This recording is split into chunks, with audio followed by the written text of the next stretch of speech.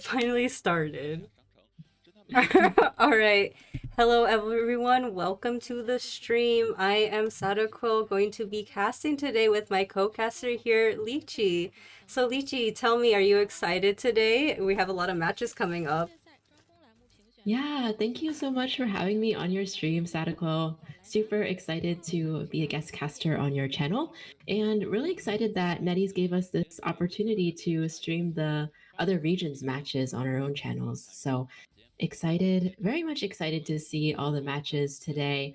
We have 4 matches from the Chinese qualifiers, and these are live. So we're watching them the same time as these Chinese casters on the screen are watching, the same time as the audience all across the world are watching. So very much, very excited. Yeah, absolutely. I couldn't agree with you more. So, if anyone's going to be experiencing that same kind of chaos, we're going to be witnessing it right here with all of you. So, looking forward to that. We're going to take a look at the prize pool here. So, I don't know my currency conversion, but that looks like a lot of money. Right. I think I tried to calculate it, and it was something like 70. Oh, actually, I don't even want to give any numbers in case I'm wrong. But you can Google the conversion, I'm sure, much better than I can give that to you. But Yeah. yeah, brackets.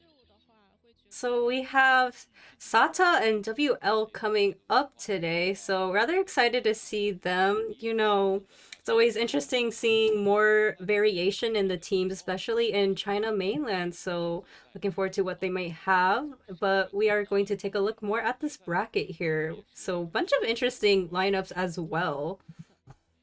Yeah, this is the other bracket, the B bracket. So we'll see some of these matches today too.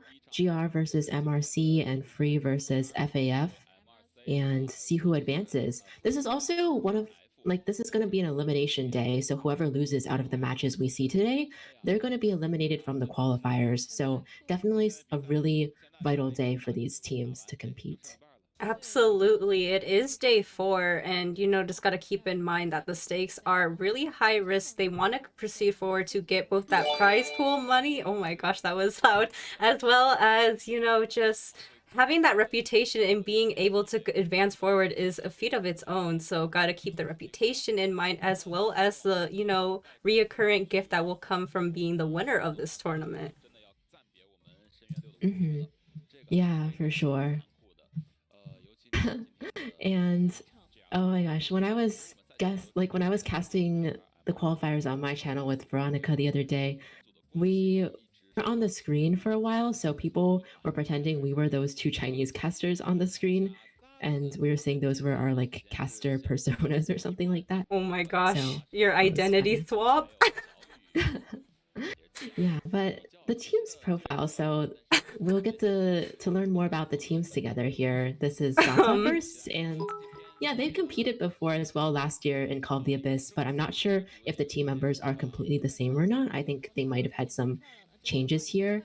But this is one of the matches that I casted on my channel since they played on day one, or they were one of the teams that played in those matches. So I did get to see a little bit of their performance the last time. So curious to see how they'll do today. They did get they did lose in a 2-0 match against another non-pro team, so I think they will have a lot of pressure today going into this match. Yeah, but sometimes there's teams that just really rise up against the pressure. Gotta really appreciate having that gamer hashtag mentality. But we're gonna take a look at this next player lineup as well. The prospector has been coming up in the meta recently. Again, harasser meta. So unfortunately, we're probably gonna have to be appreciating him now because he is going to have an upcoming nerf. So we gotta keep that in mind as well. Hmm.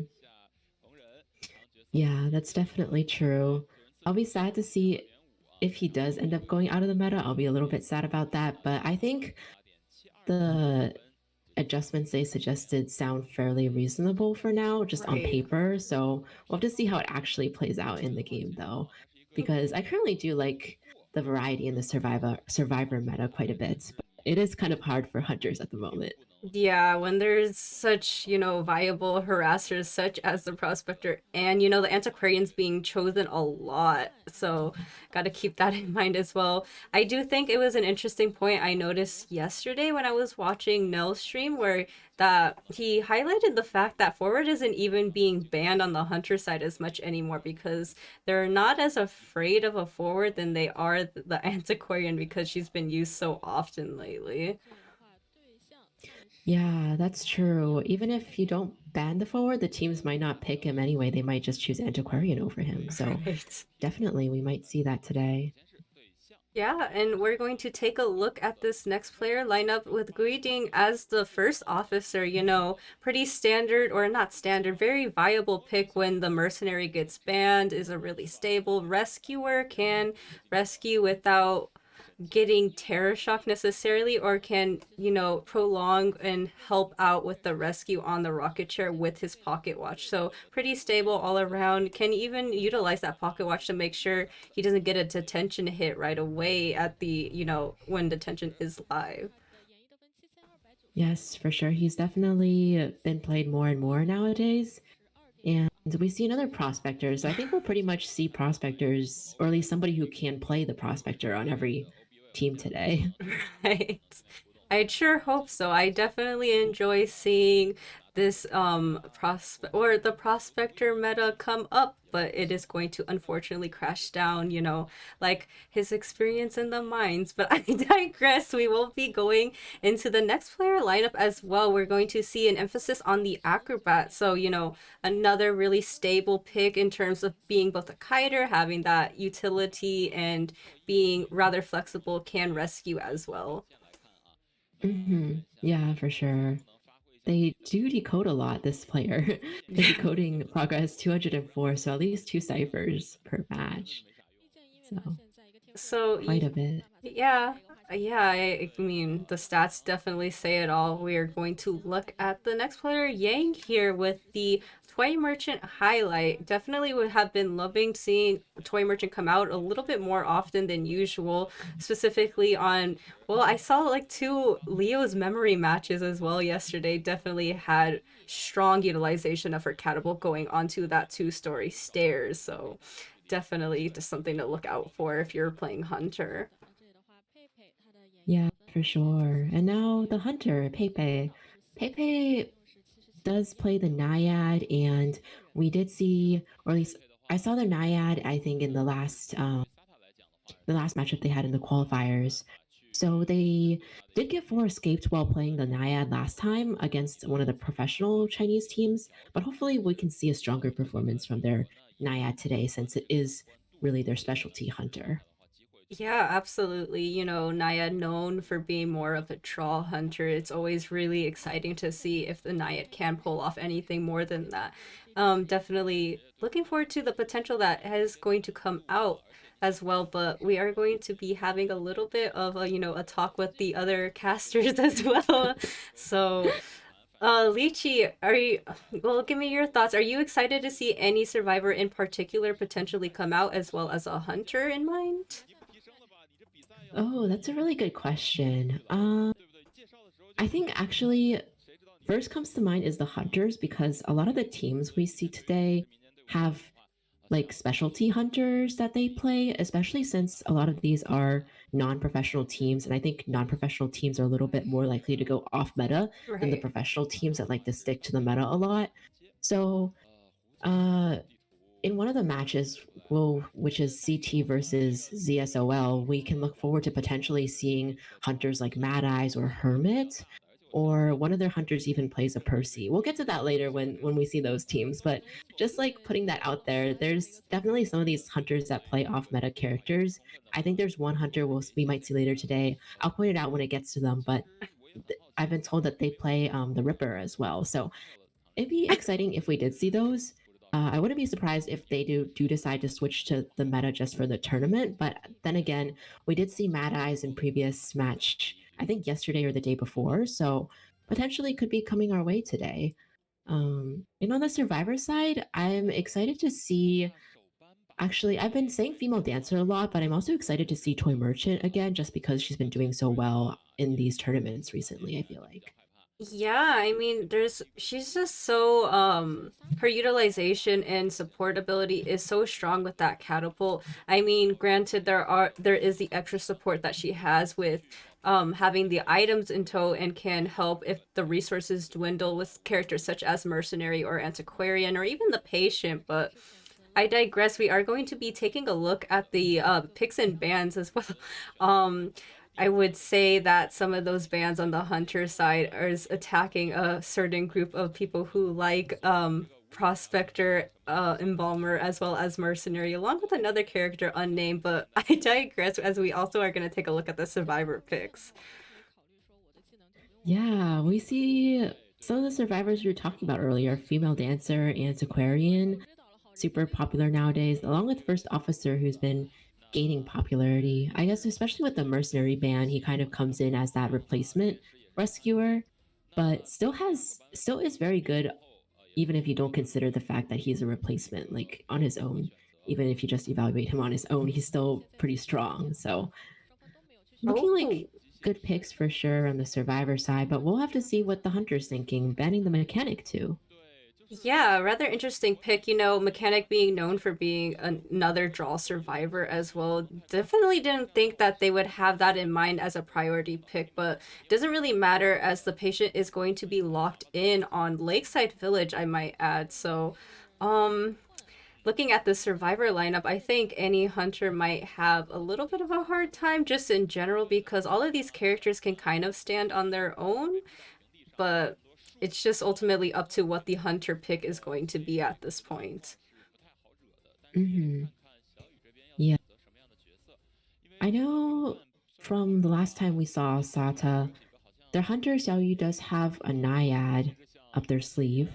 So we could potentially see something like that, which because naiad does kind of counter female dancer, but then again, she doesn't necessarily counter those other characters that we're seeing from the survivor side. So I feel like even though they have the female dancer, that naiad can counter by using her humidity to loop around her whole music box area. Mm-hmm. Um, she's still difficult to play against everybody else. Like Patient can just use his hooks to transition out of the water circle, and then you have Antiquarian who can stun. It's or potentially be annoying when she stuns while you're trying to like pull back your harpoon or disable your skill or something, and then the first officer who can just stably pull off rescues. So Yeah, it's rather hard. I do, well, it's like on one hand, I would love to see the Naiad come out, but on the other hand, you know, Naiad isn't really known for being, oh, never mind. I'm going to stop that train of thought as we are going to see a lock in on the Bonbon. So rather interesting first pick here on the Hunter side on a map as large as Lakeside as well. I would say that's rather interesting. Can negate some of these survivors' abilities and resources, but I'd still say it's a little bit risky to pull out a bonbon in the first match like this. yeah, I would agree as well. I I don't know. Bonbon just doesn't have the same mobility, but I guess we have seen some teleport bonbons do well on this map. But then again, if you bring teleport against this team comp where they can all kite well, then that's also very tricky in itself. So, uh, yeah, I don't know. We'll see how this goes. I feel like on the surface, it seems like female dancer, you might be able to chase her, but then again, at the same time, it's like she can use her pirouettes to dodge the bombs, and she can really like disable your judgment a little bit or like make you miss where you're aiming the bombs because she's running faster in her fast boxes and you're going slower in her slow boxes. So sometimes it is a little bit difficult still. Right, I definitely couldn't agree more. We are gonna have this overhead look on the spawn selections here. The Bonbon is gonna be rather close to that female dancer as you mentioned though. So in theory, it's just like the Bonbon would have to have really precise bomb placement in order to kind of negate any distance that that female dancer may have. It's just I would have to wait and see to see how this is executed, but I don't know about the Bonbon pick. Yeah, we'll have to see. I feel like also different hunters have different ways of dealing with the female dancer. Like some of them will break the boxes right away and some not. But for now, we're going to watch the animation as they enter the match, Sadako.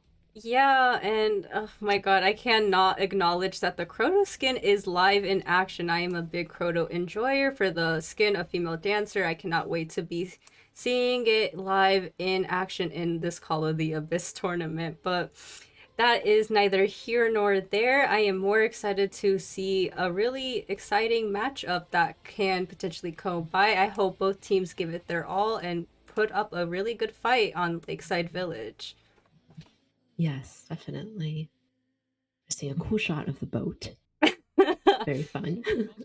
Right, and we're gonna head right into the match here with Bonbon, trying to find out who his first target is going to be, going to navigate to the shack area as well. And we are going to be seeing Fox White is going to be the first chase potentially, but we have not had line of sight shown onto him just yet. Mm-hmm. Looks like the Bonbon's trying to counter loop him here. Patient, though, able to gain some distance with his hooks. And this Bonbon does have a detention and trump card here. So probably going blink and then something else eventually with trump card. Yeah, so far so good on the patient side, kind of utilizing the terrain rather well. The bomb is going to be placed, is going to narrowly avoid it. We are going to have a look at his resources here. He has two hooks remaining, looking like he's going to use one right now to gain more distance. With the character like Bonbon, it's really important to lose line of sight so he can't really aim his bombs properly. And it seems like the patient's doing a good job so far of accomplishing that. Mm-hmm. Did get one chip here, but not bad so far. Bonbon does have blink up now, so he does have to be a little bit wary of that. Ooh, Oh, but using the flywheel just to get out of range of those bombs there as well. yeah, absolutely. Hiding in this short area, the hit does not land, but that blink was also utilized, so he is going to be one hit or a couple chip damages away. Nonetheless, he will be going down now and going to be seeing the chair for the first time. However, I do want to point out that was a 3 cipher kite, so rather impressive on the side of the patient, but he does not have any more resources. Mm-hmm. The rest of the survivors are a little bit far away, but I think first officer is making his way over. So we'll see if this will be a rescue or just a activate tinnitus type of situation. Right, we're going to be seeing him procking that tonight. Is not wanting that Bonbon to get anywhere farther away from that chair and kind of forcing him to stay glued in that situation. But it seems like the Bonbon is going to be a little bit more ambitious, trying to walk a little bit further out. The first officer is still there to continue with that. The pocket watch is used, so it seems like he will be attempting this after half rescue as well. Pocket watch again. It's going to have one chip damage, and now we have a safe rescue in tow. Mm-hmm. Yeah, so the Bonbon actually got a little bit confused there, I think, started chasing the first officer a little bit, unless he was trying to get another down, but now has switched back to the patient and does get him on last effort there. And this patient is dead on chair and will probably be able to be eliminated before they pop the ciphers, unless this antiquarian can make something happen, but she's kind of far away. Is trying to close in, but Bonbon is trying to take him to a different chair so that he doesn't have to deal with that antiquarian here. Absolutely. I know how much of a menace that antiquarian can be and rather be safer than sorry and trying to test the water. So now the patient is going to be sent back to the manor, but the cipher progress is in the favor of the survivors here. We have one that is now done and one really close to being primed in this situation. Sata Xiaoyu seems to know this is not going to further chase onto the antiquarian, going to be moving on instead to the first officer, going to be throwing down these bombs. He does have one chip damage, so he needs to play this a little bit carefully, but as well, you gotta pay attention to the fact that he was gone away from the one cipher done and he will be taking that hit. Mm-hmm. Yeah, looks like he's gonna go on the chair, then the cipher will be primed, but they are gonna have to make the rescue as well as pop the cipher. And Bonbon is actually trying to carry him closer to that cipher. So we'll see if they can send the other rescuer, the other survivor. Oh, we do see the female dancer here as well to supplement. Uh, Yeah, yeah. absolutely. We do see a safe rescue come off. It seems like Xiao Yu doesn't want to play this, and they're just going to proc that final cipher machine. So detention is in the air now with 3 survivors still remaining. they have to play this really carefully in order to attempt to get a 3-man escape in the situation. But a little bit of dire straits if you are the hunter, and it seems like he's really going to navigate his sights onto the female dancer in a really prime kiting area, which is the big boat. And this bonbon does still have blink. Oh, it's just going to use the blink right away, trying, but wasn't able to get a drop hit or anything because he was too far. Luckily, Dungeon isn't really nearby, so I think you'll still have a chance to get this female dancer down over here. This is a detention bonbon as well. So really just trying to get a tie at this point if you're the bonbon here. Yeah, it's seeming like it's going to be very likely a tie in this situation. As you pointed out, the dungeon is not anywhere in sight, and she will be going down. So, rather unfortunate, but both sides played this really well, and they were able to maintain at least a good amount of points on this side. So, definitely valiant efforts on both sides as well. Yep, I think this is like for both sides, it's an okay start, to start off with a tie. Yeah, Uh, yeah. it's rather safe, I would say. It's not allowing the other team any more points than necessary, but it's also kind of like you have to continue on with like a ground one foundation again. It's basically like if you were starting the match very from the beginning, right? So Mm-hmm. Yeah, for sure. And I feel like what you said is true. Like they're both sides are kind of playing it safe at this point. Like the hunter even coming out with that bonbon felt kind of more of a we'll get a tie pick instead of a gonna fight for a win kind of pick. And like the survivors as well, the way they played it out, choosing to rescue the chair right before it's right, choosing to rescue the patient right before the chair took off, and the antiquarian backing off when she realized like the support isn't going to happen and not coming into support too early either. Like I feel like both sides kind of try to play it safe starting out, so we'll really have to see how the second half plays out in this case. yeah, very true. You have to wonder if each side that just came out right now is kind of going to depend on the other to be the breadwinner of their team to maintain all of like extra points that will be coming up in the future. But just something to consider, like food for thought as well. But we are going to be taking a look at the stats here. So, the cipher machine progress is rather impressive on the female dancer. I would have liked to seen her kite a little bit more, but the patient as well did a really good start for the survivors, being able to pretty much 3 cipher kite at the beginning at the cost of, utilizing all of his resources, but I think it was a fair exchange in that regard. Mm-hmm. Yeah, I agree. And the patient kind of did what he needed to do. He got the 3 cipher kite. I think in this kind of situation, if you are trying to play it safe, like what the survivors did is fine here. If they did try to, I mean, I guess if they were really trying to make a go for it, they could have tried to rescue before half. And in that case, like maybe if he was able to be rescued twice, or if he was able to pull off a rebound kite, then maybe they could have had the cipher prime in time if the antiquarian came. There's like a whole that's like a whole bunch of maybes, like, and so many things could have gone wrong in that case, especially since you have Bonbon who's a strong camping hunter. So yeah, with playing it safe, I think this is kind of the expected result for both teams. Right. It's just rough. I mean, I don't know. I just think that I'm still on the fence about the Bonbon pick, but again, I still think it's sort of a win because Bonbon is either draw or like 4-man escape on the hunt or the survivor side. So kind of got to choose your poison. Did what he needed as well. Would have liked to see something more aggressive, but I can't fault them for playing safe. But we're just gonna have to see if we are going to be seeing more aggressive plays with the next match.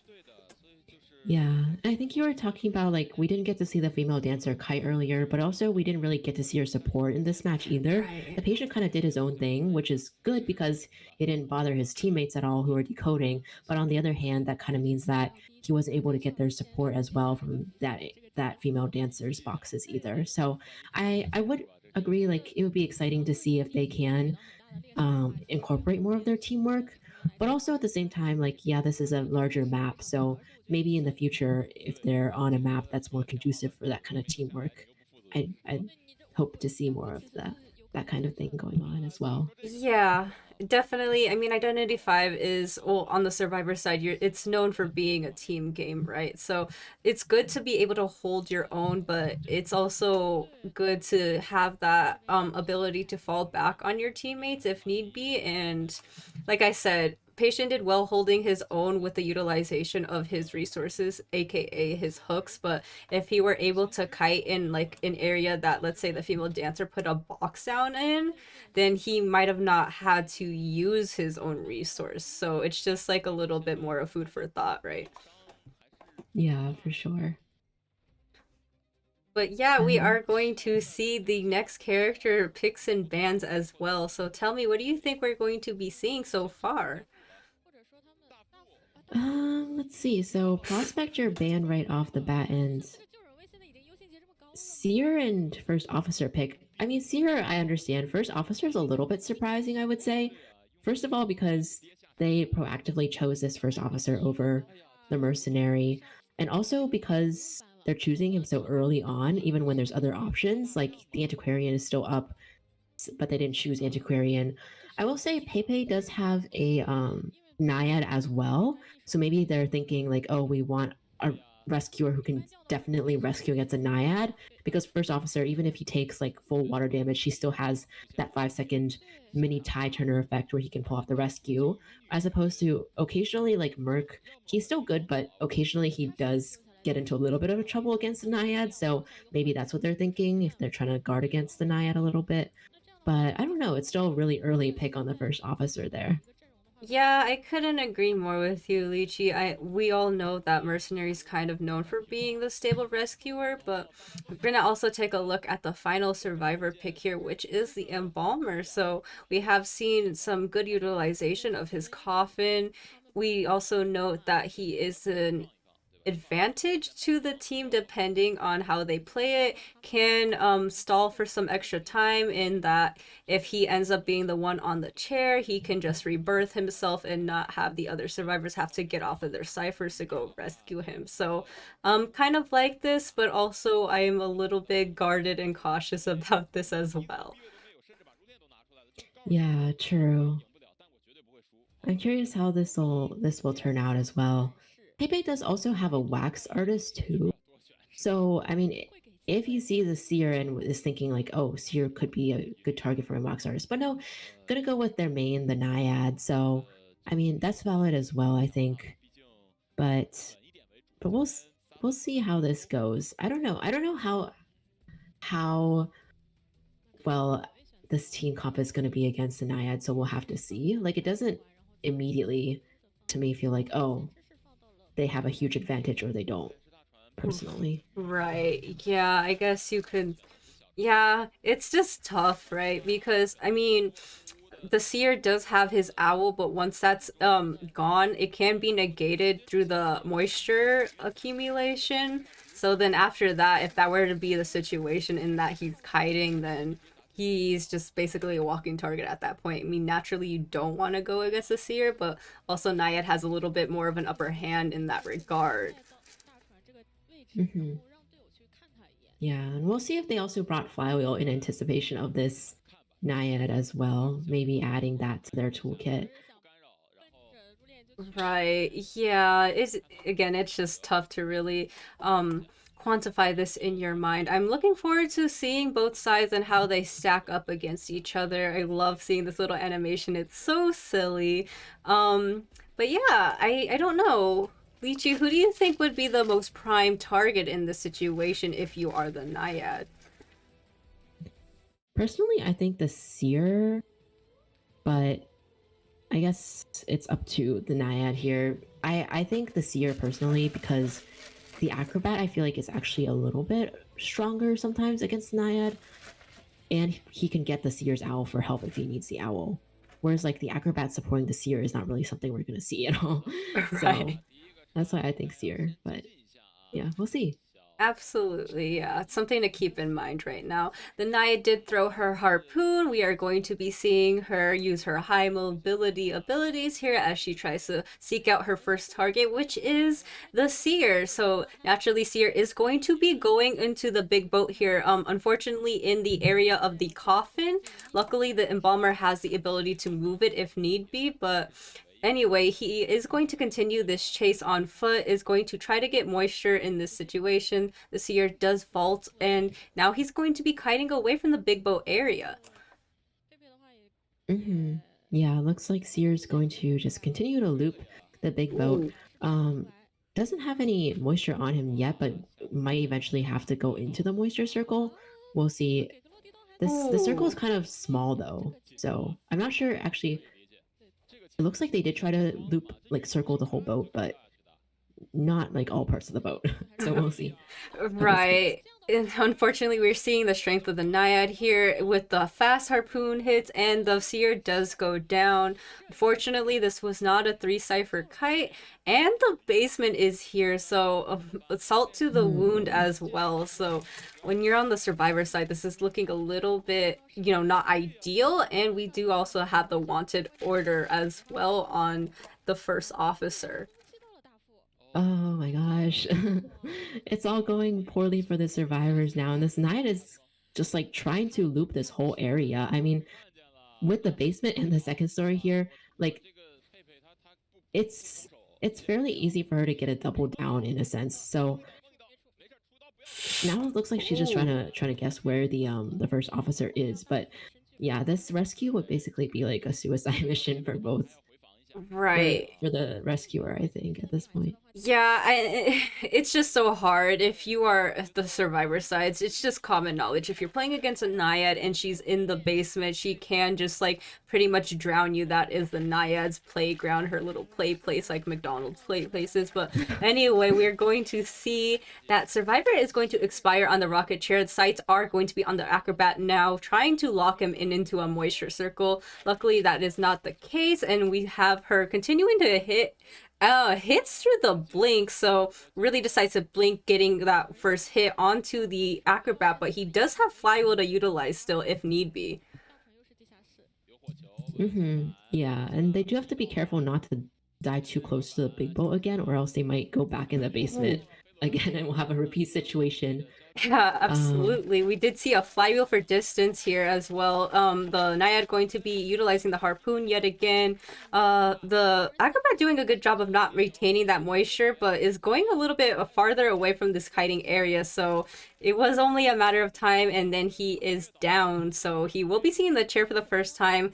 The water does slow for a little bit, but for not for very long. yeah, the he had kind of ended up in the corner there, and even though he was aiming his bombs, there's really nowhere to go for him over there. So kind of just fell far away from the chair, I guess. But in this case, like the ciphers are still pretty far from done, and I guess they have to make the rescue now because they Yeah, can't just sell at this point. But like it's it's a lot for the survivors to decode all that with one person rescuing and one decoding. yeah, it's interesting that the Naya didn't choose to pressure that cipher that was being decoded right there. She does end up hitting the wow, a lot of things happening, but we are going to be seeing the Tide Turner in tow again, Acrobat going to be hunted down as well. So a really valiant attempt on that rescue. We're going to see another bomb to try to gain a little bit more distance as well. Naiad being really patient and procking that double down situation. So things are looking pretty good on the side of the hunter. Mm-hmm. Looks like they did put the coffin on the acrobat, so we'll see where he respawns in a moment. But they do get the four ciphers done. The last one still has quite a while to go, and first officer's on the ground. So it seems like it's probably not going to happen unless the acrobat like kites for a really long time until the cipher primes. Right, I think it's quite absolutely. difficult. he'd have to pull off a miracle in this situation. And with like a hunter that has such high mobility as Naiad, it's going to prove to be very difficult. Really anti-loop hunter as well. The moisture did land. He is really close from getting a moisture hit. Utilizes that flywheel to narrowly avoid the hit from the Naiad as well. But fortunately, he will be going down yet again. Hmm. Yeah, and this hunter, we'll see if the survivors are going to. Oh, actually, teleport coming into play now. So switching trump card, using trump card to switch to teleport, and just gonna be able to guard that last cipher and chase those two survivors away. Did find the full health embalmer here, but he doesn't really have anything to help him kite other than the flywheel. So we'll see how long he can last, if he can divert the hunter's attention. Or it looks like the hunter's actually just going to go and encircle the big boat again just to guard this last cipher here. Yeah, the Naiad knows better than to play greedy in this situation. Why would you chase the full health? Wow. I digress my train of thought as he does go down to the moisture, which is leaving them in a really tough spot where they need to be decoding a last cipher. The only cipher that has progress is on the big boat, and that's not really an option at this point. So the embalmer in this spot needs to kite for as long as he can. But again, it's just looking really good for the side of the Naiad. Yeah, for sure. It's looking like it's going in the direction of the 4 kill, but even like a 3 would have been enough for WL to win. So yeah, Yeah. we are going to see both survivors on the ground. I guess first officer might try to self heal and make a go for thing. No, they're just gonna they're just gonna surrender. Yeah, definitely. Wow, I gotta say I'm rather impressed by that Naiad showing. I wasn't expecting a whole lot, but definitely proved to their reputation of being a Naiad main that was really impressive on a map such as Lakeside, and a team that would be some, well, it was up in the air, right, on how they would perform. I do think that getting that seer at the start was really integral to the success, as well as being in the area of the basement. So rather unfortunate spot.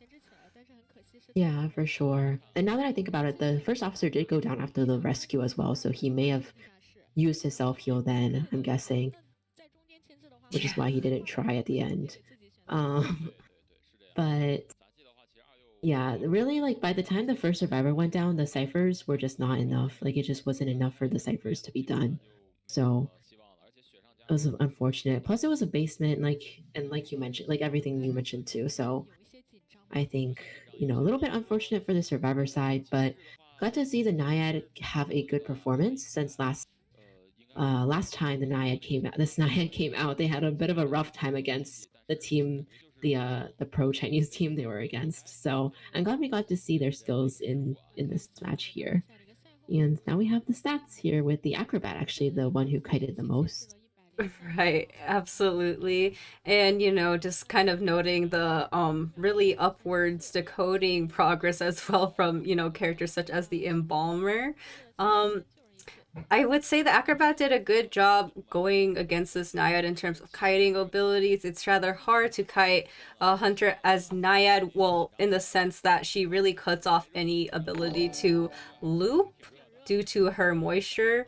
And, acrobat does have the resources to kind of go against that, but it's still hard. But nonetheless, both sides played really well, and I cannot wait to see how the next match goes. Mm-hmm. Yeah, excited to see as well. So I guess the score here is 7-2 in favor of WL Waltz. Um, 7-2.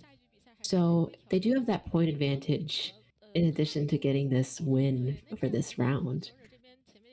Yeah, absolutely. So the other team really just has to consult with each other and kind of strategize in how they're going to regain these points and try to get another lead in this situation where they're down. So kind of have to wonder if they're going to adjust their strategies or they're going to play a little bit more aggressively, but we'll just have to wait and see.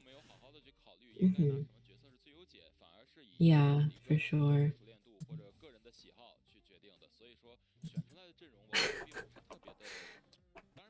Yeah, and it seems like we I had was a gonna mute myself when I took a drink, but I accidentally turned off my camera, so oh.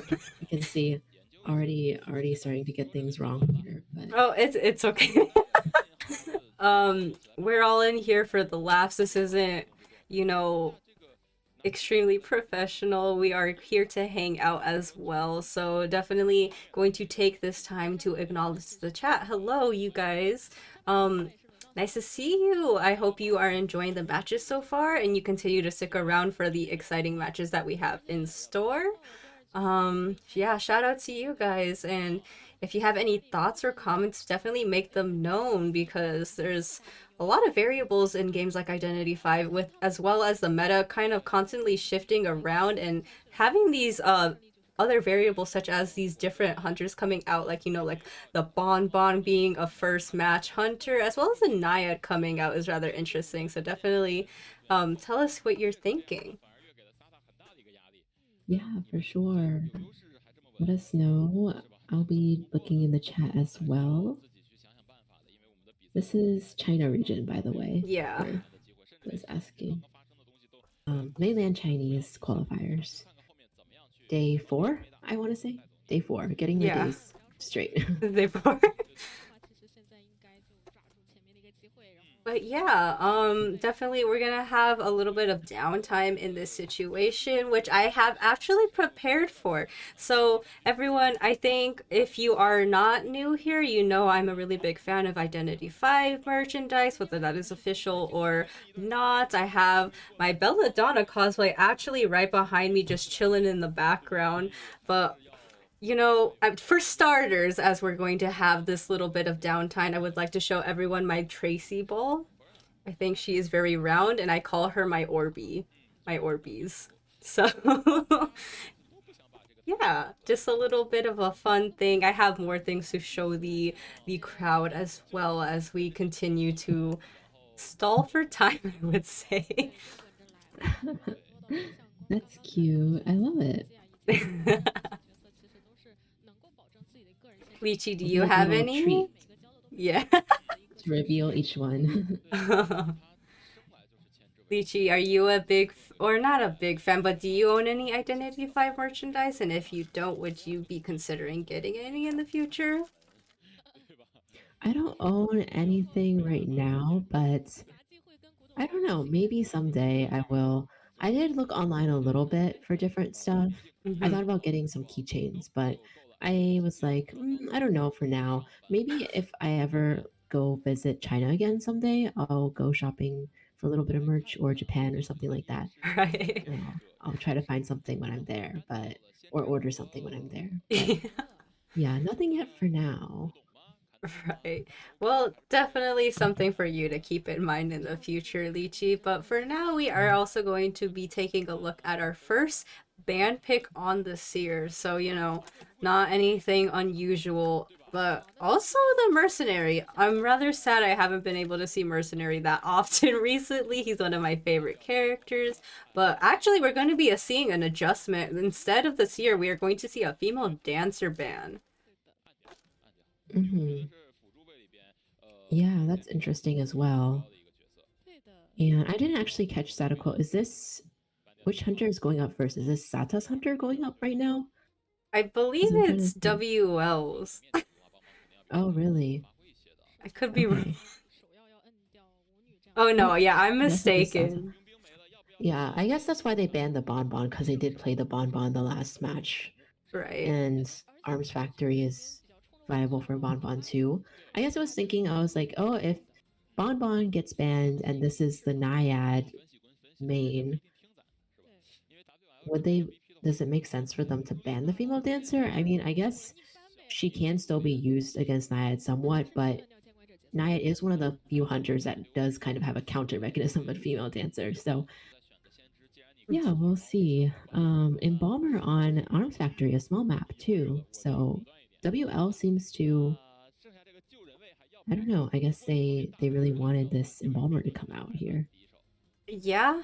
Um Definitely an interesting priority pick. I wouldn't think that Xiao Yu would go out of his way to ban the embalmer, but I guess that's like indicative of what they might be having in mind in terms of strategy, but I still don't know. Like, I mean, I understand having a seer pick priority, but nonetheless, I'm gonna stop that train of thought as we're going to take a look at the other survivor bands, which is the acrobat and the antiquarian. So again, nothing really unusual.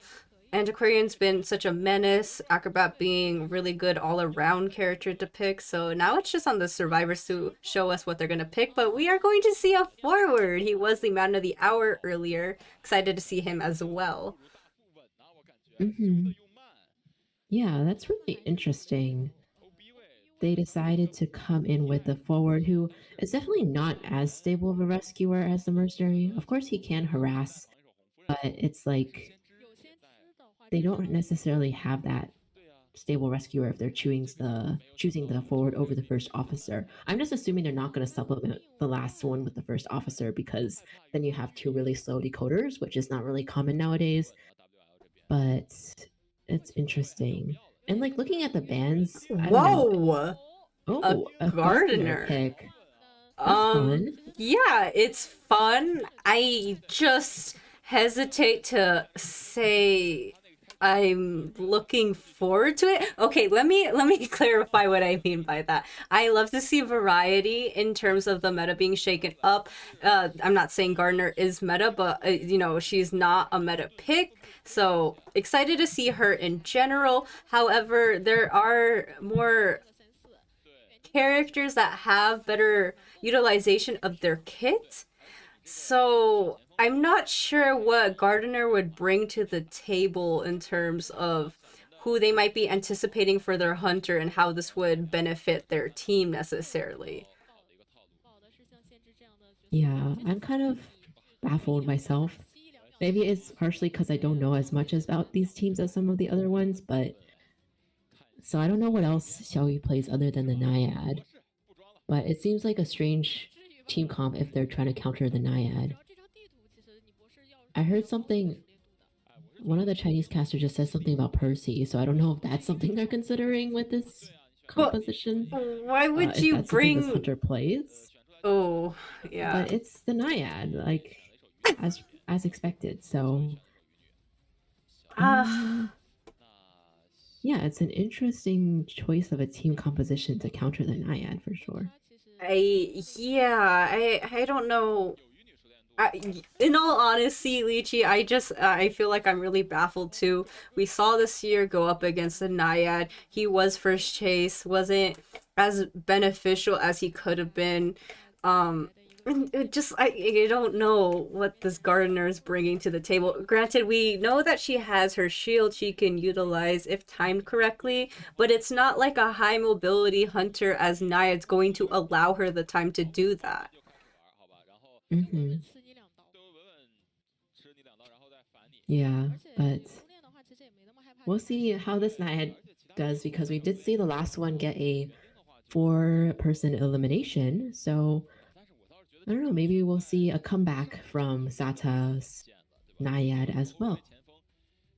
But first, we'll check out the spawns. Yeah, we're gonna be seeing a little bit of. All right, did they? Okay, we have the confirmation of Tetris, which is what I would call. Never mind. No, they're going to continue to switch on us. Another switcheroo. Right. I Gardner wants the factory. I think that's what she deserves, but I digress. The Naiad is going to be spawning rather close to the gardener as well as the forward and the seer. I think it'd be really easy for her if she would like to count or go for the seer as well. Hopefully we see a little bit more of a back and forth with this Naiad and this team comp, but I guess we're just gonna have to wait and see. I'm still trying to hope and pray that this gardener brings something to the table that I'm not thinking right now, but all the best for the survivors. Mm-hmm. Yes, definitely hoping to see something come out of it for sure. Mm. Right. So yeah, we're just going to continue on this spawn selection. I do think that the Naiad has a couple of options in terms of first chase targets, but I don't know. We're just gonna have to wait and see. And also taking note that that forward is in his PJs, so snuggle up if it is nighttime for you guys as well. I wish that were me.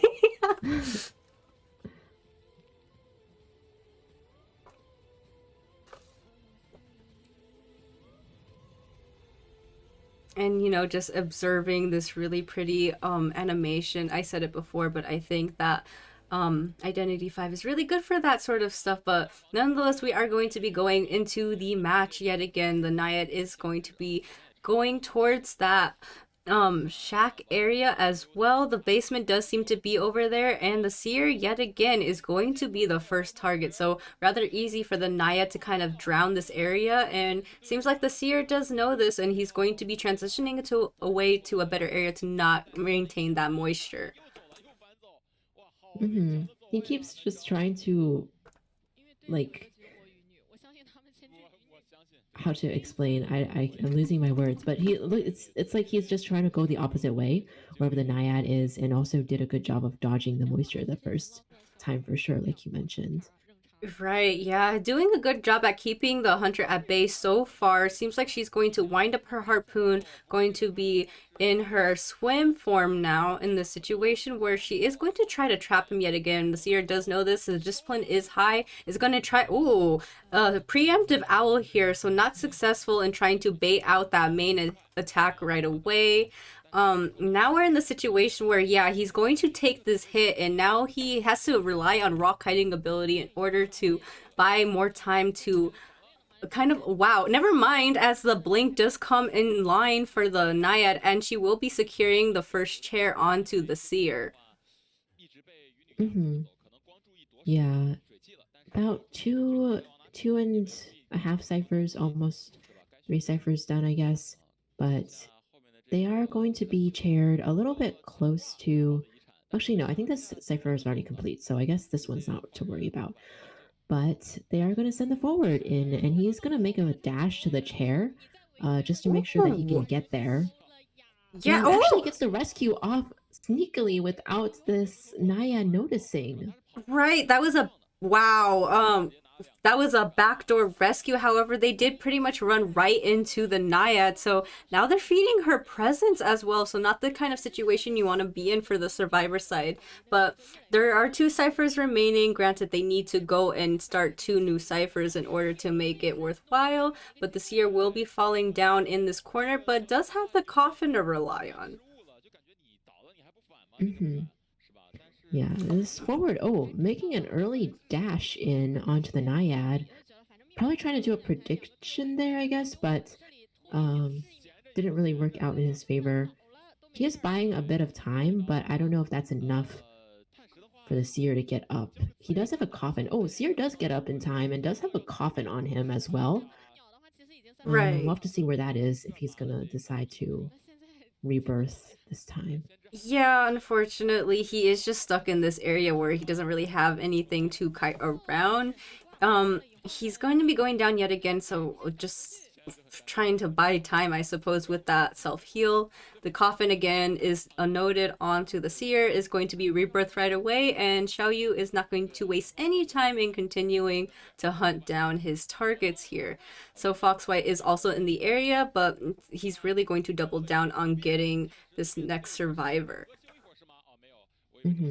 We just saw Fox White is also searching a chest, so he now has this elbow pad instead of the tiny bit of football from earlier as well. But the ciphers actually have quite a bit of progress on them. Naya is trying to block this one a little bit, or add the moisture onto that cipher to deter the decoding and slow it down a bit. But it looks like this is actually the embalmer now who she's caught her sights on here, who is at full health and just took a hit, so now at half health here. Is she going to continue chasing? It looks like she will here. Whereas the gardener is also running in the vicinity too. Yeah, it seems like we're in the situation where she wants to kind of drown the shack area. Goiteng does run right into her, so kind of interesting play from the side of the embalmer here. Is going to take the brunt end of her hitbox here, getting that hit, and is going to be seeing the chair for the first time. unfortunate situation, as again, we did know earlier that the basement is in this shack as well, and they are just going to pop it. So definitely understand that move here because we also noted earlier that a naiad in the dungeon is not, or not something you want to deal with, and the teleport is online, Lychee. Yeah, and Seer has an owl again too, so just gonna use that right away to at least gain him that few seconds of protection here. And just going into the corner, maybe trying to die far away as possible from the chairs and the gate here. And actually, they're trying to make a rescue on the survivor in the basement since the Naiad has already switched targets over here. So they're gonna have three over there, and Forward's already got the other gate open. What is the plan here? Are they gonna try to make a run for the gate, or is the Yeah, Naiad gonna make it there first? the Naiad's definitely gonna cut them off. They think they should have played it a little bit more safe and it having discipline, knowing that she was probably gonna go back to this exit gate as well. So not sure what their plan was in that regard. We do see that one survivor did already escape, knowing that they want to get as much points as they can preserve in this situation. But it seems like the Embalmer was actually able to sneak by, and we are going to be seeing a 3 escape from the survivors. Oh my goodness. That endgame, actually, WL played it very smartly, it seemed like, and the Naya definitely had the chance there to cut off the embalmer, but she kind of wasn't sure about his location perhaps at the end, and he just snuck right by through the other side. Um, Naya letting up a little bit of room between the exit gates and the embalmer just running right through. So wow, exciting to see a surprise. Well, not necessarily a surprise based on the way the match was going, I guess, but still, like at the end, based on the chance that Nia had, still a surprise to Right. see all three of them just charge right out the gate with Yeah. her standing right there. That was crazy. I was pretty much really expecting a draw in that situation, but I mean, it's really funny actually. I've been like kind of thinking to myself that the survivors have been doing a little bit of a better job in terms of mind gaming the hunter rather than vice versa. So definitely a little bit of an interesting note to gather, but Naya did their best. I don't think a draw is horrible yet again, but it would have been more advantageous to get more points. So a little bit unfortunate, but we are going to take a look at the stats. Hmm. Yeah, and we were talking about the gardener, but I guess we did see the gardener use her shield to make it her way out the gate at the end. So I guess that's one thing that she was able to secure. I'm not sure what else if she did end up contributing anything else. I feel like we didn't really see her for much of the match, other than her making that rescue on the embalmer, actually, Right. which I guess gave the embalmer the second coffin too. I'm not sure if he had it if he was rescued before half or not. So I'm not sure if he was able to like use that coffin for himself. Mm-hmm. But nonetheless, she got the rescue onto the embalmer and got that shield to escape at the end. So Yeah, yeah, not sure what else she was doing during the match. I assume just decoding the whole time. I almost wanted to say I would like to see her again to see if she could contribute something, but the angel on my shoulder is like, no, don't say that because there's better characters you could be picking. But I guess I mean Gardner didn't hurt in that situation, but she also wasn't in her 15 minutes of fame being caught out by the hunter. Hmm. Yeah. Yeah, so I mean, interesting. We can only hope to see that they bring a little bit more of a fight with this next match as well, Being seen a little bit of draws in this situation. Would like to see something that's more decisive, like a 4 escape or a 4-man kill. But we are going to have a look at our picks and bans yet again with a priority ban immediately on that Naiad. Hmm. And since WL's survivors got that three-person escape earlier, in round two, then they do. It feels like they do have a little bit of an advantage too, because Sata now needs to get at least three survivors out in order to tie up this round two, or ideally they can get four survivors out, like you were talking about earlier. In which case they would win this round over WL, but that's really hard. So at least they're trying to get three survivors out, whereas WL's Hunter is trying to get a tie to end this 2-0 against Sata. So I think it is a little bit more weight on Sata's side. They're survivors now. But we just saw 3 escape happen from WL, so anything could happen with Sata as well.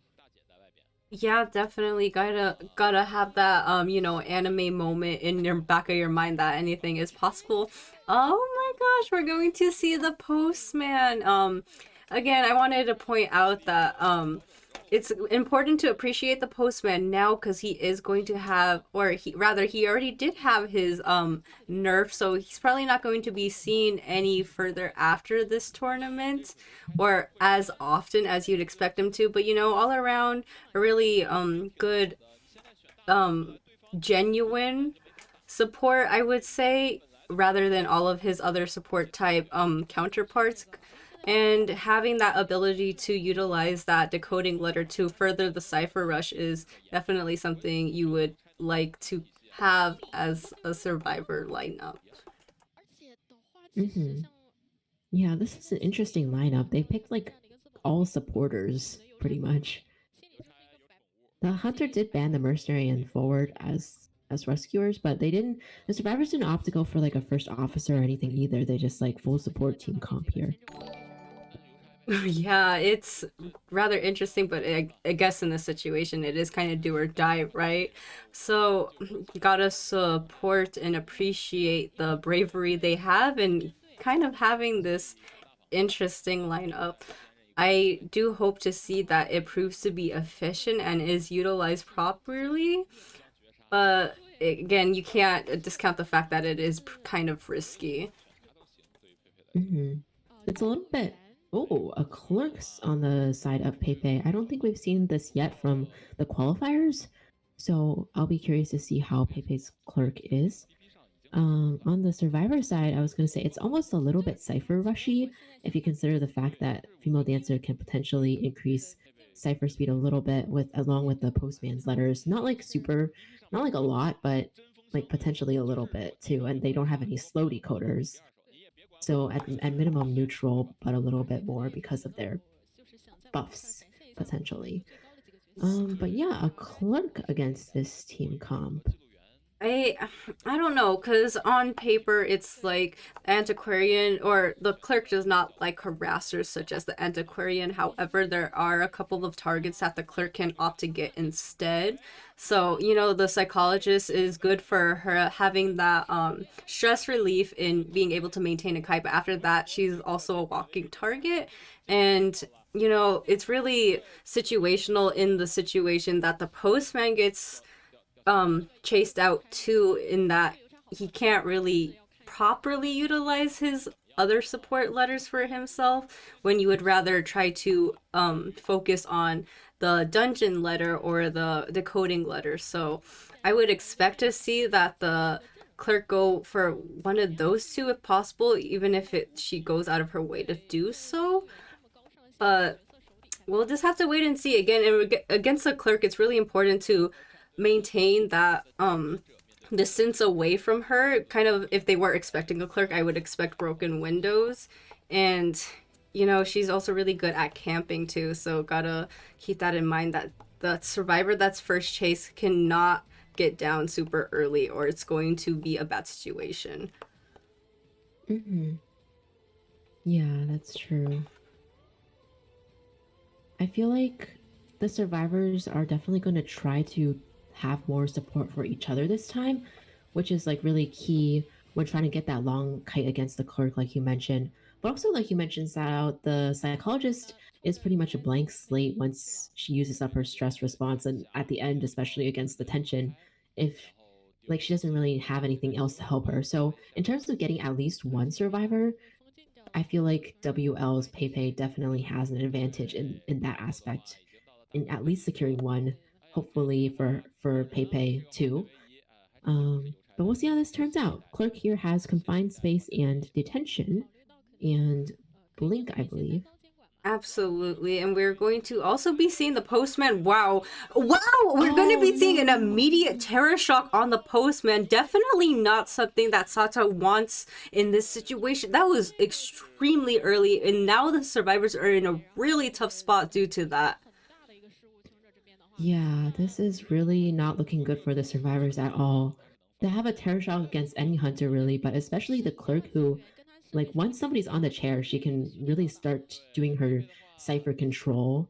And somebody has to come over to rescue, and more people have to come over to support because this kite was not long enough. So, just really detrimental on the cipher progress in this situation. Oh, yeah, and it seems like they're gonna be doubling up on this rescue as well. The hit does land on the psychologist, but it doesn't really matter to Pepe. He just wants to make sure that the postman is going to be seeing the chair for a second time. There is a slow box that can assist with the kite in this center area. However, postman needs to play this really smart in this situation. He did get down super quickly, and he cannot afford to go down yet again. The antiquarian is here for the support and does get a stun off. Mm-hmm. A stun in the slow box as well. And another pallet stun now, this time on the clerk. She did break one of the boxes, and it looks like she's just going to continue chasing the postman. But keep in mind, this clerk still has blink as well. So, and this postman might just get counter looped. She's using the recording, I believe, so she can see where the postman is, which is beneficial for the clerk, of course. Yeah, ooh. Antiquarian now back for more support. Ooh, oh my gosh, and the preemptive flywheel not really accomplishing anything but the distance to get away from the clerk, I suppose. But now the chase is going to be back on Karitu, who is going to this ruins area. We did see that the dog was launched, unfortunately did not land onto the clerk. We seeing a little bit of an advance as well. The recording did try to block off the window, unfortunately not very successful. But Karito doing a pretty decent second rebound kite in the situation, but the antiquarian is here to assist yet again. Antiquarian at full health was able to do a little bit of support, and now they're going back to the middle ground here so that he can continue to loop these slow boxes. Dancer has also used up all her slow boxes and found a magic wand from the chest. Oh, blink coming Ooh. into play, but it's a little bit too short. Oh, is she going to be able to catch up to the postman now? Oh, that blink was absolutely brutal. Having to do that and missing was not something you want to do now. The clerk is in a little bit of a tough situation, but look at also the cipher progress. There's only two ciphers remaining, and the support that's been given on this postman has been incredible on the side of Sata here. So the survivors are definitely trying to make a miracle moment happen as the recording onto the postman does happen. Oh, it seems like the clerk was a little bit in a rush to get that hit and wasn't able to get it. And now these dancer boxes are really giving the clerk a lot of pain here. A charge attack finally takes down the postman within this slow box arena here. And the ciphers, almost five ciphers done, but the last one, if the clerk can try to control that last cipher that's around 60, then she may be able to delay it long enough to put the survivors in a little bit of a situation where they have to, like, send another person over there or choose to send someone over there to decode or like support the postman. So I think though keeping the postman alive takes priority, but it looks like actually the ciphers are going to be able to be rushed, and the antiquarian's here to rescue. No tie turner. Ooh. Ooh, they're playing really safely here, not wanting to get a terror shock on the chair. We are going to see a force heal situation, but the detention did land, and the antiquarian is the one who's being hit now. We are going to see the antiquarian have the chair in this situation. Oh, that was unfortunate with the cipher pop, but this is antiquarian's first chair. So survivors, I guess they can still try to get three out. The clerk doesn't have a skill yet, it's still on cooldown, but she is going to try to delay the gate as much as possible and actually is going to kind of pressure it by going there in person.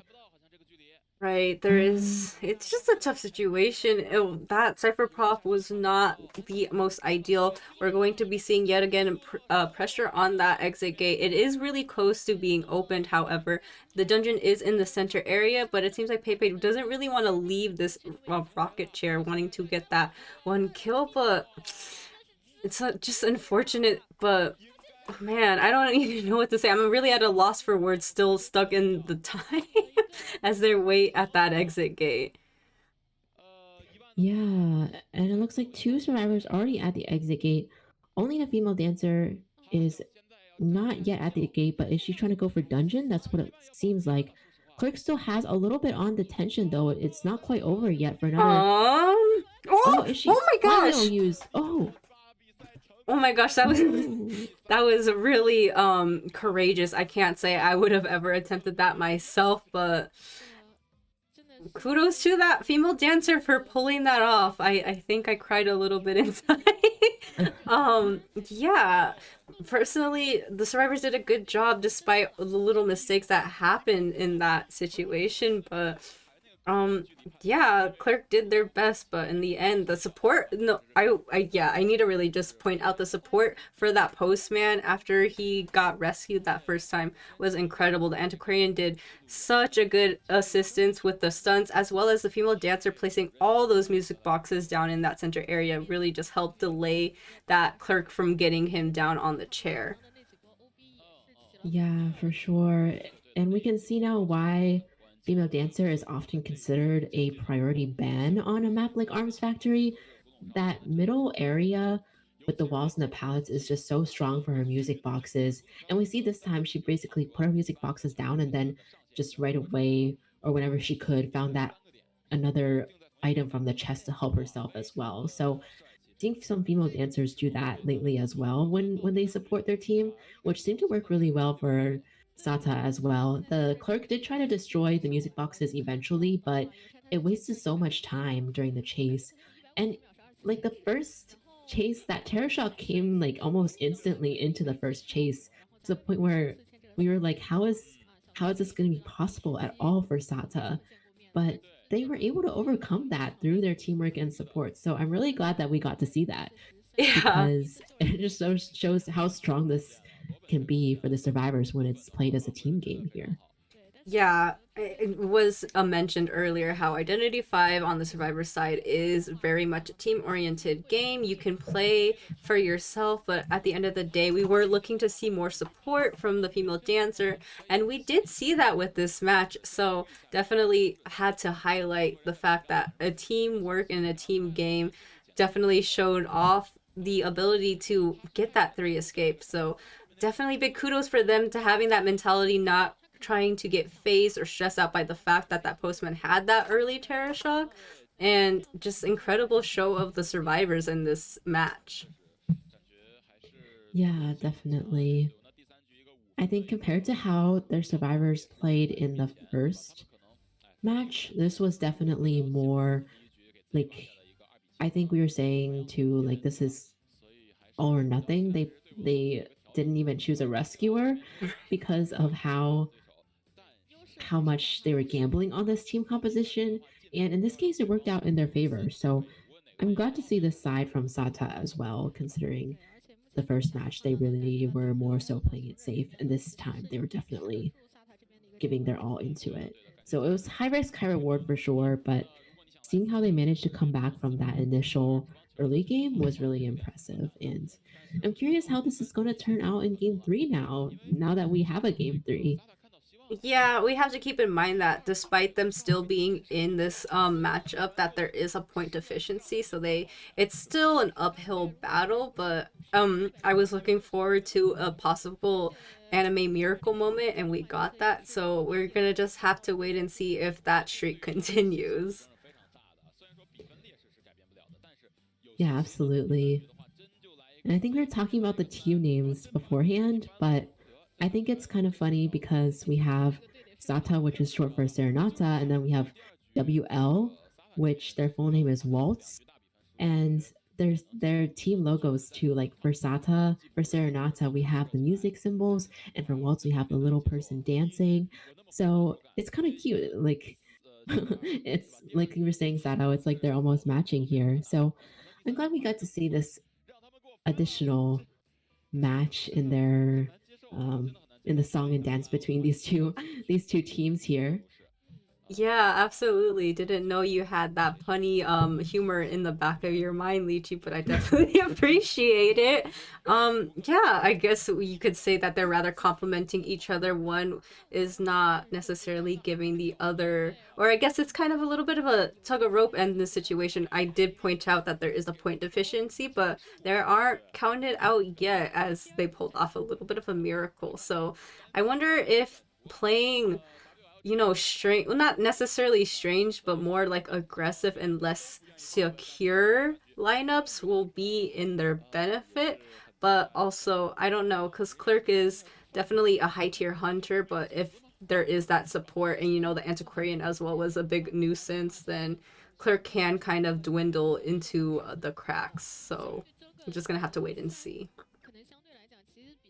Yes, definitely true. Yeah, we'll see too what they decide. I feel like we've had multiple surprises already, even though it's like only the first two teams we're seeing today, like that Gardener from earlier, Mm-hmm. and now this whole match Right. from the crazy start to the end. Yeah. So I'm curious what else is in store for us for sure.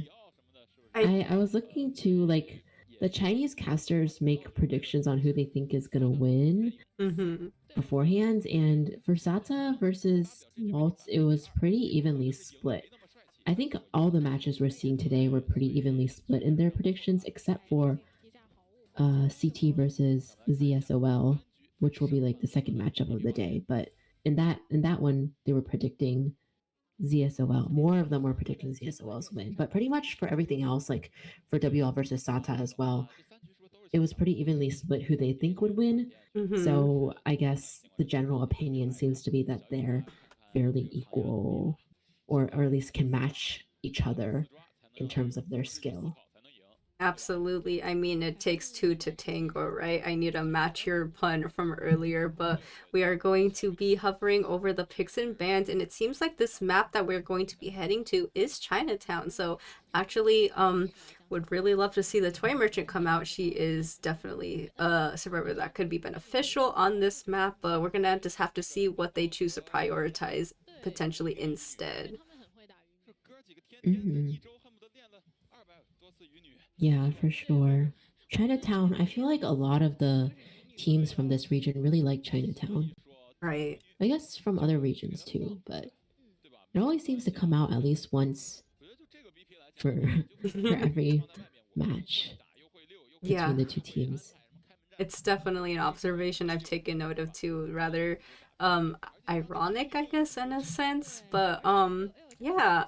Again, I would love to see a toy merchant, but can definitely see a female dancer being let loose if she's given the ability, can be such a hindrance with the music boxes in the two-story hotel area if possible.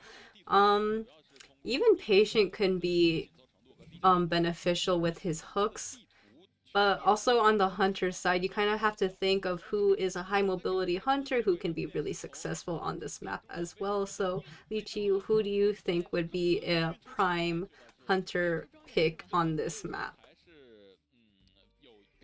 Hmm. That's a good question. I'm thinking, well, for WL, at least, we previously also saw their hunter play a wax artist, Right. which I feel like is a hunter that's sometimes used on this map and is also a hunter that, I don't know, I guess is generally good in securing one or two survivors at least. So perhaps that's something for WL to consider, for their hunter to consider. And then for Stata, I don't know actually. I guess they probably want to try to get more points if they can without going too overboard. Right. So I feel like I don't know. It's like I don't know who else their hunter plays other than this Naiad and Bonbon. So we'll have to see what else is in their character pool. But Yeah. I mean, it definitely just it's a big mystery to me as well, but let's talk about that wax artist a little bit more. So, he is up in the ranks as well in terms of meta. There Chinatown is a decently open map. I suppose the only situations that he would necessarily be having a difficult time is if he gets looped in that two-story hotel area, which I mean, it just like I did point out earlier too with wax artists, it's important to lose line of sight just as well as you would with like a bonbon so you don't accumulate that wax. But again, wax artists can be really strong if you are caught off or are in out in the open too. So the survivors would need to play really strategically in potentially anticipating that on a map like Chinatown. Yeah, that's true. I'm thinking back to what Sata played previously, and I'm feeling like their previous team comp might not necessarily work as well against a wax artist if it ends up being a wax artist. So maybe they also want to consider how to adjust their team comp a little bit because even though it worked quite well against the clerk, I don't know if they would have the same success against the wax artist actually.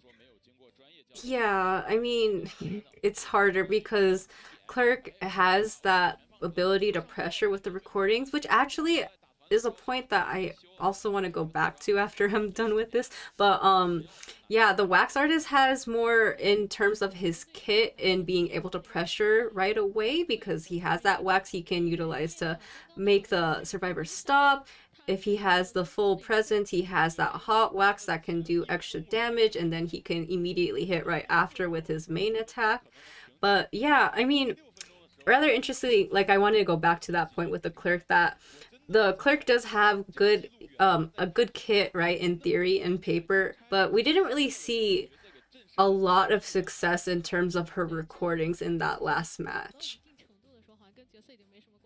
Yeah, that's true as well. I think in terms of both like the recordings used for the chase as well as the cipher control, in both aspects, maybe it wasn't utilized to the full potential. Right. So yeah, I don't know. It's interesting because also I feel like during this tournament we have seen some clerks be pretty creative with their recordings, like not necessarily creative, but utilizing them in mechanisms that we don't necessarily see every day. Like there was a clerk that used abnormal, recording her abnormal in one of the matches previously. There was several clerks that knocked like survivors from the tram or destroyed priestess portals. I mean, I'm not saying that this clerk should have done anything like that because those aren't things on this map. But like in terms of even just blocking off the window, I think there were a few small mistakes in terms of that. And we saw like the last two ciphers, even though one of them was at 70 when the postman went back on the chair, it was like it wasn't really able to be controlled by the clerk. So the Yeah. survivors were able to get all the ciphers done. Yeah, and I guess that also comes with the fact that a character like Clerk in terms of recording has a lot of like triple thinking you have to do, monitoring the cipher machines, knowing when to place down the recording. So it's a little bit more difficult. Whereas, you know, the wax artist in terms of his kit is a little bit more hands on. You don't need to have like you don't need to be like thinking like 4D chess and like hyper brain. Whereas like as long as he has presence or as long as there's a survivor in front of him, he can just shoot them with the wax, and then if they get to 100%, then they'll be stunned, right?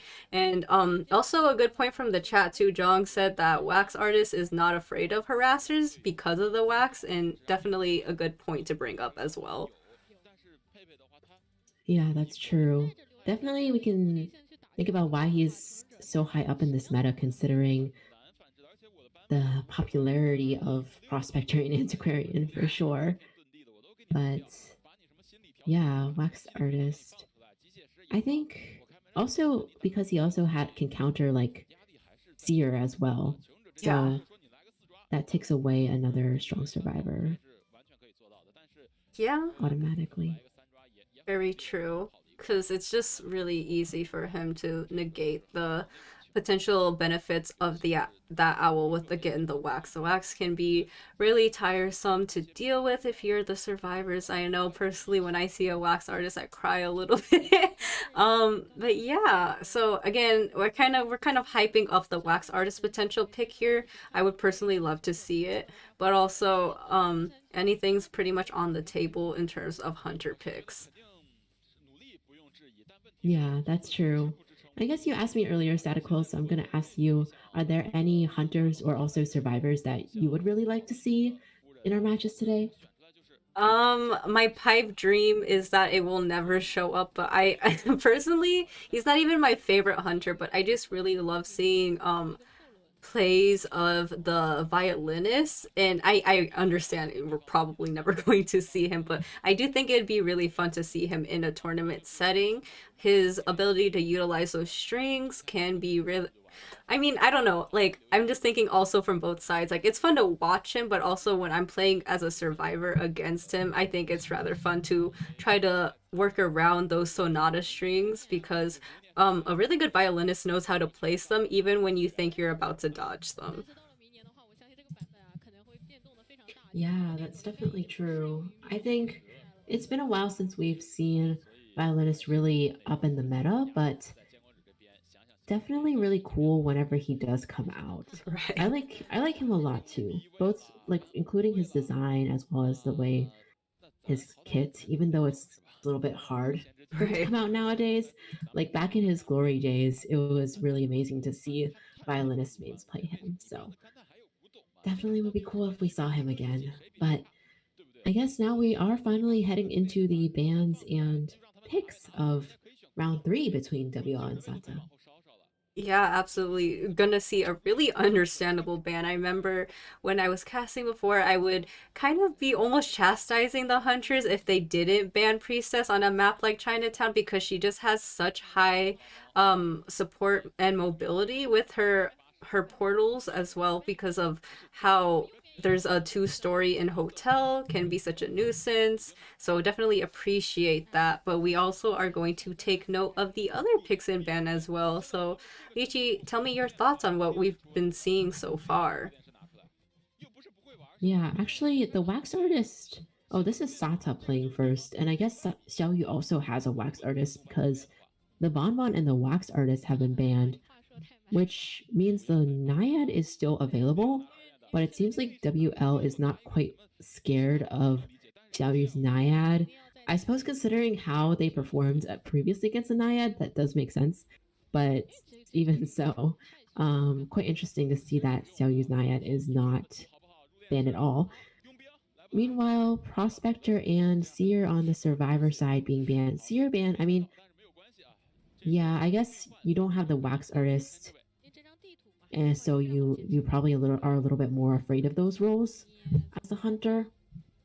Survivors are going with embalmer and patient here. I mean, embalmer is very good for tie situations, so WL may be trying to add a survivor that makes it a little bit safer for them. Right. Um, I don't know. Yeah. Oh, we're going to see a ban on the entomologist and the toy merchant. So, fortunately, we aren't going to be seeing the toy merchant's catapult utilized. That's a sad day for me. Maybe I'll cry a little bit later. But yeah, the patient isn't a bad choice in terms of being a kiter. He has the hooks to navigate around a large map such as Chinatown, and we are going to be seeing yet another stable rescuer, which is the first officer. So yet again, I'm going to say interesting that they did not choose to pick not the first officer. They didn't choose to pick the mercenary instead. So definitely kind of indicative of what they are expecting on the side of Xiao Yu. Yeah, that's true. I think this team composition so far, it could be like a safe composition against the Naiad because the patient we also mentioned earlier he can utilize his hooks to try to transition away from the humidity, the moisture circles, and they're adding in the gardener as well. I don't know. I feel like I'm missing something because I don't completely understand the strategy, but there must be something here. Again, Especially if they think it's a Naiad again.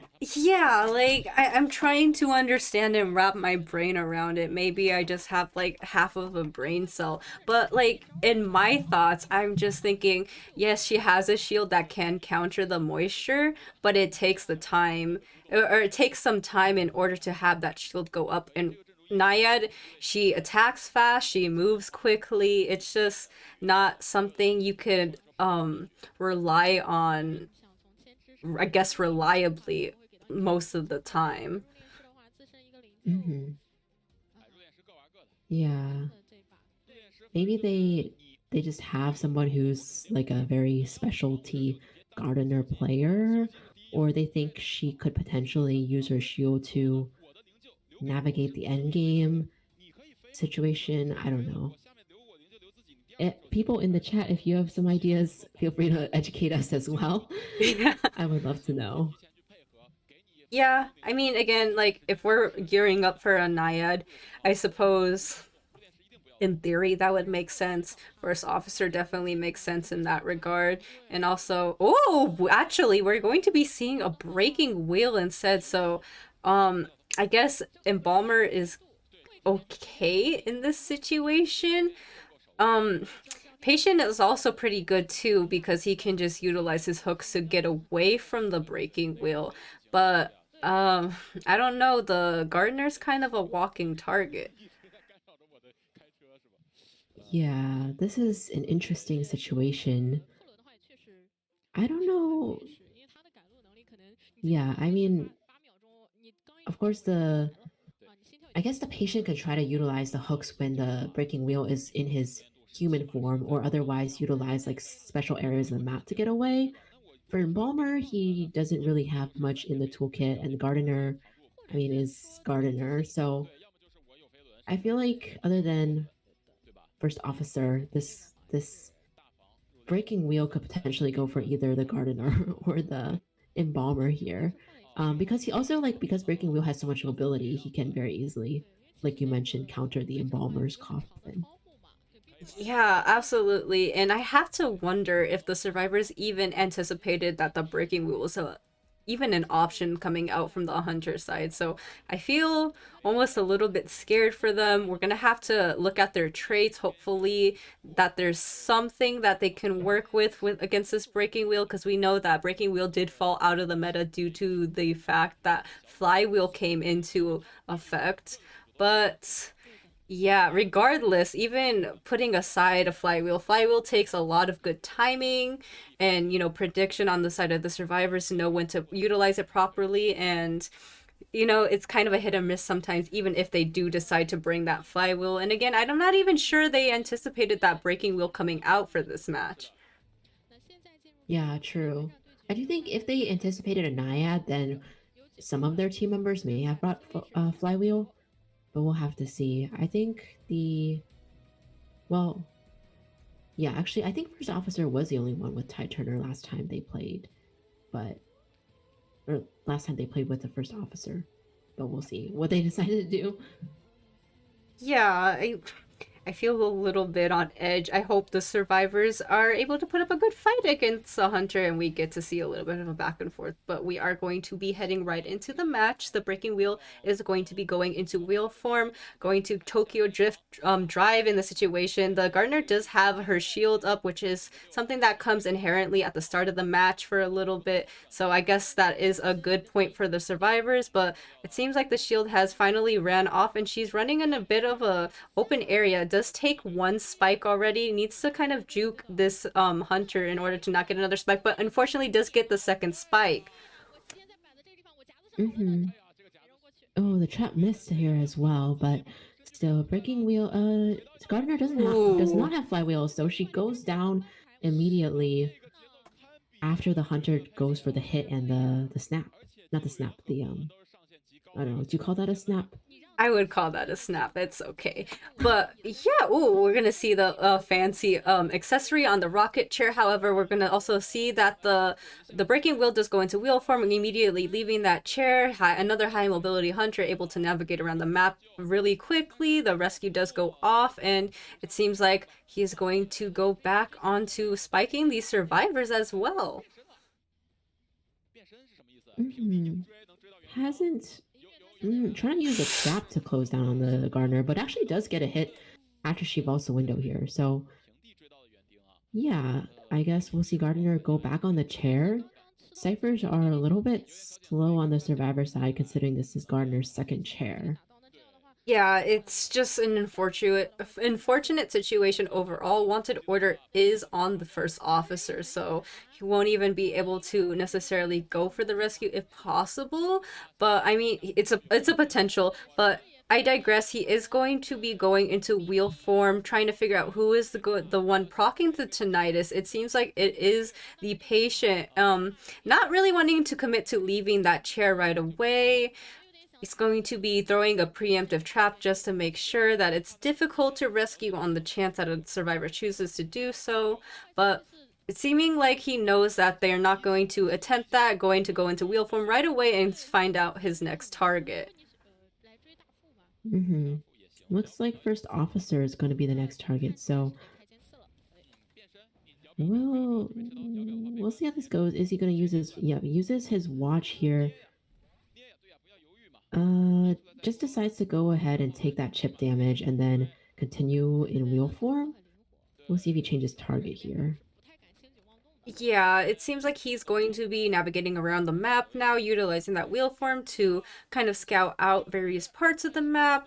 Really, just a benefit of breaking wheel in general is going to seek out the target of the first officer yet again. Interesting enough that I mean, just looking at the cipher progress, there's still 3 ciphers remaining. This is definitely not the situation that the survivors want to be in.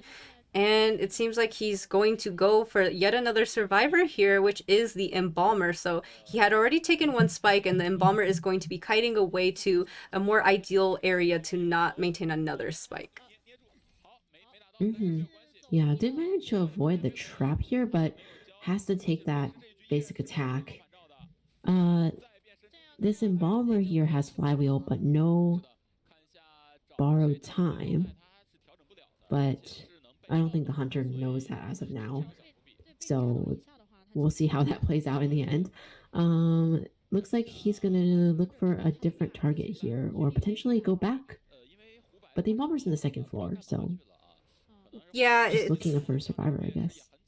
yeah, he's going to be going or interesting. He is not going to be committing to that Embalmer, actually. Going to be driving away to pressure the cipher machines. Not a bad situation or choice. Is going to spike that first officer, narrowly avoiding that hit. Is going to utilize the pocket watch to try to avoid getting hit yet again. Does take that spike damage as well. Pocket watch is still in tow, but it seems like the breaking wheel doesn't want to deal with that any longer and is going to continue pressuring the cipher machines. Mm-hmm. Yeah, and this is patient getting chased here. Already got 1 spike on him already. We'll see if this trap is able to land or if he can take him down with a basic attack and a snap. Oh, a nice flywheel here to dodge. And then continuing to use the hooks while this breaking wheel is in the human form here. Absolutely. We're in a rather interesting situation where I had thought that the breaking wheel had a little bit of an advantage, but the cipher progress is looking pretty okay. But the survivor does go down in this situation. He opts to chair him, which is, fine, I suppose. But now there's going to only be 1 cipher remaining with both of the cipher progress looking pretty healthy. So it's going to be rather interesting to see how this continues to play out as the remaining survivors are injured and are also 1 chip damage away from falling. So knowing this, he is going to go away from that chair. The first officer is in the area and does get spiked down. Mm-hmm. He has peepers now too, so Peeper, the first officer, is gonna go right to the chair, try to cut off this rescue. I mean, regardless if he cuts off this rescue or not, this is not really a good situation at all for the survivors, and it's looking more and more like it's heading towards a 4 kill situation.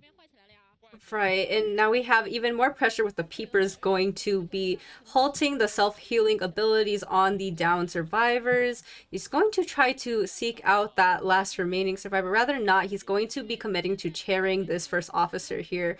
Not a bad choice. However, that still does leave the Embalmer running, and it's just really tough. We're kind of seeing an ode to the last meta we'd seen prior where Breaking Wheel was rather strong, and the pressure that he can allow with the peepers and keeping these survivors down on the floor. He is going to be going towards his next target here, which is going down, and he needs to play really carefully, but the trap does stop him and he does go down. Mm-hmm. Oh, so he's trying to prevent the embalmer from using his opportunity to use the coffin, I believe. I'm picking him up and dropping him again. And now going to the patient here. So patient utilizing the 5 to avoid some spikes, but does get one spike on him. And oh, is this trap going to land? No, but there's not much left here to kite with other than this one pallet. So we should probably be seeing the patient go down soon. Not quite yet. Yeah, the patient is doing a decent job at trying to keep the hunter at bay. Things are looking a little bit brutal in this situation. Unfortunately, will be going down, but it looks like we're going to be seeing an attempt at a rescue, but it is too late as the embalmer now is in a situation where he's really scrambling. Again, seeing the pressure that the breaking wheel can allow if the survivors aren't anticipating him. So definitely gotta commend the hunter here in being able to allow this kind of pressure onto the survivors. They constantly in the situation where they cannot continue with their resources, and they can't even touch a cipher machine at this point because he is just zooming around the map like Tokyo drifting, as I mentioned before. Yeah, zooming around for sure. And was checking, make sure nobody's in the area the patient is in either. Um, yeah, patient has no self heal, so he can't really get up unless Embalmer heals him. Embalmer's on the top floor there.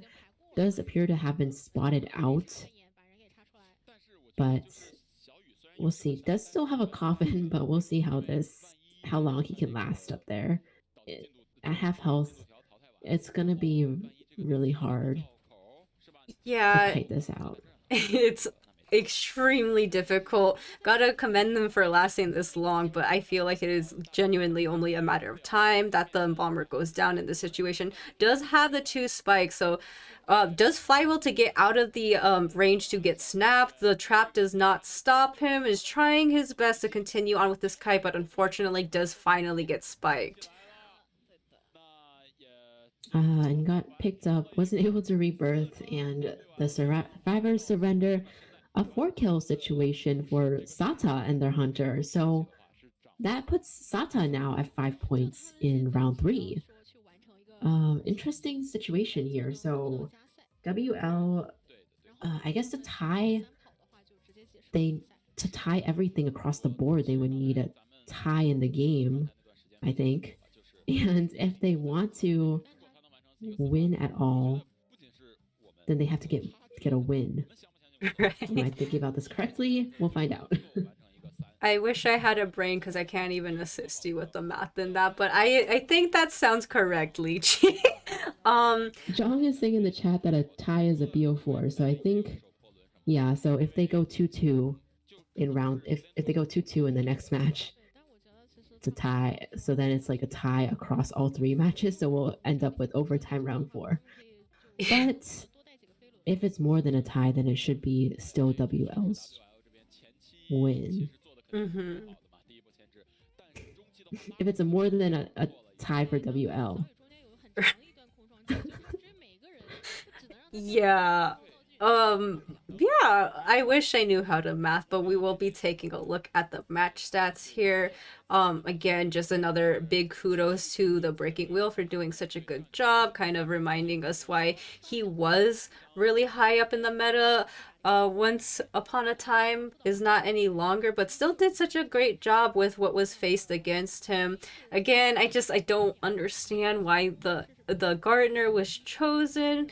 I would, well, there's always a bunch of ifs, whens, hows that can come up with tournaments such as this, but like I still think that the team lineup could have benefited more from picking something else, but still overall this team lineup was just not in their favor in terms of being able to accomplish much against this breaking wheel. Mm-hmm. Yeah, I would definitely agree with that. So we'll see. Can WL get a win in game 3 and take this home? Or will we be having an extra match? That is the question. Yeah, I mean, it's always rather exciting to see these constant back and forths. Again, you pointed out how when they did their predictions on the winners, it was pretty evenly matched for these two teams. Definitely see that kind of coming out for as long as these matches continue to progress, but I digress, as we are going to be seeing the Survivor picks and bans as well as the Hunter picks and bans. Mhm. Naiad and Wax Artist band. So Pepe still has the clerk available. Yeah, absolutely. Definitely. I don't know though. Did we see good usage of the clerk? I don't. I feel like they well, like in terms of execution, right, with her kit, I think that's why they opted not to ban the clerk, because they think that they're well equipped enough to, in order to be able to handle it. So yeah, I would like to think that the hunter would like to consider something else in this situation, but we'll just have to wait and see. Mm-hmm. Yeah, we will see. Um, Seer, Prospector, Priestess, Female Dancer, and Balmer band.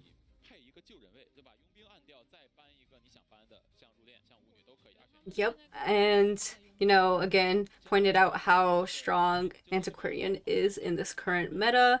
No surprise that she is going to get nerfed soon with the upcoming game update. But also, we are going to see the entomologist come out today. So, definitely excited to see how useful she can be in terms of assisting her teammates, as well as being able to be a good kiter herself. That was not a bee pun, but it just kind of came out that way.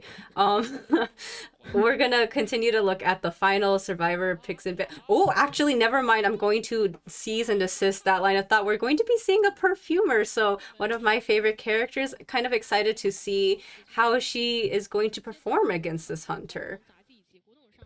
Yeah, this is quite interesting. Um, this is like totally not related to the team comp we're discussing, but I've been looking at the antiquarian picture down there, and I feel like they've increased like her size within her little box there, because I remember she used to be really small, but now she looks like a little bit more comparable to the size and position of the other survivors. So that has been distracting me the whole time. But yes, perfumer. Very, very interesting pick from Sata at this point, especially since they're trying to push for a win if possible. Right. I do think Trying to that. push for 3. Ooh! Excuse me, we're going to. Oh, okay. I was like, I would be really surprised if we were going to have a feaster. Excuse my preemptive excitement and confusion. But yeah, instead we're going to be seeing the embalmer. So kind of tough situation if you're playing the perfumer. Need to really time your perfumes super precisely. But again, it's just so hard with a good Bonbon, knowing the timing of the bombs, kind of negating the ability to go back with her euphoria and make it useful. I just generally think that as much as I love Perfumer as a character and her abilities, it's very high risk, high reward to use her. Yeah, that's true. And I love Perfumer too. I used to play Perfumer a lot, like mainly Perfumer, but nowadays I always play like something like a psychologist instead of Perfumer, just because that guaranteed ability to take another damage is generally so much more stable than her perfumes. Right. And yeah, I mean, unless it's like a breaking wheel or something that specifically counters psychologist. But yeah, we'll see how this perfumer does. Yeah, I do agree against the bonbon. It seems pretty tough. I also feel like we've had this conversation before. I had it with somebody else because I'm feeling deja vu, especially seeing like perfumer on this map. But I don't know if that's just me. I don't know, but I've definitely had that conversation with someone else too. It might have not even been you, Lychee, how there's like the perfumer to psychologist pathway in that, yeah, again, psychologist would have been more stable and reducing that damage, because like what happens when you're playing perfumer and you don't get your perfume off, you get injured in a half damaged state, or even coming off the chair. You can only really utilize the remaining perfumes if you have any to kind of do a mind game with them. So it's just, again, perfumer is just really high risk, high reward. I hope to see that she is successful, but again, it's just really tough against a hunter like Bonbon. Mm-hmm. Yeah, definitely agree.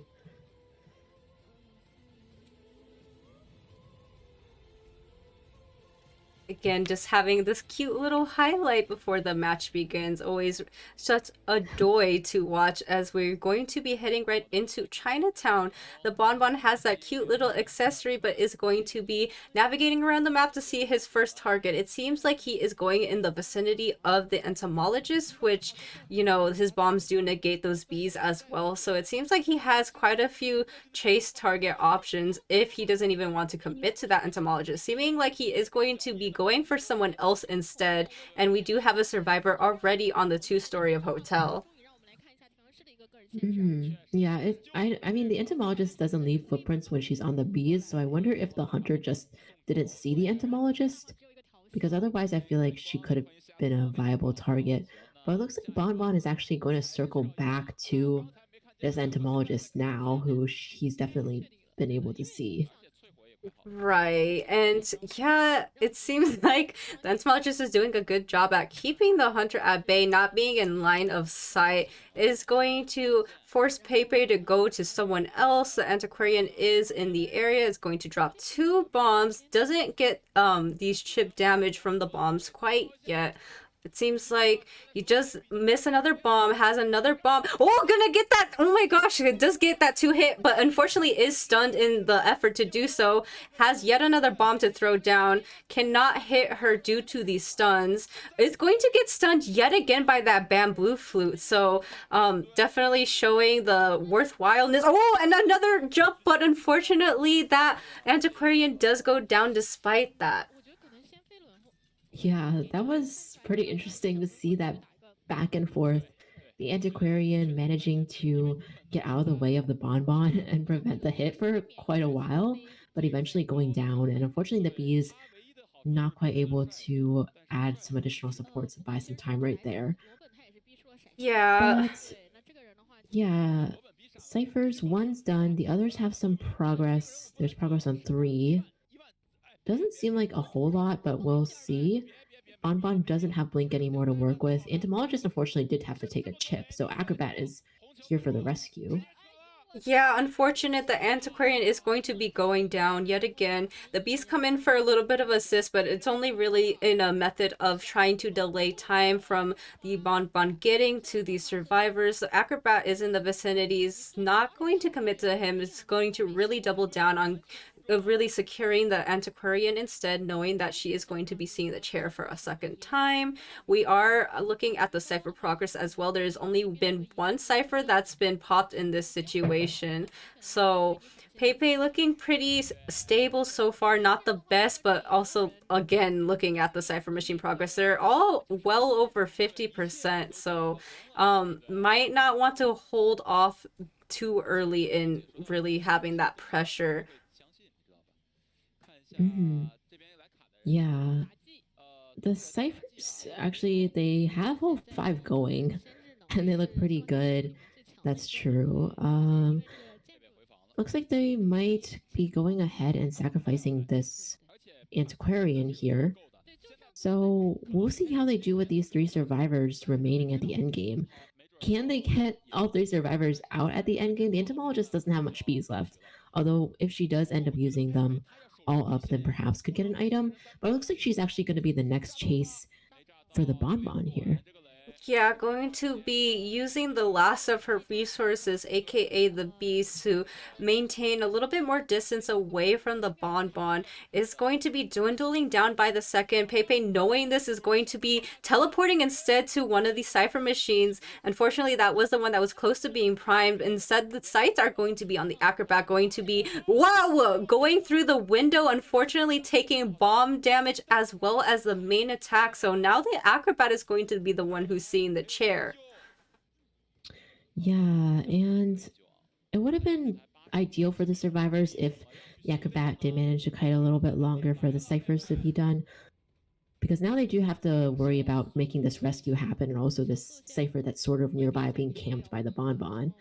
Perfumer also, also from this position, like the entomologist is trying to go for the backdoor rescue. So I guess this might, oh, yeah, so Ooh, this might work out. They have Tie Turner as well.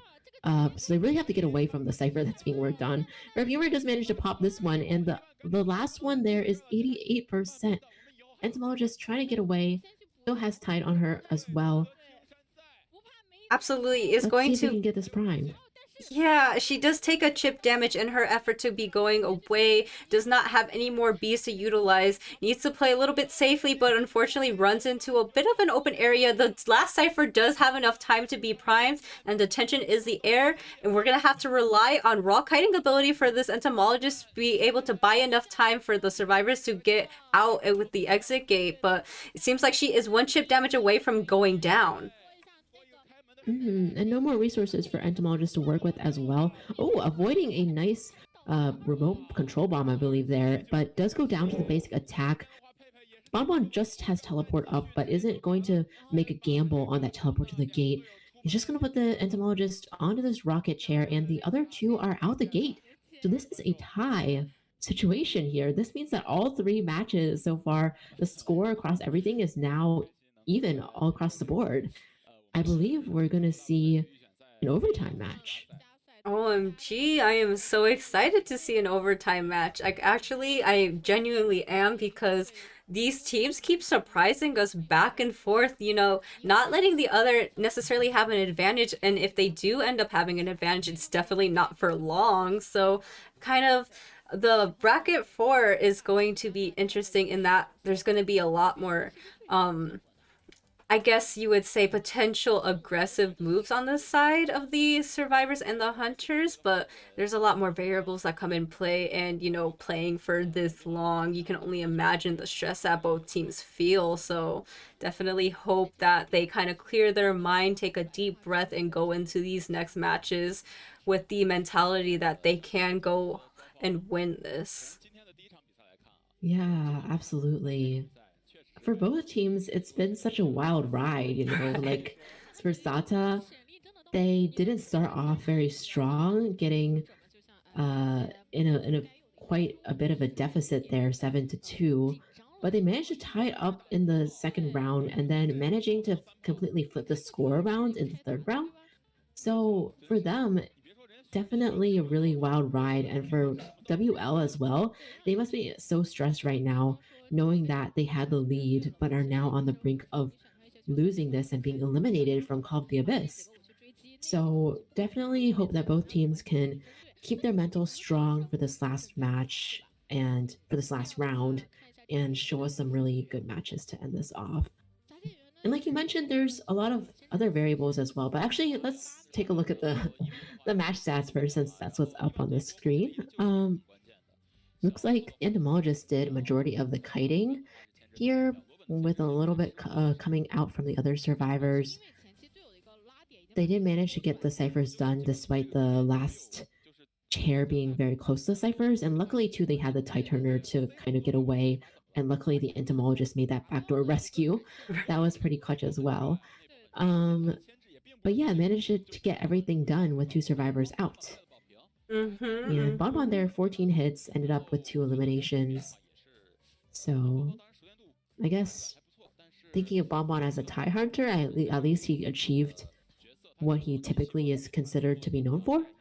But for WL, a little bit of a shame that they weren't able to keep their lead throughout the whole matchups today. So they'll have to give their best effort in the overtime match.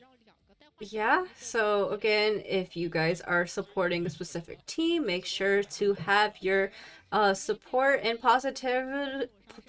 I wish I could talk today. Positivity known. So, again, if you are supporting any team in particular, definitely leave a positive message in the chat, letting them know that you are cheering them on. Always good to see the positivity in a competitive scene, that's all we can really ask for. It's just constant positivity. Want to flood out any negative with the positives. So again, personally, I have no bias with either of these teams. I'm just looking forward to seeing, you know, constant back and forths and having them compete in a situation where they are pretty decently matched up so far from what we've been noticing. Yeah, definitely. I'm wondering if their picks and bans will change up based on the strategy for round four, since for the overtime matches, it's partially dependent on time if it ends up being a tie. So of course Right. they do want to try to win more points than the other team. That's the primary goal, is to get more escapes and more kills. But at the same time, if they do end up in a tie situation, we often see those hunters end up in a tactic where they're trying to like delay the match or Right. whatnot. So considering the fact that these two teams are so evenly matched, that is something that they'll have to keep in mind as well. But I feel like it'll be really be dependent on like the second team playing to adjust the strategy based on how the first, not like the second team, like the second half of the match will kind of be in reaction to what happened during the first half of the match. Yeah, I couldn't agree more with you. Um, yeah, again, in this situation where they can be playing for time, that also is a factor of what they might be pulling out in the terms of the survivors. I do know that there, like again, there's so many different strategies. You can play more aggressively, you can play a little bit more passively to try to play safely. Sometimes we've even seen like a mechanic come out to try to force the cipher rush. So definitely excited to see what they might have in mind for that, but we are going to be taking a look at the survivor bands. Mhm. And it looks like this is on Ever Sleeping Town. So pretty standard, like map that doesn't necessarily favor either side too much or limit too many characters. Female dancer who always seems to do very well on this map gets banned right away, along with, of course, the priestess and the embalmers. So that takes away, more possibilities from the survivor side, more tie potential. Yeah, Meanwhile, the breaking wheel is going to be respected here, along with the wax artist. Xiao Yu's breaking wheel and wax artist. absolutely. I mean, I just, okay, genuinely, I really hope that they do not bring that gardener back out in this do or die situation. But I mean, you don't even know at this point. Yeah, so we're gonna be seeing a little bit of hesitation on the survivors, really kind of contemplating what would be the most optimal picks in terms of their lineup and what they might be anticipating from Xiao Yu. Yeah, again, I understand that the priestess being banned as well as the female dancer, they have such good utility in terms of team support and also being able to fend for themselves. And Embalmer kind of cuts out the ability for Xiao Yu to kind of pressure the other survivors as he can rebirth himself off of chair. But that is me rambling as we are going to look at the first two survivor picks, and that is the patient and the first officer. Mm-hmm. Yeah, patient first officer. Well, they can definitely kite. Um, First officer is a little bit slower decoding, so I guess they have to keep that in mind as they choose the rest of their rescue or the rest of their team composition. But they can kind of go against a lot of different hunters, so we'll see. Mercenary band, even though first officer's already picked, and then we have the prospector being banned as well. So that's interesting. Hmm. So yeah, wow, Miss Tracy Resnick is going to be coming onto the field.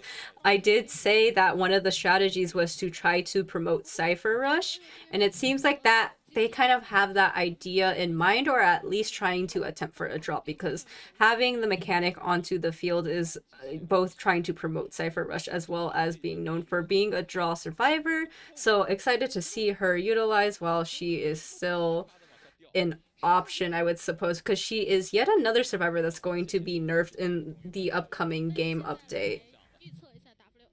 Yeah, that's true. They're nerfing her bot decoding speed by 10%. So a little bit of a nerf there instead of the main body this time. But yeah, okay. So routing off this team composition with the antiquarian.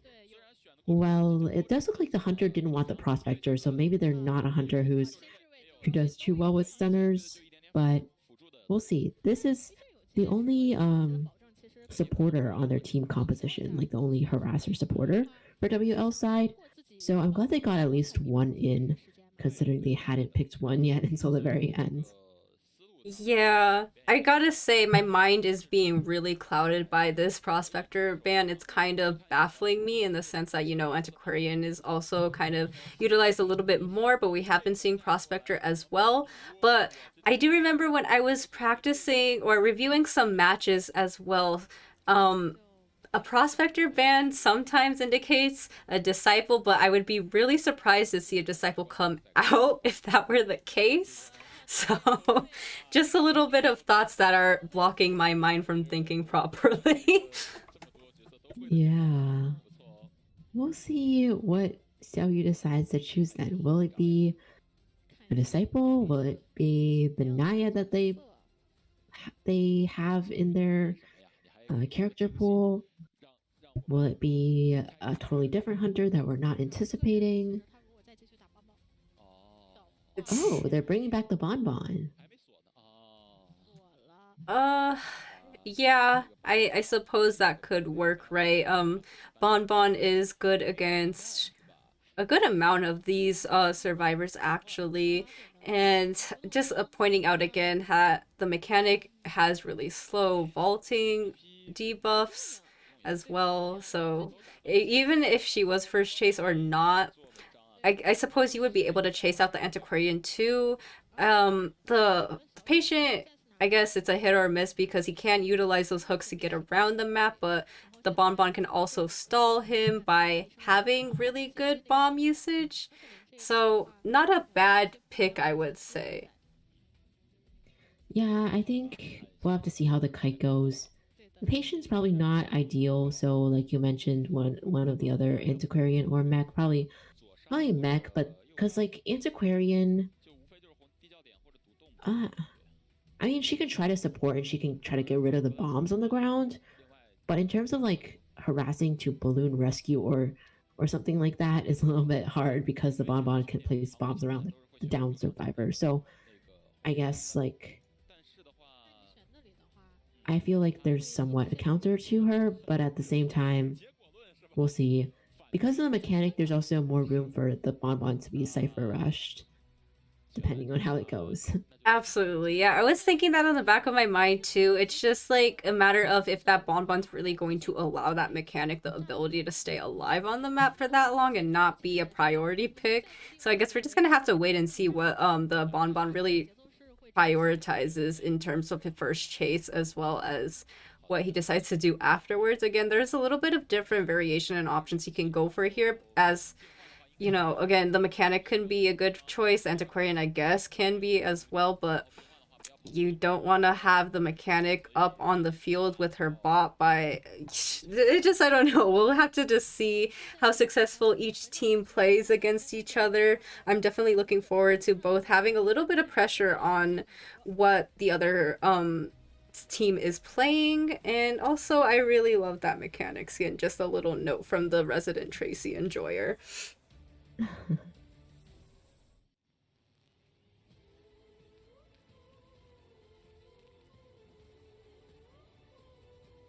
And remember, everyone, life is a movie, and you can direct it and star in it in any way that you desire. If the script does not match you, you can simply change it yourself. But I digress. We are going to be going into the match here with the Bonbon going for his first target. Again, Mechanic did spawn rather close to him, so naturally he's probably going to try to go for it. The bot luckily was placed down. But Mechanic is going to be kiting a little bit away from the Bonbon, but obviously is the first target, so Xiaoyu will be committing to the Mechanic despite her going to this two-story corner house area. Catching up on the mechanic here. So, oh, actually using the bombs there and then dropping down the middle hole with the mechanic. Um, got Ooh. this over the pallet hit over the mechanic here. So although mechanic's pallet dropping speed has increased, it's still slower than normal survivors, and Bonbon seemed to be able to take advantage of that right there. One more bomb trapping the mechanic for a little bit so that the Bonbon can close distance. And let's see. Oh, actually, the two chain bombs there managed to get the mechanic down. So it's a pretty quick down on the hunter side, getting the mechanic on the chair now, fairly early in the game. She does still have a full robot to work with though, so that is the good news for the mechanic. Um, just quick looking at the personas, they seem to have Flywheel on Patient, Knee Jerk on the other two, and First Officer with the only tie turner. Bonbon here with Blink, and had Detention Trump card with Destructiveness as well. Yeah, definitely true. It's interesting that, Cypher Rush is rather crazy because we almost have, well, now we have two ciphers that have been finished. One is well over 50%. The patient is in the area to promote tinnitus as well as potentially go in for this rescue. Mechanic is well over half on the chair as well, probably going to leave her to bleed and be sent back to the manor as she is going to continue utilizing that bot to promote the Cypher Rush as well. It's a decent strategy, I would say, as again, Cypher Rush was the name of the game and bringing out the mechanic and doing just that. So, Jong did say that this would be a rougher match with the mechanic in play, and it's seeming like that is definitely the case in the situation. Mm-hmm. And Bonbon still does have Blink. However, the survivor that's being chased now is the first officer, so it's a little bit more difficult for him to judge the location. Looks like he might actually just switch targets altogether instead of worrying about the first officer after making the first officer use up a watch. And this is the antiquarian that's going to be chased next by the Bonbon, who has full bombs left. So let's see if he can catch up to the antiquarian who is swinging her stick here. Absolutely, and a really smart move on the antiquarian to go towards this graveyard area, not disrupting any of the cipher progress from the other survivors, working in a really far away area as she continues to contain the hunter. The bombs do not seem to land, is continually swinging the bamboo flute and does get it off, so he cannot get another main attack in this situation, is going to be swinging again. I can expect a leap or potentially a vault. Ooh, does swing at him, but unfortunately does not stun him, is going to take the main hit, and now the antiquarian is one chip damage away from falling. Mm-hmm. Yeah, one chip away. Let's see how long she can last. Has been doing a pretty good job so far of kiting and avoiding these bombs, allowing the last cipher to get actually almost primed right now, almost 90 as we speak. Oh, another really good job actually preventing the Bonbon from being able to. Oh, but now going down to a basic attack after not falling to the bomb hit, and they decide to pop the cipher right away. So Antiquarian looks like she's going to continue kiting in the graveyard, potentially keep the Bonbon at bay for as long as possible. Bonbon does still have a blink and with a trump card left too, so let's see what the game plan is here. Yeah, unfortunately, the Antiquarian is relying on rock kiting ability. It does go down. Unfortunately, yeah, again, she did not have the resources to utilize in that situation. The bamboo flute had been all but used, and now they're going to have to settle with a two-man escape. So, rather unfortunate, but at least it was not worse, I would say. So, good job on both sides for not allowing them to really get the advantage on each other. But now I think things are going to be looking a lot more high stakes within the next match. Yeah, true. And I didn't see the match time, but it felt in general pretty quick to me. Like we were talking about the Cypher Rush. So it felt like the match was over very fast to Right. me. I mean, they didn't bother to rescue the mechanic either. So we'll have to see if in the next match they do end up in another 2-2, then it would be looking at the survivors escape time. So these survivors certainly escaped pretty quickly, it seemed like to me. Right. You did point out that time can be a variable. So, ooh, feeling a little bit nervous for the outcome of the next match, just in general, right? But I continue to hope that things are going to be kind of evened out and balanced as I am really enjoying watching both of these teams go back and forth with each other.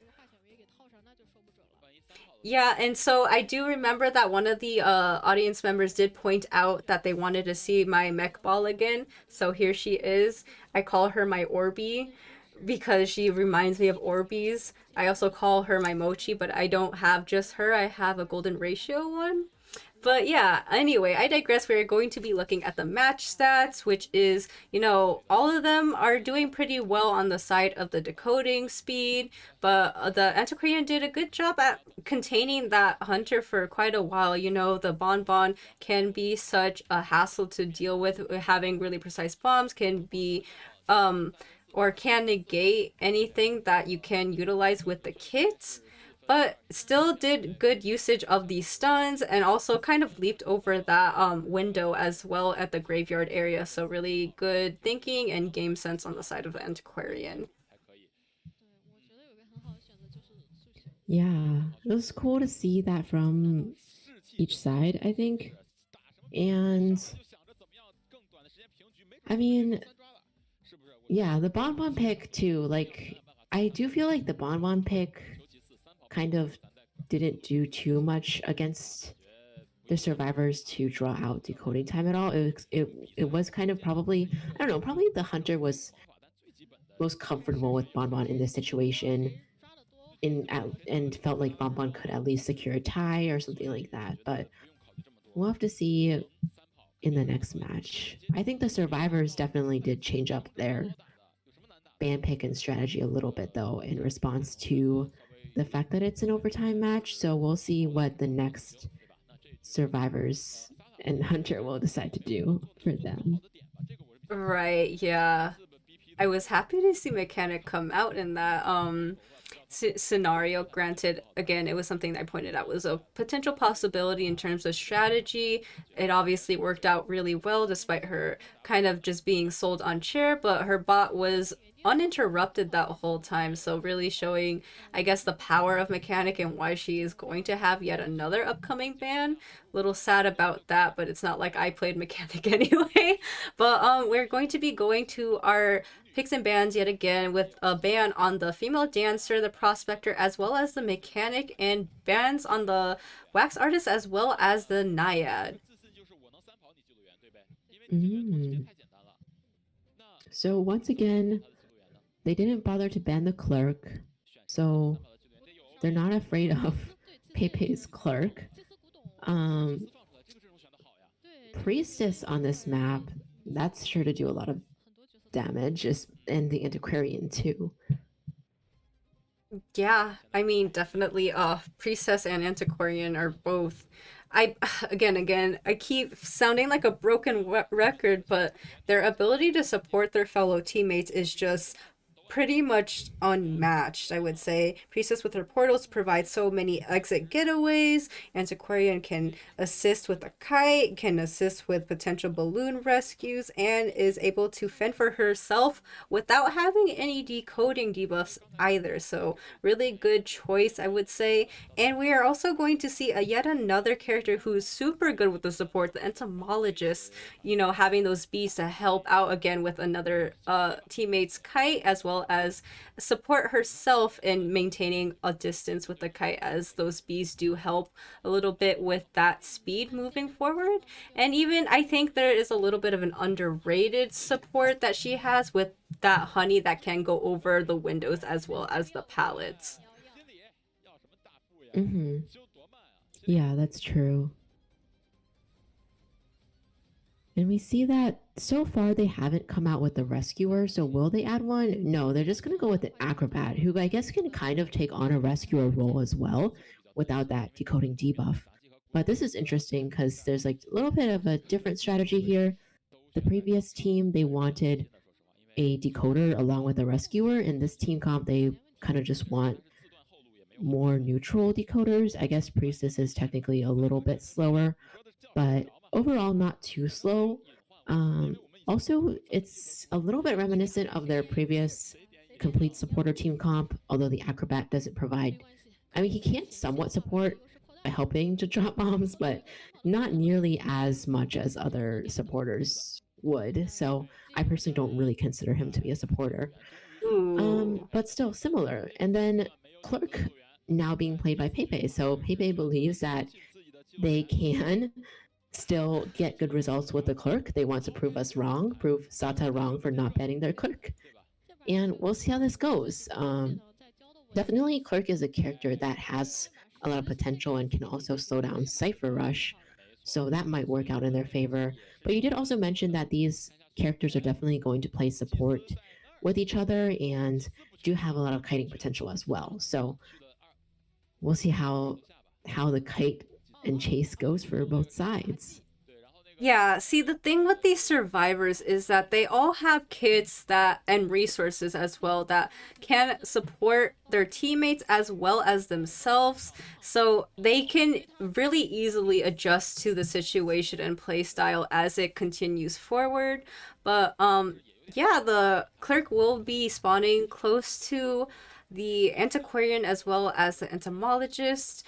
Um I wouldn't go out of my way to chase the antiquarian because that she you don't really want to deal with a harasser as a clerk, and it's just hard it's a little bit hard to chase the entomologist as well because of the bees that she can utilize to get away. And it's again, it's like the we didn't see really strong execution of the recording. So with that in mind too, the clerk is a one-hit hunter. So I mean, I genuinely do hope that the clerk proves us wrong and pulls something out that is really impressive. But yeah, again, I just want to say that their kits allow them to support each other as well as themselves. So we'll just have to wait and see to see how successful this clerk pick is going to be. Mm-hmm. Definitely true. Sata has shown us that they can support each other based on their previous match against the clerk, but at the same time, these are different characters. It's a different map, it's a different situation. So let's see if they can get ideally a 3 survivor escape. And let's see for Pepe if they can get at least a tie and draw out the time or a 3 kill. Right, definitely. Pepe is going to be seeking out his first target. It does seem like it was originally going to be the entomologist, lost sight of her, however, and now sights are going to be on the acrobat. It seems like he's going to be navigating around a portal. It has been placed, so you know the detriment of allowing a priestess on a map like this to support with the portals is already in tow, as the acrobat is going to be winding down for a bomb, does land it, and is going to preemptively slow the clerk due to that. It's going to be recording a hit. You can utilize that, I was going to say later, but just negates a portal that the priestess had put down, and is now going to be switching targets yet again, running right into the area of the clerk and taking a hit due to it. Yeah, and this priestess has no portals left due to utilizing the portal earlier for support. Ooh, Oh, ooh. brilliant utilized now. And unfortunately, the bees were just a little bit too late. The priestess is going to go down. So, priestess going to go down and on chair. And only, I mean, no ciphers are popped at this point. One cipher is pretty close. Other ciphers don't have too much progress because the survivors were either chased or they were supporting each other. Right, and the bees are we're still attempting to accomplish something, but anyways, the acrobat is going to be in the area winding up his bomb to come in for this rescue. The bees are, you know, a looming danger and a threat as they continue to circle around. Clerk is just going to hit them, rather annoyed, and that did allow a little bit of time for this rescue to go off. Unfortunately, the priestess did get hit, so she will be going down yet again. So rather unfortunate turn of events in terms of the survivors trying to maintain themselves and continue on with their cipher rush. But yeah, it's rather unfortunate. It does seem like the antiquarian is in the area though to provide some support and potentially getting this priestess up and running, but I don't think they're going to want to commit. Does utilize the flywheel, actually making me eat my words to try to continue with the balloon rescue. Does take a hit, and the bees are also in the area as well. Mm-hmm. They're definitely putting a lot of resources into even supporting after the survivor's down, but Priestess is going to go back onto the chair and looking like a little bit of a tricky situation for the survivors at this point. Based on the decoding, I mean, the AI here is predicting that there's 37, 38% of chance of a 4 person kill for the clerk. Yeah, again, that the support that they were trying to do wasn't really at its prime. Fortunately, just hit the priestess mid putting down a portal. The bees are going to be smacked, and the priestess will be unfortunately going down and seeing herself sent off to the manor. The cipher progress is not ideal as well. It's rather dwindling because, again, they really put in a lot of resources and effort and time wasted to try to support for this priestess. The antiquarian, really interestingly enough, was trying to support as well, but now we're in a double down situation where stakes are much higher for the survivors now that they really poured in that much effort into trying to keep that priestess up and running. And unfortunately for the survivors, the antiquarian's down, and so the clerk can just seamlessly go ahead and put her next target onto the chair without even bothering with a chase.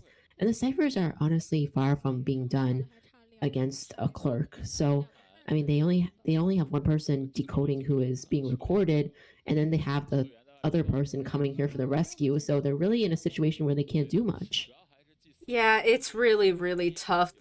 I guess the good thing is that there's one person uninterrupted. However, the acrobat does take the hit, will land the bomb for assistance in slowing down the hunter to make sure that the antiquarian has a little bit more of a time to kite, but nonetheless, the blink does land, and the antiquarian is going to be chairing soon, but rather interesting choice from the acrobat trying to land a bomb on the hunter despite being half damaged. And now the acrobat is on the floor. I can't say I understand what the thought process was behind that, but now the survivors are in an even worse situation than prior. Yeah, I mean, I feel like even if the bomb had landed, it would only like make the clerk pick up them really slowly. I don't know how much time that would have really bought them. But yeah, these two survivors are at half health, so it's kind of a difficult situation for them. What can they do? Acrobat is going to go ahead and run away. I mean, nobody's going to be able to rescue. So Antiquarian flies off. Entomologist is decoding. I don't know if she might want to find an item as well because she has no bees. But because, like, just by decoding at this point, you're not going to be able to get the ciphers done unless the acrobat kites an ungodly amount of seconds here. I do want to say I appreciate that little trick shot that he was able to go over that obstacle with the bomb. It was a good show of showsmanship, but we'll be going down instead in this little tight knit corridor. Now all the pressure is going to be on the entomologist as she is the last remaining survivor to stand. A lot of pressure as she is going to be recorded and has all the time in the world as the acrobat is bleeding out in this situation. Entomologist still going to be trying to go strong without any use of further resources that had been dwindling with the support that she attempted earlier. Had a little bit of discipline in not throwing down that pallet, but unfortunately she is hit and the survivors have surrendered, securing a 4K for the clerk. Yeah, so I guess that answers our question then. Pepe's clerk did indeed prove themselves in the end to us. Yeah, I mean, So, did a great job in proving us wrong, showed us that he can pull off something different. However, I do think that as impressive as it was for the clerk to show us wrong, it was also capitalizing on several mistakes that the survivor made. I do think that over support did not benefit them at all in the end, and there was a lot of little questionable choices that ended up making it a little bit easier for the clerk to get them downed as well. Because again, I'm honestly I did not see super of substantial use of the recordings. It was mostly just the main attacks and just hunting down the survivors overall. yeah, that's true too. Like the initial support as well, there was a moment where the bees were trying to come in, but the clerk was able to hit the survivor before the bees could come in and push her away. The priestess's global portal got destroyed by the clerk's recording, so they couldn't use a portal, and then that also allowed the clerk to change targets to the priestess who had no portals left to kite with. And then the antiquarian, I think the clerk reacted quickly to drop the survivor, so she Right. couldn't effectively balloon rescue. And we had the acrobat trying his best, but not really the best supporter character anyway.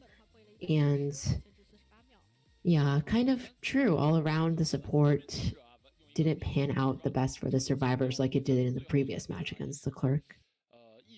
Yeah, again, it was just uh, capitalizing on the mistakes of the survivors as well as the hunter having a little bit more of a different strategy. We did see that the clerk kind of chose to change targets multiple times, interrupting the ciphers that were um, being decoded as well.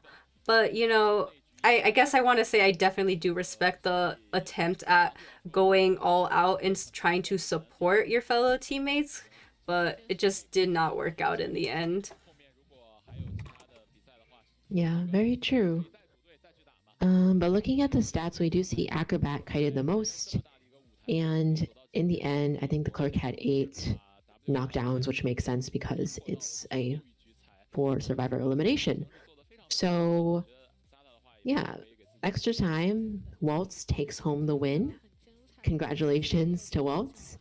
And good game to Sata as well. Unfortunately, this is kind of the end of the Call of the Abyss 6 journey for Sata, but they played last year, they played again this year, so maybe we will get the chance to see them again in Call of the Abyss 7, but hoping all the best for them as well. Yeah, absolutely. Despite losing this match, I definitely think that if you are a supporter of them, to definitely keep them in your mind, because as we continue to practice and gain more experience, teams ultimately end up becoming stronger, and if we end up seeing them again, which I think there's a pretty good chance of that being a potential possibility, then they'll be coming back even stronger before having different knowledge, and I would maybe even assume a little bit more variety in terms of characters and play styles. So definitely keep your eyes out for them and what they might have in store for us in the future. Mm-hmm. Yeah, absolutely. I think having the non-pro teams from the Chinese region in addition to the professional teams definitely makes the region overall a little bit more interesting, since we already see the professional teams quite a lot during IVL. And I mean, I love seeing them play, of course, but having the community teams as well, it keeps it feeling a little bit more fresh. They bring out things that we don't expect. Like again, the gardener, that's something totally unexpected to us. So, and will remain a mystery, but hopefully someday we will learn why they were bringing out the gardener. Um, yeah, but really cool to see them bring out these like different play styles, and I think we'll get to see more of that throughout the day today. So it's kind of hard to even like. It's amazing to think that this is just the first 2 teams playing today, and we still have like 3 more matches today of Yeah, different teams. we're going to be in it for quite a long time. So if you guys have not already, definitely get some snacks with you. If you are going to be sticking around for the entirety of this stream, make sure you're staying hydrated and, just continue to support your favorite teams. And yeah, it seems like we'll be having a little bit of technical difficulties as the stream continues to buffer in this situation. I mean, I feel like it's not a COA stream without some kind of technical difficulty or glitch anyway. So, with that in mind, everyone, do you have any thoughts about the matches that we had seen so far? Do you have any expectations for the upcoming matches later? Definitely leave your thoughts in the chat. Yeah, definitely let us know what you think about the matches. It's been really fun hearing what all of you had to say so far. So, love having your comments to supplement our commentary as well. Um, I mean, this is the end of the first 2 teams playing today. And we do have, oh, actually, Stream is back here now. I was going to say we do have 3 more today, but this is the end of these 2. So, luckily, we're not missing any of the action despite the technical difficulty. Yeah, absolutely. So it's at the moment we're just having a little bit of downtime. The Chinese casters are talking as well as we are. So Again, if you have any thoughts, definitely leave them. I would love to see some more goofy matches as well, because, again, it's meta is meta for a reason. It's rather strong. Everyone's playing with high stakes in mind, but having that ability to a little bit let loose sometimes is even a good strategy when it comes to, throwing things out there that can throw a wrench into the expected. You, as a high tier competitive team, often you're playing against what you expect. But having different choices in terms of survivors and hunter picks can definitely also come into play to their advantage sometimes. So if you guys have any characters you would be interested in seeing, definitely let us know as well. Yeah, for sure. And I saw Jong said MRC versus GR is probably the most anticipated one of the matches today. And I think that is that the last one we're seeing today? Oh no, not the last, the second to last one. So the third one we're seeing today. So if you're watching this now, be sure to stay tuned for that very exciting matchup coming up eventually. And we're waiting for the Hell Ember in the COA soon as well, apparently. So I don't know. Will we see the Hell Ember? Um, That would be quite interesting as well.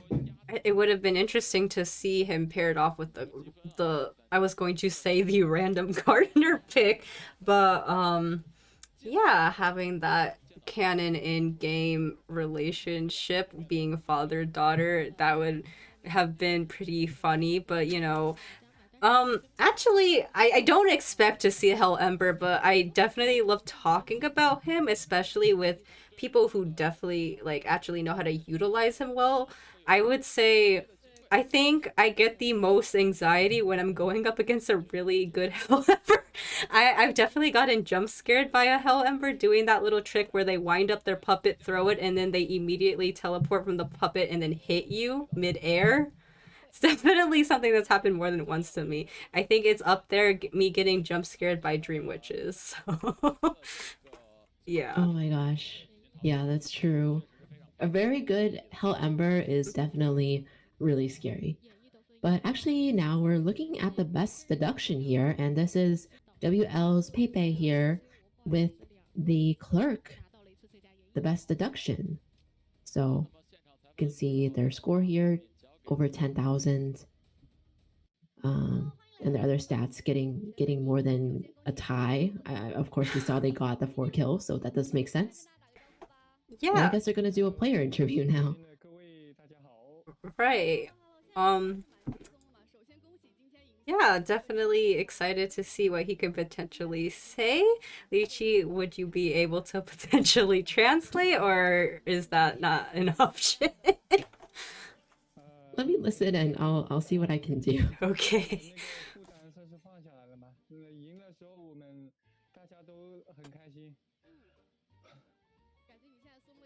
They were very happy when they won.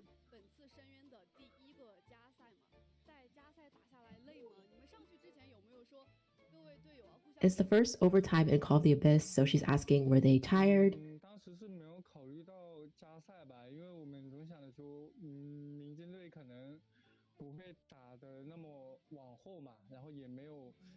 And they said they're not. He said they weren't expecting the overtime, but they weren't too tired. For the non-pro teams, they don't really tend to go into overtime, so it was unexpected.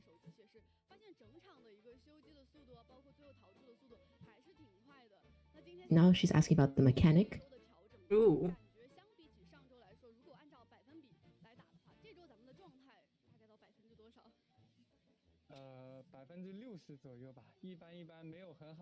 And she's asking them to like rate how they perform. So he said they performed at like 60% of their potential. Oh.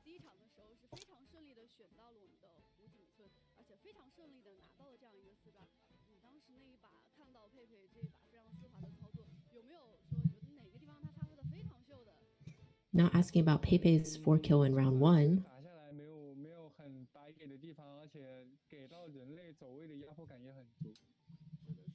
They're saying they didn't really give up much opportunities to survivors, and pressured them a lot.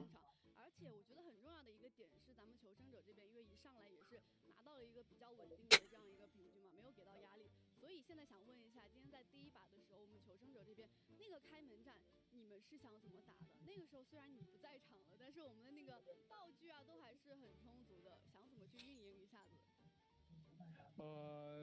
到后面的话，哪怕我飞了，我还是一直在指挥的。就是我们想的是让大副直接去开门，然后门开完之后，舞女试着往大门溜，然后争取那个在大副开完门之后，拿着表过来扛刀，因为大副的表是有一个那个小搏命的效果。是的，有看到当时。So asking about their tactic to escape, I think also during round 1, he was saying that even though he was eliminated, he was still directing his team. And first officer, the strategy was for first officer to body block using his watch. 是想打出一个什么样的效果呢？怎么说呢？军工厂这张图，它角落的椅子分布的并不是很密集，然后打园丁的话，就又可以开局保证屠夫不抓他，然后又可以，因为我们阵容都是偏向三摇双弹三摇这个方面去带的，就是很可能有机会打一个让他。So it sounds like Gardner wasn't necessarily to counter specific hunter. They're just kind of thinking the chairs on Arms Factory on the corners are pretty far away. They could bring max struggle speed and things like that, and also have like a guaranteed safe period of time in the beginning of the game with their bubble. Interesting. 我是没有想着要把那先知保活，我想的就是说我可以看着去保，然后但是我的目的是拖时间，我拖了到后面的机子差不多，那就换个人来跟我换位，我去补他的电机。我是这么想的，但是 they're talking about their support for the seer who was kiting. 我也拖了很多时间，没有白给就是好嘛。And kind of taking turns supporting, just trying to buy as much time for Cypher progress as possible was their mindset there. 入脸，因为我们磨合的时间并不是很长，然后入脸那个我们都是想着往保平走吧，不要给佩佩有压力，然后看情况再争3出，所以入脸选了一个双弹飞轮的这样一个天赋，所以没有大心脏的，就没有回光返照，然后我们也想着说直接亮电机，然后两边门分着开，有一个人卡中场这样。最后那个反绕有想到吗？那波反绕好精髓啊！那个反绕其实还是有那个运气的成分，因为他没有看到我们，然后我们入脸就一个进步慢翻，然后凭借着双弹的一个加速走。我觉得今天其实我跟你采访听下来 Yeah, they're talking about the embalmer there too. Didn't have too much time to actually practice their teamwork together, I think he said, and they're talking about the counter looping between the embalmer and the hunter, and the embalmer not bringing borrowed time, just hoping they could pop the cipher and he could get out. And they're hoping they can get better and better as a team.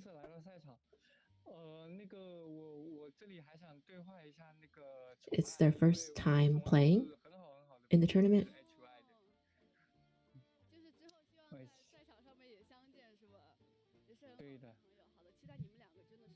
And he was saying he's good friends with someone from HY as well, I think, or the HY team. So it's nice to see that encouragement between the two teams then. Yeah. I guess because they will be playing HY in their next match. So they're on friendly terms, although they are rivals for the next match. Absolutely. And gotta know that because they are we're having the terror shock highlight show up. But yeah, definitely gonna have to commend all of these players for doing such a good job. They tried their hardest. Ultimately, there was one team that came out the victor, but gonna have a quick look at these highlights really quick in between these matches.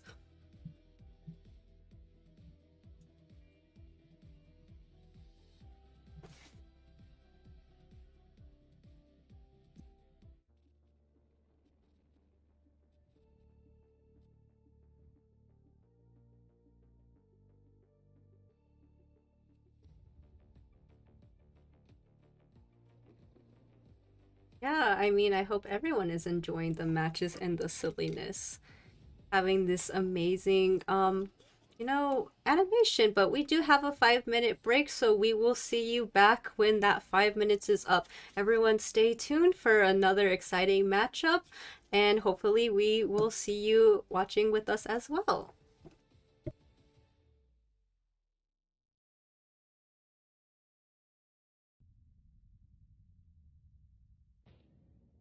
又掉分了。让我问一下我的好队友有没有什么上分的好秘籍？张总有没有什么上分的好秘籍？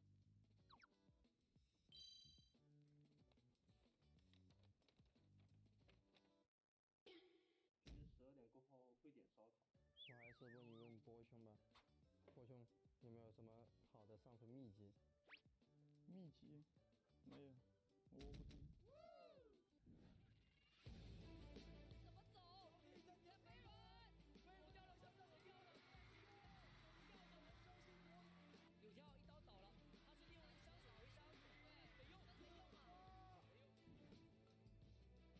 学妹，你打得这么好，有没有什么上分的好秘籍？当然有啊，因为我带了东武冠军随从，优雅的外形，丝滑的手感，还能增强自信心，总之就是好用。快，给我也整一个！观众朋友们，大家晚上好，我是幻鹤。晚上好，我是487。欢迎收看今天的节目。今天的主要内容有：近日，广州市有几位玩家排位之路不太顺利，遇到诸多困难。好像是有这么一回事。让我们来连线一下现场，看看具体情况是什么样的吧。最近手感真是好差呀，饭都吃不下。觉都睡不好。唉。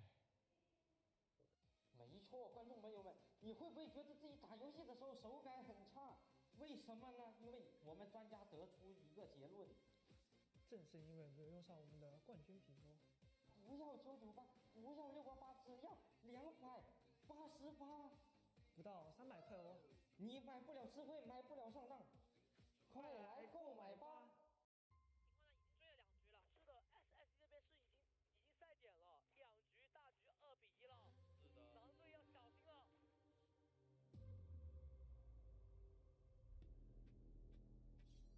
接下来，这里是属于我们的战场。书写历史的笔就交给我们吧。世界之手，我们来了。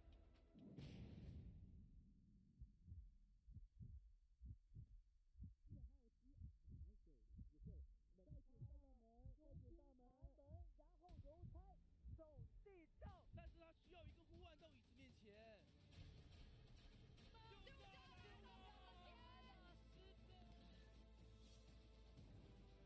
再给一刀，给你救不回来了！给刀，我的神！自抓了，真的吗？为什么选雕刻家？因为他要试抓。恭喜狼队获得深渊的怪物，全球总决赛冠军！这是属于狼队的时代。口腔溃疡、口舌生疮、口腔炎，目标瞄不准，只会更煎熬。治溃疡必须准，哪里溃疡喷哪里。口喉消肿止痛治溃疡，请喷3金牌桂林西瓜霜，桂林3金。激动。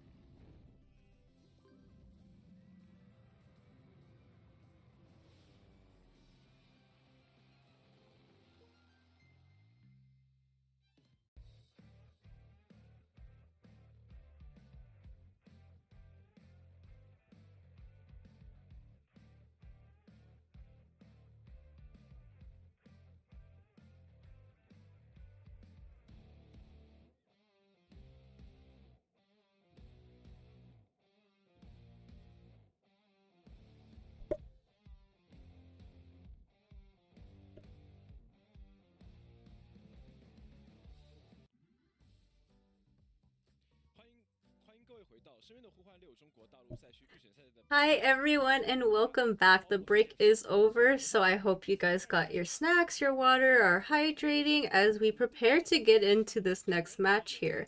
So definitely kind of have to go over and review all the excitingness that we just had in the matches before us. We did go into a BO4 situation. Can only imagine what these future games are going to have in store for us as well. Hopefully each team puts up a really good strong fight so we can continue to see a bunch of exciting matches moving forward. Yeah, really excited to see all the rest of the matches today. Again, like I was saying earlier, I can't believe this has only been the first one so far. It feels, well, we did have 4. We did have an overtime, so it definitely feels very long for sure. Actually, I'm pretty glad the overtime came along with the first matchup of the day, although that's not to say that we won't have more, so we'll see. But yeah, very exciting first match to start us off today, and also really excited to see the second match as well. And actually, we are going to go right into the team introduction here.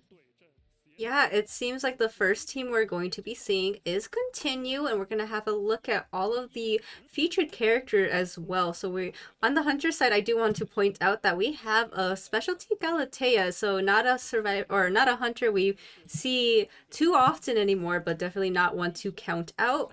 I digress. We are going to be moving on to the survivors with an antiquarian feature, so definitely some pretty impressive stats here to look at. Yeah, for sure. I mean, the kiting time is over 100, which is pretty impressive. I feel like that's the case for a lot of these teams that we're watching. They have pretty high kiting times there. And they also get in quite a bit of decoding as well and escape 50% of the time. So, in general, pretty impressive numbers that we're seeing.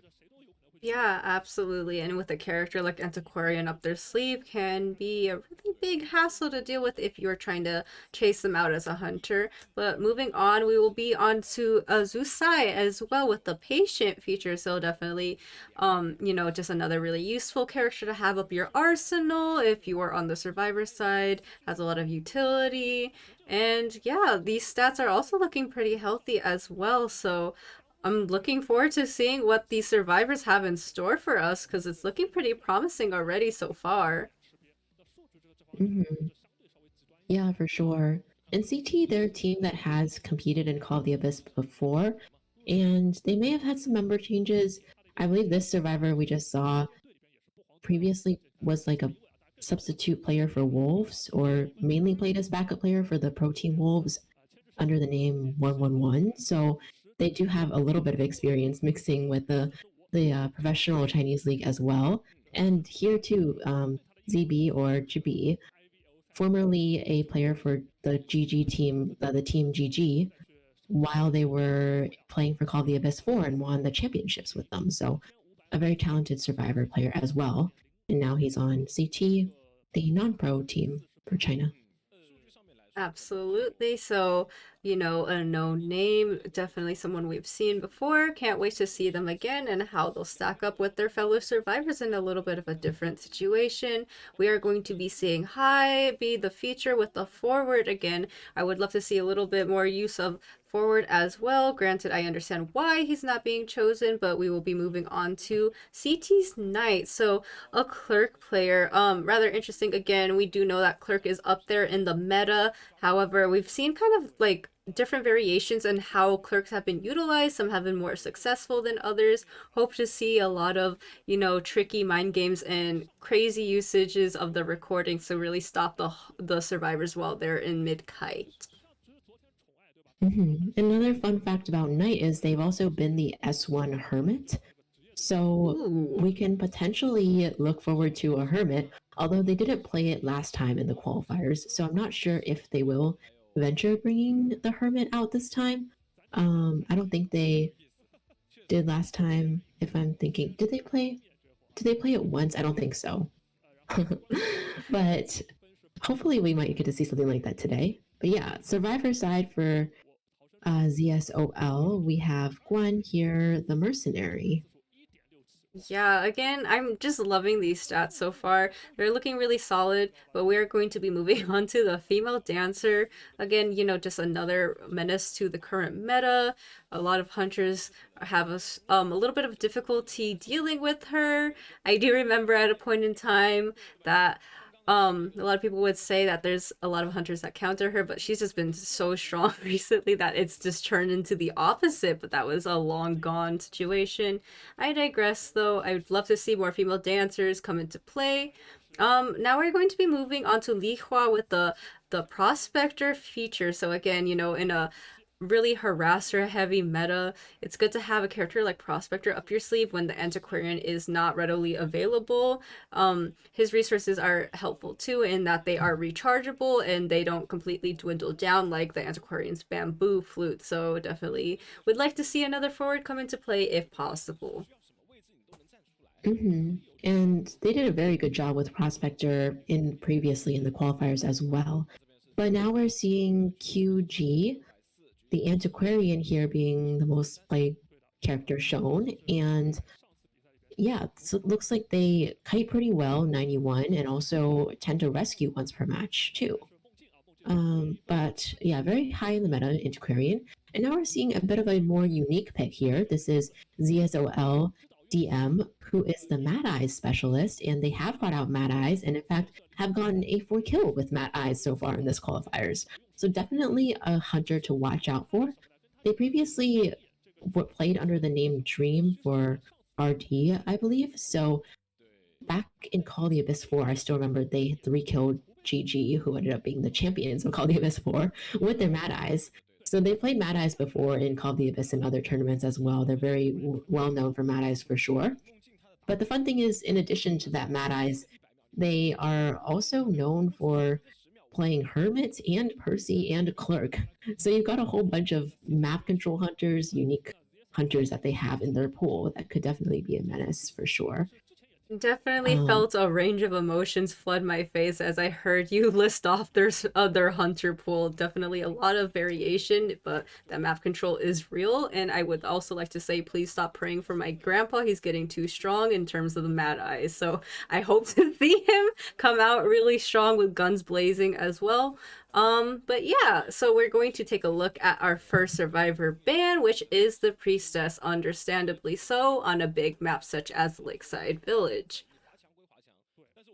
Yeah, and we see that CT is actually bringing out that forward who we haven't seen in quite a while, as well as the Antiquarian. So they're going double harasser with forward as one of the options here. Meanwhile, DM banning the Seer, Priestess, and the Prospector here. I mean, I will say harassers sometimes give Mad Eyes a headache because they can do things like go ahead and stun him while he's using his controller, which is kind of annoying for a Mad Eyes. So we'll see how this plays out. The Doctor, though, I think is definitely trying to counter DM's hunter pool, in particular Mad Eyes, but also potentially something else like the Hermit. Although Mad Eyes, of course, is probably their first hunter of choice anyway. Absolutely. I do remember watching a couple of doyins where there would be a stunner such as, Enchantress that would go out of their way to continue to harass a character like Mad Eyes while he's mid usage of his console. So can definitely understand why double harassers would be a really strong decision in terms of trying to counter a Mad Eyes. Looking forward to seeing how they, actually going to triple down on this. Talking of the woman of the hour, Enchantress is going to be locked in as well. So, 3 harassers and a doctor. Tell me your thoughts on this, Lychee. I think they definitely came armed to the teeth against this Mad Eyes here. So I wonder if DM is going to still believe in their main and play this Mad Eyes, or will they consider something that's more anti-stunner, considering there's 3 stunners in this team comp, is the other thing that they could think about. Honestly, they did achieve really good results with their Mad Eyes, and in that match there was also a doctor and I think a different stunner too, but probably not nearly as many stunners as there are now. Yeah. Oh my gosh, someone in the chat said excitement central. Yeah, absolutely. I feel like this is the kind of team comp I would see in my quick matches when I would be queuing up for Hunter, and then I just like sit back in my chair and I'm like, oh my god, how am I gonna deal with this? But nonetheless, DM seems to be coming in again, guns blazing, not really phased by this, and going to bring out that Mad Eyes really quickly as the first match, first Hunter pick. So really excited to see what he has in store for us. Really excited to potentially see excitement as well, which is, you know, another pun that I have to throw out there. But yeah, I don't know. I mean, having Mad Eyes is new territory for me, but I digress as we are going to be taking a look at the spawn selections. They're really trying to stay close to the boat here. I actually don't, because I haven't seen Mad Eyes as much, especially on this map. Is boat one of the areas where he can't like see through the top deck of the boat onto the bottom deck? Is that why this is like a strong area for Mad Eyes? I don't know. Maybe somebody else can educate me on this aspect too, because I know like a lot of the two stories are difficult for him to see through to the bottom. I used to have a Mad Eyes viewer that mained him, so I'm so sad that they're not here to educate us on the potentials of him and his console usage on this map. But we are going to be seeing him choose the spawn selection point right next to the doctor as well. So kind of if he's able to get her down rather quickly, that negates any potential possibility on her healing her teammates with the, I would assume, the accumulated chip damage that is inevitably going to come into store. However, you know, there are 3 stunners regardless, so can just make his life a living hell if he decides to go after them. Either way, I'm really excited to see how this match plays out, because I think seeing 3 survivors is kind of uncharted territory, as well as just, you know, generally seeing a Mad Eyes. So a lot of things to be excited about in this upcoming match. Yeah, for sure.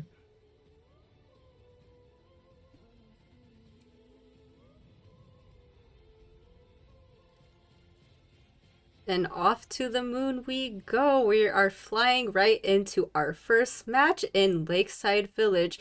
It seems like that Mad Eyes is going to be vaulting through that window here, going to immediately go towards his console, has that overhead sight, is going to be putting down a fence immediately on the small boat area, not allowing them any opportunity to potentially go over there for a kiting escape area. Is going to try to figure out who is proccing that tinnitus, and it does seem like it is one of the many stunners, the Enchantress. Yeah, Doctor, we saw they're already rotated all the way over to the boat area. This Mad Eyes here looks like they have up confined space, trump card, and excitement. So interesting, and definitely has adjusted to this team composition here. Already see Enchantress using one of her stacks. Now this Mad Eyes is on the chase for this Enchantress after sealing off much of the area here. Right, just throw that pallet down preemptively, going to try to kite into a different area. Did note that those gates were blocking. Has 1 stun to utilize from her curse, does throw it down, has a pallet, just gonna try to mind game around. Is, wow, a good use of that flywheel to negate any damage that was potentially gone. Was not going to try to get herself terror shocked, had a lot of discipline in waiting that out and using that flywheel. Had 1 stun to use, did stun him out of it. It seems like it's a matter of time till she gets hit. Is going to get hit and is going to navigate away from this area into a more ideal one. Enchantress does gain a stack here and is going to do some transitioning around the area. We do see that ciphers are almost at 3 ciphers here. And 4 is actually going to come in for some additional support. Mad Eyes goes in and uses the excitement on the forward right there. So trait is now revealed. I do wonder if he's going to be able to take them down now that excitement is used already. Right. Well, it was only, yeah, I was expecting that forward to utilize his rugby ball. Is going to go on the console to try to block him in. Did put down some fences here, making it difficult for the forward to navigate anywhere out, and is going to vault over that pallet, is forced to break that pallet, and now he is trapped in, and it's, yeah, he will be going down and seeing the chair for the first time. Yeah, so Mad Eye's forward on the chair. 2 ciphers done, the other one at 70% or so. We'll see if Enchantress is going to be healed. Looks like she is. And Antiquarian, meanwhile, decoding one of the machines from the Mad Eyes there. Yeah, let's see how this camping here goes. Yeah, looks it's like they're just trying to cut off the Antiquarian here. right, is kind of trying to apply as much pressure as possible while sitting on this chair. Did throw down the fence, was luckily able to narrowly avoid getting hit by it from the Antiquarian. We're going to be seeing a stun right from the Antiquarian. Unfortunately, it did block off that chair before they could rescue before half. Another stun to assist with that rescue as well. The forward is in a situation where he needs to buy a lot of time, but there is 3 ciphers remaining, so survivors need to pick up the pace as well, but seems like it's a little bit of like headless chicken scrambling around as the Antiquarian does go down, and he continues his sights onto the forward. So interesting how the tides have turned so quickly yet again.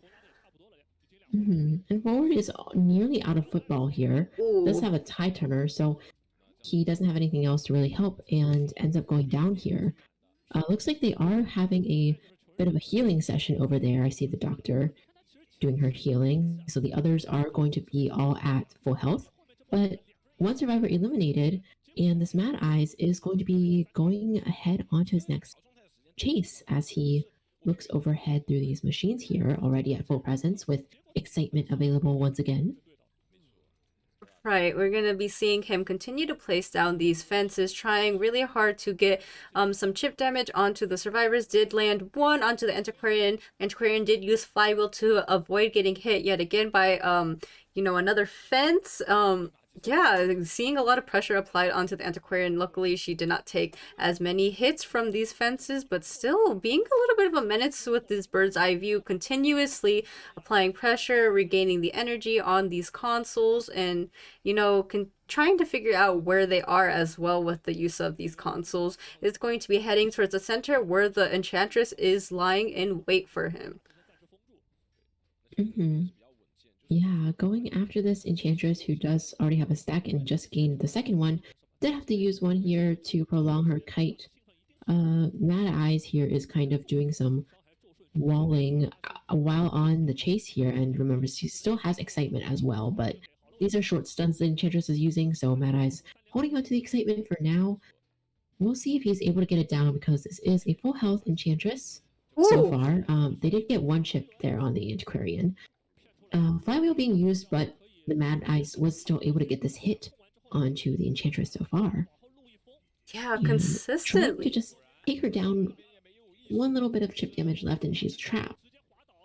Oh man, such good utilization of those fences, completely negated any opportunity for her to leave that area, completely fencing her out. She is going to be remained down as he goes over his fences to kind of make his way to get her and chair her for the first time. There is going to be someone in the vicinity as well. It seems like it is the Antiquarian, a little bit too far off to do any substantial supporting. But again, though, we have to look at the Cypher Machine progress. It is barely been touched so far, and with only 3, well, not only, but 3 ciphers to continue to decode, it's looking a little bit rough in terms of the situation for the survivors, as the Antiquarian is going to be trapped in these fences, not allowing her to get anywhere close to the chaired survivor. Yeah, difficult situation here now where... Oh, yeah, Antiquarian, let's see if she goes down because she's basically... my God. Going down to the walls inside that prison of walls there. Only one survivor left who was trying to decode that cipher, that doctor, but things not looking good. Looks like they might not be able to get this rescue off on the Enchantress at all. Mad Eyes is going to go over pick up this antiquarian for a bit? Is he going to chair, or is he just going to drop her down? We'll find out. But at this rate, there's definitely pretty much no chance of getting any ciphers done. Yeah, the pressure is all on the survivors as the survivor, the enchantress is expiring, being sent back to the manor. The remaining survivors, one is down on the floor, the other is going to fight for their life to continue on with this match. However, it's just looking like it's extremely dire straits unless she can kite out for the antiquarian to get up on her own with the self-heal. Is going to take that hit preemptively with the pallet being dropped, so things looking in even worse situation than before. Is going to do the inevitable, going to wall her off in this area. The ship she's going to be stuck and she can't do anything in the situation where she is in one chip damage away from going down, so narrowly avoiding those hits is going to utilize Doctor's one true kit ability, which is going to be able to heal herself, but I don't think she's going to have enough time to do so before he's able to get her. Wow, really narrowly going through, but she is walled off and trapped, so rather unfortunate situation, but the antiquarian is up and running now. Yeah, that Mad Eye is doing a really good job of positioning himself so the Doctor had nowhere to run even after she healed herself.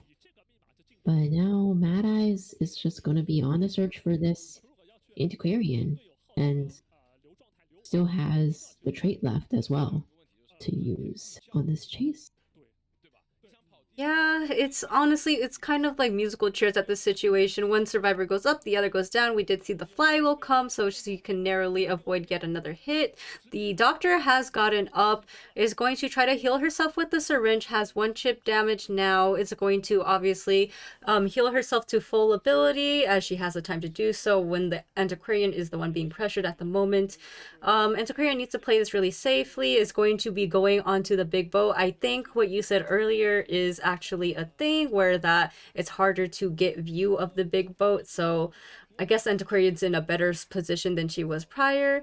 It kind of allows them a little bit more breathing room in that the Doctor is at full health now and the Antiquarian's just kind of waiting out in the big boat area.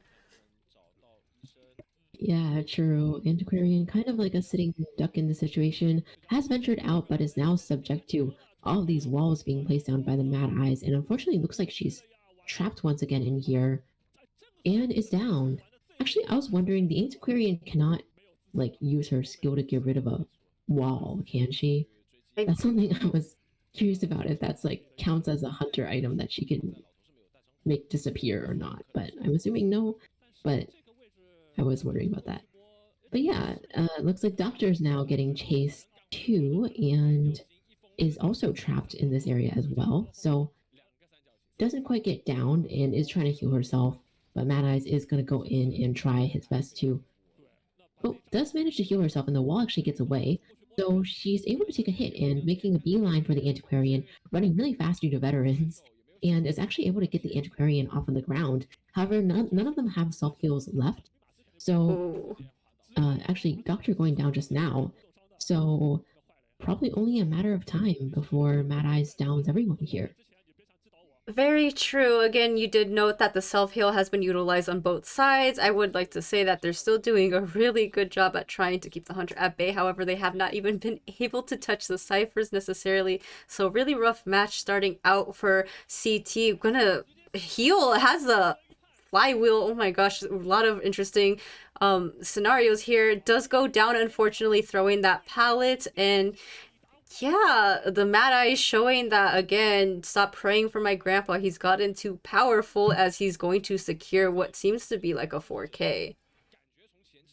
Yeah, this is a very good start for ZSOL for sure.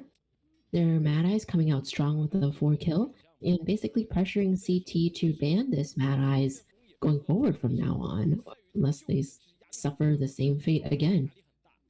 So definitely also putting a lot of pressure on CT's own hunter to try to bring this back with a 4 kill or at least a win if possible. Right, you bring up a really valid point, and you gotta imagine how their mental is doing right now, trying to do their best to go against the Mad Eyes with a triple stunner, a comp, and still coming out of it with a 4K on the side of the hunter. So again, we're gonna probably really be expecting a respect ban on that Mad Eyes. I'd be really floored if they did not decide to do that. But yeah, gotta just hope that the hunter coming up is going to be able to retain those points and get, you know, match what was done here and get a 4 kill as well. So hopefully that is the case for them, but gotta keep their minds cool as they reevaluate how they are going to be moving forward next time in the terms of the survivors. Yeah, definitely, for sure. There's a question in the chat, who else does DM play? So last time in the qualifiers, in addition to Mad Eyes, he also played the Clerk, I want to say, and the Bonbon. And the Bonbon ended up getting 3 survivor escaped, which is why ZT kind of fell into the loser bracket here. So I would say the Bonbon isn't necessarily DM's best hunter out there, but they do have the Bonbon up their sleeve. And in addition to the ones that we saw, he apparently does also have a Hermit and an Undead, the Percy, and yeah, Mad Eyes, Hermit, Percy, Clerk, Bonbon. I'm not sure what else. Those are just the ones that either he has played or that have been mentioned so far that he plays. Yeah, right. Not only do they have that map control aspect in common, but they also have the commonality of making me cry when I have to go up against them. But we're also going to be, or no, we're not. We had briefly looked at the stats here, but I think needless to say that the Mad Eyes did a wonderful job. That goes without saying, and even seeing the statistics, I'd expect a respect ban off of him. However, just imagining that, you know, going against a Mad Eyes and getting a 4K, you have to take into consideration, oh man, this was just the Mad Eyes. This wasn't even a meta hunter that we're going to be going up against. So definitely have to brace themselves for that, as well as they adjust their survivor lineup and strategies accordingly. Yeah, for sure. Yeah, and we saw how CT, like you mentioned, they came in fully prepared with that 3 stunner team comp and the doctor, and even then they still got 4 survivor eliminated.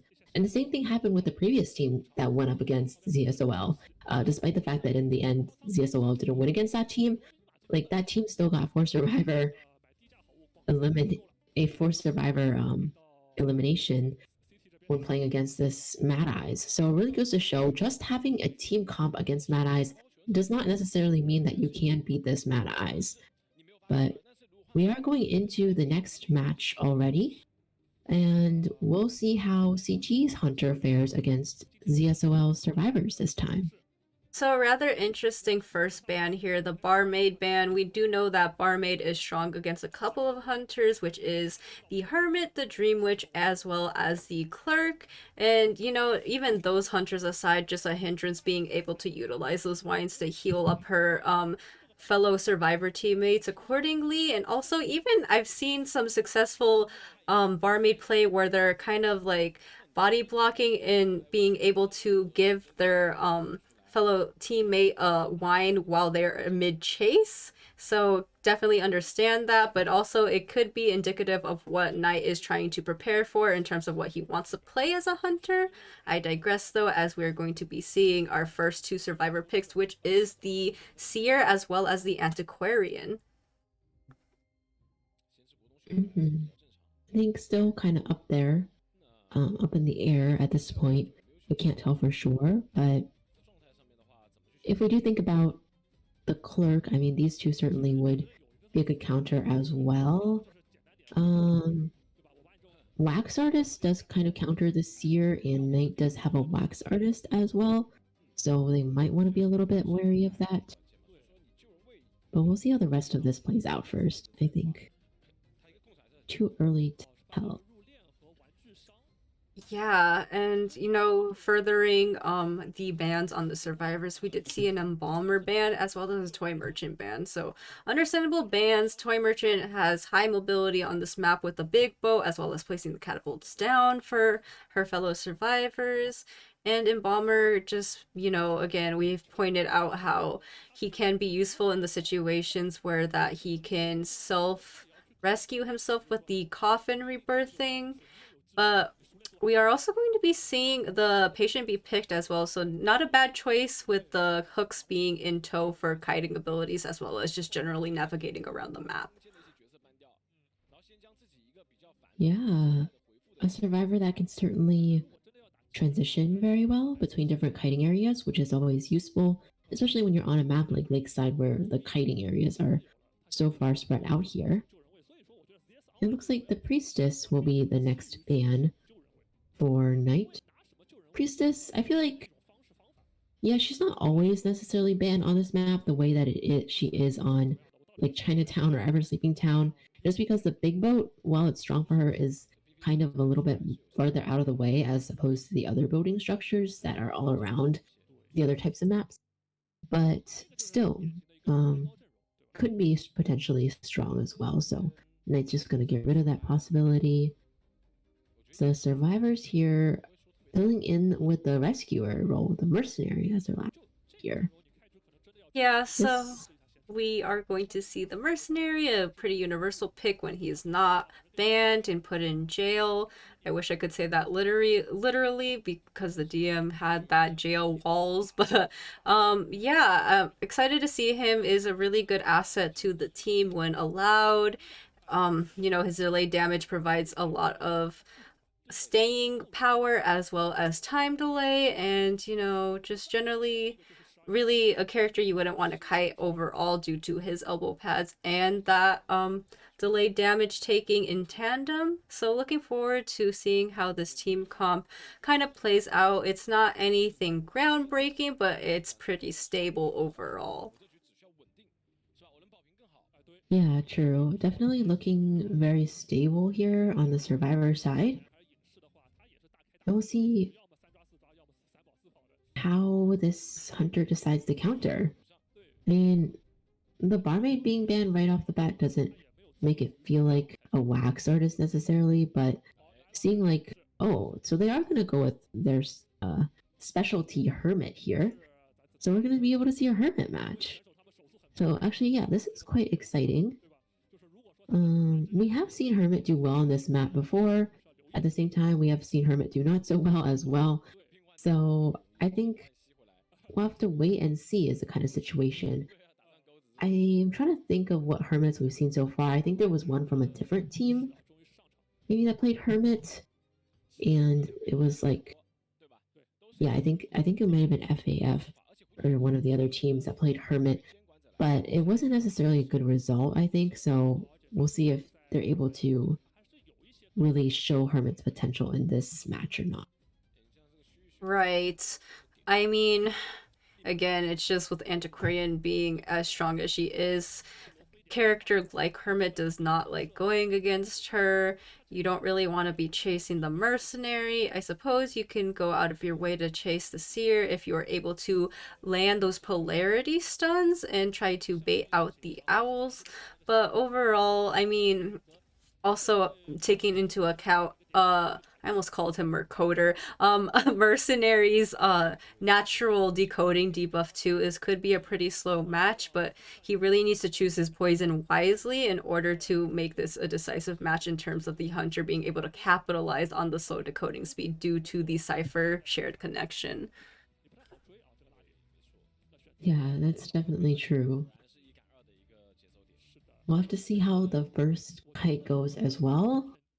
I feel like we always say this, but the first kite is so important, especially against the hunter like Hermit, where if things don't go well during the first kite, then he has more potential to snowball than otherwise. So we'll see how this plays out. Right. I mean, I guess in theory too, because of the slow decoding speed, he's allowed a little bit of saving grace in terms of he can transition to a different target if need be, but he would really need to be careful about doing that. Oh my gosh, we're seeing the Komaida skin.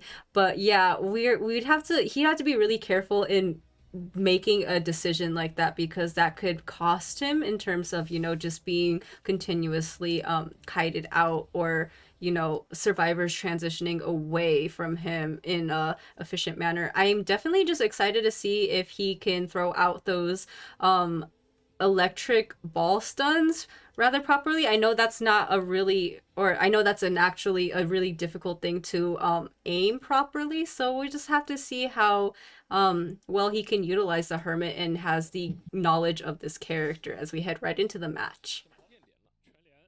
Yeah, indeed.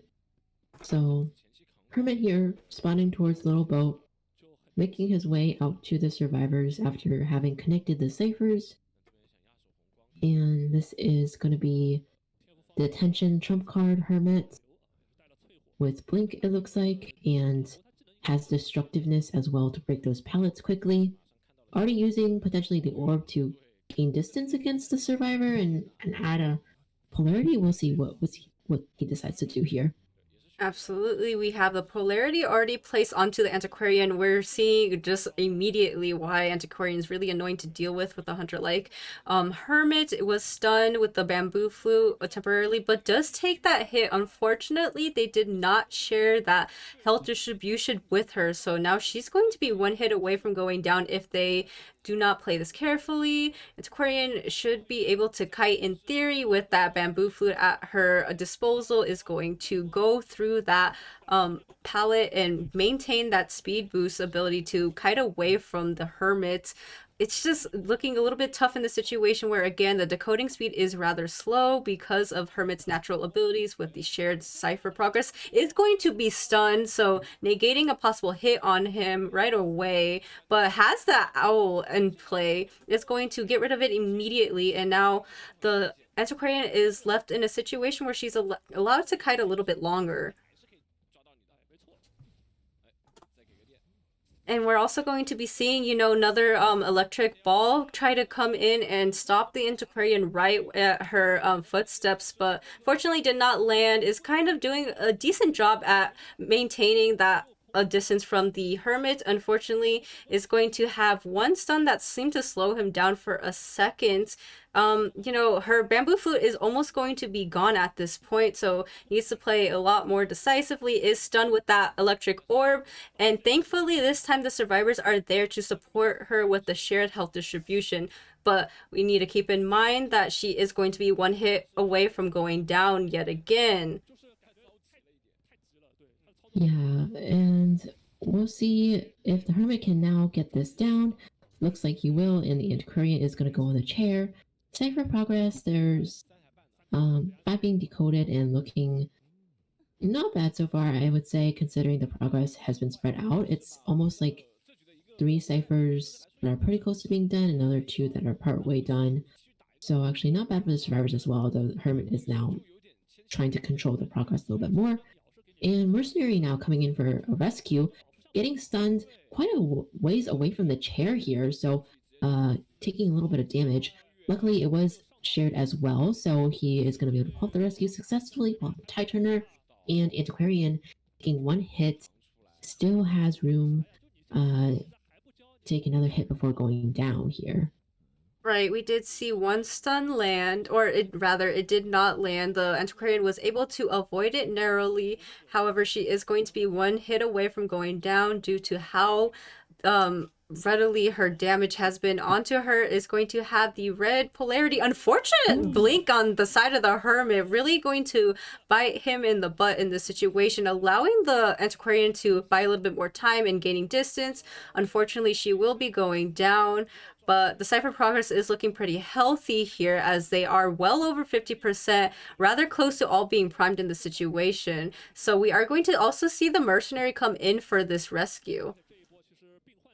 Yeah, the Seer has already taken a lot of damage. So if the others are just going to focus on decoding and the Mercenary is going to come in for the rescue, I mean, I guess it's fine because he's not tanking the damage, but the health states look quite dangerous. Luckily, they do have the Cipher Prime at this point, so their decoding did manage to catch up there. So, yeah, Cipher pops. Patience making a run for the exit gate using his hook actually there. and the other ones are at the other gates. Looking like situation in favor of the survivors right now. This hermit also has no trait either. Right, we're going to see the Antiquarian do a pretty good job at maintaining distance from the Hunter yet again, doing a good rebound kite as she allows her fellow survivors to continue with the exit gate progress, and they are both open despite her going down. She will be seeing the chair, but we have a really secure 3-man escape on the side of the survivors. Yeah, so CT doing a really good job, ZSOL doing a really good job against CT's Hermit here to pull off this 3-person escape. And yeah, there was like one point in the match where I was watching everything going on to the point where I forgot to speak Sadaoquil. Oh, that would explain it. Yeah, I was like, suddenly I like snapped the tension. I was like, oh my gosh, Sadaoquil is carrying the commentary in this tournament match here. I need to get it together here. But it be like that sometimes, Lychee. All good, we have those moments where we get really engrossed in the heat of the moment with the matches. Definitely didn't mind handling that for a moment there. Can definitely relate to just getting overwhelmed at what's on the screen sometimes. But, you know, again, we did see another impressive showing from the Hunter, or rather not the Hunter side, the Survivor side, actually. So doing a really good job at maintaining the points for your team. The Hermit was an interesting choice. You know, sometimes it is rather hit or miss. Has the ability to capitalize on snowballs rather easily, but unfortunately that was not the case in this situation. We'll definitely be looking forward to how the Hunter moves forward in attempting to gain more points for the team as well, but we will be taking a look at the match stats now. Yeah, and looking at the match stats, of course, the Antiquarian's kiting time stands out a lot. 196 seconds. And although she got eliminated, it did allow the rest of her teammates to get that 4-person escape, with the Mercenary rescuing twice as well. And Hermit here getting 10 hits and 4 downing survivors 4 times there. All in all, the match didn't drag out too long, 5 minutes total, about 5 minutes total. So against the Hermit, pretty good. ZSOL showing that they can counter Knight's Hermit. Knight's Hermit is potentially not a threat to them. So that's good news for them and for their ban pick situation as well. Yeah, overall, really strong game 1 by ZSOL. We can see here the score is 8-1, so they have an overwhelming lead in points against CT in addition to this round 1 win. So CT really will have to focus on getting a win in round 2, whereas for ZSOL, hopefully they can keep this up as well, since they're doing very good so far. Yeah, it's interesting because when you're on the side of CT, you kind of, when one side does poorly, you're kind of praying to the gods that the other side maintains or at least gets a solid amount of points, but neither of those seem to be the case for CT. So hopefully they talk things out with each other, reconvene with a different strategy moving forward, and try their best to put up another fight against the other team as well. We always love to see matches where it's a little bit back to back and, you know, they're kind of even in terms of staying power.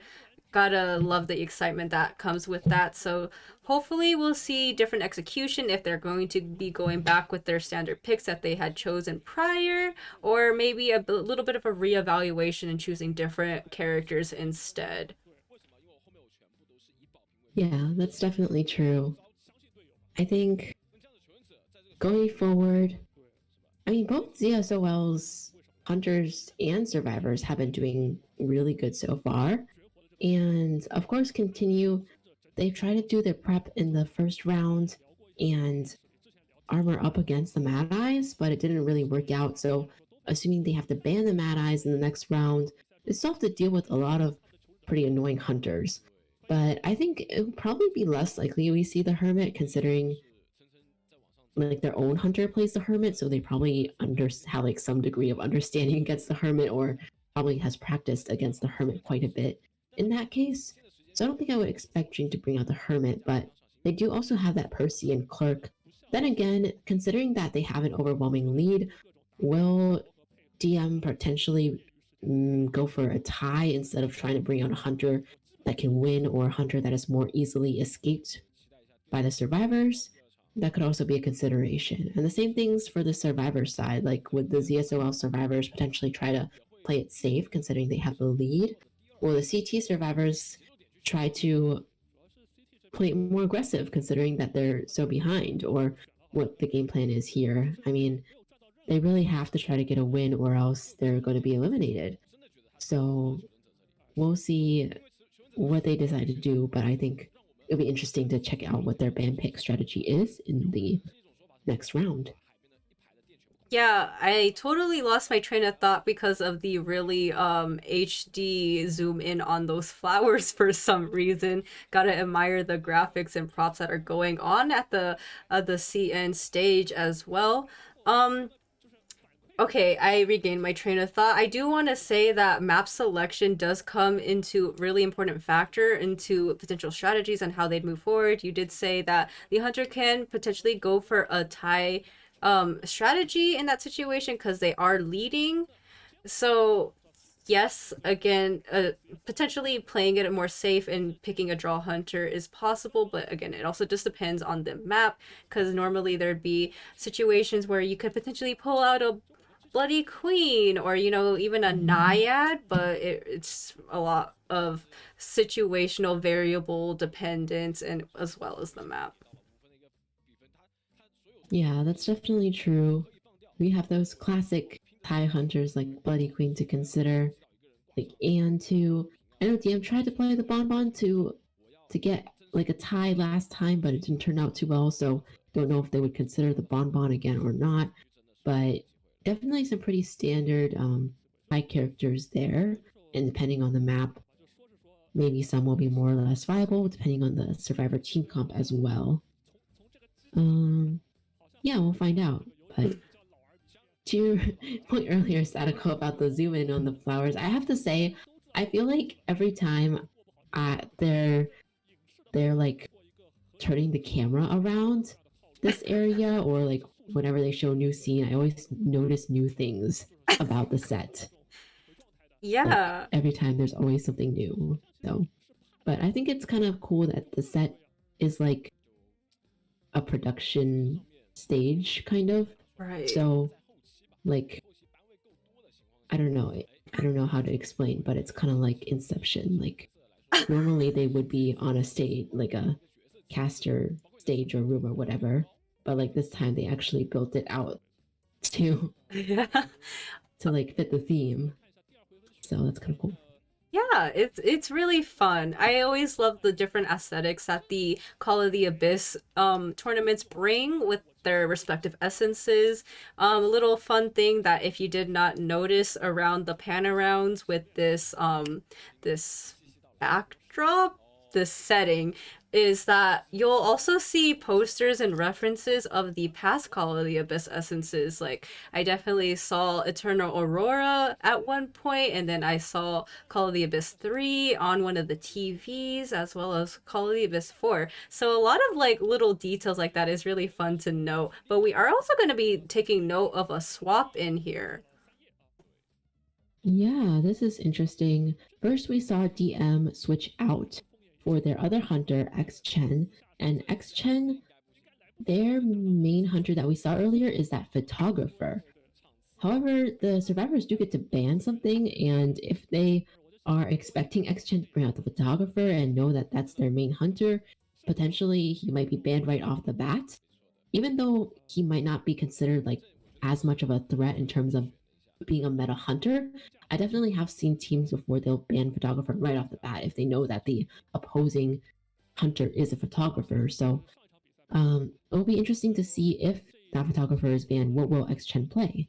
And of course, on CT side, we also have their survivors doing a little swap as well. Sanya, who we saw earlier, plays Prospector, coming in to replace XUI who plays Embalmer and Patient, I think. So yeah, potentially adding more options to their team comp as well. Yeah, I can't say I'm upset in any means by the swap ins. Definitely provides a lot more variables and opportunities for us to see something new, something fresh. I think, lose my mind if I saw a photographer come out, just because you don't really ever see a photographer come out, but also in the sense that, like, recently we've been seeing, a lot of hermits come out. Ooh, Lychee is the resident seer here with an immediate ban on the photographer. But yeah, I was going to say interesting because we've seen a lot of hermits come out, and that seems really random of me to point that out. But it's just like it's kind of similar in the playstyle with the survivors, where it's really dependent on communication, and having good communication like that kind of puts a hunter like that in a bit of a disadvantage. So props and kudos to that hunter being respect banned as well, knowing that that photographer could have been a huge threat. Yeah, definitely for sure. And looking at the hunter bans, actually with the seer and the priestess, it's not very obvious what they're going for. So I'm kind of curious what they'll end up playing, since I don't really know what else is in their hunter pool other than this photographer here. But I guess we'll find out. And Survivor side, I mean, is pretty hard to tell as well what they're trying to counter. Next off, though, banning 2 rescuers right off the bat. Could it be a hunter that specializes more in camping or something like that? I'm sorry, Lychee. I had a really short reaction to seeing that professor. Yeah, I mean, I wouldn't say he's the most viable pick, but it's definitely interesting to see kind of more a new fresh face come up. It's really hard to time his scales. Definitely something that can be a little bit of a hassle to deal with. And in tandem with the antiquarian up into bats, it's just a little bit of annoying, a potential extra stunner. But again, it's a really time importance. So I'm definitely looking forward to seeing if this professor will actually make a difference in this team comp here. Oh, a Gravekeeper being added as well. That's interesting. And Gravekeeper does have a little bit less of a decoding debuff than the other rescuers. I'm curious now what the hunter is going to do, because I really don't know. Yeah. Would it be that bad if they did come out with a TIE hunter? I mean, if they just go like, well, yeah, I don't know, they just like pull out a Bloody Queen or something.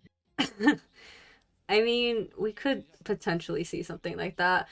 Jong is suggesting a potential disciple or bonbon, but yeah, I mean, I think anything's on the table here.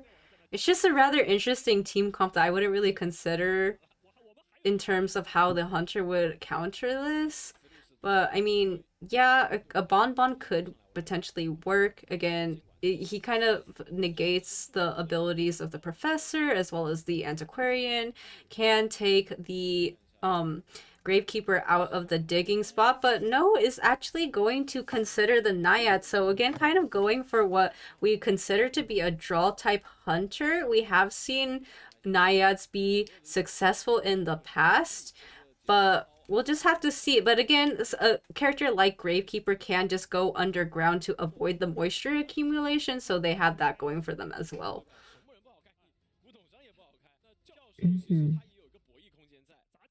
Yeah, I feel like this will depend on how the survivors utilize their abilities.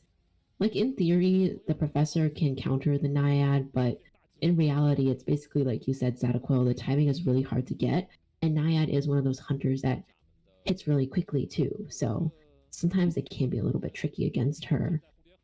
And with the acrobat, I mean, he does have potential for kiting, but at the same time, he is still vulnerable to the moisture circles as well. So Yeah, I would even argue the same for Professor in that sense too, that like once he uses his scales, then if the Naiad just decides to trap him in a moisture circle and he gets caught up in then it's just like he still gets that opportunity to get hit or accumulate that extra damage with the moisture.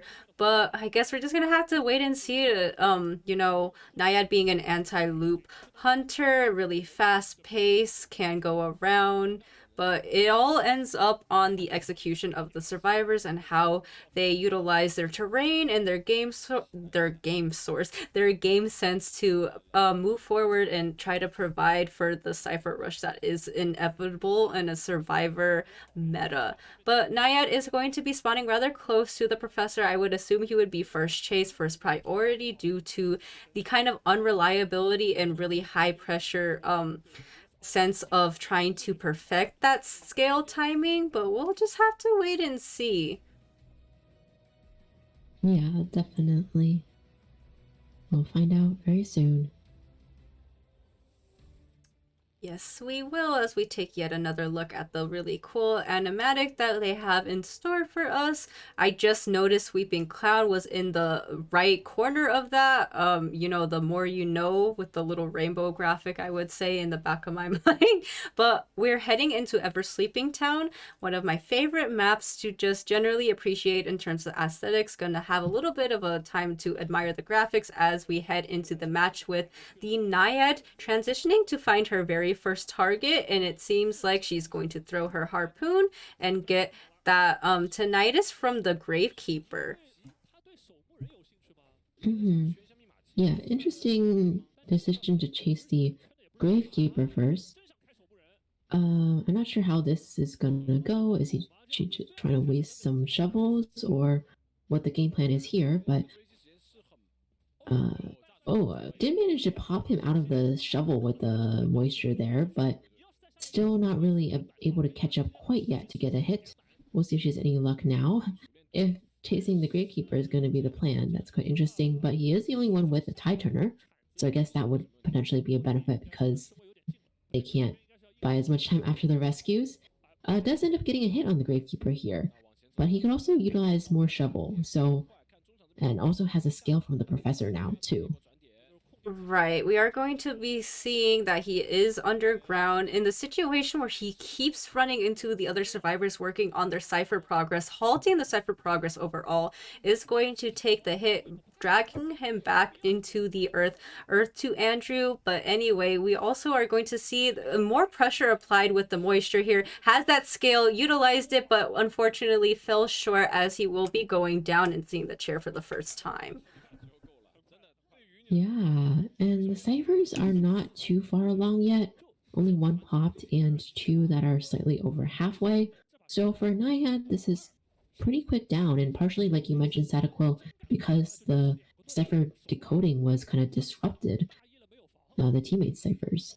But we do see Antiquarian here is in the graveyard. Meanwhile, the Acrobat is actually coming around as well to potentially help with the rescue. So two survivors helping and supporting, but they really have to make sure that Gravekeeper can get a rebound kite out of this to make it worth the time spent on this port here. Right. So dangerously close to having that moisture damage applied to him is going to be running right into the Naiad as well in an area where he can't really kite. However, the Antiquarian is also in the vicinity to potentially provide a little bit of pressure. However, noting that she is at a half injured state, she is going to back off and allow the Naiad to chair him for a second time as well. 3 ciphers have been popped at this situation, but with the survivor almost being sent back to the manor, you would like to have seen a little bit more progress on the side of the ciphers. But again, a little bit of a mistake on the side of the Gravekeeper in that he kept interrupting the progress of the others and kiting in their areas. I would assume that that's a little bit of a communication error as well, and something to improve on in the future, as it seems like there is tinnitus being procced, but they aren't going to commit to this rescue. Yeah, Acrobat staying far away, far enough out of the humidity circle here, and Naiad is gonna go on the chase for the next target, it looks like. But very good performance so far by this Naiad, and we'll see if they can get the next survivor on the chair soon enough. Looks like this is going to be the professor that is getting chased now, so we'll get to see the much anticipated kite and chase situation here by the professor. Right, we are going to have the harpoon in play, going to again try to negate any looping abilities in areas by constantly applying these moisture and pressure. Luckily does not have the moisture in tow in terms of damage, has that scale ready, is playing this really interestingly enough, does not get hit quite yet, however does take that moisture damage due to the harpoon being swung, and is going to try to get away from this area as quickly as possible, but it forces him into a situation where it's kind of hard to navigate and kite around. Is doing his best here, unfortunately does go down. No utilization of the flywheel, so an unfortunate series of events, and we'll be seeing the chair for the first time. However, it seems like the cipher progress just kind of snuck up on us, as the last cipher is going to be close to being primed. Yeah, last cipher definitely will be primed. Acrobat coming in for the rescue as well, but wasn't completely able to seal off the Naiad skill, but they do just go for the rescue while she's in the fish form before the humidity can stack up. And now they have to find a good place to get this cipher pop done while the professor watches out for his humidity a little bit, but it's dropping as we speak. Absolutely, and we're going to be seeing a lot of discipline on the side of the Naiad, not wanting to allow them that basic hit attack to ensure that Cypher pop is going to be difficult for them, and trying to get this last hit due to the moisture. So it seems like they know this, and they're just going to preemptively pop the Cypher machine right away. Not a choice that I argue with in any sense, but the attention is in the air, and the professor needs to do something in order to allow his teammates to get this at least a draw in this situation. Yeah, and the Naiad trying to bait the professor there with a potential blink, but the professor earlier wasn't fooled, but this time was taken down again. The Naiad repeatedly circling this area with the water and able to get that professor down and now onto the rocket chair. The other survivors are at the gate already, one at each gate it looks like, so most likely going to be a tie situation for ZSOL's Hunter and CT survivors. Yeah, so again, Naiad is known for being a little bit of a tie hunter in most standard situations. She did just that. A pretty good show on both sides, not letting the other gain a little bit more of an advantage in that situation. But yeah, I mean, as excited as I was to see a little bit of a shake up in the variety we see in terms of the survivor picks, I don't think that the professor did not well, utilization of his kit wasn't as strong as it could have been in terms of picking other survivor choices, but definitely got to commend him for coming out with that nonetheless. Yeah, for sure. Yeah, that was interesting to see, but overall, I think, yeah, pretty much Naiad was on track for a tie. Definitely survivors would not have been able to have all four of them alive at the end game, but with 3 survivors alive at the end game, that basically puts them on track for the tie there. But yeah, in this case, I guess we'll have to see how the rest of this round plays out. But first, we'll take a look at the match statistics here, with the professor doing the majority of the kiting this time, 124 seconds there. And we do see that Gravekeeper did take a good amount of the kite as well, considering they were actually chased first, probably somewhat unexpectedly by the survivors, but it worked out for the Naiad nonetheless, and everybody else split up the decoding. Right. I do think with a little bit of better communication, they could have got, the survivors at least, they could have gotten better than a draw potentially, but just due to the fact that the Gravekeeper kept transitioning into areas that the other ciphers were being worked on, wasn't the best choice, I suppose. Granted, I understand you need to do what you have to do to try to stay alive, but could have been potentially different had he not gone and done that. Yeah, definitely. The Naya did seem quite skilled in utilizing their water damage. I mean, to be able to chase the Gravekeeper first definitely showed that they were confident enough. They were able to get the Gravekeeper out of the ground due to the water as well. I see a lot of people in the chat complimenting the Naiad's technique as well, doing the double circle. So overall, really good job by X-Chen's Naiad, showing everybody that not only is there a photo to be feared, but their Naiad should be respected as well. Definitely a strong TIE Hunter to have in his character pool there.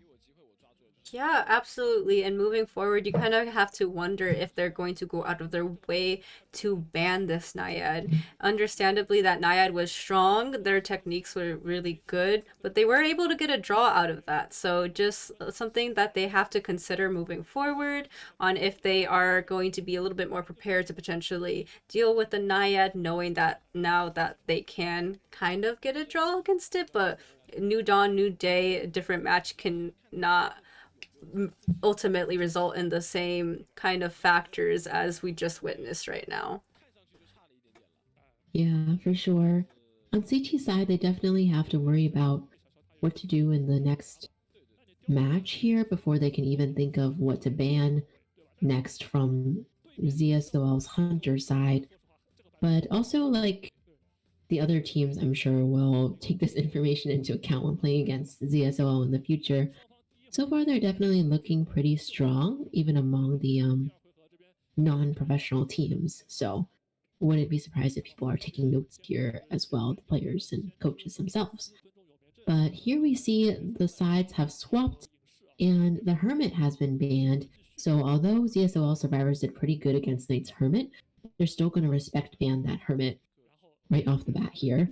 Because like you mentioned, Sadaoquil, who knows what'll happen in this match, even though they were able to do so good against the previous match. This is a whole new match for them to worry about, a whole new map as well, potentially new sets of bans and picks. So just getting rid of that Hermit out of respect. And meanwhile, Knight here also going along the same pattern of banning Seer and Priestess first on this.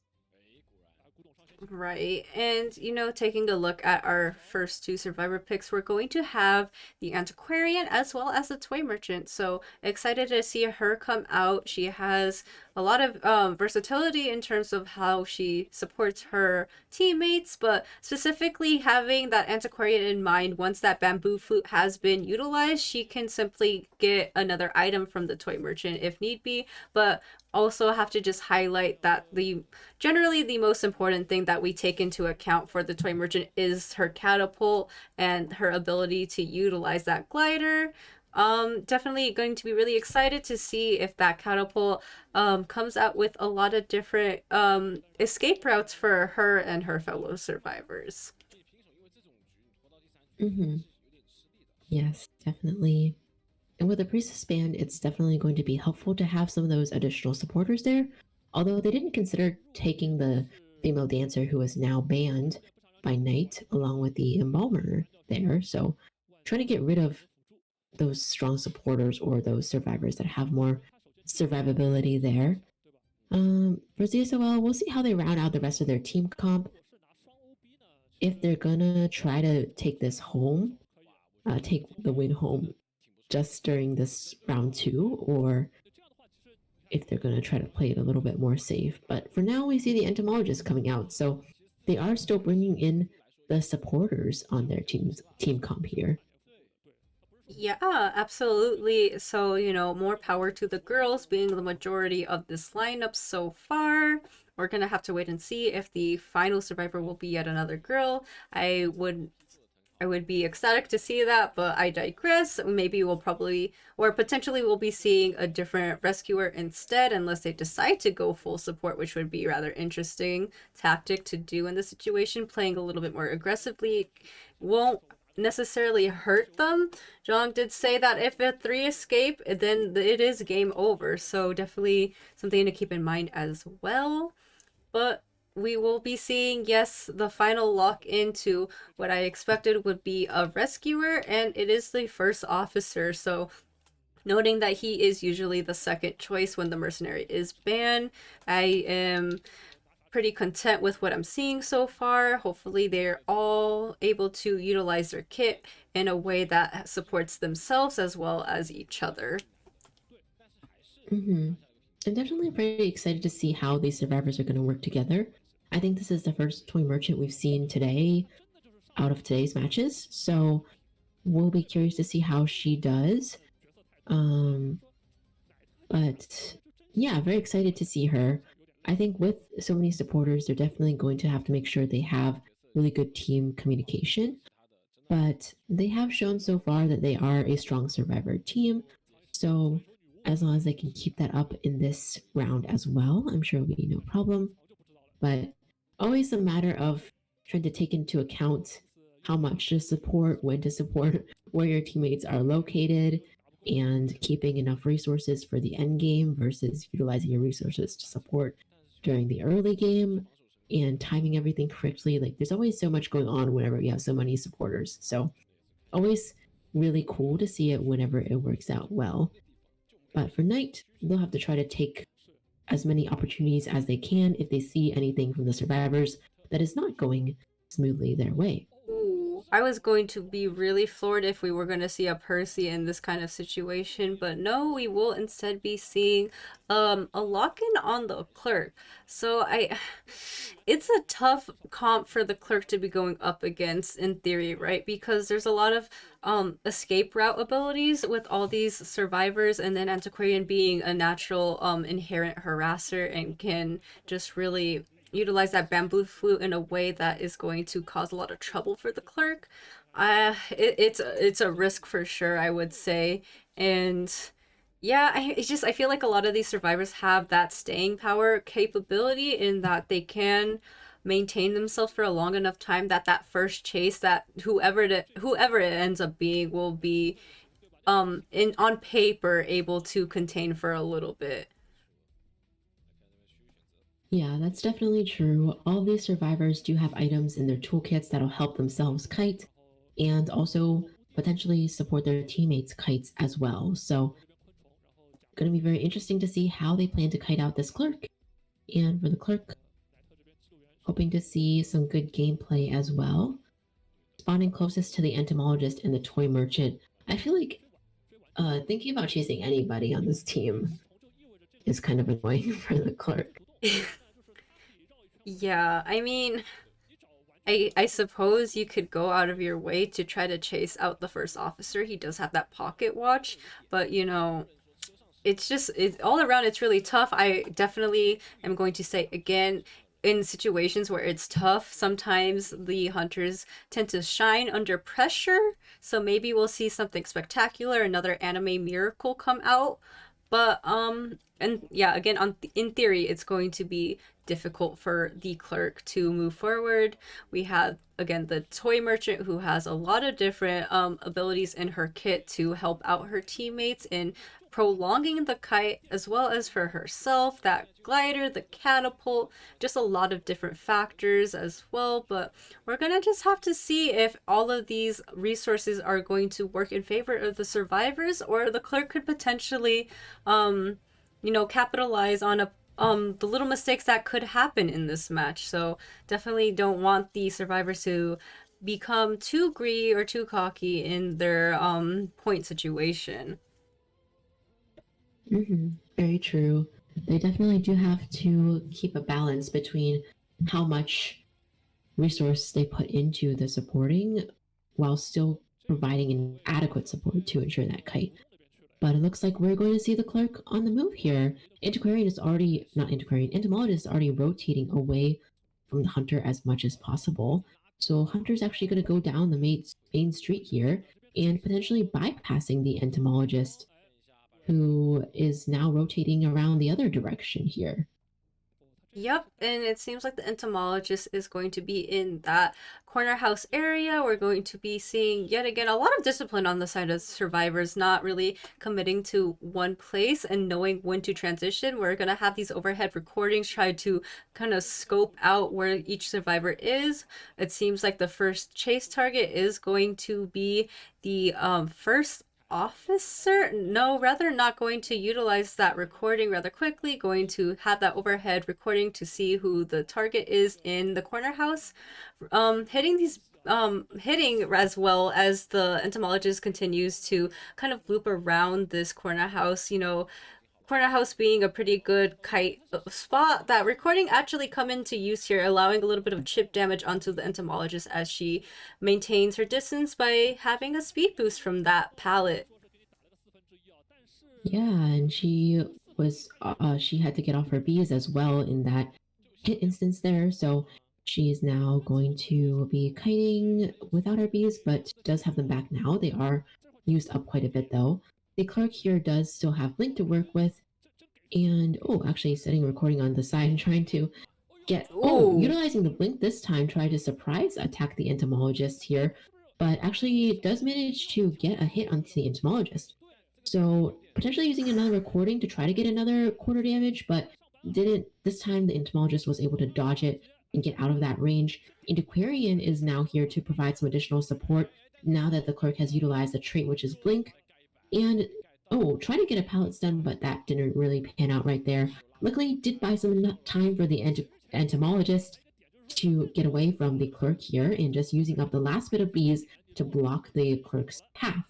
Ooh, definitely. We're going to see another sun land on from the bamboo flute as well. We're seeing that the clerk is recording some hits to try to get that chip damage hit as well. There is a cipher that is close to being finished in the vicinity, but it seems like the antiquarian is more concerned with providing support as well, going to have the entomologist be kiting in this graveyard area. Whoa, does get hit by that recording, so just narrowly getting hit by the edge of that hitbox, so the entomologist will be seeing the chair for the first time, but the antiquarian is in the area. It seems like she's providing a lot of pressure, not wanting to really commit to this. Has one stun, has another stun, and the entomologist was able to struggle out. So really good on the side of the antiquarian, providing a lot of support and not allowing that entomologist to see the chair. But it seems like in this situation, he's kind of upset about that and going to be changing the targets onto the antiquarian instead. Yeah, that was really interesting. Actually, the first time I've seen a clerk utilize the recording so many times during the early game chase aspect, but cool to see Knight utilize that part of clerk to try to get the down. Antiquarian goes down here. Earlier, Antiquarian also putting a lot of pressure on the clerk, both during the chase and then during the part where the entomologist was ballooned. So that really bought a lot of time for the survivors. You can see that they have about 4.5 ciphers done, including some additional progress on another cipher as well. Antiquarian now on her first chair, and this is first officer here coming in for a rescue. Right, and you do see that the pocket watch was utilized to kind of confuse the hunter as well. We do see that the chair time was slowly dwindling, is going to take that body block hit to allow the antiquarian a little bit more time to continue on with her rebound kite as well. She doesn't seem to have any more resources in tow, is going to take the hit through the window. Tide Turner is in effect, however, going to be falling down in a really far away corner, which I would normally refer to as a comp corner in an unserious manner. But we do see that 2 ciphers are well close to being primed, and someone is going to come in for this rescue on the antiquarian, and things are looking really good on the survivor side. Yeah, and Toy Merchant just threw an elbow pad as well on the ground, so the antiquarian can pick that up potentially as soon as she gets out of the chair. But yeah, ciphers are looking like they're primed here, and they pop it. But the antiquarian goes. Yeah, she unfortunate pop. It was a little bit too late on that situation. Antiquarian will be going down. So now what was looking like a really good state of things on the survivor side has shifted a little bit due to that pop. detention is in the air on the clerk. She can provide a lot of pressure on these exit gates. It's going to continuously be scoping them out with the overhead sight. And now her attention span is going to be going on to, continuously putting this pressure on both of these exit gates. Is heading over towards Guan instead, seemingly wanting to commit to him as the next target. Yeah, and Guan still does have one additional pocket watch to work with, but the gates are being decoded so slowly because of the clerk's ability to slow down the gates a lot. So we'll see how far this pocket watch can get the first officer, because I feel like against any other hunter where the gate can be opened more easily, the first officer would be making a beeline for the dungeon with that pocket watch. But in this case, he had to come around to the two-story to buy some additional time, and this clerk does still have 30-something seconds left on detention as well. So pretty difficult situation. Oh, not getting that pallet mind game on the clerk. The clerk succeeds that mind game there and gets a hit on the first officer. So looks like this is gonna turn out to be a tie match situation. Yeah, I mean, I definitely can't say I was expecting that at all, but that cipher prop definitely changed things and shifted the course of the actions into, I wouldn't say the favor of the clerk, but things started to look a little bit more hopeful after it happened, being able to get that draw instead of a three-man escape, I would say. So yeah, a little bit tough situation there, but it is what it is. And congrats to both teams for playing that in a way that was having us sort of on the edge of our seats there. Yeah, for sure. I feel like if the Cypher Pop had been successful for the survivors, that Antiquarian did have the Mercenary's elbow pad to work with, so could have potentially tried to kite the Hunter for a little bit longer. Or, well, we don't know what happens because the gate might still be slowed down and they might still have trouble getting 3 survivors out, but it definitely would have been a much higher chance in that case. So a little bit unfortunate there with the Cypher Pop, but in the end, both teams coming out with a tie, and I guess this means that we have to see what happens in round 3. But first, the match stats. Right, so definitely an interesting turn of events on both sides. We are going to take a look at the stats. Pretty good containment time overall from pretty much all of the survivors, as well as they all had their hand in putting in that cipher pressure in terms of the rush. We do see that despite the toy merchant trying to come in to support for the antiquarian at the end, she still got a lot of cipher progress done in that situation. But overall, still pretty good. Things were pretty solid overall. Granted, again, we probably would have seen a little bit of a different turn of events potentially without that cipher pop happening as it did, but we're also going to have more matches due to that. So still an exciting turn of events overall. I'm sure everyone else is excited to see more intense gameplay and action that will determine the fates of each team. Yes, that's definitely true. And trying to figure out the score situation here. So 8-1 lead for ZS Online. That's a 7-point difference. So I guess to overcome that, the CT team would have to get like one 3-person escape or kill and one 4-person escape or kill. Even that out. So that would still be a really difficult situation to overcome in terms of the point. Right. It's certainly an uphill battle, but I mean, even in our last two, or not our last two, but the last team lineups that we had seen, we had said that before, and then they went into BO4. So I guess anything's on the table here, but as you said, there is quite a bit of a point deficiency they would need to overcome as well. So looking forward to seeing how they are adjusting their strategies, potential lineups in terms of character picks, and how they try to come back from this. Yeah, definitely. I mean, for ZS Online, because they already have the game 1 win, regardless of the score for game 3, unless it really goes to that point, like any other winning score for game 3 could work out for them. So yeah, definitely a pretty tall order for CT, pretty big mountain to overcome. But they're still in the game, so we can't count anybody out at this point. They're still in the game, and we just gotta see what they are gonna bring us in round 3. But yeah, these teams definitely showing us that they are able to.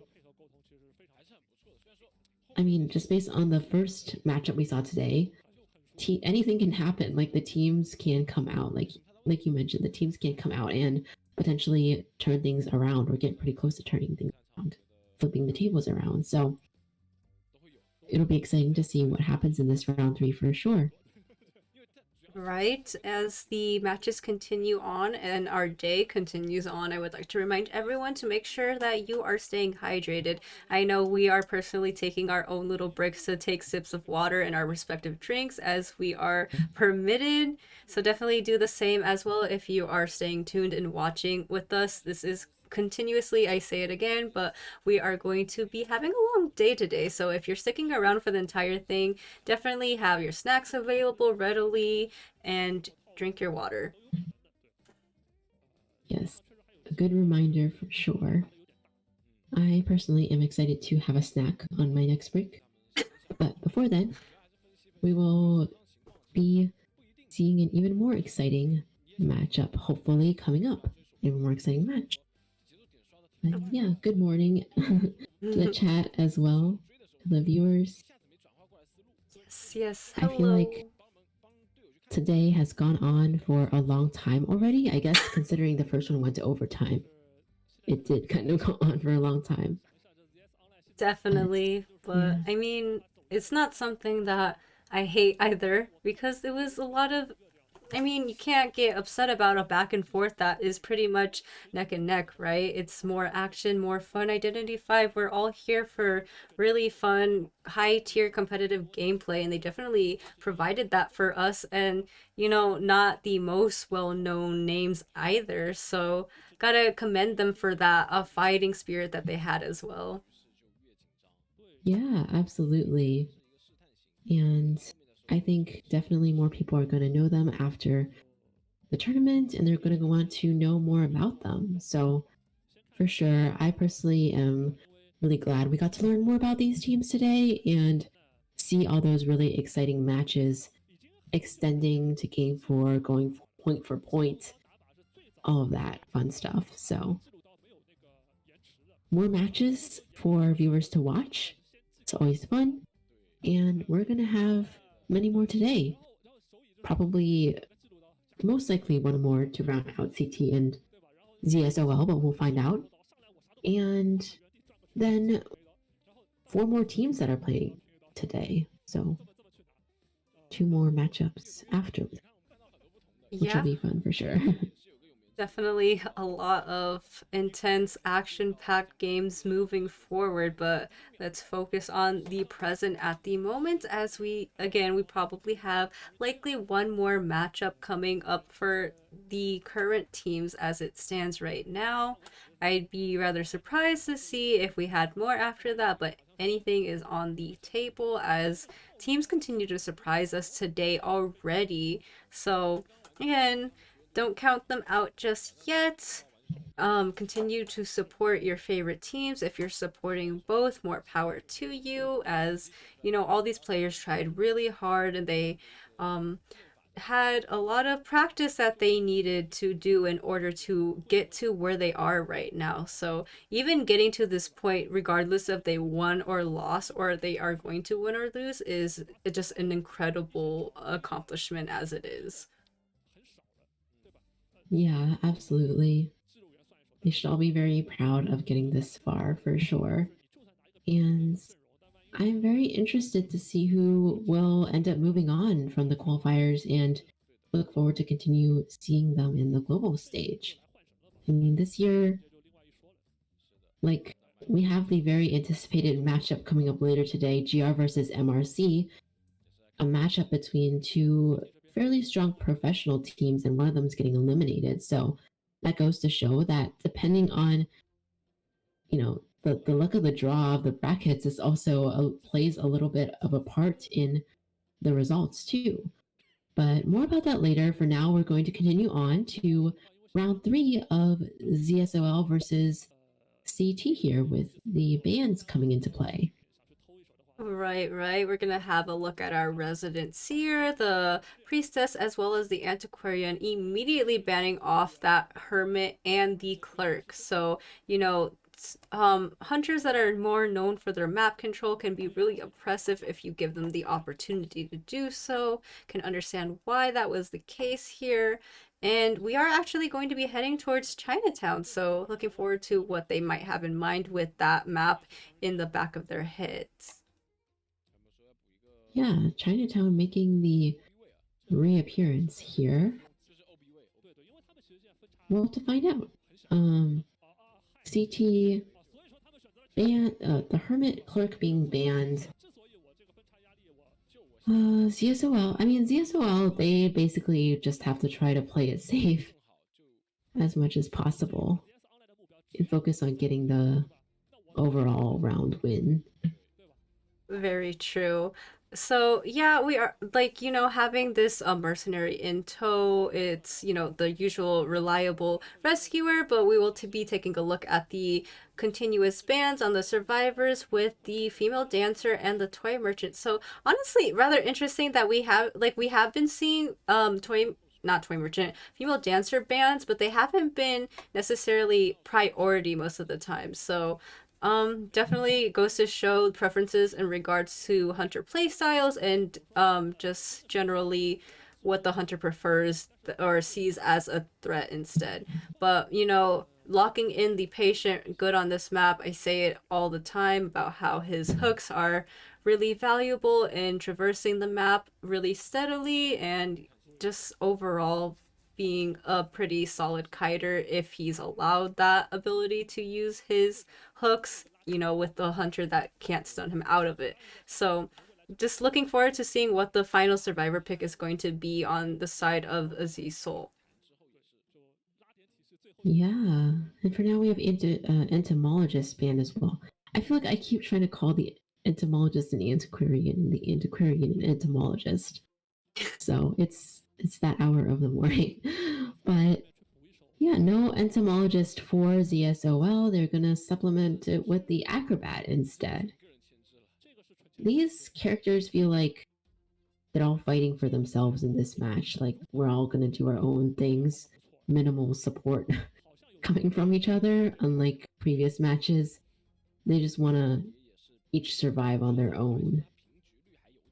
Yeah, because there's really not synergy in terms of teamwork and supporting each other. Granted, I know, you can make that argument with the embalmer can put his coffin onto one of his teammates, but in terms of staying power and being chased out, they're really not going to go out of their way to go help them or help each other rather. So yeah, you're definitely making a really valid point. They're going to be fighting for themselves in a rather self-preservation method. So gonna have to see if that will pay off for them in terms of how their playstyle is going to shift and what Knight will consider in response to these survivor picks.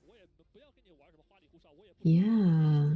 For the Hermit band and the Clerk band, we'll have to see what other hunters they have that they think are win potential hunters. I mean, they have the Wax Artist, but Wax Artist, while they can sometimes get a win, it's not necessarily always considered a win hunter. And I don't know if that's necessarily what they're going for anyway, based on these bans and picks. Like they banned some stunners in the seer. So we might be seeing something different here from Knight. To find out. Oh, the breaking wheel. Oh, maybe Oh, not. no. The wax artist. Or the breaking wheel. Which one will it be? Yeah, it seems like our resident wax artist will be coming out today. You know, kind of an all or nothing hunter. He can be really oppressive, has that wax that can stall these survivors, but it's difficult with survivors like the patient as well as the mercenary on paper. But as stated, CT's Hunter Knight does need to play really aggressively, so this, you know, a miracle can come out and we might see something changed before us in terms of morale and turn of events. But I do think that the survivors have that staying power necessary to counter this wax artist in terms of what they need to move forward in this match with the points. Yeah, absolutely. So we'll see how this match pans out here. Wax artist spawns in the hotel corner here, closest to the acrobat and the embalmer. I mean, I guess you could chase either one in this situation. So we'll see what he decides to do. Yeah, definitely.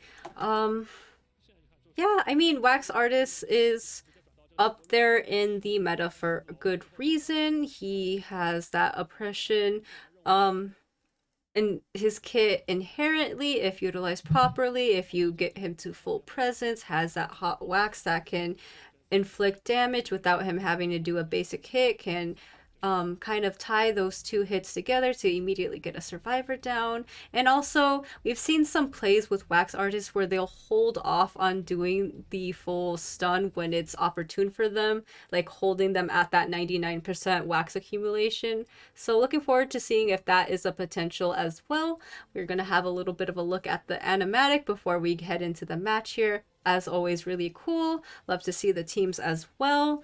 But we are going to be heading into Chinatown and loading in with the wax artist immediately in his S tier skin.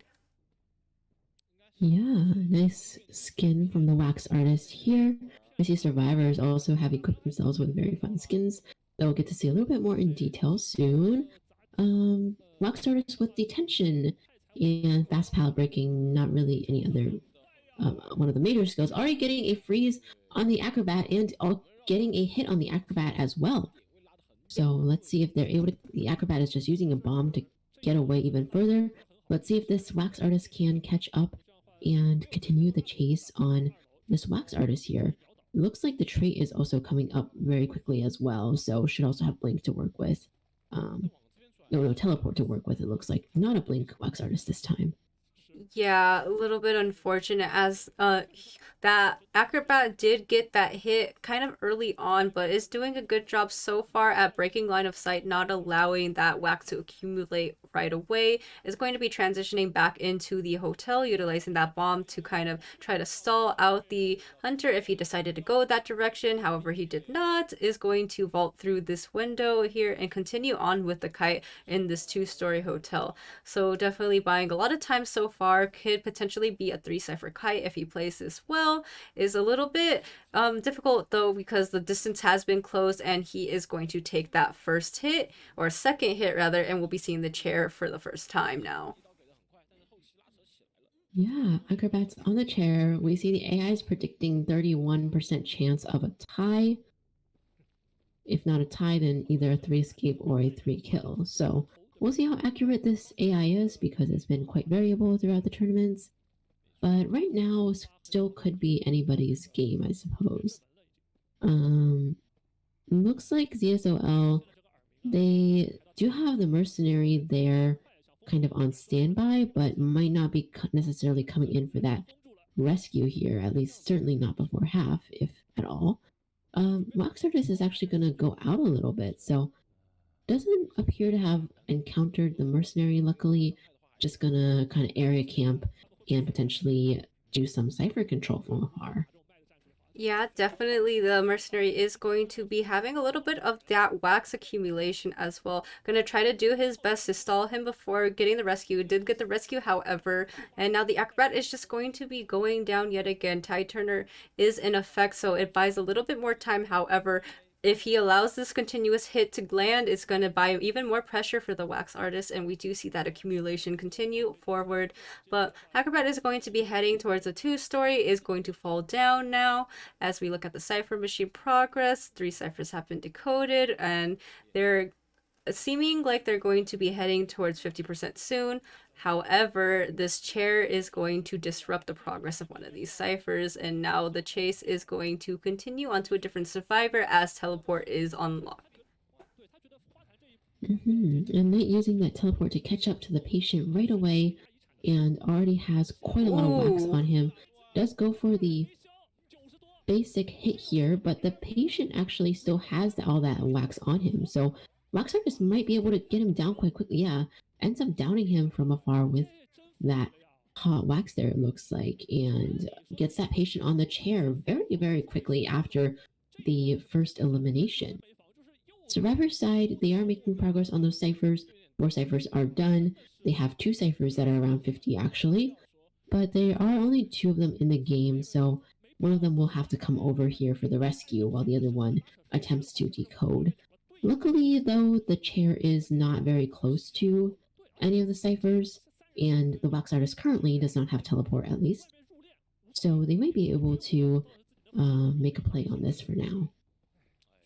Yes, definitely. We're going to see that the mercenary was, a kind of a failed elbow pad right into the area of the wax artist. We're going to see the hot wax land, and now it's in a little bit of a tough situation for the survivors having that hot wax land that damage. It's going to kind of stall him out from going for that rescue, finding that it's going to be a little bit difficult here. It's going to rescue, and the mercenary is the one who actually took that hit, so definitely could have been worse. The mercenary, unfortunately, will be going down as the patient is going to try to go away. However, they're just popping the cipher machine, so definitely a lot of situations and variables happening as he teleports to the patient that has that hook, but unfortunately is going to go down. Yeah, that hook didn't manage to get him very far, and certainly not past the pallet, at least if that was his goal. So Wax Artist was able to down him very quickly, and this kind of leaves the Embalmer in a bit of a tricky situation here. We'll see if the Wax Artist is able to catch up there.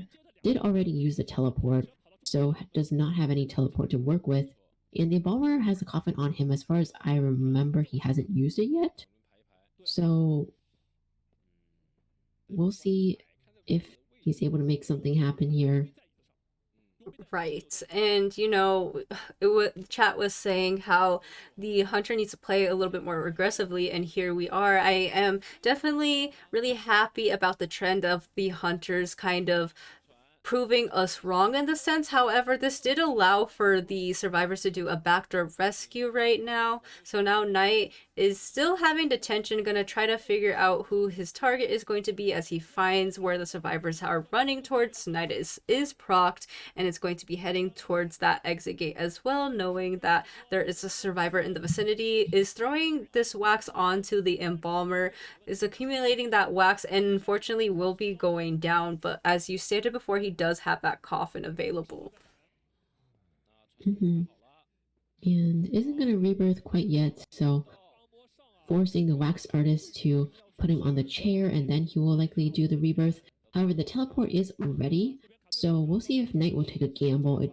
He is actually going to take a gamble and utilize that teleport to try to down this mercenary at the other gate here. Unfortunately, the tension is kind of running out. But the Embalmer's coffin is right there. I hardly even noticed until the flowers started blooming. But Embalmer down right in front of the gate here. The gates are actually not open quite yet, and they have the Embalmer on the chair once again. However, no more detention left for the Wax Artist, so the mercenary won't go down immediately with a hit, but is still kind of in danger here because the gates aren't open, and the Wax Artist looking like he has at least a 3 kill here. Yeah, definitely. And the dungeon isn't even in the vicinity of the mercenary as well, so playing a really dangerous game in this situation where he is at a half injured state, the wax artist is at full presence, can get that hot wax to potentially get him down quicker and faster. Did finally take sight of, or potentially not. But yeah, the remaining survivor is in the area, knowing Tinnitus is proc going to wax that other gate as well, making the situation all the more harder for the remaining survivor. Lychee is going to take some wax as the wax artist finally takes sight of him. It's just really difficult. He has no resources to deal with in the situation. I really do feel it's only a matter of time before he goes down. He is far from the dungeon as well, so a little bit of a tough situation as the Hunter Knight did such a great job and again proving us wrong and being rather aggressive, hitting the wall, but it's okay. It seems like the mercenary will still go down in a second, and we do have a 4 survivor elimination. So congrats to CT's Knight for kind of pulling this back. Yeah, absolutely. A very good job by CT's Knight for sure. They really stepped it up this time and managed to play really well there with that wax artist, putting their team or keeping their team still in the game, I suppose. It's still a little bit hard because I think the survivors do have to come out with at least a 3-person escape to tie things up overall.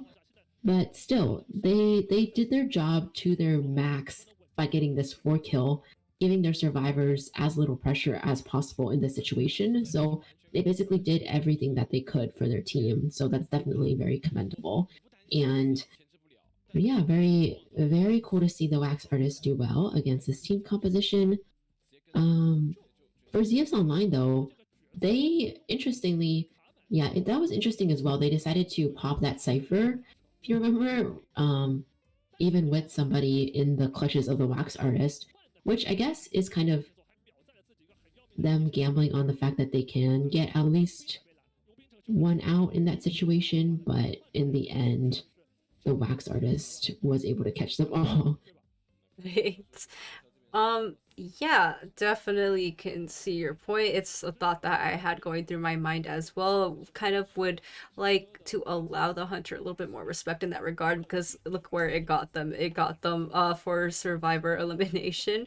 But yeah, I mean, I suppose it's not in dire straits for them either. It's more CT needs to continue to pick up the pace in order to tie things up. But we are going to take a look at the stats here. Rather impressive play from the wax artist overall, despite the kiting speed that we did see from the survivors. Yeah, for sure. And I'm still thinking about that cipher pop. I mean, I will say, I guess they probably felt like that was the most practical situation because otherwise they have somebody at half health potentially coming over to rescue who could easily be stuffed with the wax artist skill and no attack recovery, and basically like only leaving one survivor alive after the cipher pop, which is not a good situation. Or the two of them would have to switch places, which on a larger map like this takes a really long time for the full health survivor to switch places with the half health one, so the half health one pop the cipher while the full health one rescues. So they might not haven't had enough time for that, or that was their judgment that there wouldn't be enough time for that.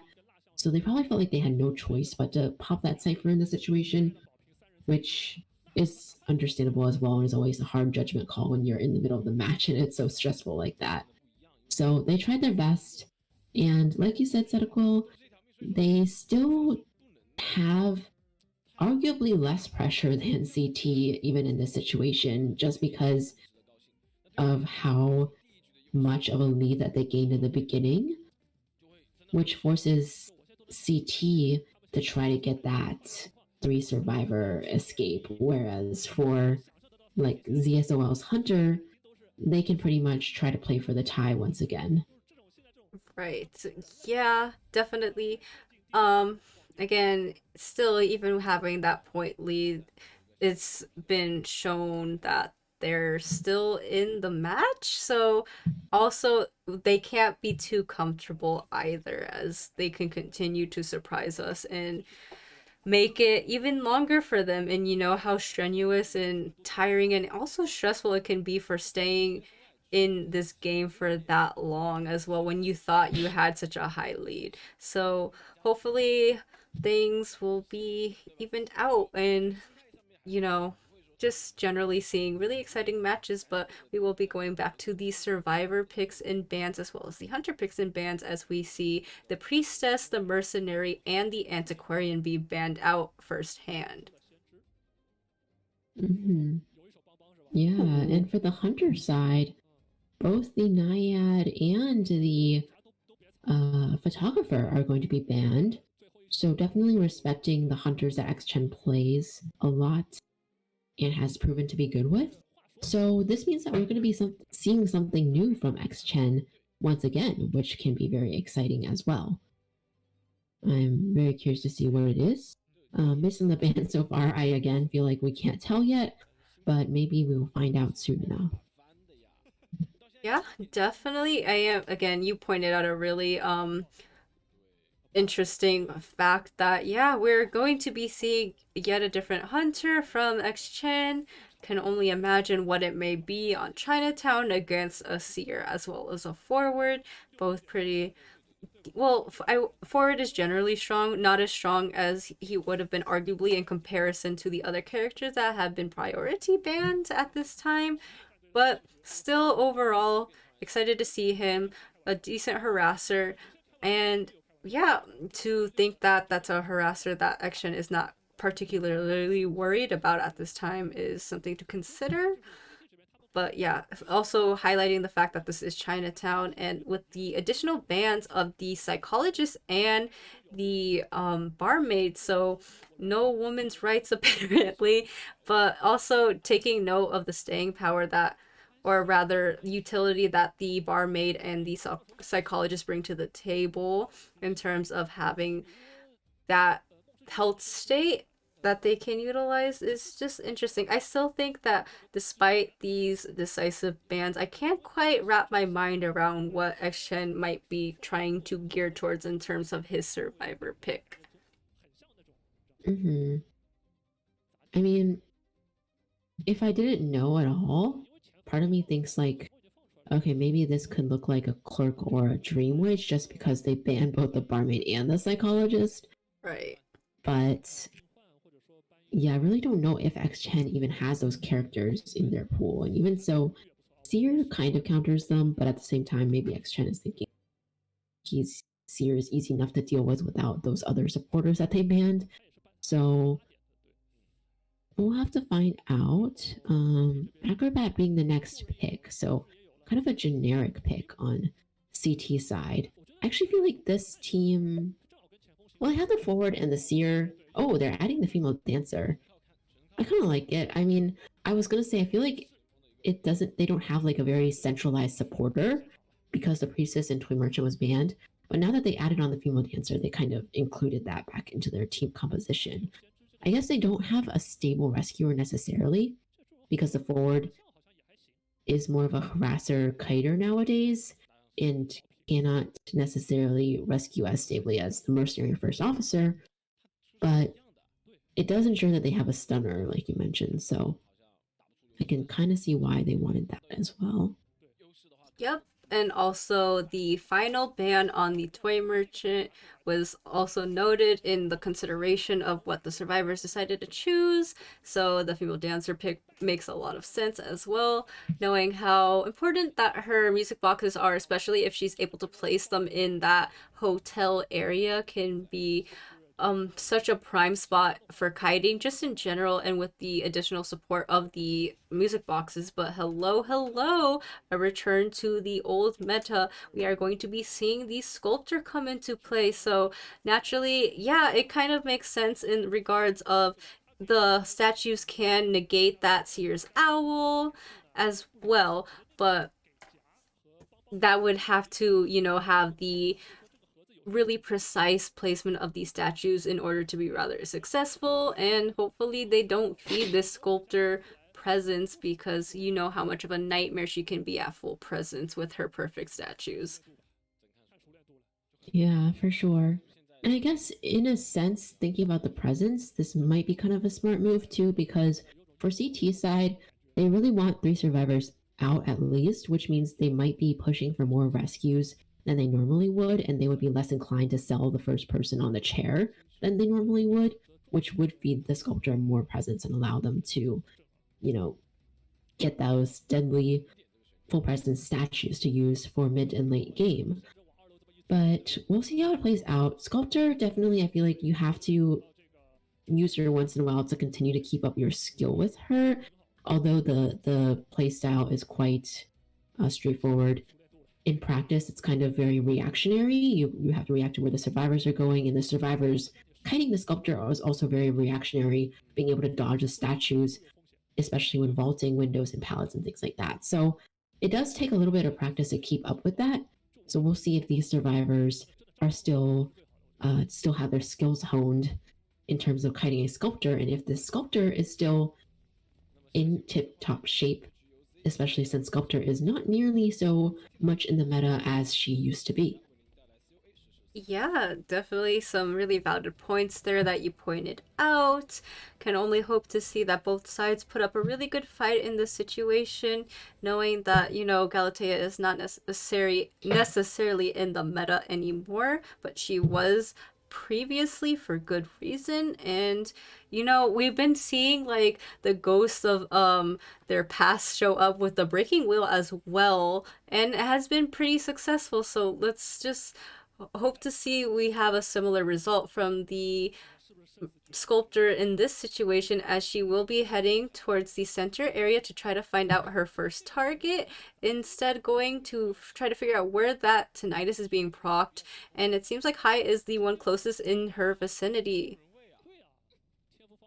Yeah, so unfortunately it looks like XGen might not want to chase Hai first. Doesn't seem to really prefer that target, but might be forced to chase him anyway. So Female Dancer has already set up the boxes we saw too, so maybe potentially we'll see survivors kite back towards that area.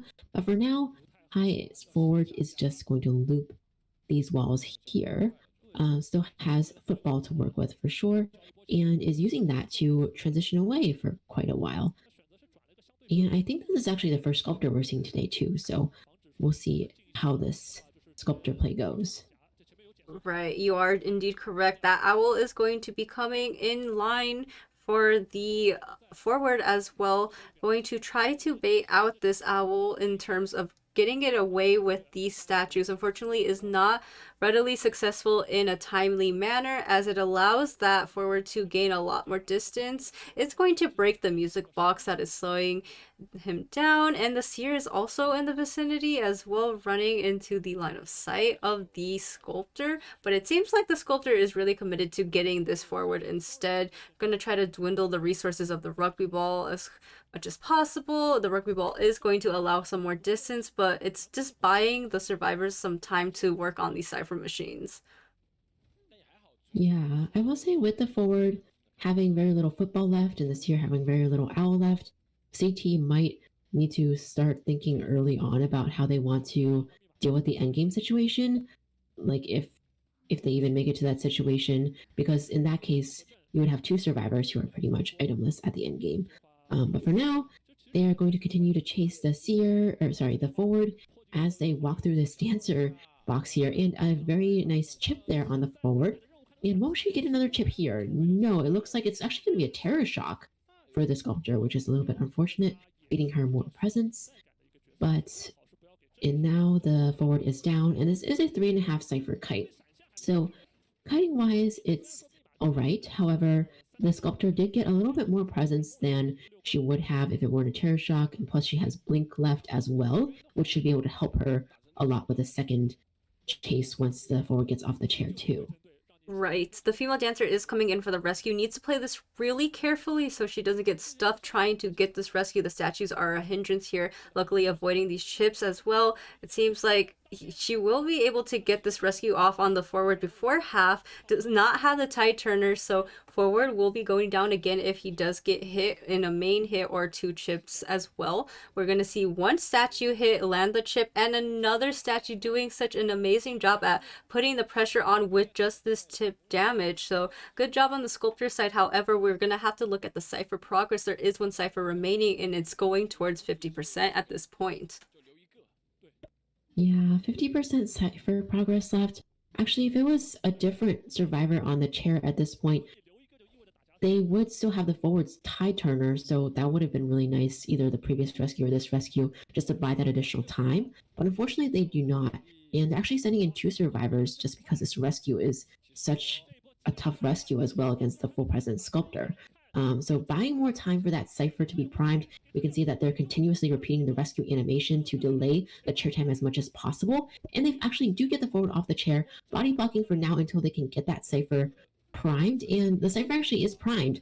The only downside here is 3 survivors with basically no items, and somebody is preparing to decode this gate, but nobody's able to decode the far gate. So a little bit unfortunate in that sense. But still, the survivors do have 4 survivors alive at the end game. Sculptor does have detention, so we'll see what they can make out of the situation. Can they get that 3 survivor out that they desperately are hoping for? Right, and we do see that the sculptor is holding on to that blink at the moment, is going to try to hunt down this female dancer as quickly as possible, is going to avoid this chip damage from these statues for now, and it seems like the female dancer is going to be in the vicinity of the dungeon. However, none of the exit gates are being worked on at this time or close to being finished. Is taking another, it was taking another chip damage, but that failed blink was really going to hurt the sculptor in the situation. Is going to vault through the window yet again, is 1 chip damage away from getting hit, but they're all at the other exit gate, so it's just a matter of time. When the female dancer does go down, they are still able to leave. Yeah. And this is a 3 survivor escape situation for CT, and only a 1 survivor elimination for ZSOL, which I believe means the matches are all tied up once again, and we're going to an overtime round 4. I will wait for the screen to confirm that for us, but if my calculations are correct, that is what happened. I believe that is the case, Lychee, but don't count me as correct anytime. But yeah, I don't know how many times I need to say that anime miracles can happen and don't count the teams out yet, but it's literally becoming a reality as 2 team matchups back to back have brought it back to a BO4 situation. So, just huge kudos to both of these teams, having their mentality and their spirits and the morale still high despite what had seemed like a disadvantage at first. Now things are tied up and it is anyone's game. Yes. Crazy how these matches have just been twisting and turning in what's happening. Like, first we had that happen for the first 2 teams that played, and now we have it happening for CT and CSOL. I mean, the last time, the first match we saw today, they said that was the first overtime in the Chinese Mainland qualifiers. So now we're seeing it not only for the first time, but we're seeing it twice to boot. So really crazy, and it definitely does show how these teams are all very close in terms of their abilities as well. Absolutely. But now the match stats. Yeah, definitely a monumental day in terms of record breaking for this COA. But yeah, match stats, we are going to see a really incredible amount of containment time from both the female dancer as well as the forward. So again, I would like to say that, even getting a minute of kiting time against a top tier hunter is something to be proud about, and it's something to be respected. However, these are both 2 minutes or over 2 minutes, so really good utilization of their kit, their resources, and just having the game sense and knowledge of the terrain and how to counter some of the plays that the hunter was dishing out. Yeah, definitely. But I have to say, I mean, props to CT for being able to turn it around in a really difficult situation. It was looking like there was no hope already starting from game 1 when they were down 8-1. And being able to tie it in round 2 was kind of a saving grace there, but also not completely turning it around for them. But then game 3, they came out really strong here. So they showed us they do have what it takes. And who knows, we'll find out who brings the final victory home, because this is one of the two matchups were during like the Chinese casters predictions. Though this one did have the majority predicting that ZSOL would win, with only a few predicting that CT would win in the end. So maybe we'll see an interesting upset here. Maybe this will be the anime ending that everybody wants to see, or maybe we will see ZSOL bring it back for the win in the end. So it's something we'll find out very soon. Yep. Very, very curious.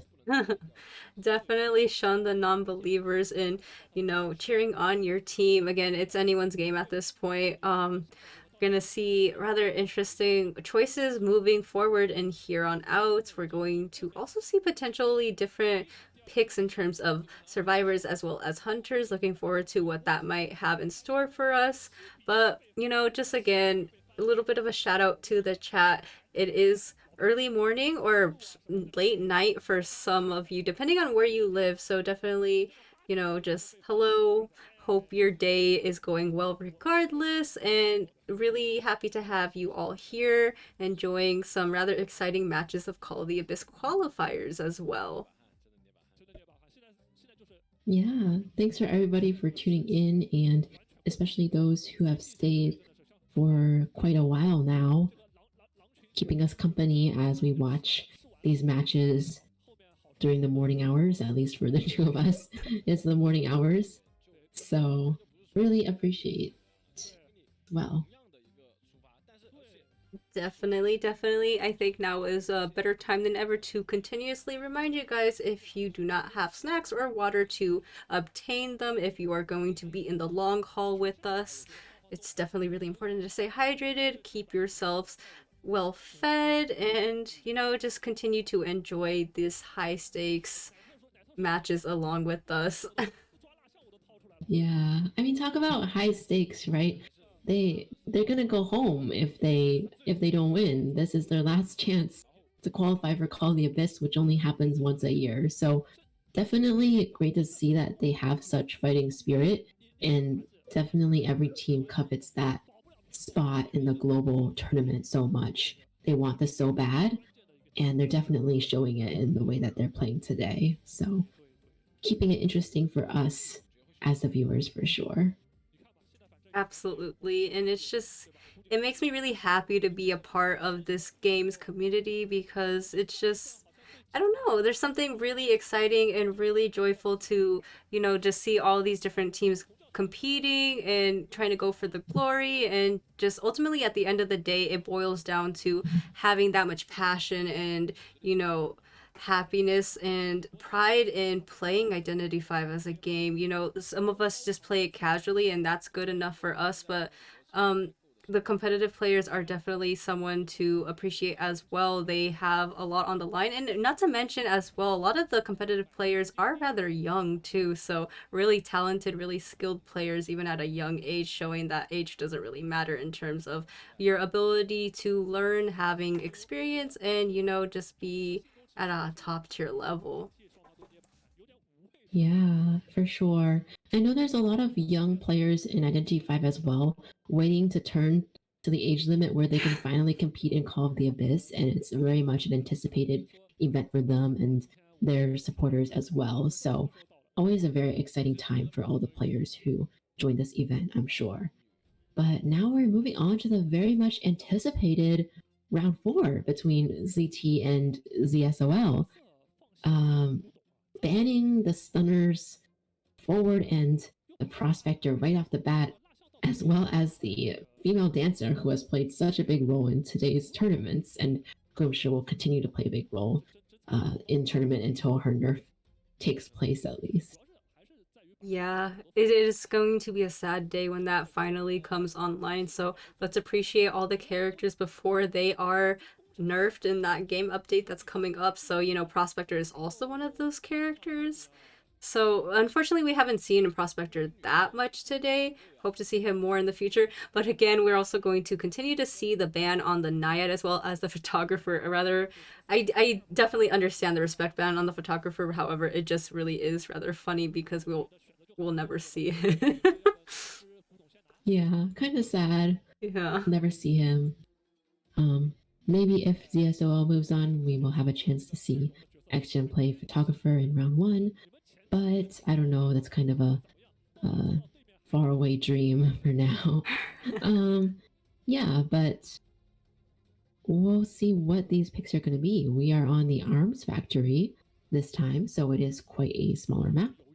And with that Naiad and Photographer band, well, we know that X-Gen has a Sculptor, but based on the previous Sculptor match, will they want to continue to play the Sculptor?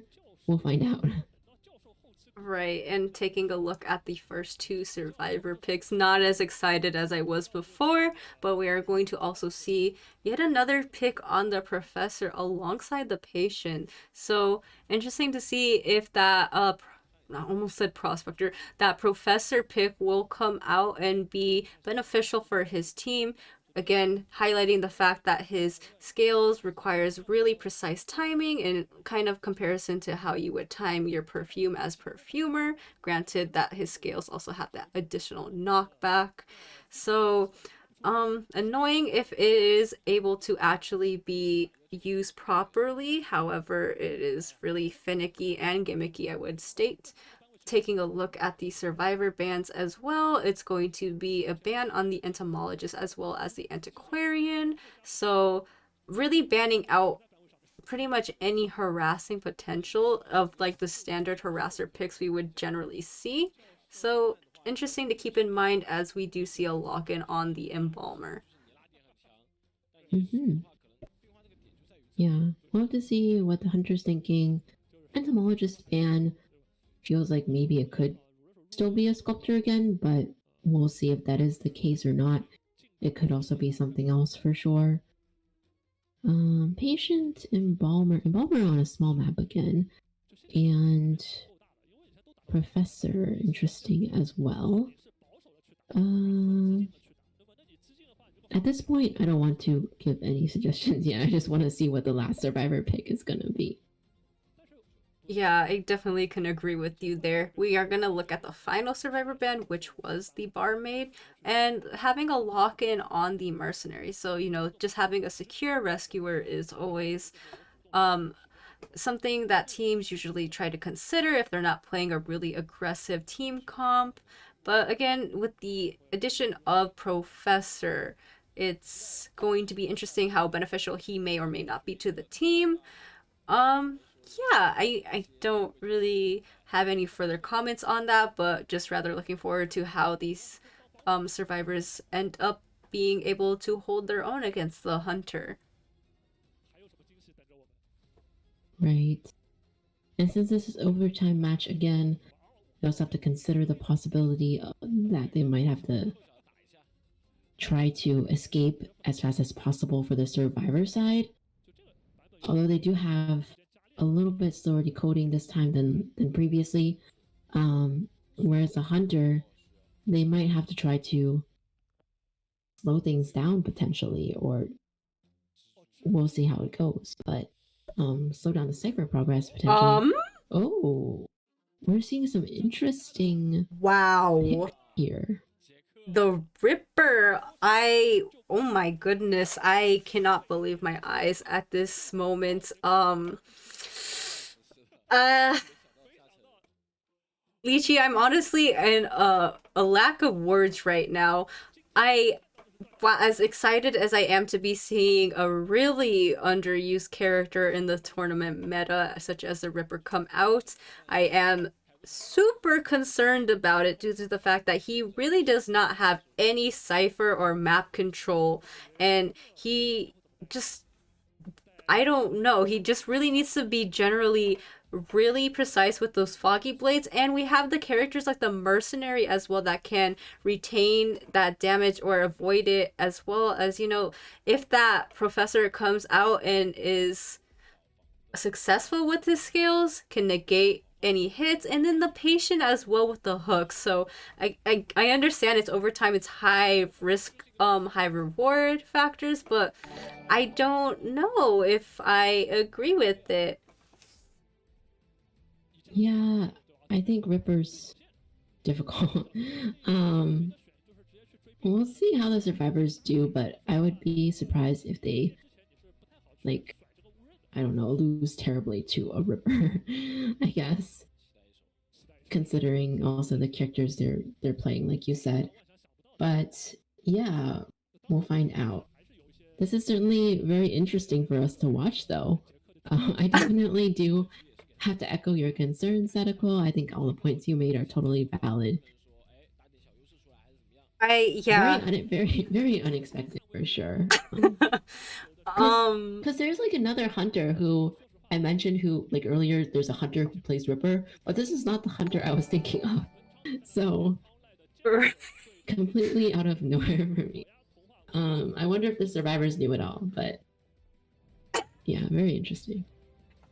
I don't. I mean, even if they were, or even if they weren't anticipating this Ripper, it's not like their team comp is bad against a Ripper. Like I said, inherently, I feel like Ripper is at a disadvantage for a lot of general team comps, just how his kit is. And on a map like Arms Factory, I suppose there's a chance, but I digress as we're going to be heading right into the match here with the Ripper going into the vicinity of, or rather not, knowing that Tinnitus is being procced, the mercenary is in the area, not your most ideal first chase target, will be getting rid of that pallet as he tries to find a different survivor. Yeah, and this is a detention and trump card Ripper with fast pallet breaking, with destructiveness, and peepers.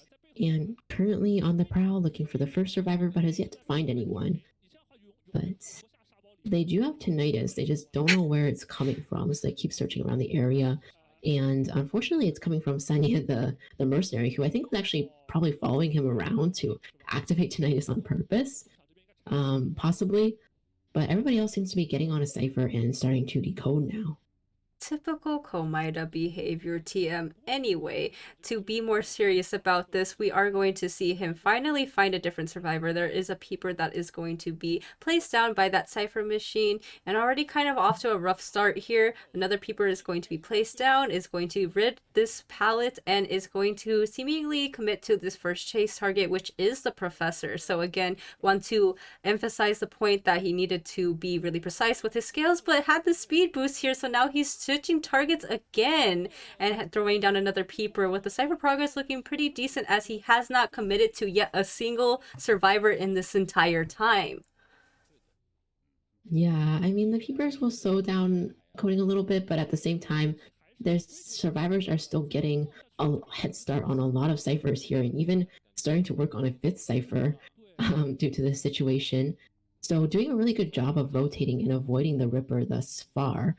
Looks like high here, the professor is getting chased once again by the Ripper. We see the AI, they're actually predicting 32% of a through escape, so quite high.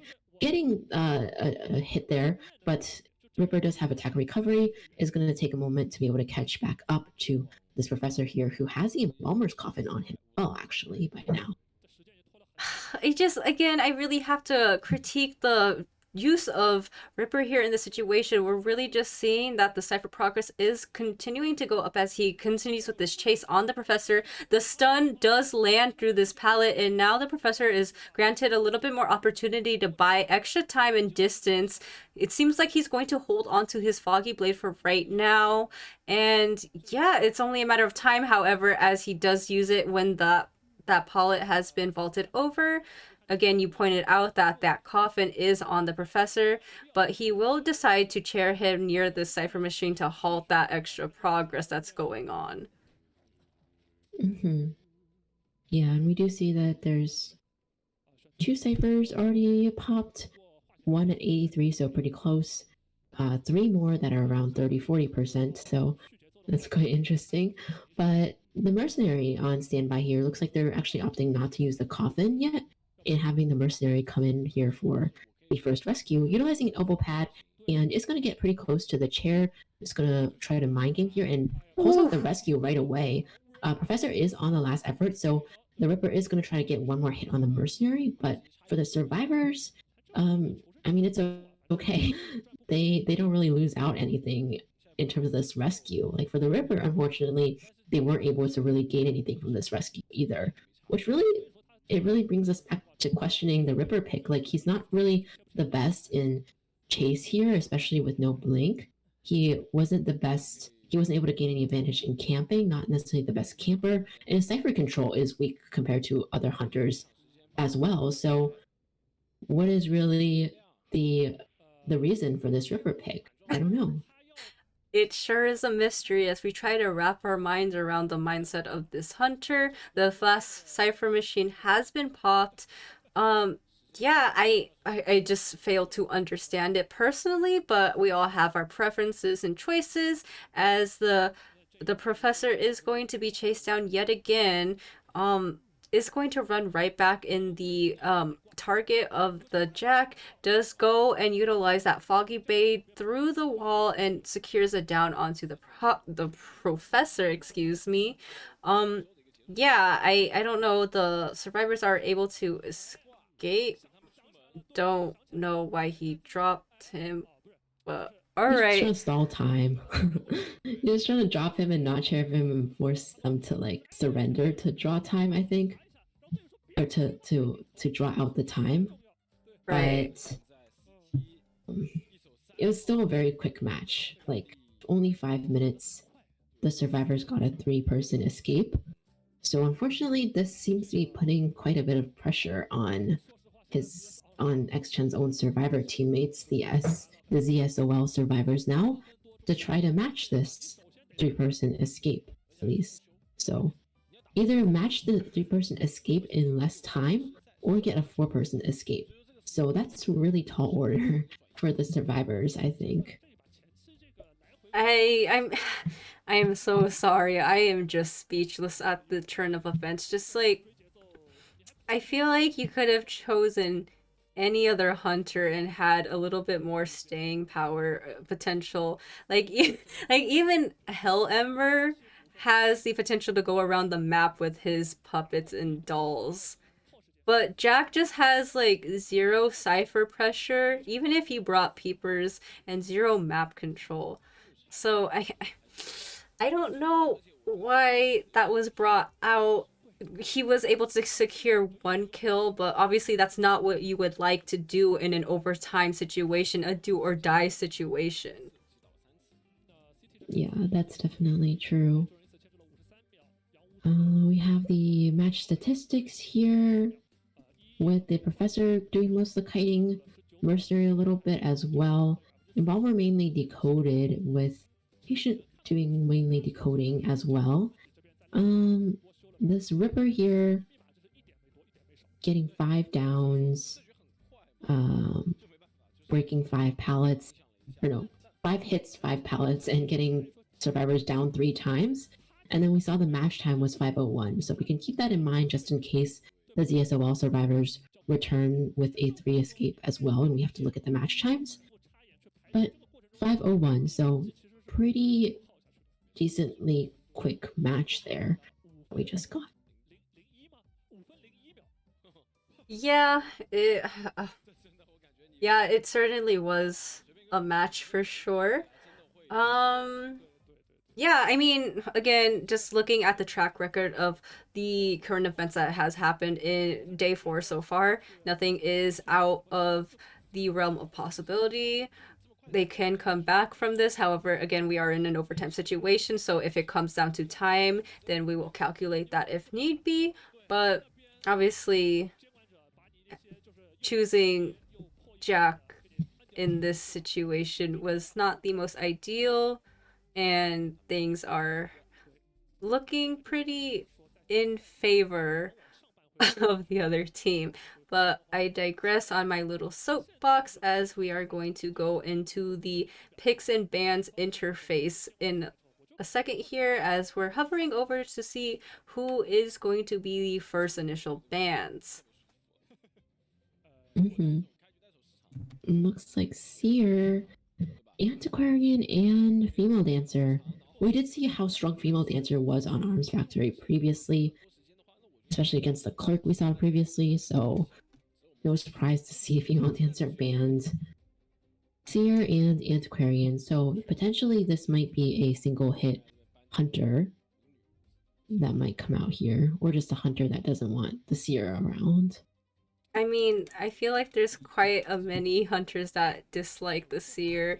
I feel like bonbons are like, bring him at me, but you know, yeah, we'll take a look at the hunter bands as well. So it is going to be the hermit as well as the clerk, and you know, again, map control heavy hunters, but very finicky in terms of how successful they can be. Can capitalize on the mistakes. We're also going to see, oh my gosh, we're going to see a mechanic and a prisoner on the same team. So very rarely have we seen this meta come, or rather this strategy come out. It is kind of, I would say, an old strategy that was utilized in the past. So rather excited to see if that will prove to be useful in this situation, but rather risky, I would also have to add. Yeah, a blast from the past here. But the mechanic, like we talked about earlier, she did get a little bit of adjustment that made her a bit easier to kite with, although still not easy by any means, but slightly less worse than before. So she is being picked up again quite a bit, and the strategy definitely does take into account the factor of time for sure. Like they want to try to cipher rush, they want to try to get the escape in less than 5 minutes compared to the other team. So they're locking these two in right away. If they were to just pick like the prisoner right away, for example, I'm sure the hunter would ban the mechanic right away. I don't know if they would necessarily ban prisoner if they picked mechanic right away, but maybe they would if they were conscious of the fact that they need to keep the time and control and aware of the strategy as well, because it is becoming a little bit more popular nowadays, although we haven't seen it too much in tournaments so far. But adding on to that, we have the prospector here as well. So we're going to cipher rush. We're going to stun and harass as well. We're going to see a little bit of all that fun stuff. Yeah, so interesting lineup so far on the survivor side. Going to finalize the last ban on the mercenary. So definitely, you know, trying to negate any option of a stable rescuer. I definitely don't think that CT's Knight was prepared for a double decoder survivor lineup that came at him like this. So kind of just banning. Whoa, yeah, wow, interesting. Another interesting pick. We're going to be seeing a coordinator come out as well. So two decoders, two, I suppose you could consider the coordinator a center just because of her gun, but is also, you know, inherently a rescuer as well. So I don't even know what to make of this team lineup. I'm just rather intrigued by it for now. Yeah, I think like the coordinator, there's like two things to consider too, which is like, yeah, she's a stunner with her gun. She could potentially pull off one stable rescue at least. Or, and also the fact that, of course, she is also not as slow of a decoder as a mercenary, as long as somebody's not on the chair yet. So, in this sense, like they are still going along with this cipher rush idea. Even the rescuer, they don't want the rescuer to have like too much of a debuff either. But we'll see, because once coordinator uses up her gun, she is going to have to try to find something from a chest if she wants an item for endgame. Or if she's the one being chased, then it's a little bit of a tricky situation. Like, I don't know if you necessarily would want the mechanic to try to, or somebody else to try to open. I guess somebody else could try to open some chests for her so that she can get something at the end game, but only mechanic can potentially carry something once she uses her item. But that means she had to use her item first. So the coordinator would have to like actually pick stuff up from the chest herself instead. But going off of that train of thought, now we have CT's Knight locking in with the wax artist here. So wax artist, I mean, you definitely can chase either of the decoders, and I guess you have some leeway against the prospectors, stuns, and things like that. Coordinator probably doesn't matter as much because she only has one stun anyway. And he does have some soft cipher control too in his kit. So, I don't know. this could work out for Knight. We'll have to see how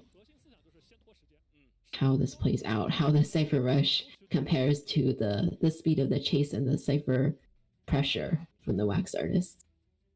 Yeah, definitely a lot of things to consider in this match that's going to unfold before us. We're going to look at the spawn selections here.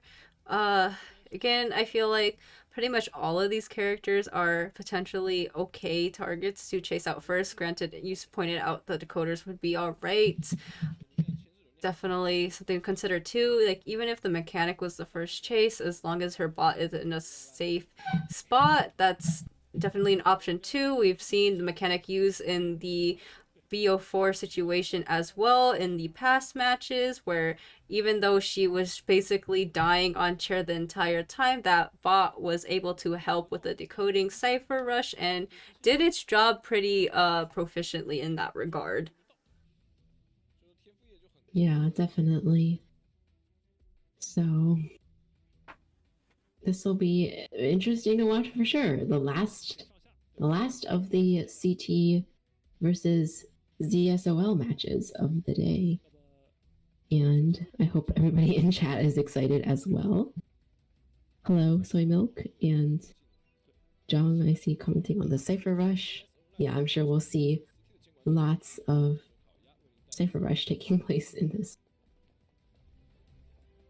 Right, with double decoders, it is kind of inevitable, isn't it? I would assume that one of the decoders are going to be chased out first, just, because they are the walking targets of all the character types, but who knows? Maybe something different will be a tactic for the Wax Artist. We'll just have to wait and see as we take yet another look at the animatic. Really cool, really fun, really movie reminiscent, but Arms Factory is the match we are going to be loading into as the almost said hermit, as the Wax Artist is going to find his next target right now. So navigating in the area of the coordinator, it seems like having matching Danganronpa skins as well. Wax accumulation has been started, not very much as she continues to negate this distance from him, but the distance has been closed, the wax has been accumulated.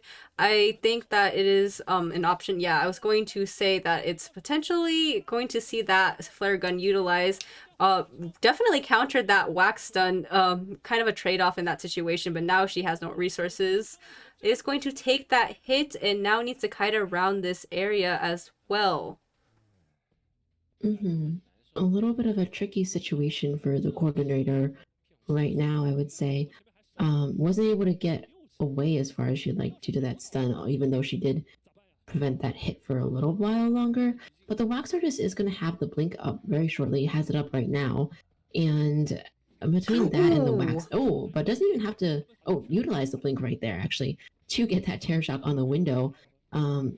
Unfortunately, maybe the coordinator didn't expect the blink to be up just yet, slightly off on the calculations on when it would be up. So vaulting that window, unfortunately, ended up giving the Wax Artist a terror shock. Although they were half health anyway, so it would have gone down regardless of whether it was a terror shock or not. Just gives the Wax Artist some additional presence to work with. And is going to try to seal off the middle cipher as they go about this camp here. Looks like there's no tie turners coming in from this team comp here, so they're going to probably try to support after the rescue, perhaps. We'll see what happens.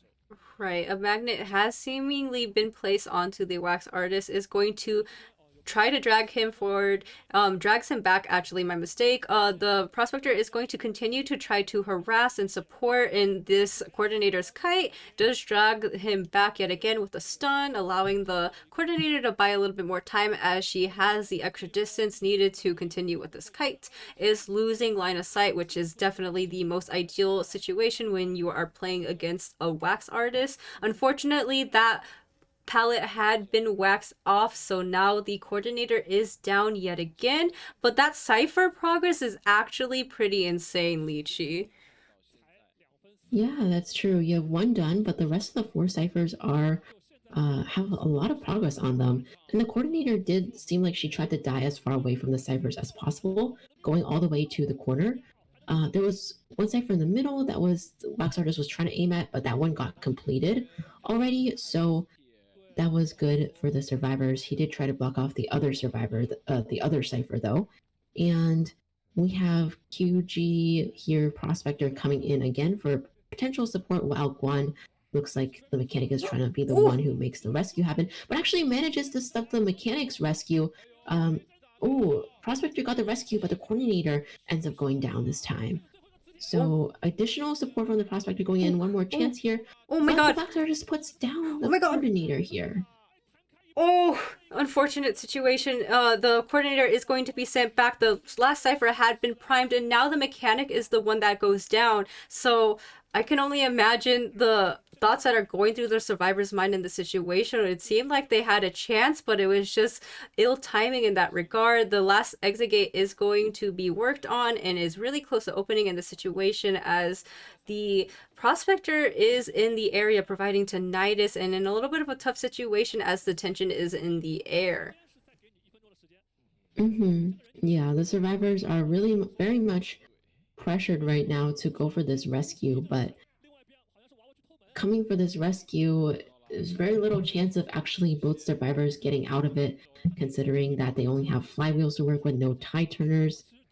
The Wax Artist has the tension. Utilizing the blink to prevent the rescue altogether from the Prospector, and forcing the other survivor, the prisoner, to come by as well. Yeah, definitely a really sad situation in this regard. We have one in the chair, one down. Is going to land that pallet stun onto the Wax Artist to buy a little bit more time. The stun does land through a prisoner's shock. Unfortunately, that flywheel from the mechanic did not land properly, so we are also going to see the mechanic on the chair yet again. Yeah, so in this case, 2 survivors have been eliminated. CT has already achieved their goal for this match, but we are going to see ZSOL survivors fight it out and try to get as many survivors out of the gate as possible, kind of situation. Unfortunately, Prospector goes down, so that's quite rough. We do see that over there, the prisoners decoding the other gate. Actually, even if they had somehow pulled off a miracle situation from that chair, the gate closest to that chair wasn't even open completely, so it was basically a situation where it was impossible at that point. They were looking pretty good at the middle of the game due to the Cypher Rush, but yeah, that sequence of events with the last rescue and the Cypher Pop and mechanic going down right away after the Cypher Pop was really unfortunate there and really caused the game to go in a completely different direction. But CT's Hunter, they seem to keep their cool, and despite the Cypher Rush, managed to help their team achieve the objective they needed to continue on in the qualifiers. So CT lives yet another day, whereas unfortunately, this is the last time we will see ZS online in this qualifiers here. Yes, definitely a huge congratulations to CT for sticking it out through a crazy turn of events through all of these games and matches. Gotta commend them for having that ability to keep pressing forward, doing their best, and being able to proceed. Even though there is a winner, there always give your kudos and love to the losers as well. We might not be seeing them move forward in this tournament, but again, I do think that we have a good chance of seeing them in the future. All players tend to, continue practicing. They gain more experience through their practicing, and if we see them again, they will be coming back a lot stronger next time. Yeah, definitely. And we see a peek at the match statistics here with the Prospector actually getting the highest amount of the kite there, over 100 seconds, with the coordinator coming in close at 90 seconds. And the other 2 decoders actually did pretty much Cypher Rush as much as possible the whole time, with Prospector chipping in at 1 Cypher. Survivors ended up escaping at 5 minutes, 38 seconds, but who knows what it would have been if the rescue and Cypher Pop situation had been smoother for them. I mean, we do see that there was 1 exit gate decoded far ahead of that time, so I don't know, potentially they would have had a very quick escape if that didn't go completely in the opposite direction there.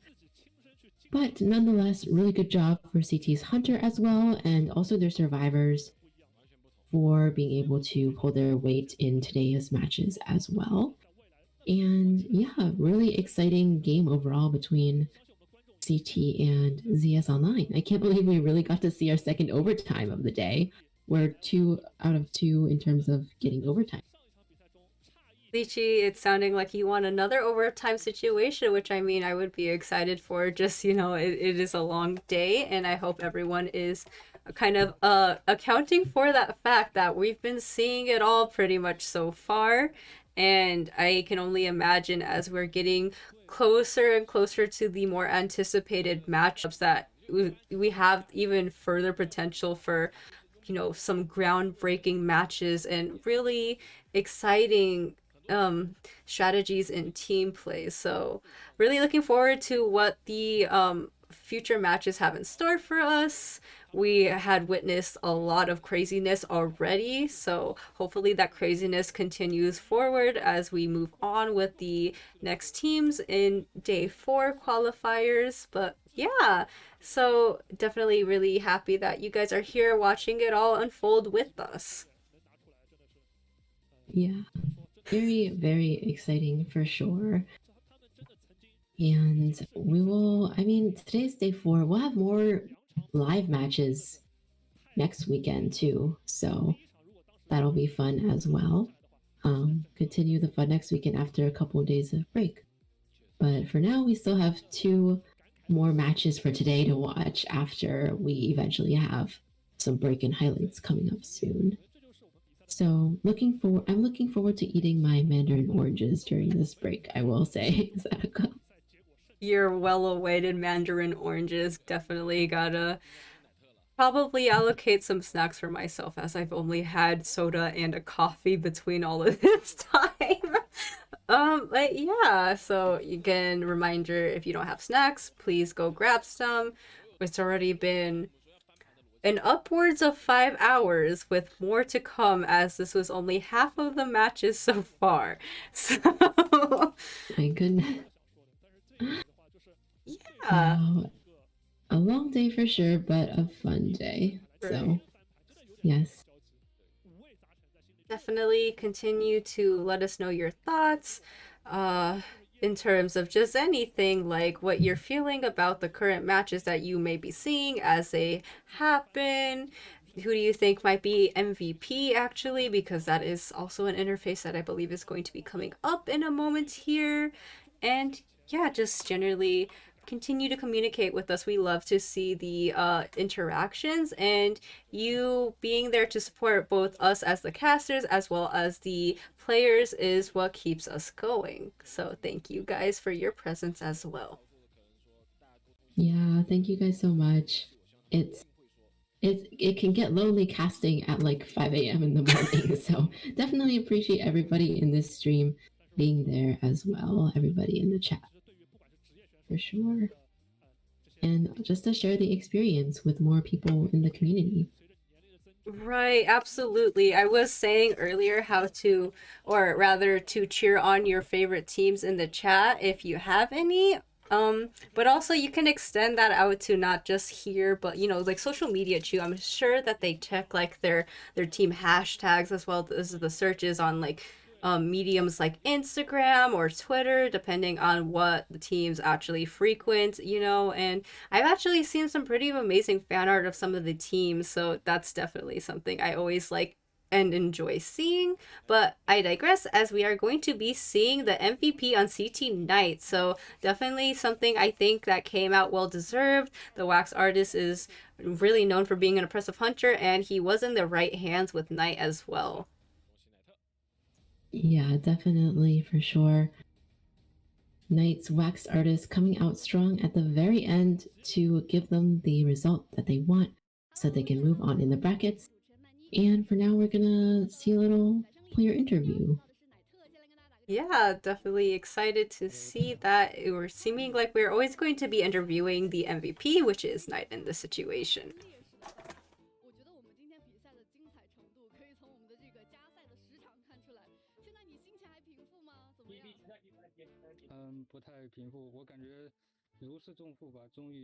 终于赢了。赢下的那一刻还是的。那你觉得这整局这个加赛打的还算顺利吗？还是说你觉得是比较紧张的那一种？很紧张。那你觉得整把打下来是到了哪一个点？你觉得我们今天这个胜利有了呢？就是最后把那个谁那个什么角色来着，把他挂飞了，然后我就觉得这把有了。当时其实心中They said they're very nervous during the overtime match, and finally felt like they won when they got the elimination. 所以今天真的是一个双向奔赴嘛。想问一下，因为今天确确实实是一个非常大比分的翻盘，是怎么样做到就是手感越来越热，状态越来越好的呢？天时地利人和。具体有没有什么跟我们说，怎么个天时地利人和就越来越好了？就是手感越打越热，然后加上对面有一些失误，然后被抓住机会了就翻盘了。我觉得就是一个心态问题嘛，就我们可能心态越来越调整的很好。Talking about the performance getting better the more they play, and the opponents made some mistakes. 没有想到但是当时我还想打破轮。那怎么是抉择了一下？对，因为我觉得我好久没玩破轮了，熟练度不够。熟练度有限。那最后你是觉得说哪一个地方是最关键的那个 And the hunter, I think they said they considered playing the breaking wheel at the end, but felt like they didn't have enough practice. 被秒倒了，秒续节奏。那其实我觉得今天可能说是真的是手感打得越来越好。那你打下了这一整局，咱们加赛也体验了，翻盘也体验了，觉得整把看下来最刺激的是哪一局？就是第3局唐人街。当时打的时候会紧张。The third match was the most exciting and stimulating match. 就是很紧张。今天其实我感觉是你刚刚有 I was super nervous. 第一把的时候打影视的时候，当时手还在抖，有一点紧张，但确确实实是咱们的这个状态调整的越来越好。那么这2周的比赛，我们也可以看到你们的一些进步和一些调整嘛，也有越来越多的粉丝来支持你们，有没有什么想对他们说的呢？感谢大家的支持，我们会继续努力。是的，一步一个脚印。And then he says thank you to their fans, and they'll keep working harder. And that's the end of the interview.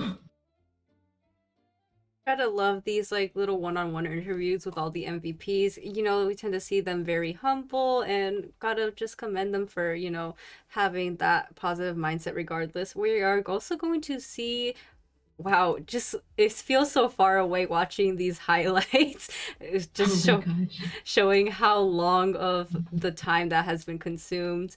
But yeah, we're gonna take a look at the highlights as well, followed by a short break afterwards. Make sure to enjoy your guys's little break while you have it. I know I will. And yeah.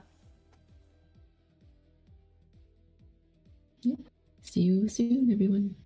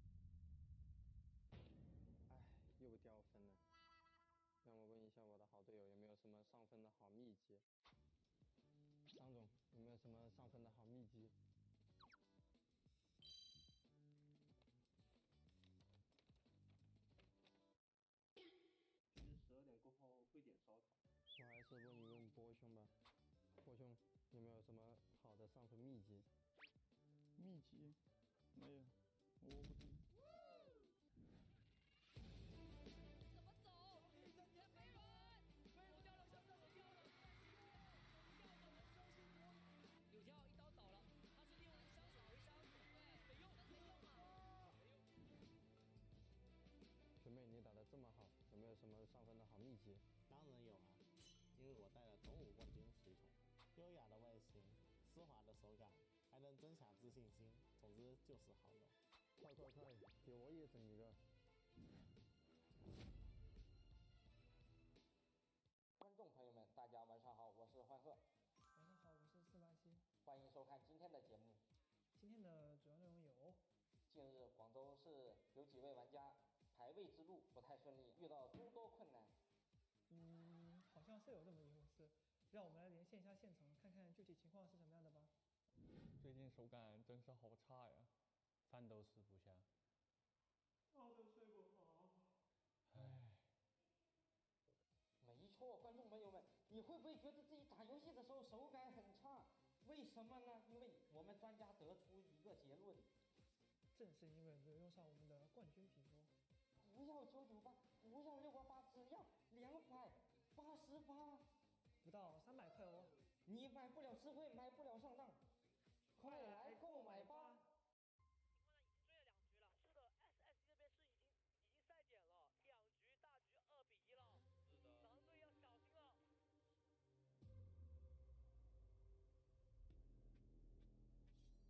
接下来，这里是属于我们的战场。书写历史的笔就交给我们吧。世界之手，我们来了。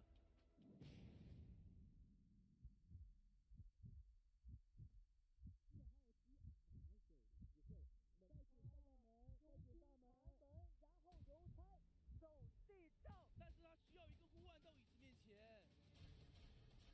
就下来了！天哪，狮子！再给一刀，给你救不回。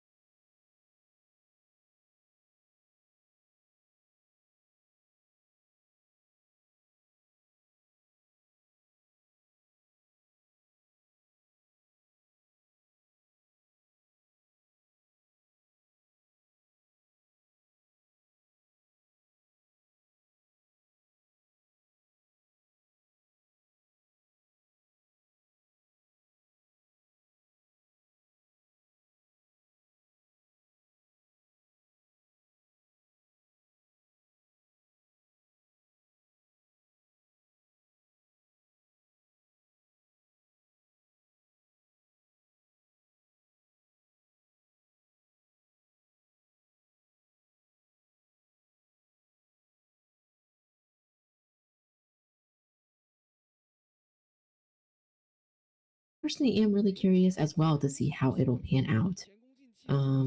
But first, we'll take a look at the team introductions here. So this is GR Glory. They've got their team members here, and we're just going to go through these one by one, starting with AK, who we see here. Prospector is one of his most played characters. Yeah, we've seen Prospector come out a couple of times with these current matches, so definitely looking forward to seeing if he will come out again, seeing as we are going to have a highlight on the Prospector as well.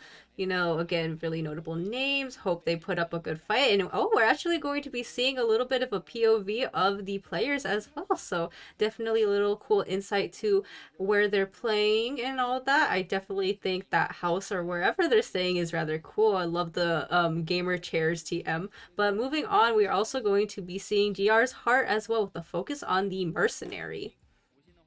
Yeah, and Hart is definitely well known for the mercenary. Pretty much always takes on the mercenary whenever the team decides to play that role.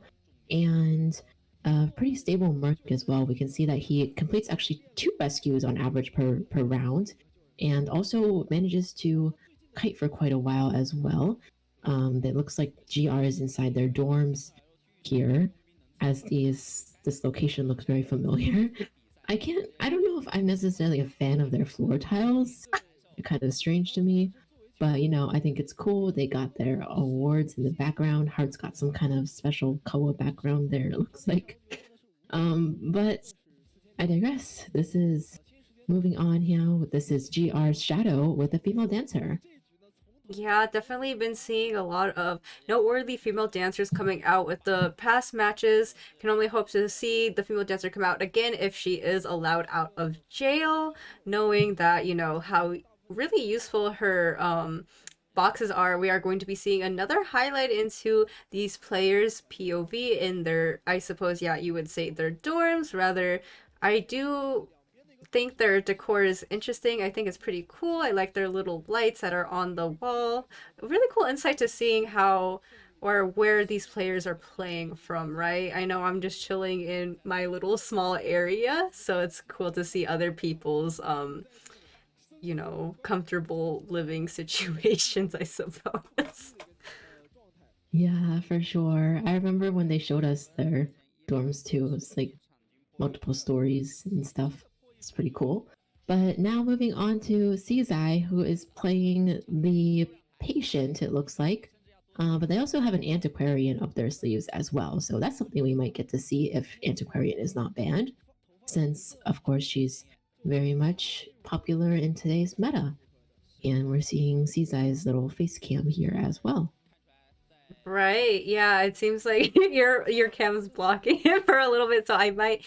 Oh, rather not. We're going to be moving on. I wanted to say first, though, I love that pink hair dye. Definitely super cool, super hip. But yeah, gonna have a look at the Huntress now. We're gonna see a Naiad focus. So interesting. We've been seeing Naiads come out to play for a little bit for the prior matches. Definitely, again, I keep sounding like a broken record, but would love to see more Naiads in terms of being more decisive, more practical, more aggressive, and securing more than a draw in the situations that need be.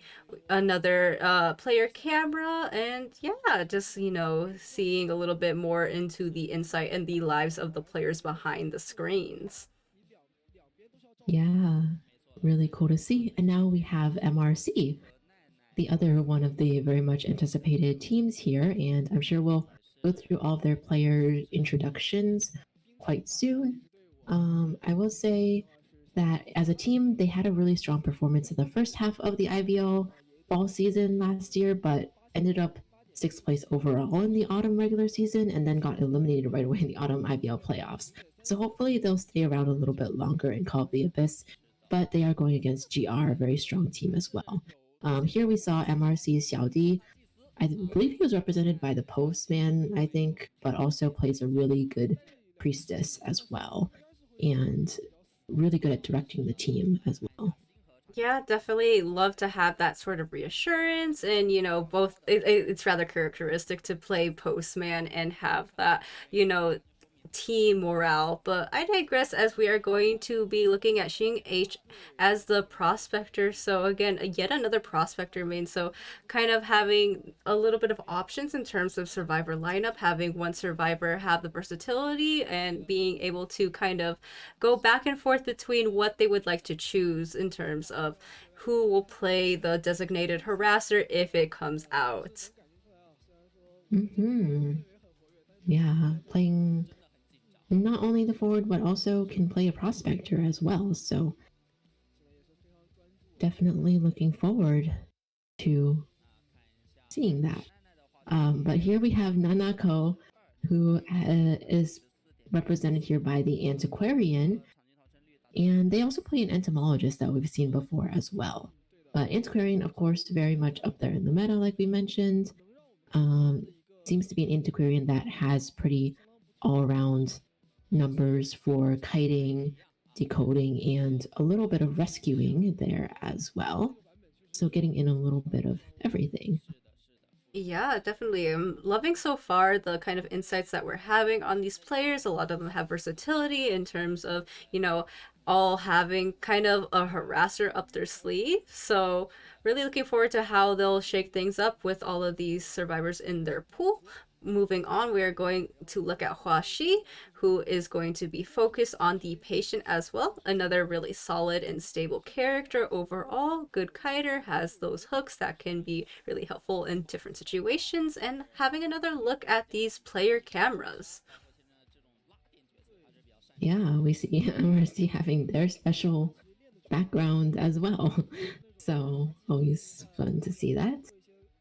But yeah, MRC team that has some pretty aggressive survivor teamwork that we might get to see them bring out today. But first, a look at their hunters. We have XC, best known for their Dream Witch, but also plays a myriad of other hunters, including Clerk, Geisha. Soul Weaver is one that they played even before Soul Weaver was back in the meta. Recently was seen playing Axe Boy in the qualifiers as well. Plays a wax artist, the typical Bloody Queen and Anne. Previously played Breaking Wheel as well, and seemed to have maintained that somewhat. So definitely has a lot of hunters up their sleeve, as these professional hunters tend to do. Yeah, an extremely deep hunter pool. Can't wait to see how the survivors will, kind of compensate for that fact, knowing that there's so many survivors to kind of just pick out of a hat and choose at a whim. Yeah, I think that both teams are up for a pretty good fight. Both teams have quite a lot of fans that are supporting them. So really excited to see how things will turn out today for these two. But again, there will be only one winner moving forward. So unfortunately, one of them will go home, but continue to cheer them on nonetheless as they are fighting for their spot to continue on. Yes, definitely. And we see here the map pick is the Moonlit River Park map. So this should be interesting. We haven't really seen Moonlit much today, but MRC seems to like Moonlit River Park a lot. I can't remember if GR likes it or not, but I definitely recall many matches of MRC doing having some very stellar survivor teamwork on here. And we're going to see the Seer banned right off the bat by GR's Hunter Super Rich. So Super Rich primarily specializes in Bonbon, has a really good sculpture as well, can play a wax artist, a geisha, a naiad. They play a lot of hunters too, also Soul Weaver and Bloody Queen, those hunters too. But we'll see what they are going to bring out today. They don't typically play Dream Witch, so I don't think that's going to be in consideration. Yeah, definitely just have to wait and see.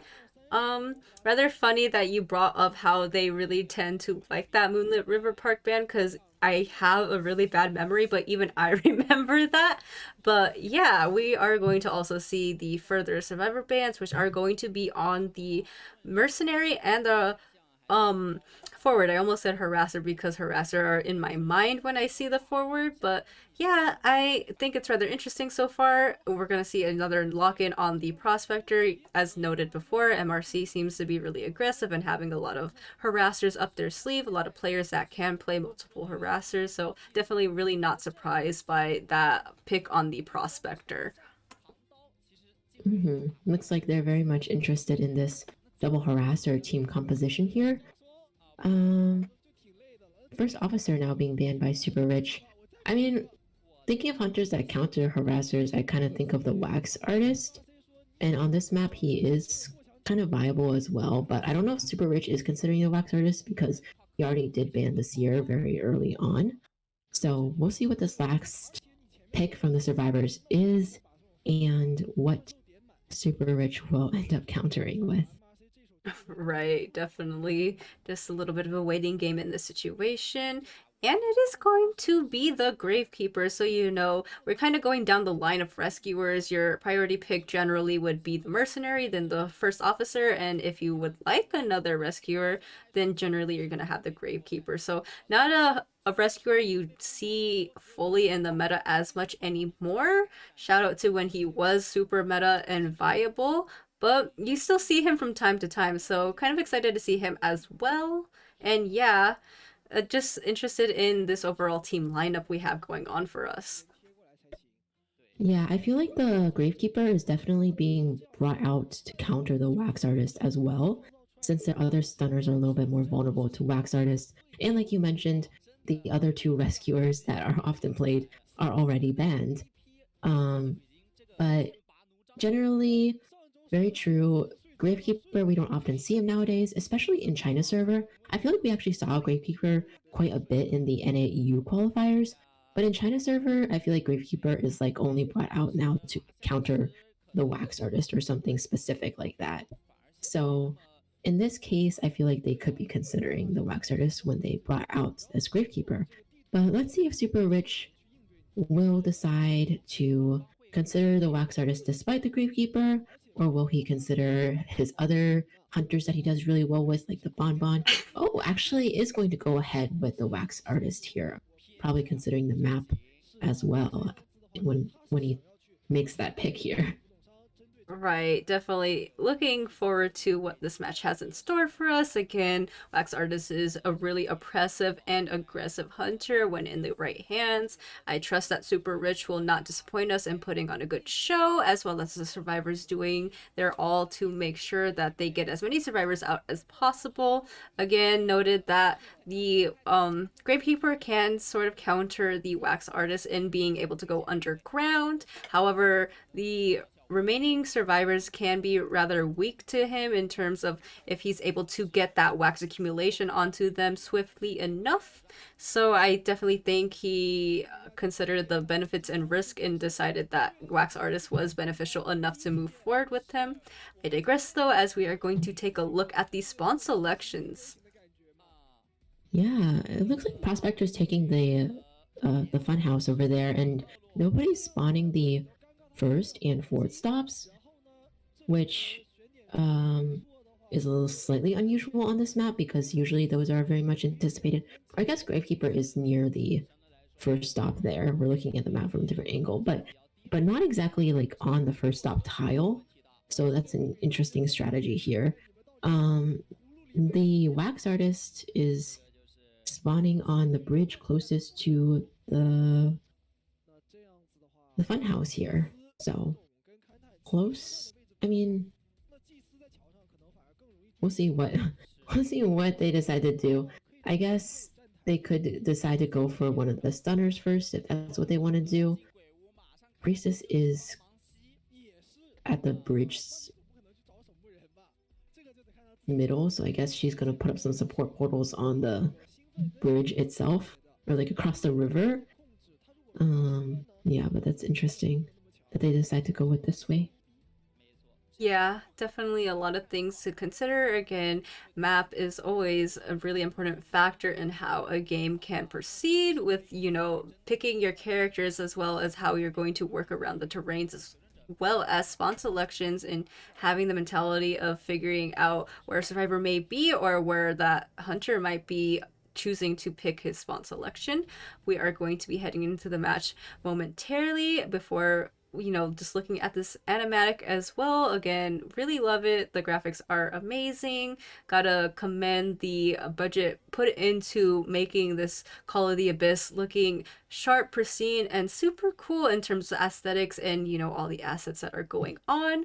We are going to be loading into Moonlit River Park yet again with the wax artist with MRC versus Glory. So heading right into the 2-story area to try to find out his first target in this situation. Someone is proccing that tinnitus and he knows it, but they are really disciplined in transitioning right away to not get sight of the hunter right away. And wax artist is going to continue with this loop as well. This is the prospector up here first who spawned at this 2-story building and is continuing to loop this area. We'll see what they can do here. Looks like he's not going to continue to loop in the area and is going to make a bit of a transition towards the first stop potentially. We'll see how far he can make it here. Ooh, yeah, gonna have that stun utilized, rather long stun as well. It's going to try to make his way around the coaster. Is going to have that accumulated stun, unfortunately, halting him right in his tracks. Is going to take the roller coaster, allowing that attack recovery to buy him a little bit more time as he goes to the second stop. We do see that the stop had not been, able to go forward, so now he's in a situation where he needs to cross that bridge and instead try to maintain this long distance kite as much as possible. Xiaodi is also there for the support as well with the portals, and definitely a good showing so far from MRC. Yeah, for sure. A teleport now coming into play onto the Cypher bridge here. Didn't immediately chase anybody, so now the survivors went back through a different portal, and the priestess is going to continue to revolve around the bridge area. Looks like Super Rich actually is now changing targets onto Xiaodi. Xiaodi managed to get another portal here onto the bridge area, onto the river area, and is just continuing to loop the wax artist here. Manages to stun the wax artist, but they do get the full wax due to the extra 25% added on. The roller coaster is at the stop though, so it looks like Xiaodi is going to go ahead and take that coaster. Wax artist is actually just going to ignore because he doesn't even have teleport to do anything about it. Xiaodi is just going to... Yeah, now he finally takes the roller coaster. But just wasting as much time of the wax artist as possible here. Yeah, unfortunately, GR Super Witch has not gotten a survivor down yet. So really just showing and highlighting the strength of the priestess with her portals alongside just, the terrain of Moonlit in general. Really just kind of also highlighting the abilities of the survivors to navigate around with that really pesky roller coaster. But I digress, as we are going to be seeing the priestess be chased off yet again. Is in a half damage situation, is going to have that wax accumulated, and unfortunately will finally be going down, but the cipher progress is already too late. It is well over half on the final cipher. Looks like Nanako's antiquarian is coming in. Oh, the antiquarian interrupted the wax artist teleport with her ability to push him back. So that completely ruined his plan, put his teleport on to cooldown. The wax artist here manages to get a freeze and hit on the antiquarian, but she can still pull off the rescue. And the cipher is pretty much primed. So because of that, it doesn't even matter that this was a no-tie turner rescue. They managed to pull that off so well because the antiquarian stunned the wax artist out of his teleporting animation. And now he doesn't even have a trait for the end game to work with. Absolutely insane game knowledge and gameplay situation here. The Antiquarian made such a decisive move in stunning him out. Had that flywheel to get through that pallet here, is going to have a little bit of wax on them and is going to, unfortunately, wow, gonna leap through this pallet, really mind gaming the wax artist as much as possible. Unfortunately, will finally be going down due to the hot wax. So really crazy back and forth, but ultimately at the end of the day, the advantage rather was in the favor of MRC survivors. Yeah, and the survivors managed to escape with the help of that global portal from the priestess. A really nice 3 survivor escape from MRC, really managing to hold GR at bay, only allowing Super Rich to get 1 survivor eliminated here. So starting off so strong for MRC. We definitely were able to see their teamwork as well as the use of the roller coaster, which MRC really loves a lot. Prospector there managing to make his way from the 2-story. A lot of times we see people go from 2-story to the second stop roller coaster, but this time he was able to make it from his spawn point there all the way over to the first stop roller coaster as well after taking a hit. Eventually, Wax Artist forced to change targets to the priestess, but that didn't go well for him either. So unfortunately, the survivors just wasted so much time.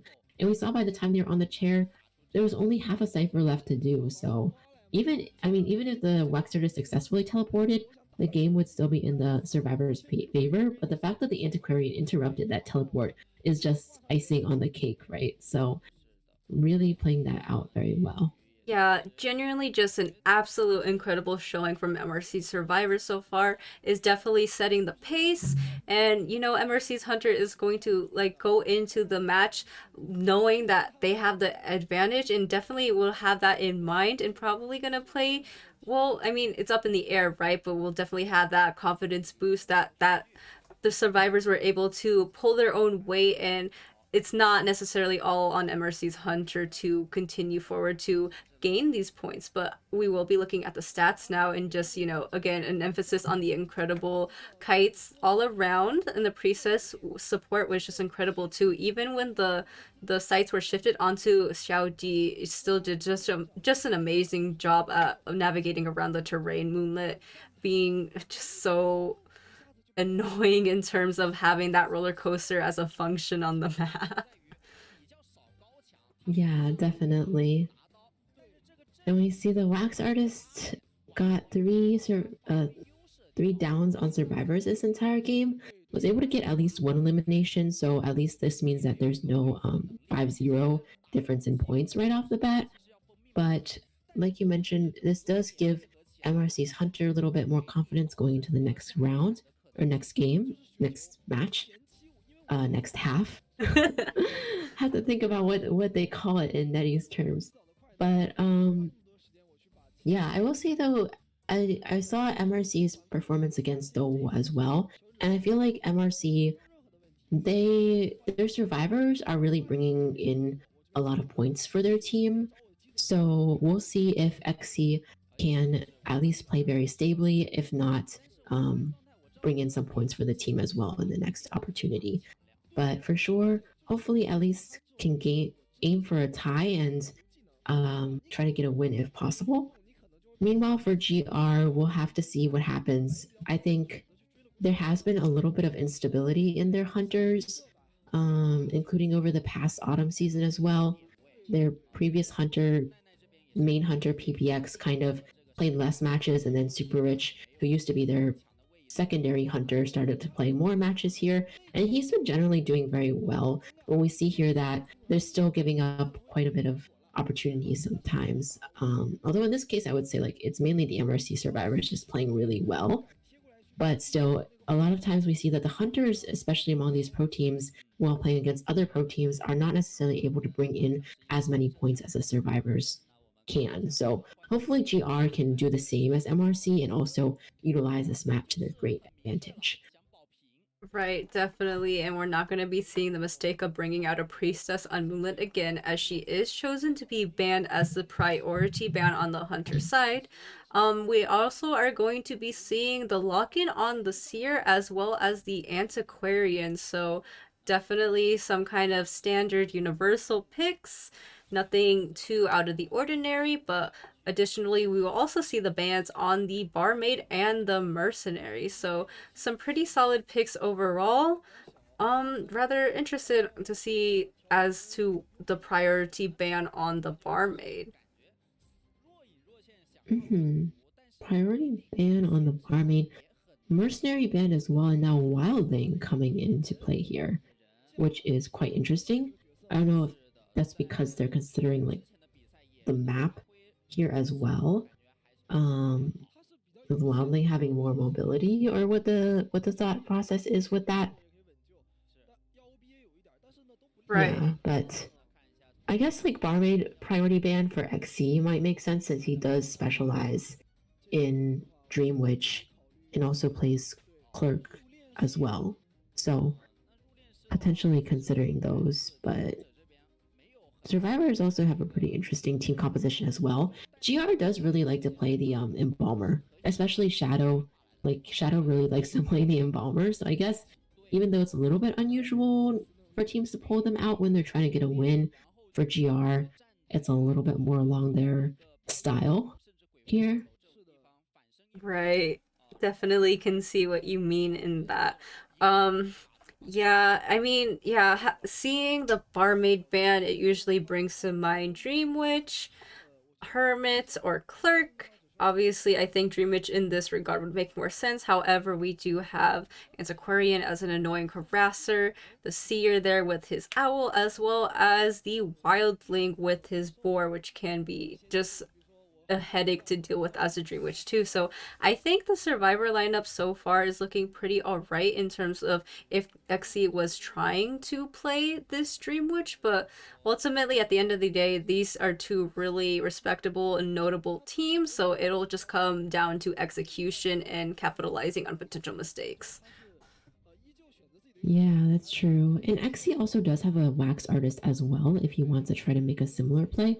But it looks like it is going to be the Dream Witch that is chosen first. XC is probably most confident hunter that we're seeing here. And yeah, Dream Witch. So XC usually does play Patroller Dream Witch. Recently, we saw him play Blink Dream Witch to counter the Barmaid, but in this match, there's no Barmaid, so I would probably expect him to go back to his roots with the Patroller Dream Witch here. Well, I don't know if it's roots, but his more typical Patroller Dream Witch here because it's better to counter the Seer with the Patroller. Although Antiquarian can also have her mechanisms to counter the Patroller. I think against the Seer, the Blink can be predicted potentially with the owl, so generally Patroller is considered stronger. Yeah, definitely. We are going to take a look at the spawn selections right now. It seems like the Dream Witch has chosen to be in the vicinity of, or rather not, we're having a little bit of different variations in mind, gonna be swapping around. Not quite sure where exactly is gonna be confirmed. However, it seems like in the end, the Dream Witch is going to be in the vicinity of the Seer. So pretty ideal first chase target if we are considering, as you said, Lychee, a patroller coming in play in terms of the hunter trait. Can definitely see how that negates out the owl and makes it easier for him to become more of a walking target to get down rather easily. Yeah, for sure. And we'll see how the other characters play in this match as well. Both Antiquarian and Wildling kind of grouped there towards the middle. But we may not necessarily see too much harassing, especially early game, since this is a Dream Witch after all. I think Antiquarian will primarily utilize her skills for her own kiting. Maybe come by a little bit, but not like really put too much effort into harassing, since Dream Witch can just bring another leech over or chase her away even. Yeah, and that's very true too. I mean, I suppose you wouldn't really want to be chasing out the Wildling, but he has his own sustainability as well. So that really just leaves the Embalmer and the Seer. But we will be heading right into the match now, as MRC's XC is going to be going to the second story. So interesting now as we see that Shadow is actually going to be the first target, not what we necessarily anticipated here. However, not a bad choice as well. Is going to immediately be hit by the leech, unfortunately in the area of the antiquarian rather, but could be assisted in support if need be. But it seems like that follower is right in the area too, is going to be immediately stunned with that bamboo flute. And again, we also highlighted the patroller, and it is coming out now.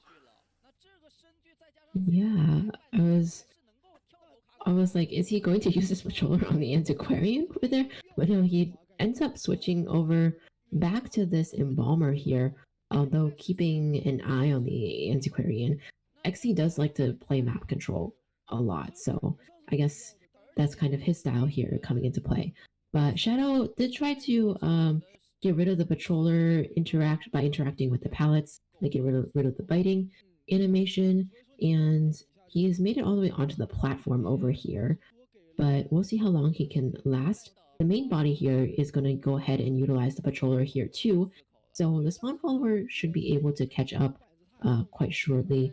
We see that one pallet here already gone. Oh, Seer going in here as well, allowing... Oh, but this patroller was not quite timed correctly. The interaction. The flywheel was used though, but there's one more bite on the patroller here, so Embalmer does end up going down ultimately. A lot of resources utilized in trying to keep that embalmer up. Unfortunately, he is down, but the antiquarian is in the vicinity here to apply a little bit more pressure, knowing that she is a designated center, does stun that follower away.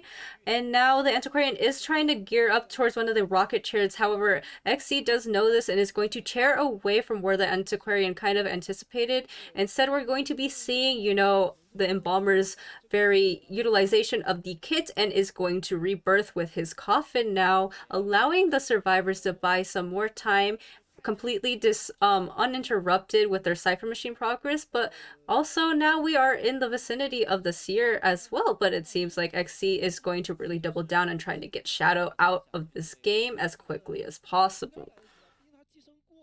Yeah, Shadow does have a leech following, but it's still a little bit away.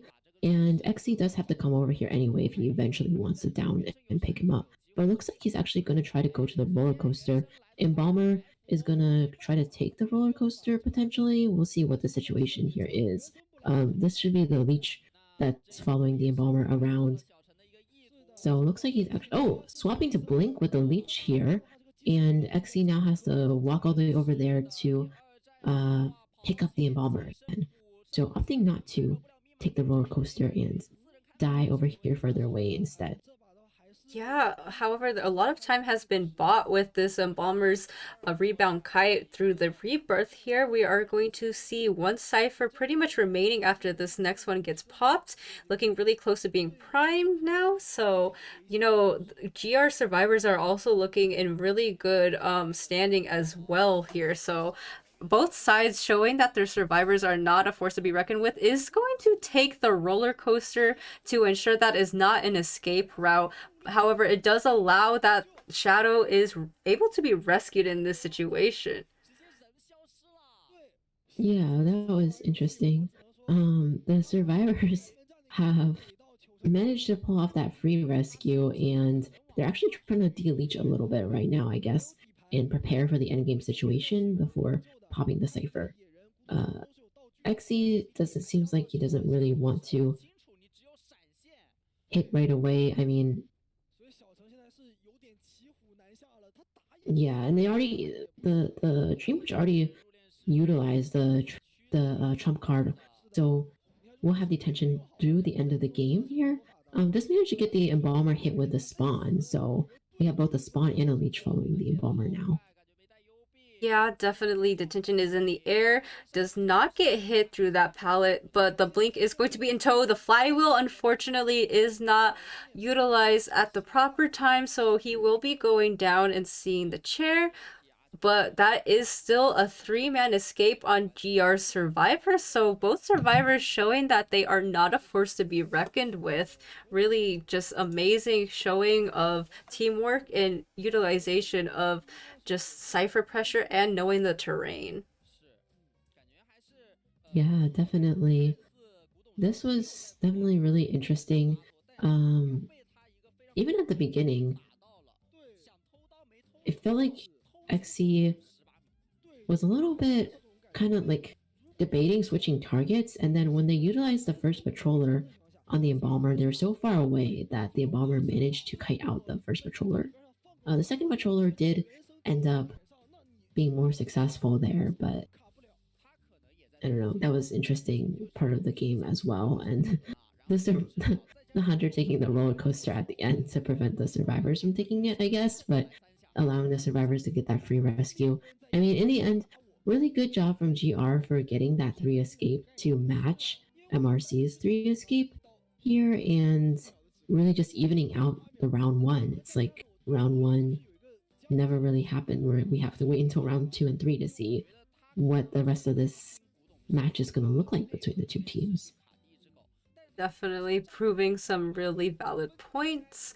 I think it's with professional teams like these that we really do see the fact that it is a survivor meta. And, you know, facing these really talented survivor players is just an incredible feat on its own, rather difficult as we see in so far. So hopefully the hunters can try to pull their own weight as well moving forward. But we will be looking at the stats here. Again, the GR survivors did a really good job at, you know, getting that 3-man escape. MRC's XC did their best as well. Unfortunately, was not as successful this time, but maybe next time. Yes. Yeah, we'll have to see if yeah, I mean, like you said, it seems pretty difficult for the hunters to get points for their team nowadays playing against the professional teams. So we'll really have to see if the survivors can continue to keep up their good work here. And the hunters too, trying to mainly, I guess, secure a tie in their situation if they're unable to get the win. But either way, we both saw like these hunters got countered pretty hard by the survivor team comms. So it is kind of, it always feels like an uphill battle for the survivors in this case. But yeah, we'll see what happens in the second round here. We're going to have at least 3 rounds since the first one was a tie. And I don't know, if the first one is a tie, then maybe the next 2 will not result in the whole game being a tie and going to overtime, but we'll find out. But yeah, I love this little animation here where they have all the characters in the benches in the seats. Yeah, I like it too. It's definitely an upgrade from last year when you just saw like 1,000 like prisoners in different colors. Like the variation this time, gonna see, I think that's the Chinese viewers that are the username showing up, a little bit of a cute ode to them as well. Unfortunately, seeing Toy Merchant. I know, Toy Merchant's blasting off again and really just exploding. Oh no, what happened to her? It's okay, there's like 30,000 Toy Merchants in the audience, so she has replacements.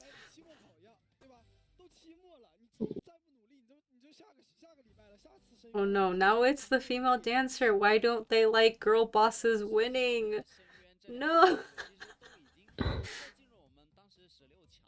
Yeah, I mean, on a serious note, both teams are definitely giving it their all, as stated in the chat. Gotta give them their kudos and props already. Not either of them, like, there's like the tiniest mistakes, I guess you could point out, but it's like just so nitpicky in terms of what we've been seeing so far, and it's just been 2 matches. So definitely just can't wait to see what they have in store for us moving forward. But yeah, just a lot to continue to anticipate as they reevaluate what they might be bringing to the table next. Yeah, definitely. And talking about do or die situation, I mean, I'm thinking about how GR is like such a staple COA team that we've seen in the past years. I know that they're not the same players on the team, especially on the survivor side. But still, like the GR name They were the first champions of Call of the Abyss back in Call of the Abyss 1. They were champions of Call of the Abyss 2 and 3, with PX being their Hunter PPX being champion, part of those champion teams. Most pretty much like all their Survivor teammates are different now. That's true, but they still uphold the honor of GR. As we see their dorms, they have all those awards in the back as well. Like there's a lot. It feels like there's a lot on the line for GR because this is the first time where they may be at risk for not qualifying for Call of the Abyss at all in Call of the Abyss history.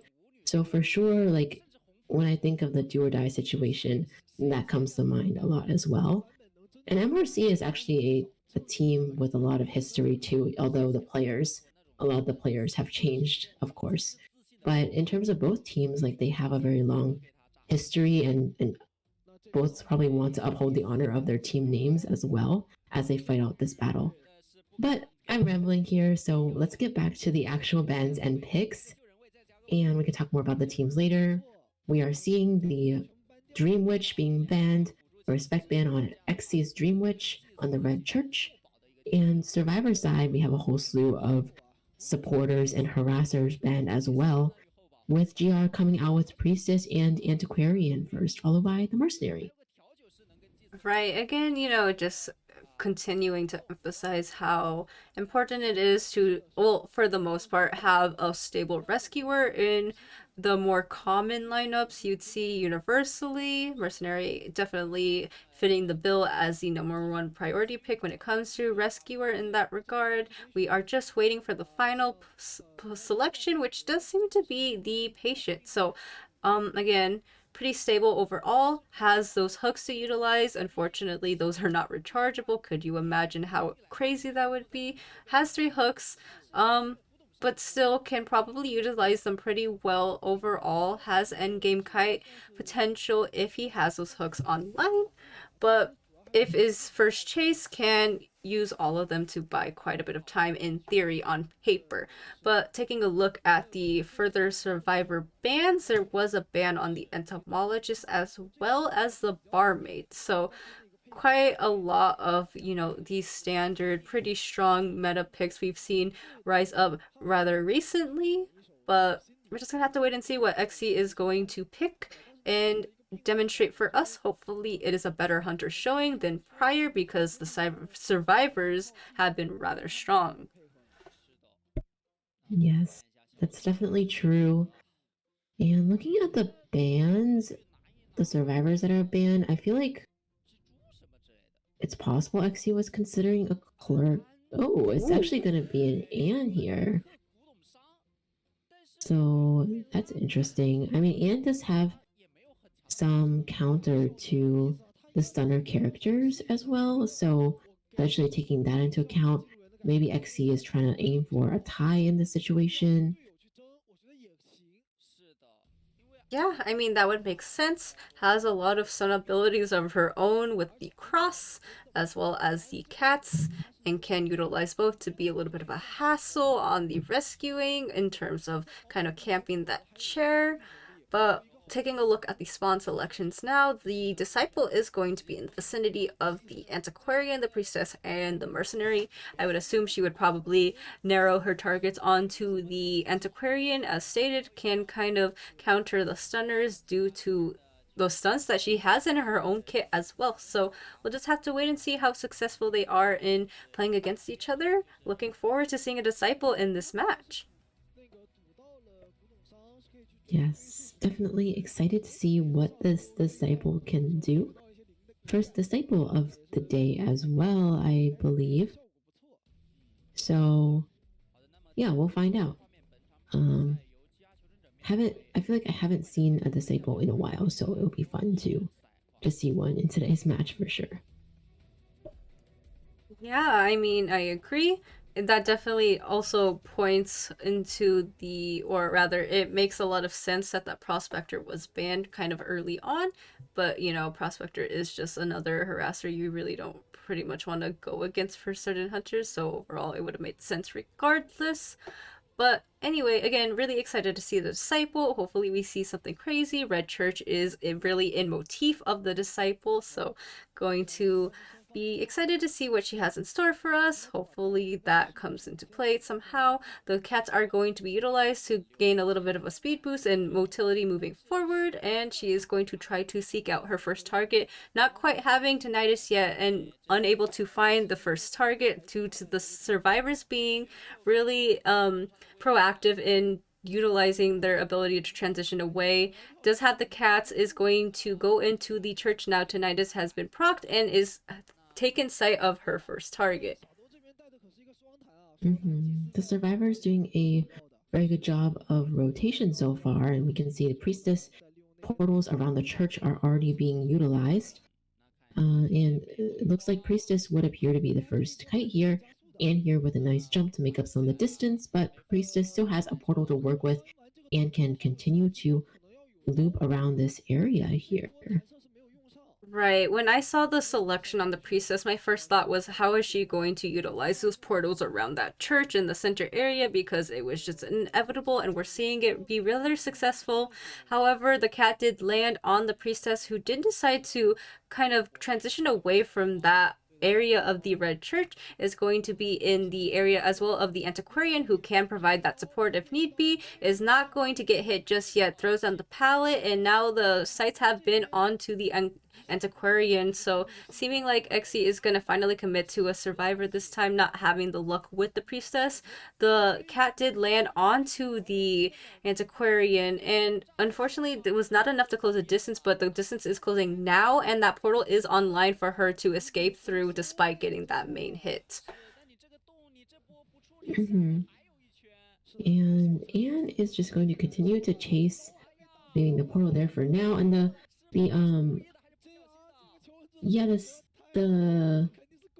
mercenary, give me a second there. The mercenary also grabbed the other cat, so the cat didn't bite the antiquarian here. So now Xe has to use another cat in order to get to the antiquarian and potentially down the antiquarian. Oh my gosh, but what a the antiquarian was able to counter that with her skill, and now Blink is forced out. So Anne had to use her Blink in order to get this down here.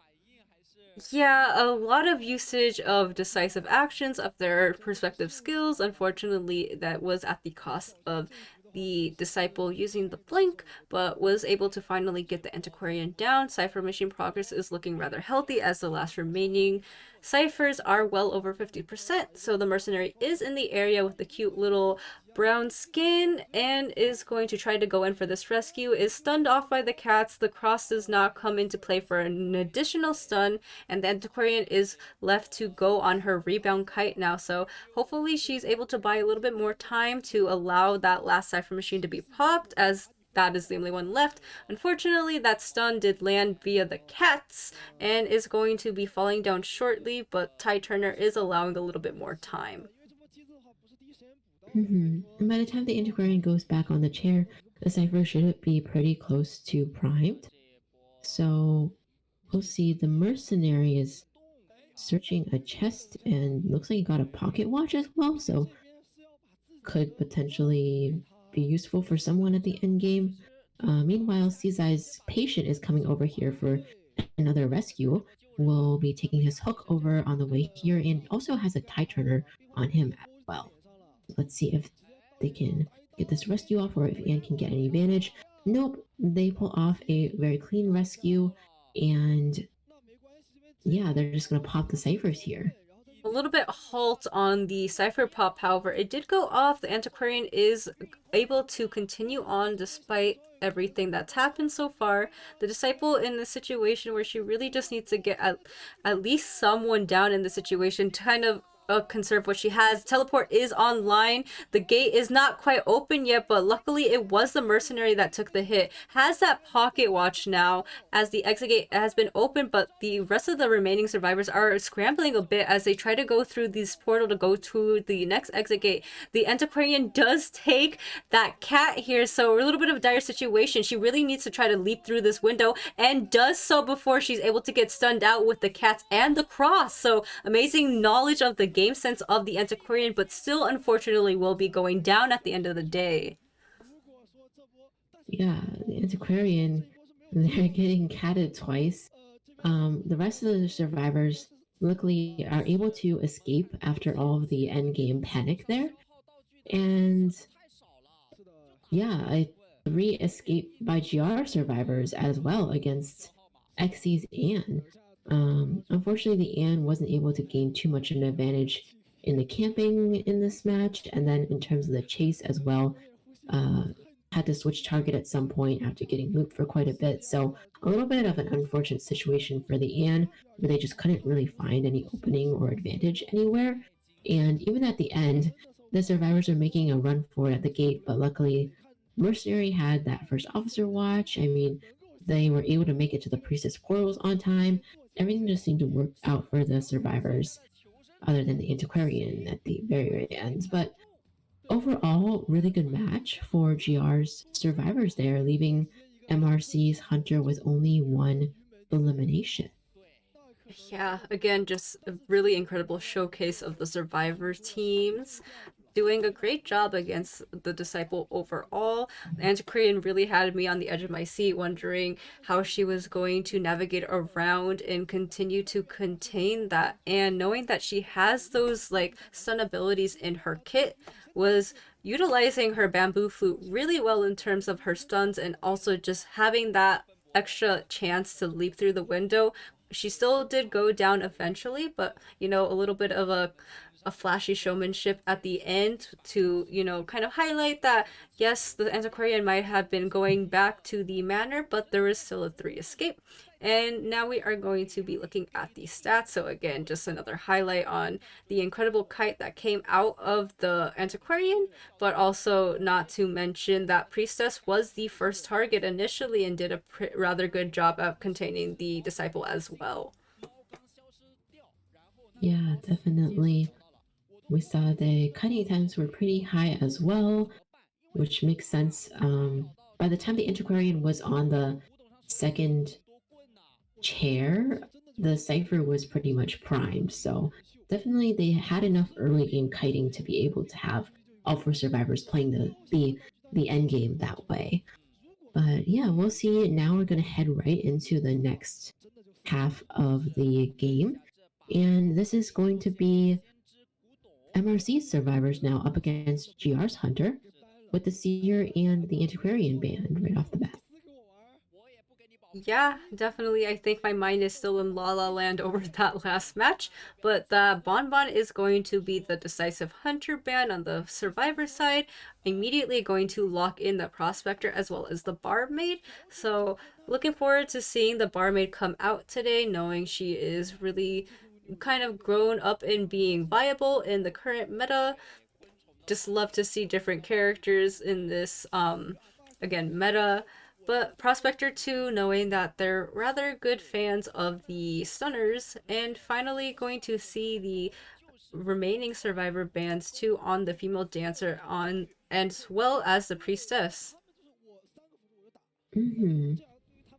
So taking away a lot of those supporting characters, especially the ones that can work in the middle church area, like the priestess and the female dancer, and now Super Rich banning the mercenary as well. This is interesting. Survivors picked the entomologist. Well, yeah, that's entomologist and barmaid and first officer. Well, I feel like against this team comp, Super Rich should not play a geisha.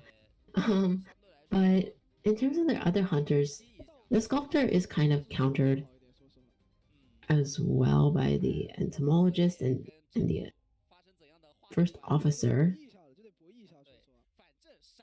They do have the wax artist available, but I don't know. I don't think wax artist is necessarily a bad choice. We are seeing a comment in the chat as well that Soul Weaver is also a potential option to consider. But yeah, ultimately, wow, actually, we're going to be seeing kind of a similar mindset in terms of approach with the hunter here. Another draw hunter going to be brought out, the Bloody Queen. So, you know, not something I disagree with necessarily either, and can work against some of these survivors. Yeah, that's definitely true. Um, the Bloody Queen can try to go after the entomologist or even the prospector with her mirror. The barmaid as well may be able to down her with the mirror in a blink before she can heal up with her drink. That rhymes, which is unintentional. But yeah, pretty much other than the first officer, I feel like she could potentially make an attempt at chasing any of the other survivors. So this will be interesting to watch and see how it plays out.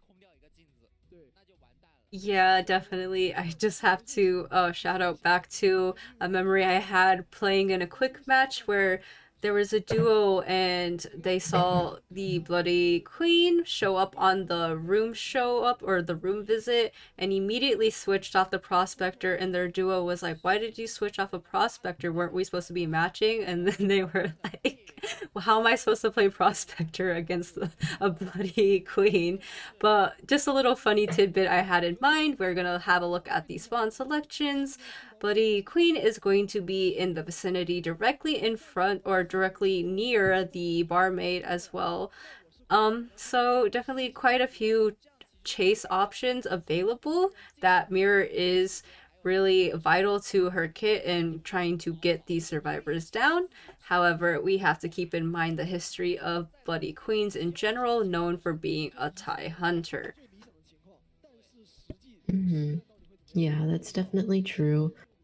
I guess for GR, since their survivors did get the 3-person escape, a tie is not a bad situation at all for them in this case.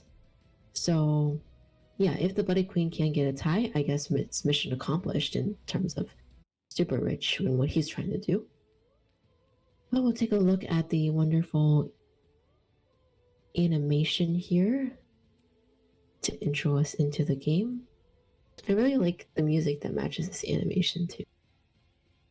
Yeah, very epic, very instrumental. But yeah, Super Rich is going to be heading right towards this church area. Xiaodi is going to be the one dead center, is going to place that mirror right towards the prospector instead. So immediately getting that hit onto the prospector, a rather unfortunate situation being spot out so early on like that, and it's going to be running right into the target line of the Mary here. So, not a bad start so far for Super Rich, as Xing H is going to try to buy a little bit more time, knowing that he did get hit rather early on.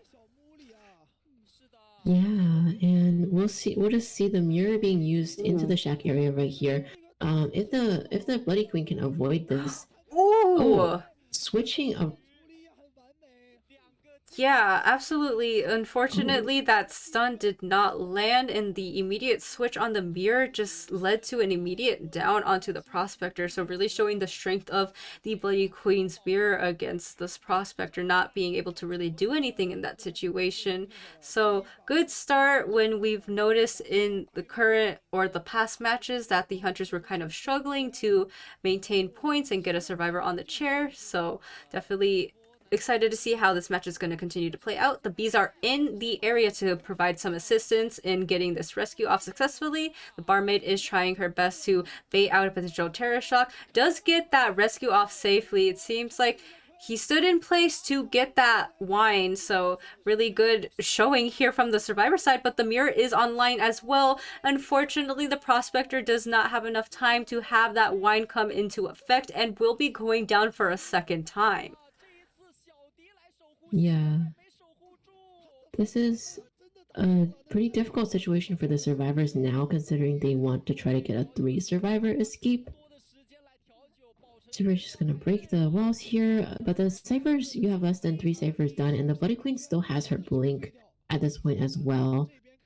Survivors do have one more tie turner left to work with, but overall, it's a situation that definitely favors the Bloody Queen getting a tie or a 3 kill or more even. And we see the AI predicting 32% chance of a 4 kill actually. Wow, so pretty decent stats, I would say. the chase is back onto the prospector. Really needs to do an impressive rebound kite in order to make something of this. Unfortunately, the prospector is going down yet again, so really not even being able to stay in this game. The Bloody Queen really just wants to get him out of this game as quick as possible and definitely accomplish as much. It seems like on the survivor side, they're actually going to try to regain their resources, did get one heal off, and now the Bloody Queen is on the move yet again. 4 ciphers remain. 2 ciphers are looking at pretty good shape. However, she did have to chase one of these survivors off, and now Xiao Di is going to be the choice of target as that mirror has redirected and is going to switch with it to try to get the chase on foot now. Ooh! Oh, getting a hit over the pallet onto the barmaid here. Barmaid does have to utilize her drink.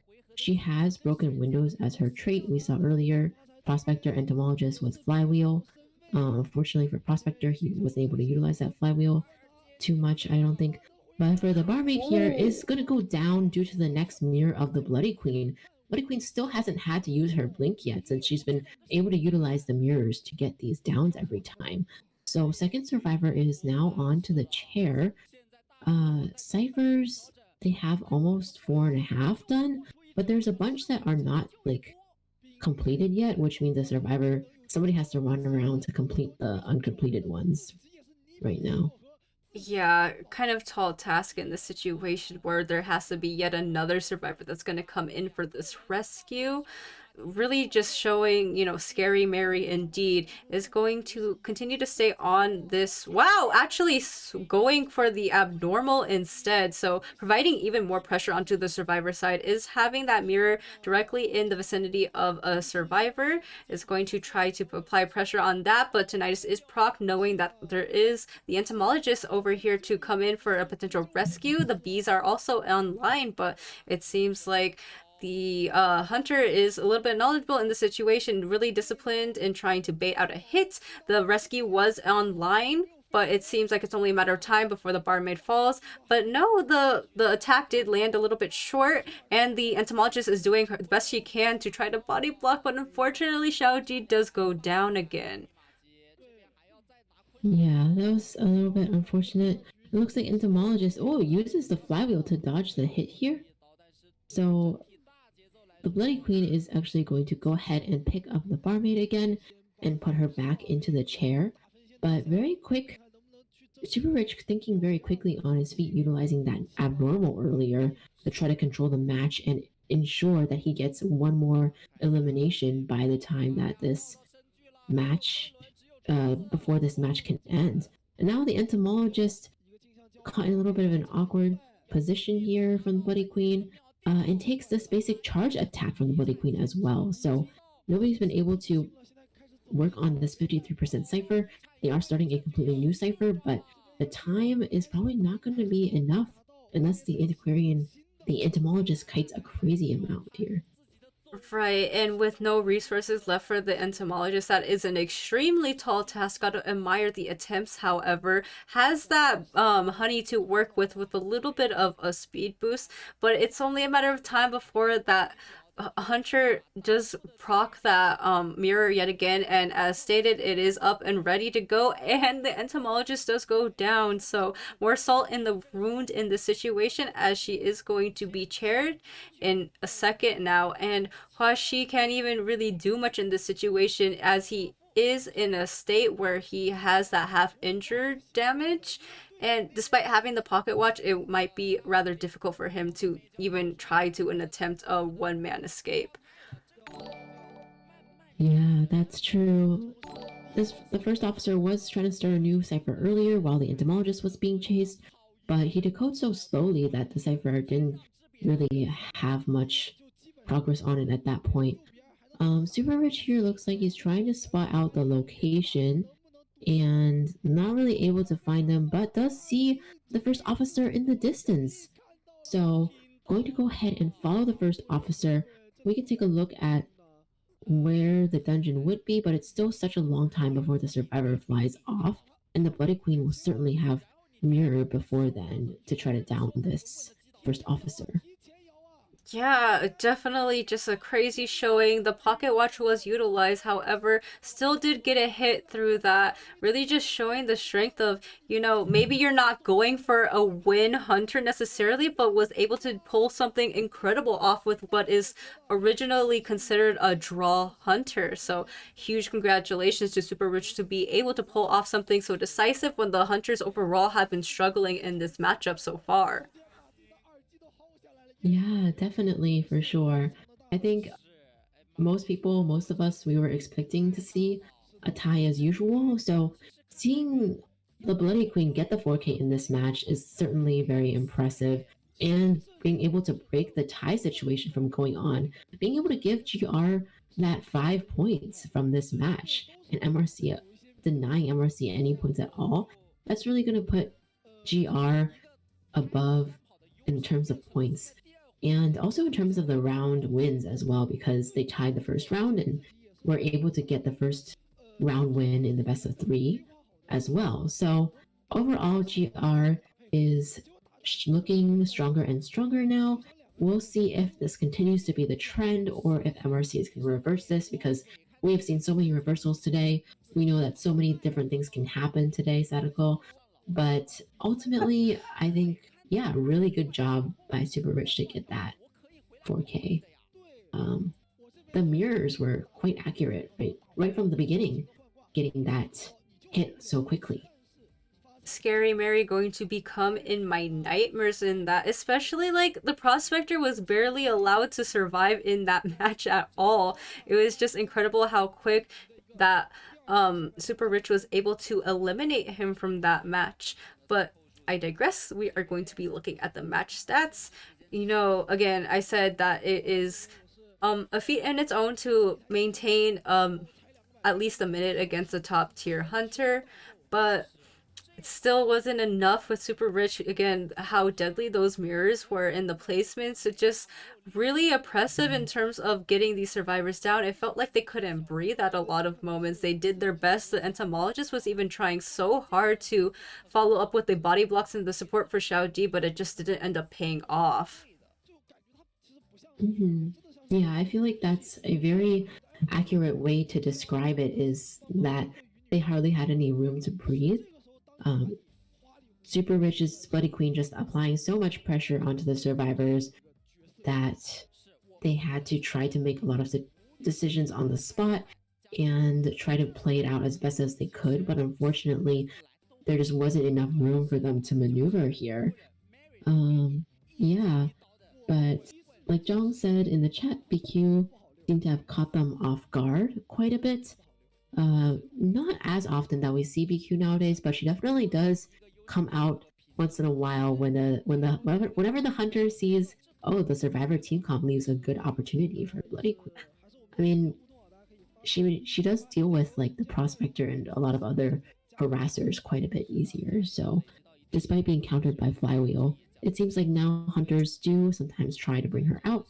So I guess survivors also have to be a little bit wary of that too from now on. Yeah, again, I think you made a really good point. I definitely don't think the survivors were anticipating that Lily Queen would be coming out, so that could probably or potentially come into account for why it was a little bit frantic at the start. It definitely seemed like the prospector was not in a good position, definitely got caught out mid transition. So, yeah, I mean, again, just sometimes it all comes down to pulling out the unexpected and doing a mind game. In this situation, it definitely worked. However, that is not to discount the skill that came with using that Bloody Queen, because again, those mirrors were just incredible. And yeah, the survivors really didn't have the opportunity to go back and maintain their resources. I think I saw maybe one instance of them going back to heal each other, but that was essentially it. Yeah, definitely. I remember somebody saying once, like, now as more and more of these complicated stunner characters come out, or like stunners with so many different types of mechanics, playing BQ against them is almost like going back to the basics, and using the basics to counter all these fancy things sometimes is the best solution that works, is to keep it simple. So definitely really cool to see the Bloody Queen be able to pull off a 4-kill situation and give GR such an advantage. But of course, it's not over yet. We will see the round 3 of MRC versus GR. Looks like we're gonna be on Arms Factory. Yeah, Arms Factory, GR's map pick here. And GR's Hunter is going to be playing first. So we'll see if Super Rich can pull off a good performance as well going into the next round.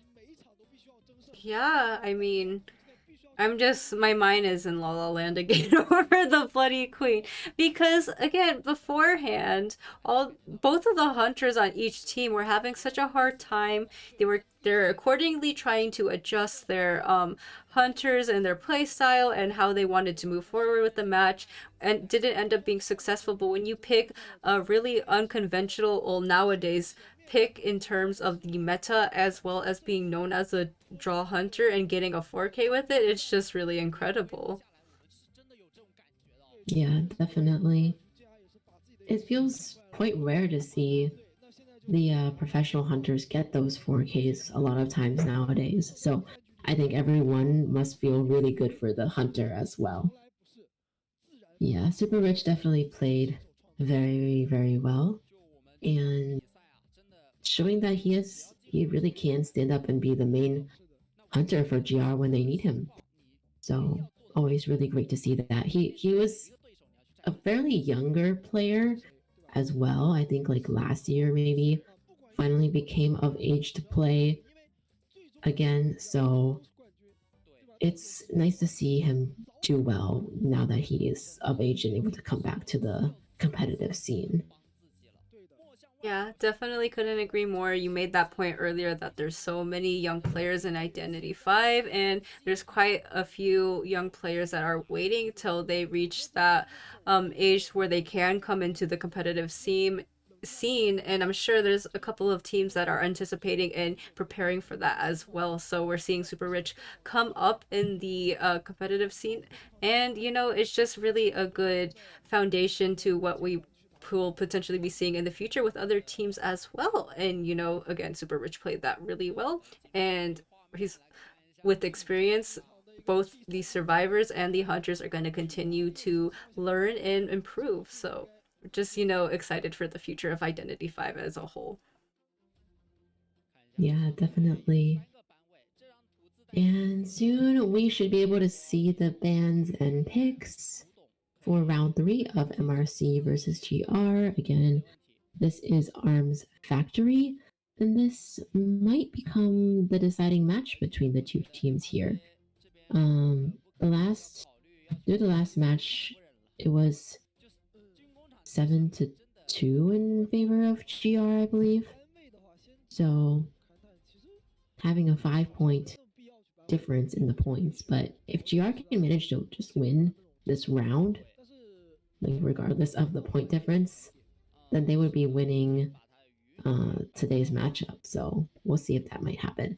But we have Bonbon banned and Naiad banned. Yep. And immediately we're going to be having a lock-in on what are arguably the two strongest female survivors currently in the meta, the barmaid as well as the female dancer. A whole bunch of support and utility from both of these ladies as well. So in tandem with each other, I think can be rather interesting to see. We are going to wait on the final bans as well, but also going to take a look at the survivors that have been banned, which are the mercenary as well as the forward. So completely negating these stunner options on the side of MRC, and now MRC needs to choose their own survivors accordingly, which seems to be the reliable first officer, knowing that the mercenary is not available at this time. Mm-hmm. Yeah. So securing that stable rescuer, let's see who else they want to add to their team composition here. And we have the thief. The thief Sadaoquil being banned. Lychee, I'm really tired of being thief jump scared, but instead we are going to see yet another veteran character come into the lineup, the Gardener. So another interesting, it seems like we're gonna be seeing Gardener for a second time with a completely different team. So kind of wondering what the strategy is here for the Gardener in this situation, who they might be anticipating coming out from Super Rich with that Gardener in mind. But yeah, just excited to see how this will play out. Yeah. I mean, this is definitely interesting for sure. Like the previous team, they kind of said they were just hoping for like struggling, bringing back struggle and stuff, and utilizing the chair locations to their advantage. But I don't know, it's pretty difficult there. Maybe they have some secret up their sleeve that we'll see, which would be pretty cool if that was the case.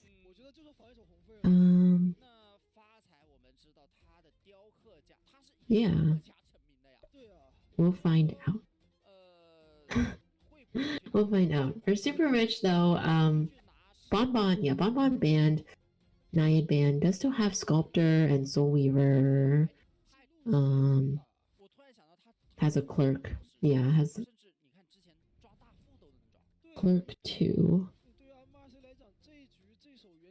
Ooh, and we're seeing a little bit of a hovering over the Axe Boy. Definitely did note that that was one of the many hunters in his survivor pool. A little bit excited to see him. However, as I always am with non-meta hunters, a little bit concerned. As much as I love seeing the Axe Boy come out to play, I understand it can be a little bit of an uphill battle to successfully play him. However, there is some room to, you know, capitalize on snowballs, having those souls that can be dragged as an additional hit alongside main hits, and the general slowdown of the trees in the match is also a factor to keep in mind as well. However, there are some utilizations of the kits on the survivor side that can come into play to provide a little bit more staying power, but we'll just have to wait and see. Yes, that's definitely true.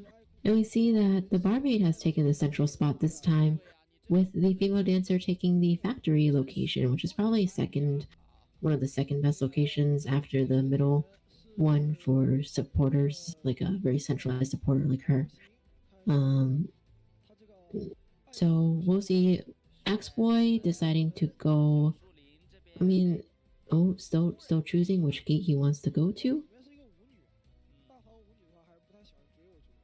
And yeah, finally locked into yet another Tetris piece of a spawn selection.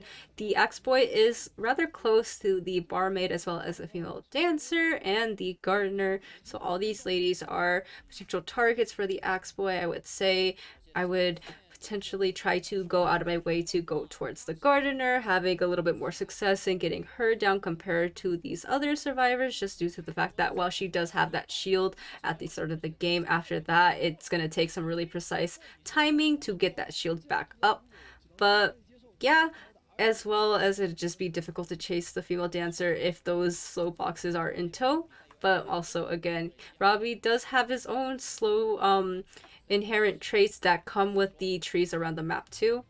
But just gonna have to see how everything is utilized in this execution of both teams fighting to continue on with these matches. Yes, absolutely. And personally, not being super familiar with Super Rich's Axe Boy, I'm very excited to see this Axe Boy. We're seeing, I feel like, a lot of variety in the hunters as well, which is feels a little bit unusual compared to past tournaments and past years, but I'm totally loving it. So we have the Axe Boy going around the factory here. Looks like they're going to run into the female dancer first, and this could potentially be the first target. They do have an up-down build on this map here, and looks like they have Blink as well. Absolutely. We are also going to take note of the fact that the factory is such a good hiding area for the female dancer in specific. Is having these music boxes online to post down and one is removed in the situation. However, the confined space is working to the Axe Boy's advantage here. Does narrowly avoid that hit here, but by placing that music box down, the female dancer does take the hit, gained quite a bit distance though, was able to pirouette as soon as she got hit, so a huge speed boost as well. But now that it's only one music box remaining, as the Axe Boy is going to go out of his way to get rid of it. Now the female dancer has no more resources, and knowing this, female dancer is going to transition away to a different kiting area. Yeah, and with the transition, she probably will be slowed a little bit. Does have to dodge the flame. The Axe Boy does have blink as well. So let's see. Oh, wow, really crazy turn of events in this situation. That barmaid really just was able to allow herself to come in and block for the female dancer. Female dancer having to utilize that flywheel for distance in order to get that off, and now the barmaid was in a situation she could self-heal. However, that flame snipe did land appropriately and in a well-timed manner, and now she will be seeing the chair. However, we need to take note of the cipher progress. That was a 3 cipher kite, so good job on the side of MRC so far. So female dancer on the chair, and first officer is nearby to activate the tinnitus. Looks like he's actually going in for a rescue here as well. Does manage to get a hit on the first officer, but this ends up being a normal rescue, and Axe Boy's gonna resume chase on female dancer. Also puts the female dancer on last effort. Has not needed to utilize the blink really at any point yet. No more tide turners from the survivor team as well, so female dancer is probably going to be, well, we'll see what happens. If they decide to rescue and then try to support somehow, or right, it seems like the Axe Boy is going to be not straying too far away from this factory. It does have tinnitus procced, has that restful road to rely on for a speed boost and navigating around the area. However, first officer is going to come back in for the rescue, really close to a full blood rescue as well. Having that pocket watch to utilize to try to play this safe, does get the rescue off successfully. Unfortunately, the female dancer does go down to a flame snipe, so not the situation you would like to deal with. They are attempting a heal tech, and it's rather risky in attempting to do so. The first officer does go down in this effort, and is going to be the one in the balloon. Unfortunately, it's a really unfortunate series of events, as the last cipher has been propped, and now the female dancer needs to continue to run. It seems like they are going to continue to try to do their best to maintain their numbers. There are several survivors in the area. Procking the tinnitus has the flame snipe available. He does utilize it for the speed boost, but there are no survivors in sight despite the tinnitus, so a really tricky situation for MRC now. yeah, and the one gate is already opened by the gardener here. Axe Boy does not have trump card, so he's stuck with blink for the rest of the match. Meanwhile, we see the barmaid is still over in hiding, the one activating tinnitus. But as this Axe Boy goes to check the gate, barmaid, is she also gonna head away? What is she? No, she's still hiding at the big house. Yeah, interesting. Might be attempting to go for a back gate rescue or potentially the dungeon, but it's seeming like neither are really an option, as the Axe Boy knows something is up. Tinnitus has not left, and the blink comes online and hits the barmaid out. So in this situation, we were expecting a 3-man escape. It has come to a draw. Yeah. Oh, that was unfortunate for MRC. They were very close in potentially getting the 3 survivor escape, but at last, GR was able to secure the tie that they wanted. Definitely, the conditions have been met, and GR is going to be the winners of this matchup. So huge congratulations to GR. They accomplished what they needed to do. seemed like they were on equal footing to start with, but at the end of the day, they were really able to secure the decisive points needed to move forward, and just an amazing showing from both teams overall, though can't say that there was any huge faults at play. But someone at the end of the day does need to win, and there is always going to be a loser, but continue to cheer on MRC as well. They played rather well overall if you are considering the overall matches we had seen so far. Yes, definitely. And I'm sure that's not the last we'll see of MRC, as they are one of the professional Chinese teams. So hopefully we'll be seeing them in the Chinese Professional League going forward as well. But for now, congratulations to GR. I feel like after GR did suffer a defeat at first, and that's why they fell over to the losers bracket. So I feel like after that, they were able to come back from their loss the other day with their win today and show people that they have what it takes to be in the qualifier or to be in the global stage. So hopefully we'll continue to see good performances from GR going forward.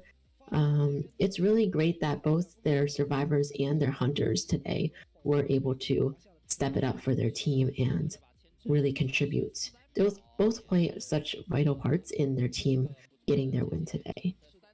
Yeah, I have to agree with you.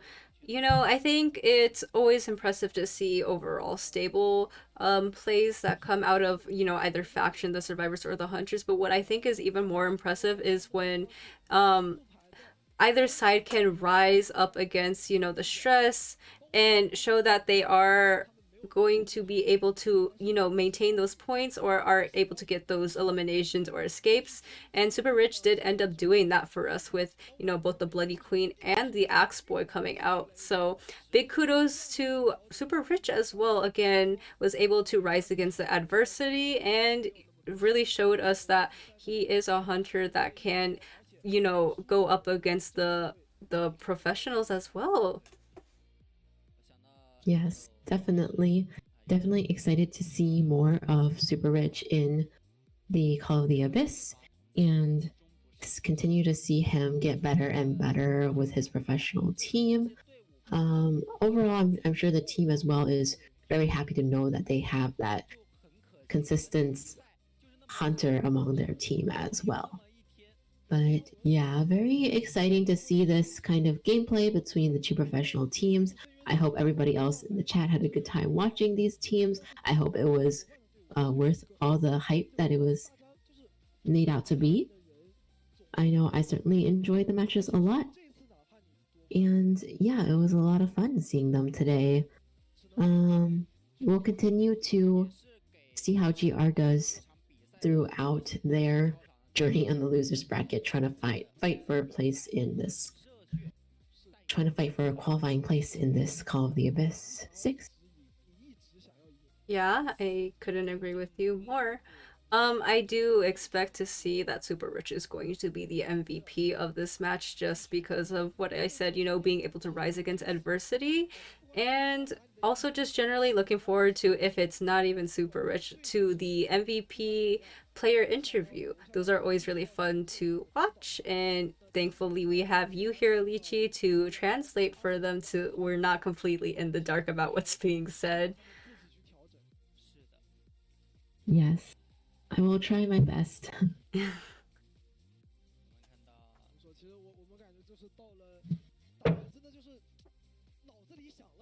Bye, Zhong and Soy Milk.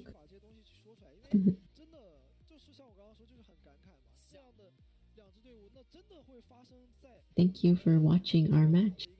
Our matches, our commentary for the matches today. I feel like I can barely talk coherently at this point. We've seen so much today that my brain has already absorbed to its max capacity.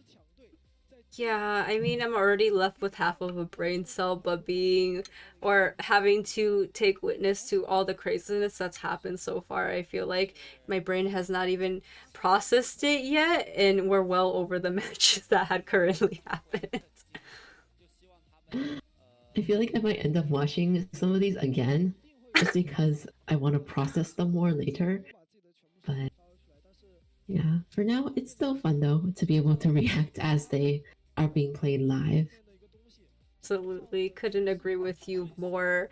You know, if you're still in here, really appreciate having that mental fortitude and capacity to stay for what is a whole 7 hours, you know, definitely not any short time by any means. And yeah, just, you know, excited to have everyone here watching the craziness unfold before us live in action.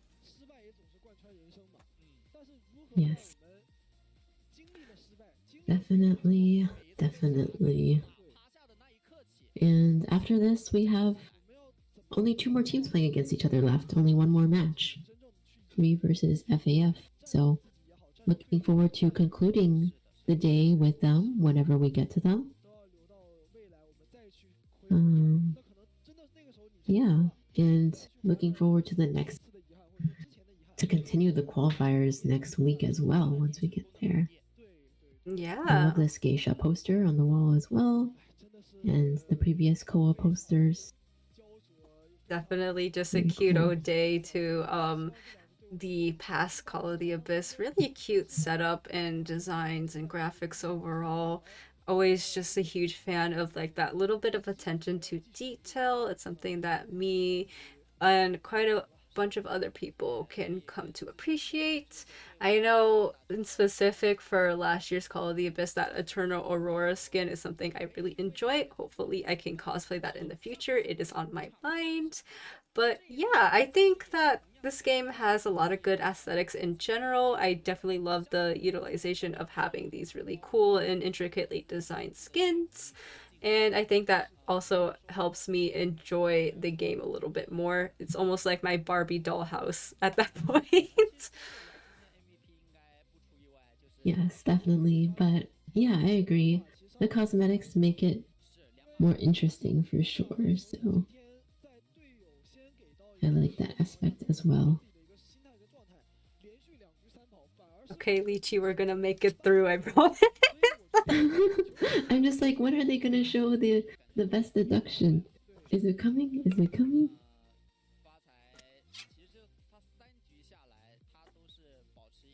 Yeah, but John's saying this commentator here, Weirdo, has to commentate his ex-team MRC being eliminated, which is a little bit sad.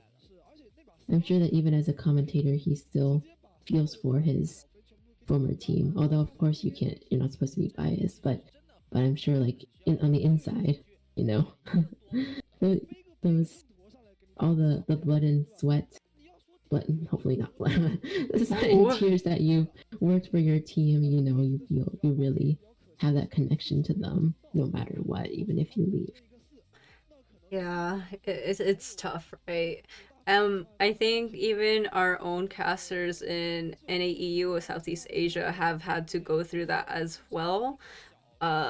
Definitely feel for them when they have to cast for their own teams and they end up losing. But, you know, it's kind of part of the job, and sometimes you just need to bow out graciously and accept the defeat and understand that you will practice to get better the next time you have the opportunity to do so. Mm-hmm. Yes, definitely.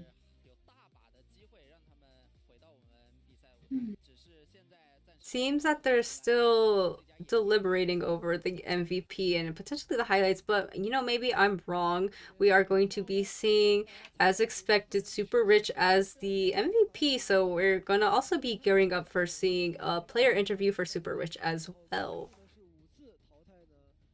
Mm-hmm. Yeah, Super Rich definitely doing really good today. We see that his average eliminations 2.33.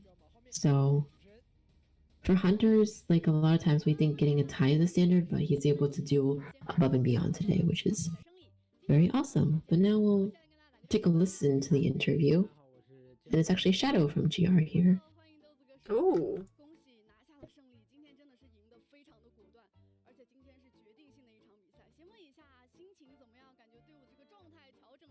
He's asking, how is he feeling? 以结果来看的话，感觉调整的还不错。based on the result, he feels good. 结束的那一个半局嘛，你在看发财最后留人的时候，查询一下你自己的那个心跳，你是有一点点紧张的，还是说我相信发财可以留下来？ What was he think?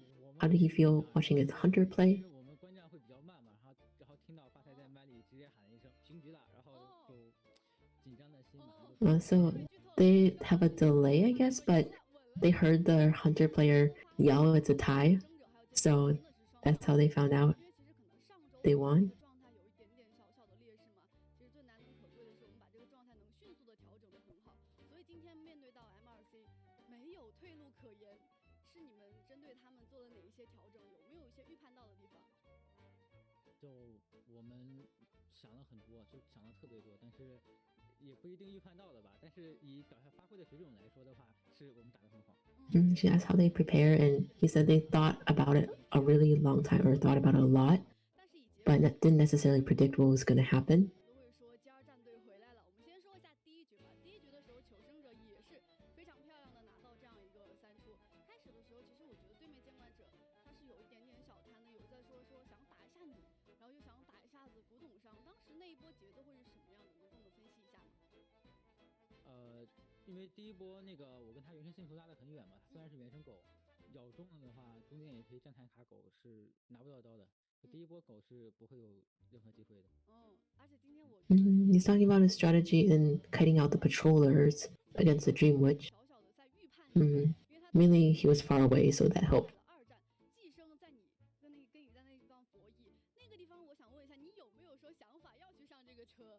And then talking about the roller coaster mind games. 因为我看他是单信徒嘛，我就想他是不是在想。Because he was only being chased by one follower around the stop. He didn't consider getting on the roller coaster and just wanted to loop. 所以今天真的是，我觉得是大家的双方的思路啊，还有 BP 都是在一个很高的层面上去博弈的。特别是在最后的时候，他可能当时上车也是有一点点意外的情况，所以在针对那个情况，你没有说在那个几秒钟说对场上的局势啊怎么去完美的布局这样一个。Now talking, I think about when the hunter went on the tram, the roller coaster. 但是因为要先稳3跑，然后我就不太敢往那个旋转马那边溜了，然后所以就往飞马那边溜了。我怕他出失误的话。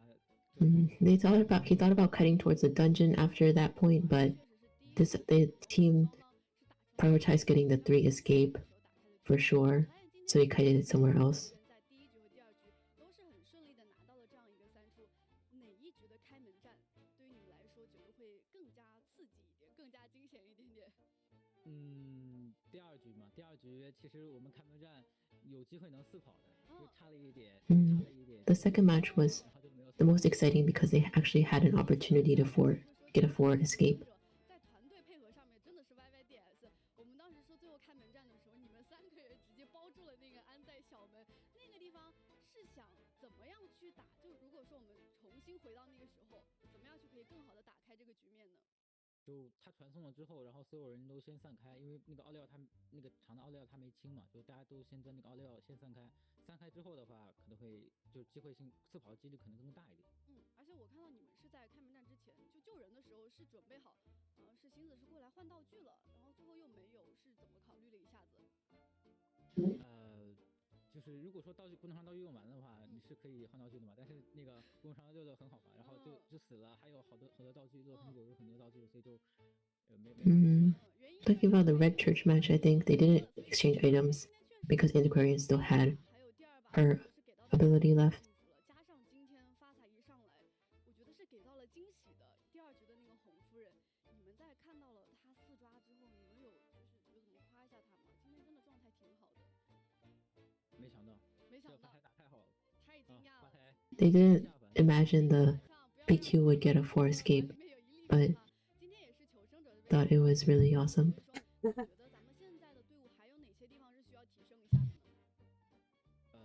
She asked what needs to be improved. 优势啊还是劣势，人类这边都是得冷静下来，只要冷静下来的话，我应该是还是能打。And he said to stay calm, no matter what's happening in the score or if they're an advantage or disadvantage, always stay calm. 内心很焦灼、很担心的。那今天终于松了一口气，有没有什么想跟他们讲的？ Words to fans. 相信我们的粉丝一直以来的支持，然后以结果来说的话，好像这个支持还挺值得的，谢谢你们。So he's thanking the fans for his support, and based on the results, he feel like the support they received is well deserved.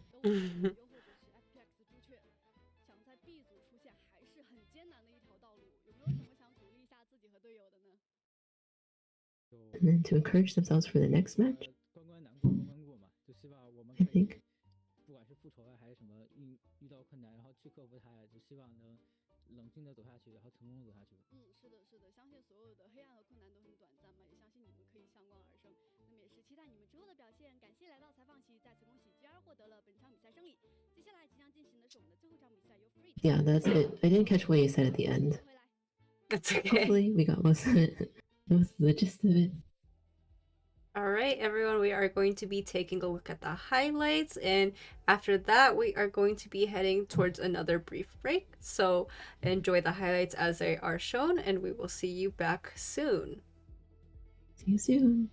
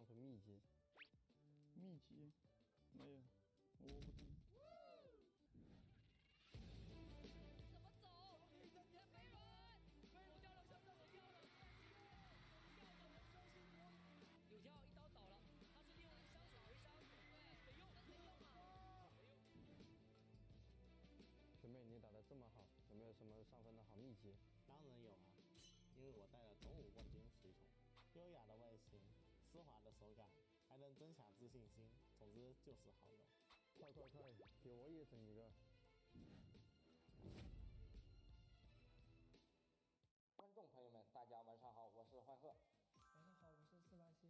欢迎收看今天的节目。今天的主要内容有：近日，广州市有几位玩家排位之路不太顺利，遇到诸多困难。好像是有这么一回事。让我们来连线一下现场，看看具体情况是什么样的吧。最近手感真是好差呀，饭都吃不下。觉都睡不好。唉。没错，观众朋友们，你会不会觉得自己打游戏的时候手感很差？为什么呢？因为我们专家得出一个结论，正是因为没有用上我们的冠军皮肤。不要998，不要688，只要288，不到300块哦。你买不了吃亏，买不了上当，快来购买吧！情况呢已经追了2局了，是的 SS 这边是已经赛点了，2局大局2比1了。是的，咱们队要小心了。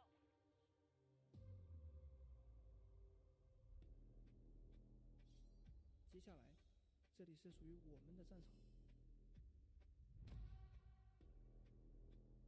书写历史的笔就交给我们吧。世界之手，我们来了。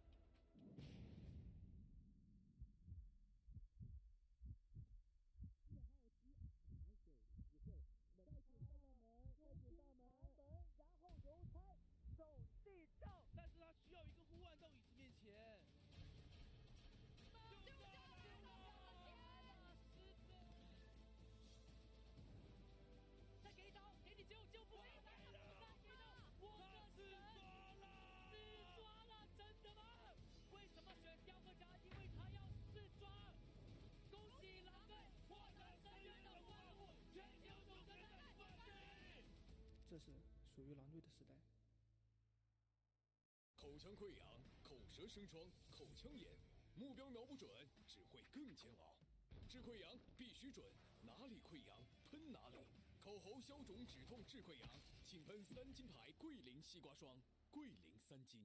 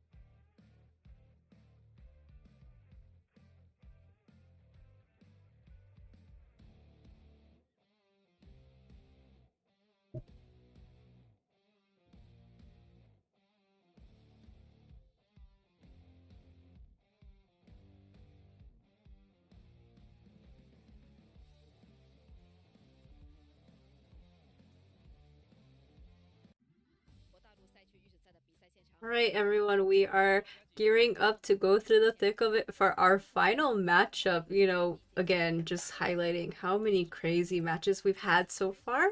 Luckily, we are going to be ending it off with even more exciting matches to come. So, really looking forward to what we are going to witness today. Yeah, it's been a long day, but I'm happy to let everyone know. I'm happy to let you know, Sadaoquil, that I have now finished my Mandarin Orange after 3 matches in the day. It took me 2 breaks to finish it, but now I have I feel like I've replenished myself with some vitamin C, so I can continue through the final match of the day. I would certainly hope that your Mandarin Oranges were rather big if it took you that long to finish them. But I'm very happy to be enlightened that you are well nutritioned. I don't even know if that's the word I want to use. I don't know either. I'm just making things up as I speak. But that's all right. We're about to see the final 2 teams here, and we're seeing Free here, the team profile. Yeah, I really do like their logo here, free as a bird. The bird is their F. Really cute. We are going to start off with the survivors with YUY as the patient feature. So pretty alright stats all around. Can't wait to potentially see this patient come out to play. Just in general, having that ability to navigate is kind of crucial in certain situations, but we will be moving on to Sylvwave. I don't know why my mind almost read that as silverware, but that's kind of where we're at this point in the morning. Yeah, overall kind of expecting a more stable rescuer on the side of Sylvwave. So, you know, always important to have a rescuer, a dedicated rescuer on the survivor lineup. Moving on, we also are going to see Mumu with the Antiquarian. Yeah, Antiquarian. We've been seeing her a lot today. Definitely have shown some pretty good performances today. And looking forward to seeing what this Antiquarian can do.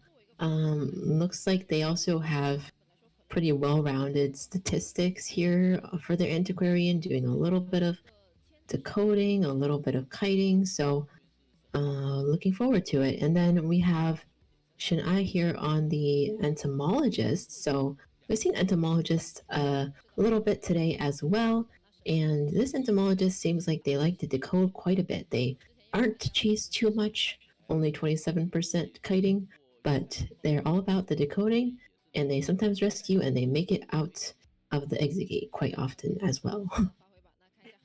Yeah, so moving on to the hunters now, we're going to be seeing Freeve's Brave Man on the featured Bonbon. So interesting stats we have in front of us at the moment. We've seen a couple of Bonbons today. Hopefully, if the Bonbon does come out, it will be useful. But moving on, we are going to be on FAF's player lineup as well. Going to take a look really quick at the highlighted characters, and we're going to potentially see yet another Hermit. This is interesting as well, and I think FAF's Hunter did actually play their Hermit. Yeah, they played Hermit in round 1 against FPX ZQ in qualifiers the other day, and got 3 Survivor escaped, unfortunately, but we'll see if they do better today. But we're seeing a postman here with AC, who was formerly a GR player. We just saw GR. AC formerly part of their team, and playing the postman along with other characters like Seer, Composer, Prisoner, etc. And moving on to the next survivor, it is going to be Lychee as the toy merchant as well. So we kind of were excited to see toy merchant earlier, but hopefully like to see toy merchant come out to play again.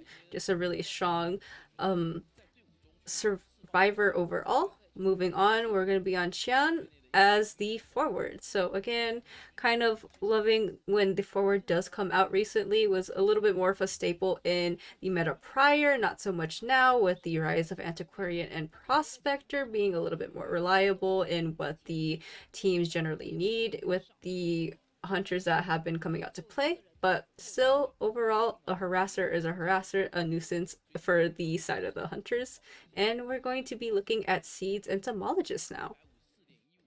Yeah, the entomologist here has quite a high kiting time here, 154 seconds. That's very long, and also likes to rescue once per match, but has never made it out of the exit gate, unfortunately, so that's a little bit sad. But other than entomologist, Seed also has been seen playing perfumer and psychologist, so potentially we can look forward to that. But first, we're going to take a look at the hunters, and this one is Seven. We previously spoke of his hermit, but Seven also plays a geisha as well, who, like his hermit, also got 3-man escaped by the FPXCQ survivors the other day, unfortunately. And other than that, this is the hunter who I mentioned earlier, who also plays the Ripper. So we already saw the Ripper today.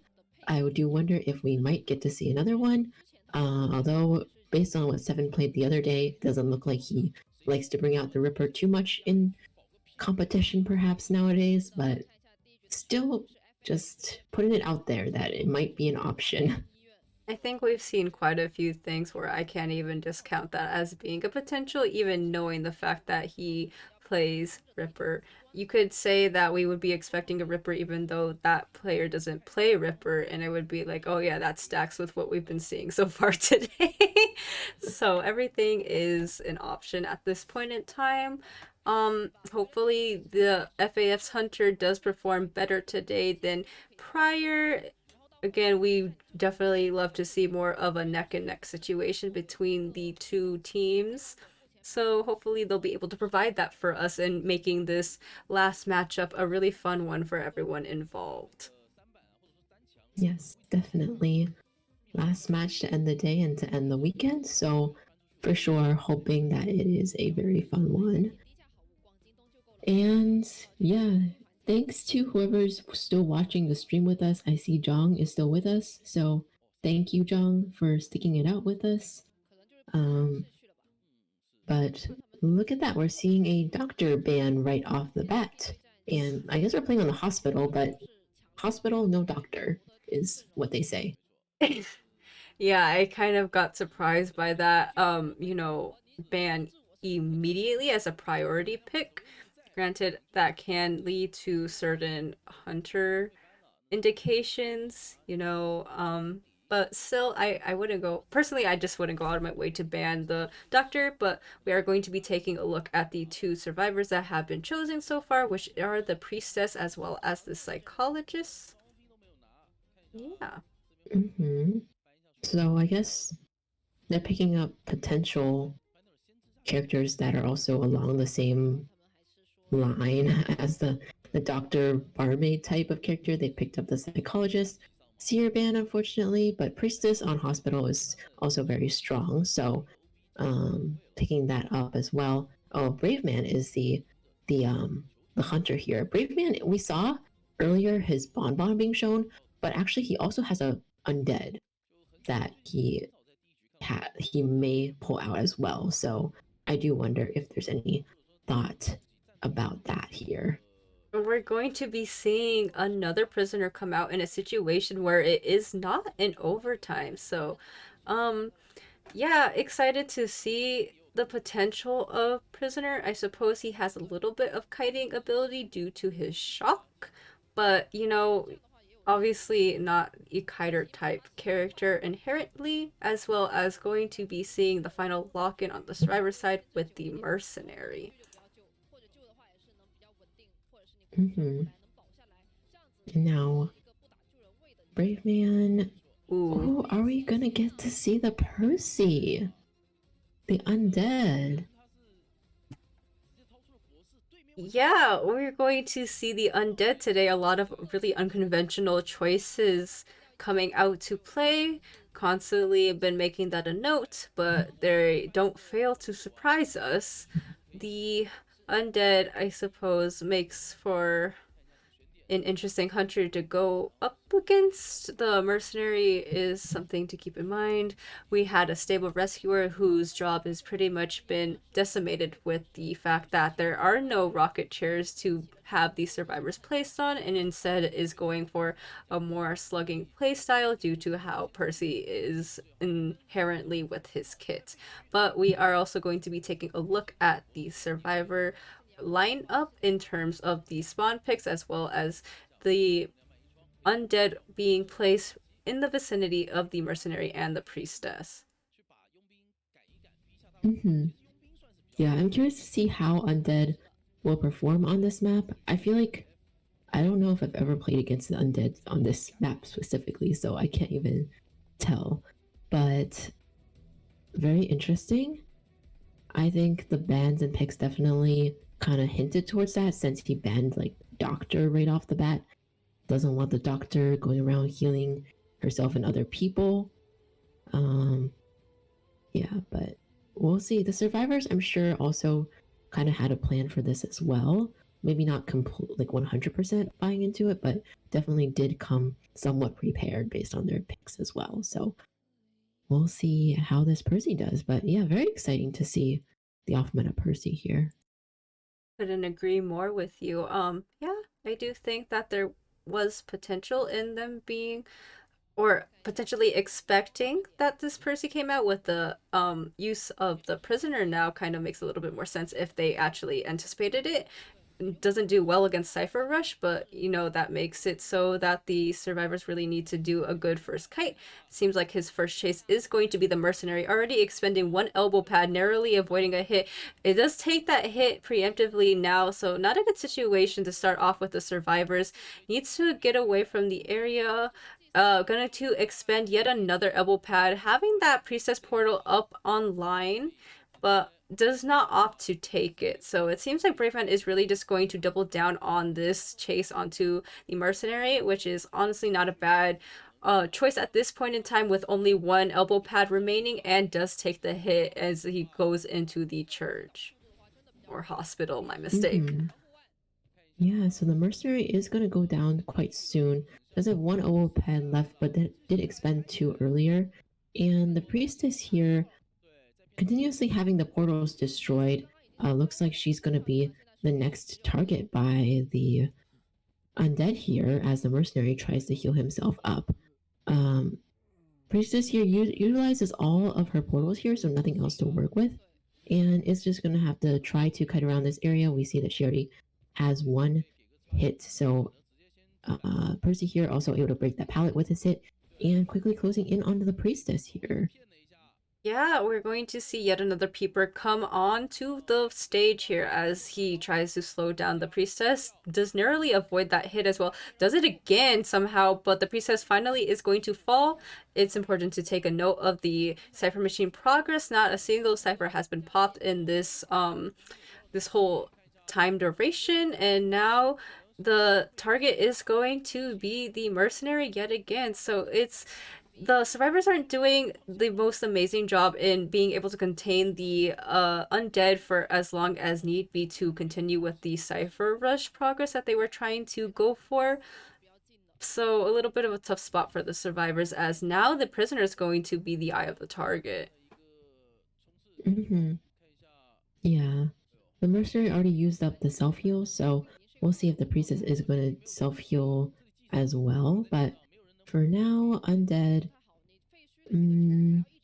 we'll see. Is he going to try to go away and bait the survivor into leaving the kiting area, or what is the plan for the moment? Is he going to go back to the survivors on the ground? Looks like he's going to make his way to the opposite side of the map here, utilizing these dashes, and potentially go back to chasing the priestess here, who actually did expend her self-heal as well. Yeah, such an unfortunate situation. We are going to see that one cipher is going to be close to being finished, but definitely not in a really good circumstance as well. We are also going to be seeing that the psychologist was in the area, I assume, for the extra support. Granted, again, we are still at 4 ciphers remaining. The body block did not seem to go through despite her standing right in front of him, but will be expending that stress relief now as she takes the extra damage, and everything is looking really good on the side of Freeze Brave Man.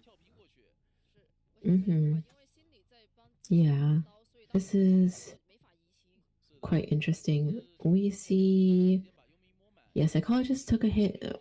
Priestess is on the ground and has no more self-heal, so she's either gonna expire by herself unless somebody else can heal her.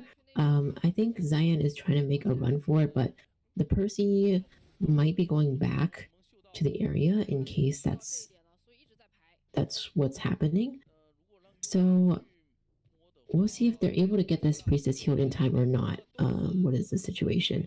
Looks like they were able to get that heal. Mercenary was the one who healed them. That's why they have that tide turner on here. And they're trying their best to work on the cipher, but the priestess is now on last effort. I generally don't understand the stubbornness to remain on that cipher.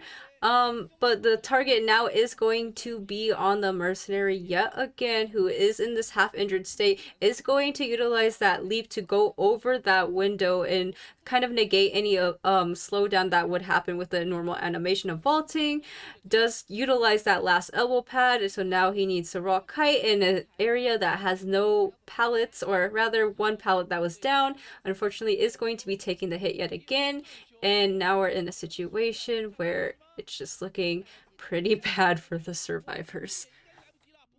Yeah, unfortunately, mercenary is about to. Oh, it was so close. The cipher popped just after the mercenary died, which is unfortunate. But now we only have 2 survivors at the end game here, and yeah, Nan Juye here, the psychologist, is gonna end up being the target at the end game, and she has really nothing to work with to help her kite against this Percy. Ooh. So, it's gonna be a terror shock right there on the psychologist.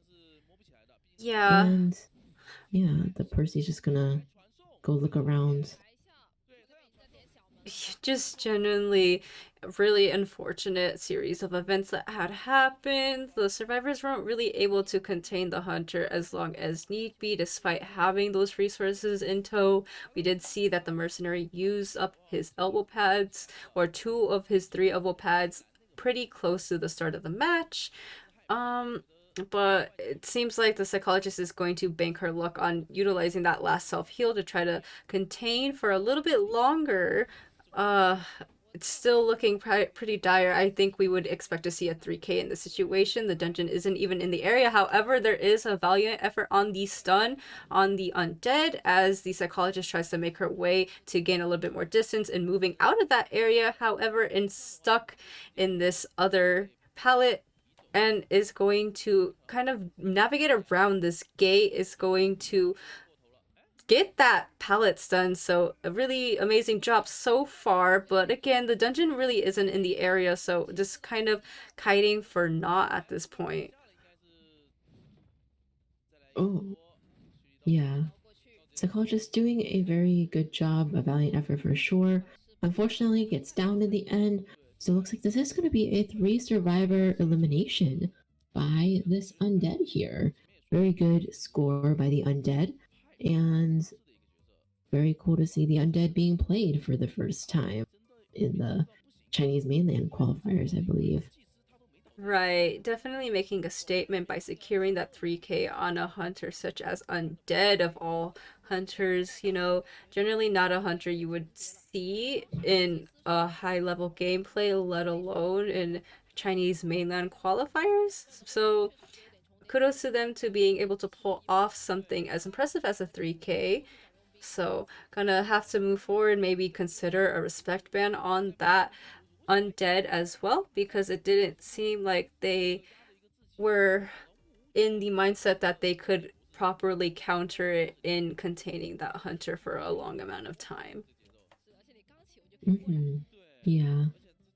Definitely feels like Brave Man made a point with this Percy and showed that it really does deserve a respect ban for sure.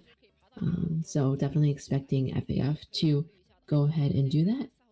But yeah, we see the stats here.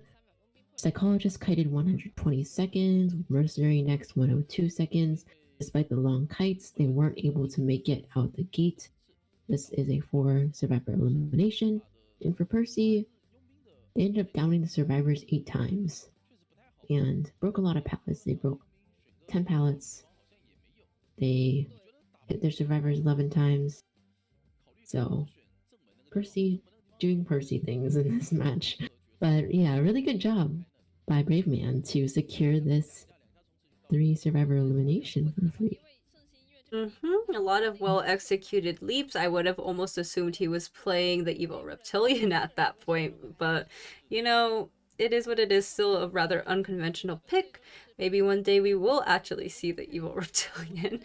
But yeah, so interesting moving forward. Again, I probably would expect a respect ban, seeing as they didn't really know how to handle that undead. Maybe they could just surprise us. Today has been full of surprises, and you know, leaving the undead and being like, okay, well, we anticipate an undead, we'll prepare a little bit more properly next time if you decide to bring it. So we'll just have to wait and see as FAF tries to recuperate and figure out how they're going to strategize and play moving forward.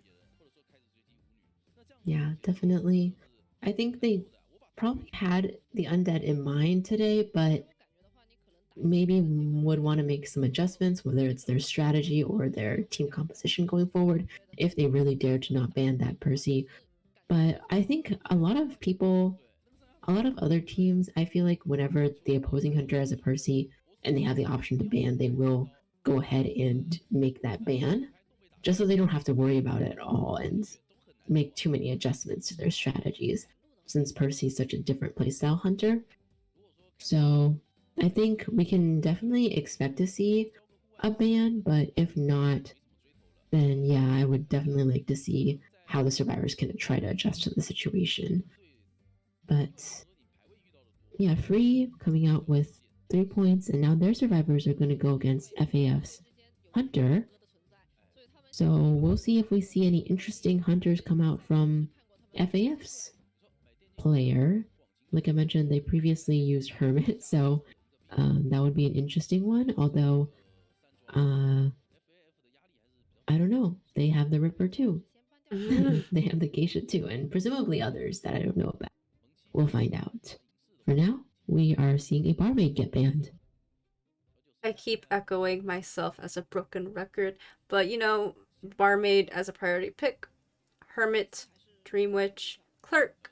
Seeing as FAF's Hunter does play Hermit, we can maybe guess that is a potential Hunter in mind, but also going to take note of the survivors that have been selected so far, which is the Entomologist and the Antiquarian.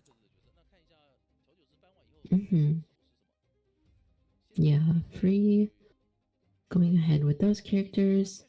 I'm just gonna wait and see what the next fans and picks are going to be.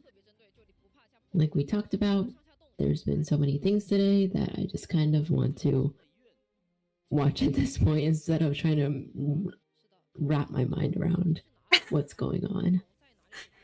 You know what? Fair enough, Lychee. It's been a wild ride, and we are not quite off of that roller coaster just yet. So now we are also going to take a look at the continual survivor bands for the Hunter, which is the Psychologist and the Priestess. So kind of negating these options of having the tankiness or having these abilities to get rid of the damage. I would definitely say that, yeah, I kind of agree with Zhang. We might be expecting a Hermit again, but anything's on the table as the Toy Merchant is now on the field as well. Toy Merchant. And then First Officer is banned. They are more scared of the First Officer as a rescuer than somebody like the Mercenary. Now survivors will take the Mercenary. Like, we'll take him. Interesting mindset, because if the mercenary ends up being the one that's chased out, then he has a lot more ability to have staying power compared to the first officer, in terms of if we're really considering that 7 is going to bring out the Hermit. But could also be thinking something else, could be playing 4D chess, and I just don't quite understand what the thought process is behind it. But, it's fine because, First Officer does have his own benefits in with the pocket watch, also being able to have a faster decoding speed after using the pocket watch. And I don't think you'd want that, but, it's still going to be a Hermit selection despite the Mercenary on the field as well as the Antiquarian. Yeah.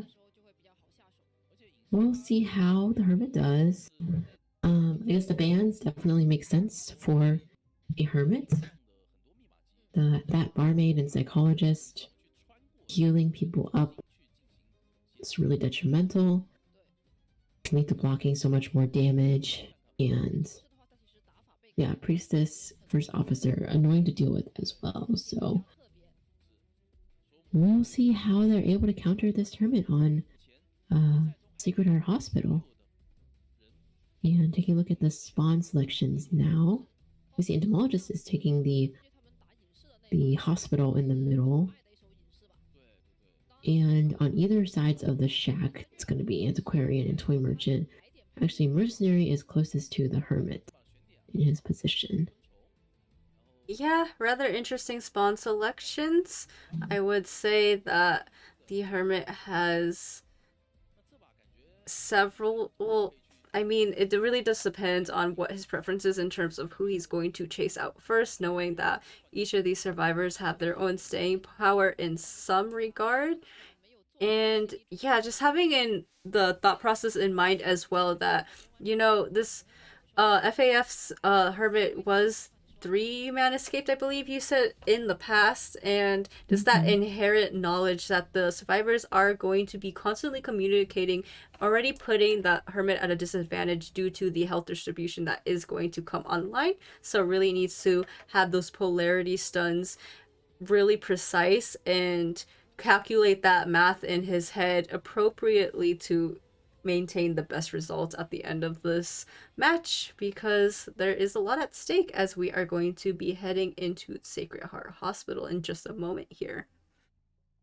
And we see the Hermit right off the bat, gonna connect some ciphers, it looks like, and ready to go out and about on his day. chasing survivors just like any other day. Going into the hospital here and see some bees, but not the entomologist quite yet. This is the mercenary, unfortunately. He didn't see the entomologist on the true story and is instead going to make an attempt at going up to the mercenary, is maybe seeing if he can waste a couple elbow pads while he's at it. There goes one. This hermit does have a detention and trump card build here, and it looks like blink as well. So going to continue to chase the mercenary here. Absolutely does have that blue polarity onto him right away, and has already expended all of his elbow pads, so now has to really rely on rock hiding ability in order to continue on with this chase. Will have nothing at the end game potential, is going to have that red polarity stun, but luckily that was communicated appropriately with the fellow teammates and is only have like a little sliver of chip damage due to that. So doing all right so far. I don't know if this was the most appropriate use of all the resources right away. However, we're going to just have to wait and see as this kite continues to progress, with the pallet being broken and now in a spot where it's a kind of inevitable he will be hit, but rather not actually, just narrowly avoiding that hit onto the mercenary is going to be stunned with the red polarity. Unfortunately, he will be one hit away from going down in this situation. Yeah. And getting another hit on the mercenary as well. We see the AI is predicting a 4-kill rate of 36%, 37%. We'll see how accurate that is. The bee is now getting a little bit in the way of the hunter, but the mercenary still has a tiny sliver of health left. So, taking the toy merchant's catapult all the way inside. Oh, but Blink being used to bypass the bees completely and try to catch up to the mercenary here. Oh my goodness. He should turn into the forward when we weren't really paying attention. So incredible. He was genuinely fighting for his life at that like tiny sliver of damage that was remaining. However, will be falling down now as he sees the chair for the first time. Cypher Machine progress, despite everything that happened so far, is looking all right. One has been finished and the remaining ones are at decent condition in this state. 7 is going to be monitoring the chair, sees that the toy merchant is in tow with the glider here to come in for the rescue. Unfortunately does not carry Tide Turner in the situation, is going to take that shared hit, and now the mercenary is going to be alive and well.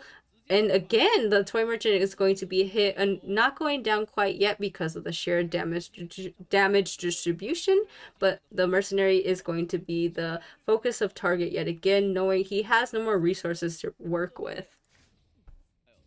Going ahead and using another orb to gain distance close to the mercenary and adding the polarity as well. Getting another damage on the mercenary, so slowly increasing that damage. You see the bees are still following, trying their best to deter the hunter from chasing the mercenary, although this does take away a little bit from the entomologist's own decoding speed, of course. Entomologist actually is healing up with the antiquarian, so potentially they can heal up to a good state. Whether that's a good state for supporting but mercenary goes down finally to the hermit's clutches and is going to go back onto the rocket chair. Yeah, it's really important to regain your resources in a match with the hermit, especially when health distribution is a really constant factor in trying to maintain all of the survivors' health, ability, and kiting potential. We are going to be seeing Mumu come in for the rescue as well. Misses that stun, unfortunately, but is going to have this blue jump as well. The rescue was rather free, is going to hit the hunter against the wall, but unfortunately it wasn't a stun and the antiquarian is going to get hit due to that. And now the survivors are in this situation where they're all rather injured, and unfortunately the euphoria does nothing and the mercenary will be sent back to the manor. Yeah, I guess the mercenary was trying to do a perfume trick utilizing the Toy Merchant's catapult there, but it didn't really work out because the blink cut it off. This does mean that the Hermit does not have blink for a little while longer, and does already have one elimination, so can go ahead and look for the next target and hope to achieve something by the end of the match. Survivors are being a little bit careful in case they are chased. So looks like the one out here is actually Lychee and I, the entomologist. And the Hermit is actually going to go after the entomologist right there. Ooh, utilizing that flywheel for distance, trying to place down the bees to halt Seven from getting forward. Unfortunately, it does not mean anything in the fact that entomologists did get hit despite all of that. So now the resources that they tried to retain in terms of healing each other is kind of dwindling in the situation. There's no real potential for healing distribution either. So Mumu is out in the open, is going to stun Seven away, is going to also capitalize on that catapult there going through the window. And it's rather interesting that all of these survivors are in this hospital area kind of scrambling and not working on a cipher machine at this time. Yeah, I was thinking about the same thing. Not much cipher progress being exchanged for all this time that the survivors are kiting and taking turns kiting as well, and their health states are slowly dwindling. So it looks like entomologist and antiquarian are potentially trying to get together to get another heal, which will be good in resetting their health states a little bit further back, a little bit more healthy. But we'll see where they get to. Unfortunately, Hermit not able to down the Toy Merchant on that pallet swing right there. We'll get another chance on this pallet here, and does get the Toy Merchant down here. So finally able to get a Toy Merchant down and worry about the other survivors and what they're doing. But for now, looks like he's going to put the Toy Merchant onto her chair. Right, they have to play really slow to conserve their health states in this situation. Luckily, again, this is the Toy Merchant's first chair, so they have a little bit of wiggle room. However, they can't just rest on that as one of their safety blankets, I would say. Again, the cipher machines have not been touched in this entire time, despite even healing for quite a while now. So interesting. Also, the tinnitus is being proc, so Seven, it will not leave this survivor due to that, knowing someone is in the area consistently trying to proc that tinnitus. It seems like the entomologist is going to make their face seen, will have that hit land, and it will be rather close if they're going to be able to get this rescue. Unfortunately, Seven does land that teleport ball, and we'll be seeing that the entomologist goes down now. So again, just a little bit of a snowball situation that Seven is able to capitalize on. Yeah, and we'll have to see here how they can continue this back and forth push and pull match between the hunter and the survivors here. I mean, it seems like it's only a matter of time because, like we talked about earlier, these cipher machines are just lacking progress that is not going to be able to get done at this point with only one survivor standing. So perhaps that 4-kill prediction by the AI was correct, but we'll wait and see. For now, entomologist has already used up the self-heal, and now antiquarian's on the ground being forced to use up her self-heal while the entomologist gets chased. A very long distance orb there was shot at the entomologist, and that added the red polarity too. Oh, and another long distance stun there on the entomologist. So we can really see Seven's Hermit is quite skilled for sure. And how are they going to play out this last bit? Downing the entomologist with another orb, and is going to go back towards Mumu to find the antiquarian. Right, it seems like Seven's just improving as the match persists forward.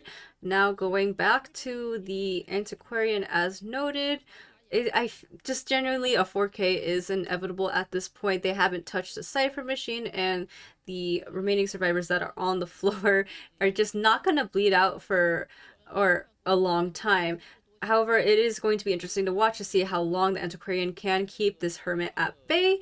Has a little bit of a bamboo flute to utilize in this situation, is going to be shocked, has a peeper down as well, is going to stun the hermit from getting her right away, also has that jump with the electric ball, holds himself is I would say, but now both survivors are down and he's pretty much secured this 4K in this situation. So really good job on the side of Seven to capitalize on, you know, just like every little mistake that the survivors made and making a name for himself as well. That, you know, Hermit is a little bit of a gimmicky hunter, but has really high snowball potential, as I said, and we definitely saw that being showcased here in this match.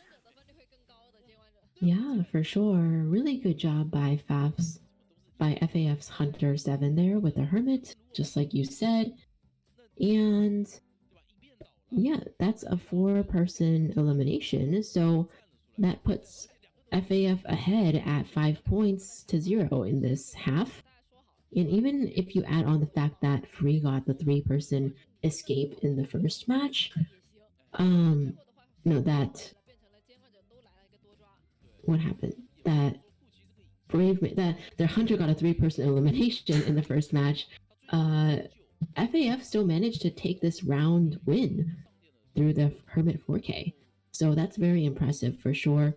You know, for Free side, at least they did get a decent amount of points out of it, even if they didn't win the round. But overall, they need to prioritize winning the next round so that they can not be taken home in a 2-0 by FAF. I feel like I'm not explaining things clearly at this point, but hopefully most of you can follow my logic and what I'm trying to say here. Yeah, but good job by FAF. I'm sure their Hunter had some pressure on them as well, considering the other Hunter had such a good score. So this is definitely really commendable. Yeah, just having a look at the stats here, the mercenary did have a really good containment time.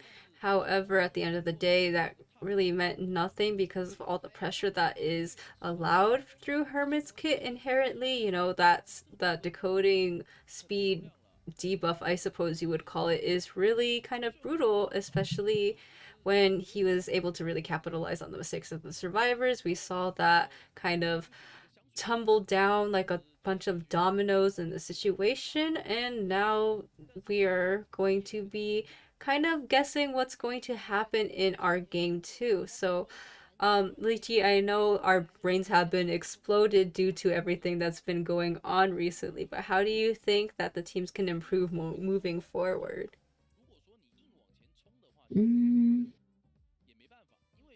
Yeah, I don't know. I feel like we'll have to see, because for the non-professional teams, it's it's so unpredictable, like, you know how it is. But yeah, for Free, I'm a little bit concerned about their Hunter going into the next round if they can still pull a Hunter that is able to get a win, because I think that may have been an issue for them in the previous matches as well. And based on how their survivors did, I mean, I guess it was like they tried their best doing all the things that a lot of the things that you're supposed to do against the Hermit, but in the end it didn't really pan out very well. So I don't know if I have any specific advice on them for that, but definitely something to watch out for. But for FAF's side, I think even though their Hunters didn't do as well against the professional teams, maybe against the non-professional teams they do have quite a little bit of an edge. So I would expect to probably see that Hermit get respect banned, and then we'll see how Seven does with the other Hunters here. And for the survivors, I mean, FAF survivors in the past they got like this time they got 3K'd by the Percy. Previously in qualifiers, they got 4K'd 2 times by the professional team's Hunter as well. So I think the survivors definitely do have quite a bit to work on, but we'll see exactly what that looks like in the next match. Because it's hard to compare. It's hard for me to assess like how good are they really when it's a pro team against a non-pro team and the non-pro team gets kind of crushed. I feel like either, I don't know. It's kind of, I guess it's kind of expected in a way that they would get crushed. So I don't know how they would necessarily perform against another non-professional team. I guess this is another matchup today where the Chinese casters also felt like it was pretty even across the board, the chances of either team progressing. So we'll find out. Yeah, I But mean, yeah, definitely agree with Zhang. Non-professional teams have very interesting choices. We'll see how this continues on today. I mean, who's really going to expect to see an undead be brought out as their very first hunter choice? And also just not even just the undead being a choice alone, but getting a 3K with an undead as well, kind of unheard of for the most part. But unprofessional teams, they do have that little bit of spice of life in their choices, and I can't say it goes unappreciated due to that. It definitely had an interesting time when, it's also rather interesting to assess the hunters that you would expect not to do well and the survivors that you would expect to do well against them kind of end up crumbling. So, I'll say it again, it's always kind of a treat to be proven wrong, because to surpass the expectations that are held for you and your character pick is always a treat. Yeah, that's definitely true. And of course, we talked a lot about how just being here is a pretty big feat for the teams themselves. So it wasn't easy. So definitely, they're still among some of the best teams in mainland China, regardless if they qualify or not. But now we just saw it looks like the next match is going to be on Moonlight River Park. Also, FAF is having a hunter swap, so we will no longer be seeing Seven or Seven's Hermit in the next round. We will see Ali instead. And then for free, they are also switching up a bit as well. So that was a little bit confusing. But it looks like they are switching down their hunters, switching their hunters over. So WLMY will be playing instead of Brayman, and then King H will be playing instead of Soulwave, I think, was the survivor swap. It was a little bit strange because they were showing the survivor swapping for the hunter. But I think basically Free is swapping out one hunter and one survivor, and then FAF is swapping out just their hunter. Right, so have to consider how that will affect the matches moving forward. Immediately, we're going to examine the bans from the hunter as well as the survivor, with the priestess and seer being off the board and the bonbon immediately being an invalid option. Going to lock in immediately that antiquarian and the entomologist, as is seemingly preferred by the free survivors at this point in time. Going to have to wait and see if they prove to be useful, as we are awaiting the next picks, which is going to be a ban on the mercenary as well as the toy merchant on Moonlit River Park. And we see right away things are changing because Ali here, this new hunter, they primarily specialize in bonbon. They do have a sculptor and a clerk as well, apparently. So they do have to watch out for that on the survivor side. I feel like picking the entomologist, though, is a little bit of saying, like, we're going to try to counter that in a way. And since there's no bonbon, maybe entomologist can be a little bit more free in her kiting and supporting, since bonbon does tend to counter entomologist a little bit more than other hunters do.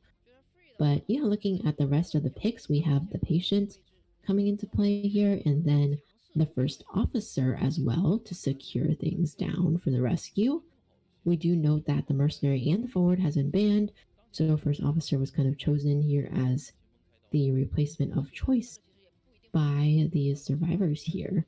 I guess it's also pretty decent options against, regardless if it's a sculptor or a clerk.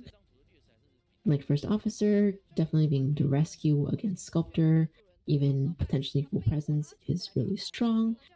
And these are all kind of annoying for clerk. So I think they are trying to potentially consider that counters here. Yeah, I can definitely see what you're saying. Again, the survivor lineup is going to be difficult to go against if you are deciding to play a clerk just in general, but as well as trying to chase down the survivors on such a big map such as Moonlit River Park.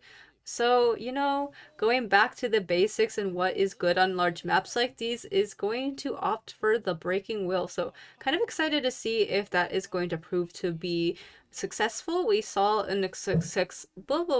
We saw a successful breaking wheel earlier, so kind of surpassing the expectations of, breaking wheel has fallen out of the meta. While he has, that doesn't mean he is not powerful in against certain situation in team comps. So going to have to just wait and see here. Yeah, a lot of variables that come into play, especially with, also the roller coaster on Moonlit River Park. But we are going to take a look at the spawn selections now. Yeah, we have first officer at the Cipher Bridge, patient potentially at the last stop, antiquarian first stop, entomologist inside the funhouse. Looks like patient still deciding. I would say another factor here against the breaking wheel is the merry-go-round, right? Because the breaking wheel cannot spike the survivors if they're riding the working carousel. So that's a little bit painful whenever that's the situation there. But yeah, the breaking wheel is just going to spawn outside the 2-story around the second platform here, and we'll see where they decide to go. If they decide to chase the nearest survivor, or will they take a little bit of a trip here? I have to wonder if these survivors are going to come prepared in terms of their traits and potentially anticipating the breaking wheel. I would assume no, but I mean, regardless, it's going to be interesting to see how well the breaking wheel can navigate around a big map. We know he is high motility, high mobility, can easily go into that wheel form and kind of negate some of these survivors' kits. But it is just a wait and see moment because the execution is very different from what we can examine of what is expected to happen. As you know, we've had a lot of expectations today that have been surpassed and changed due to what is happening in the action we have before us. So hopefully that is the case yet again. Yes, definitely. It keeps things very exciting and keeps us on our toes for sure. But this breaking wheel is spawning right below second stop and is changing into wheel form and going right away to roll around the second story building. See if there's anybody hiding behind here who jumped down or looping around this area, but no, doesn't see anybody, so they are going to go and chase the antiquarian onto the roller coaster. This is an insolence and detention bonbon. Unfortunately, missed the chance to hit the survivor off the roller coaster here, so the roller coaster did take Momo's antiquarian to the second stop, and now she can potentially, not going to loop around the big house. She's just going to loop around the bottom of the roller coaster stop. Yeah, it seems like she does have 2 spikes here, is going to be trapped, and unfortunately will be going down before the bees from the entomologist can come in for the support. So really quick sequence of events that had happened, going to continue on with the bees for a little bit to become just a tiny bit of a hassle, but not going to commit to that, seemingly knowing that the chair was right there. However, the bees do still remain in the area, is going to catch out the first officer, immediately spiking him once despite the pocket watch coming out. And we're just going to have to see if he can narrowly avoid yet another spike, but it seems like there is 2 potential survivors that can come in for the rescue at this time. Pocket watch is going to come in handy to do the secure rescue, and the bees are on the move yet again. Yeah, we see the breaking wheel is going to go ahead and continue to chase Mumu, who had been freed from the chair. But Mumu doing a really good job of circling around and around this hunter here, utilizing the flywheel to get a little bit further away as well. The breaking wheel earlier was forced to use excitement, so now he's getting stunned, which is a little bit painful. Ooh. Getting another stun on the breaking wheel over here. Unfortunately, he wasn't able to get the trap. Yeah, Momo buying a great deal of time after going off of the chair, and they do get the spike here now. So let's see if they decide to what they decide to do. They're kind of just looping the carousel right now, which can be kind of annoying for the hunter to deal with as well. And the cipher nearby just got popped. So this Ooh. is Yeah. and making her way to the pallet too. The trap didn't keep her in place here. Right. It's going to continue to utilize that flute. Unfortunately, is going to be second spiked, and it needs to play this really carefully to not get fully spiked and snapped, but unfortunately will be going down regardless of that, knowing there's not really an ideal place to run from that radius that snapping is unfortunately able to go towards. The antiquarian is going to be seeing the chair for the second time now, as we have wanted order on the entomologist. Patient is in this area, so can go in for a potential rescue if possible, if wanted. However, the cipher progress is alright, I would say. There's 3 ciphers remaining, with 1 close to being finished as the others are being chipped away really slowly and gradually. We are going to also see the first officer come in for the rescue yet again, having that last pocket watch used in a situation where he does have 3 spikes, so a little bit unfortunate, but wow, the excitement does land despite the stun, and the first officer goes down as well as the antiquarian, so a little bit of unfortunate events here, but looking all the more better for FAF's Ali. Yeah, and now they're able to get this antiquarian out of the game and going to right away follow up with this first officer. The ciphers, as we can see, are not really done yet, so the breaking wheel is going to have another opportunity to camp this out. It looks like the entomologist is going to be the one who's priming the cipher, while this patient is going to rescue. But the hunter is gonna go straight for the cipher. Now he goes straight for the rescuers. Yeah, this is interesting as well. Yeah. And yeah, utilizing the snap to finally down the first officer. And the cipher's been popped. They're at the end game now.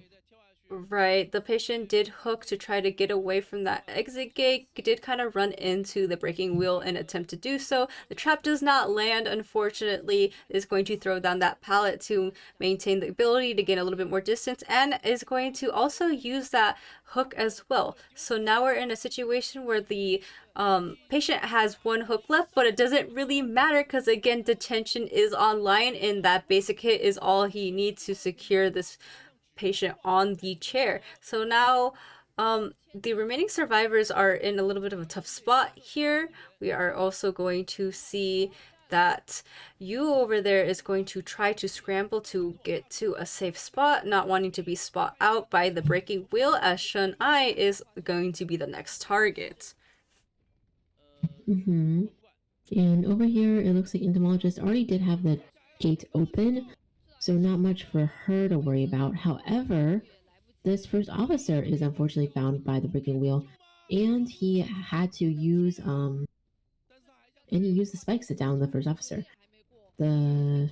So now going all the way back to the entomologist, who looks like she's going to try to take the coaster over to the other side of the map and try to potentially make this rescue. I'm not sure if she can potentially make this in time. It looks like she might have a chance here, but it's a little bit of a risky situation because this breaking wheel has detention. I do believe that Survivor King H would expire before that. Unfortunately, it doesn't even matter, as we did see the series of events where the entomologist is now down. The breaking wheel is going to walk around as kind of just really securing the fact that there is a 4K in tow for Breaking Wheel. So again, really love when the hunters kind of surpass my expectations. Breaking Wheel is no longer in the meta, but still did an amazing job so far. A really good performance in kind of securing this 4K situation on these survivors.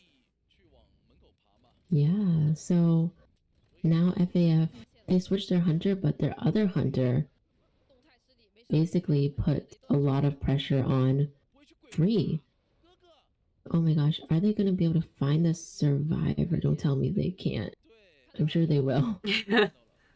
Yes, finally finding the survivor that's crawling around on the ground. This first officer here, and he's just going to surrender before he goes onto the chair. But yeah, that was a very good job by FAF's other hunter, Ali. And this means that they have, their hunter got a 4 kill in round 1 and in round 2 now with their other hunter. So if Free wants to have a chance at being able to win, then I guess they have to return things with a 4 kill. Otherwise, it's basically going to be FAF's game. Is that correct? Or am I thinking about this too early? I can't math. I said that at the start of the stream, and I still stand by that. But even more so now, as it's been over 8 hours, so a lot of exciting matches here. But doesn't escape the fact that it's been a long ride for all of us. So again, if you have not already, or if you've forgotten to do so and you've been sticking around with us for a long time, make sure to stay hydrated, have your snacks ready, snack away, get something to eat as well when there's the breaks. And yeah, so just continue to sit with us as we go through the remaining games in store. We are going to take a look at the match stats as well. Antiquarian did a pretty good job alongside the first officer. However, it was for naught, as we all saw it come out and play right before our eyes that Breaking Wheel was able to secure a 4K rather decisively. Yeah, for sure. And looking at the number of times this Breaking Wheel hit survivors, it's 26. Always funny to see those really high numbers on these kinds of hunters, as well as, of course, getting 8 survivors down 8 times, since this is a 4 survivor elimination. So yeah, we'll see how Free can possibly come back from this. But first step would be giving this everything they got and trying to get this 4 kill on the board, or 4 survivor escape on the board against. Wait, what am I talking about? Oh my goodness. But the cameras. Free's trying to get a 4 kill. Right? Free's trying to get a 4 kill. FAF is just trying to get 1 survivor out. Okay. Okay. Yes, we're working at full capacity, everyone. Don't worry about it. Don't think about it. Don't breathe in our general direction, and consider what we're saying in high scrutiny. But yeah, so taking a look again, we are going to go to the second half. We're going to see the immediate bans on the Seer as well as the Priestess. So again, gotta really understand Priestess on such a large map like this, as well as the Seer just kind of being a universal pick all around. And we await the further bans and picks coming up. I can't say I can really read their minds as to what might be coming ahead of us, but we actually see a ban on the Naiad for the Hunters. Yeah, this is interesting, and I think they did switch up their hunter. Yep, so WLMY. Weili Meiyin. I think that's their Chinese name. Mm-hmm. But this hunter plays Naiad, so they've played Naiad in the qualifiers thus far, so it looks like their Naiad has been banned right off the bat, so I guess that's no surprise there. Yeah, but based on the survivor ban so far, I don't think we can tell exactly who the hunter wants to play yet, so we'll just have to wait and see. Meanwhile, the survivors here, they just need to get one survivor out, so they're definitely going to consider that when they choose their team composition. The mercenary has been chosen and the embalmer, so definitely not bad picks for trying to get one survivor out. Definitely the odds are in the favor of them on the survivors of FAF. Already some really decisive picks. You know, Mercenary overall has really good staying abilities, as well as the Embalmer with the utilization of his coffin. We are going to proceed forward with the remaining survivor bans as well. There are a couple remaining, but you know, there is a ban on the patient as well as the barmaid. So you know, there's a lot of pressure on Free's Hunter at this situation. Can only imagine what's going through their head as there's been a constant back and forth of swaps. But we are going to see the third survivor be picked, which is the Toy Merchant. You know, not a bad choice on such a large map such as Moonlit River Park. Yes, definitely. I'm excited to see the Toy Merchant on this map for sure. And Prisoner being taken out of the equation as well. One of the Cypher rushers. So it's quite an interesting pick here. We'll have to keep waiting and see. FAF down to their last survivor pick here.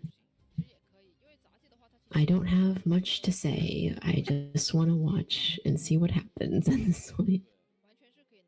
Even when the cards are stacked in one team's favor, it seems like they've been surprising us all day. So understandably, we don't really want to commit to saying anything that could be argumentatively debated when we see the actual match lineup. But anyway, we are going to see the final pick on the survivor side of FAF, which is the Antiquarian.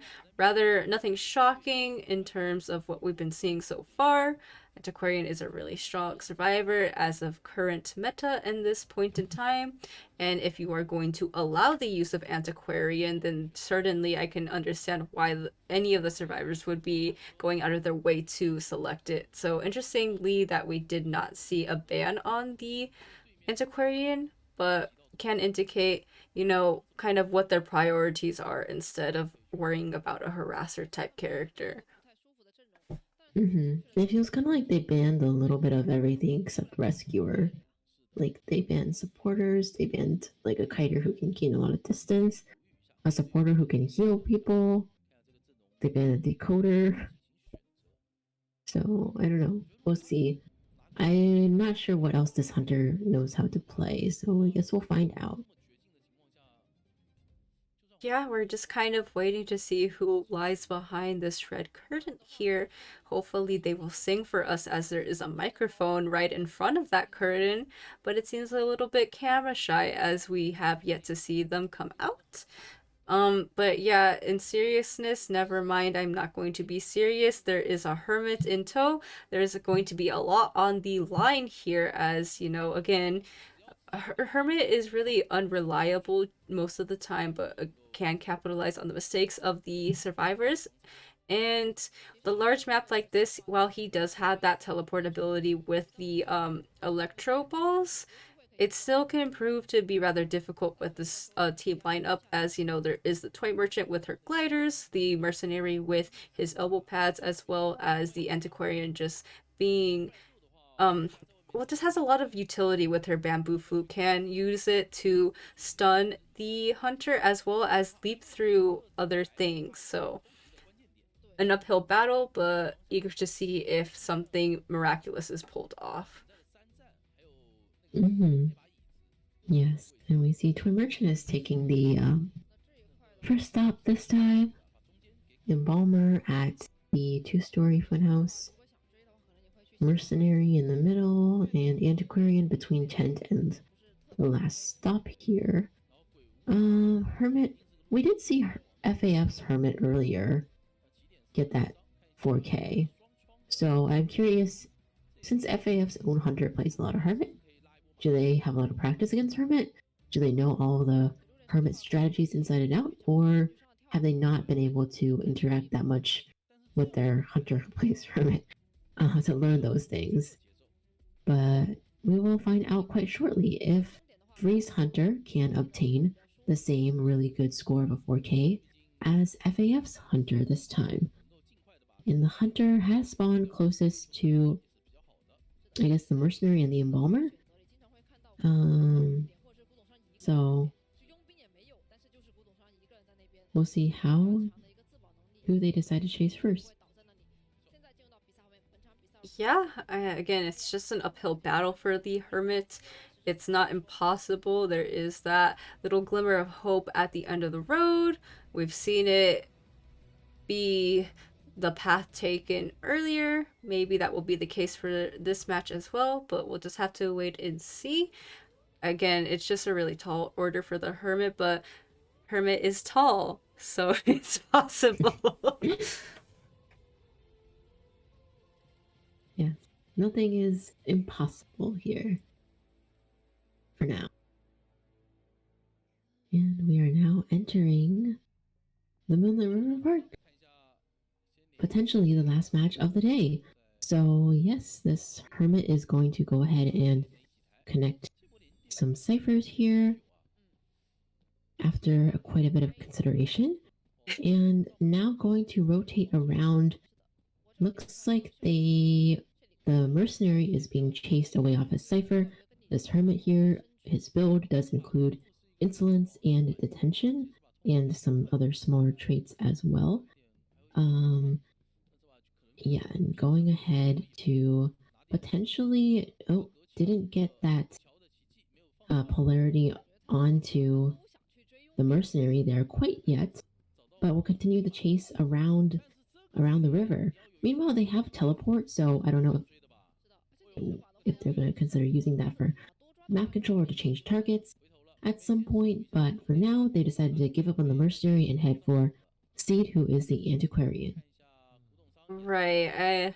It was an overcommittal to try to get that Mercenary down in the first place, especially with that spawn location being near that bridge area where he can utilize those elbow pads to continuously just be a nuisance and go around. But it was good that he opted to change to the Toy Merchant as well. But Toy Merchant also doing a really good job at keeping the Hunter at bay, really using the roller coaster to her advantage. Does have that polarity of the red polarity in this situation, is again doing a really good job of just like avoiding the distance to be gained when you are the Hermit and just buying a lot of time despite the cipher decoding debuffs that inherently come with Hermit.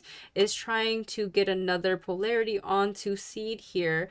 Unfortunately isn't successful, actually gets the stun for once, and now is going to use that little teleport ball to try to stun her and gets the hit on the Antiquarian. But unfortunately for the Hermit, that health distribution is in tow yet again, so everything's looking healthy so far. Yeah, and looking at that AI prediction there, they're predicting it's most likely going to be a 3-survivor escape. But we'll see if the Hermit can turn the tides here, teleporting to the bridge cipher. This is the Toy Merchant kiting here and gets stunned fairly quickly, and now is going to kite away.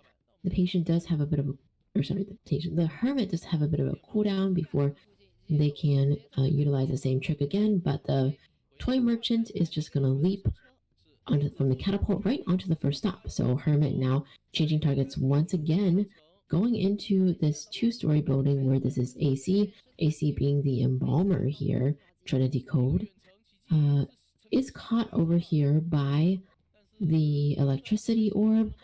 Unfortunately, couldn't get a hit over the pallet. The blade was a little bit too short, and they're going to continue to loop around this area here. Everybody right now, does have the red polarity, so I think they all took a bit of a share of that damage. And Hermit here, navigating down below the 2-story, but the Embalmer managed to walk the other way, so they're going to continue this kite around these walls. Meanwhile, ciphers have quite a lot of progress on them already, and are in fact almost quite primed.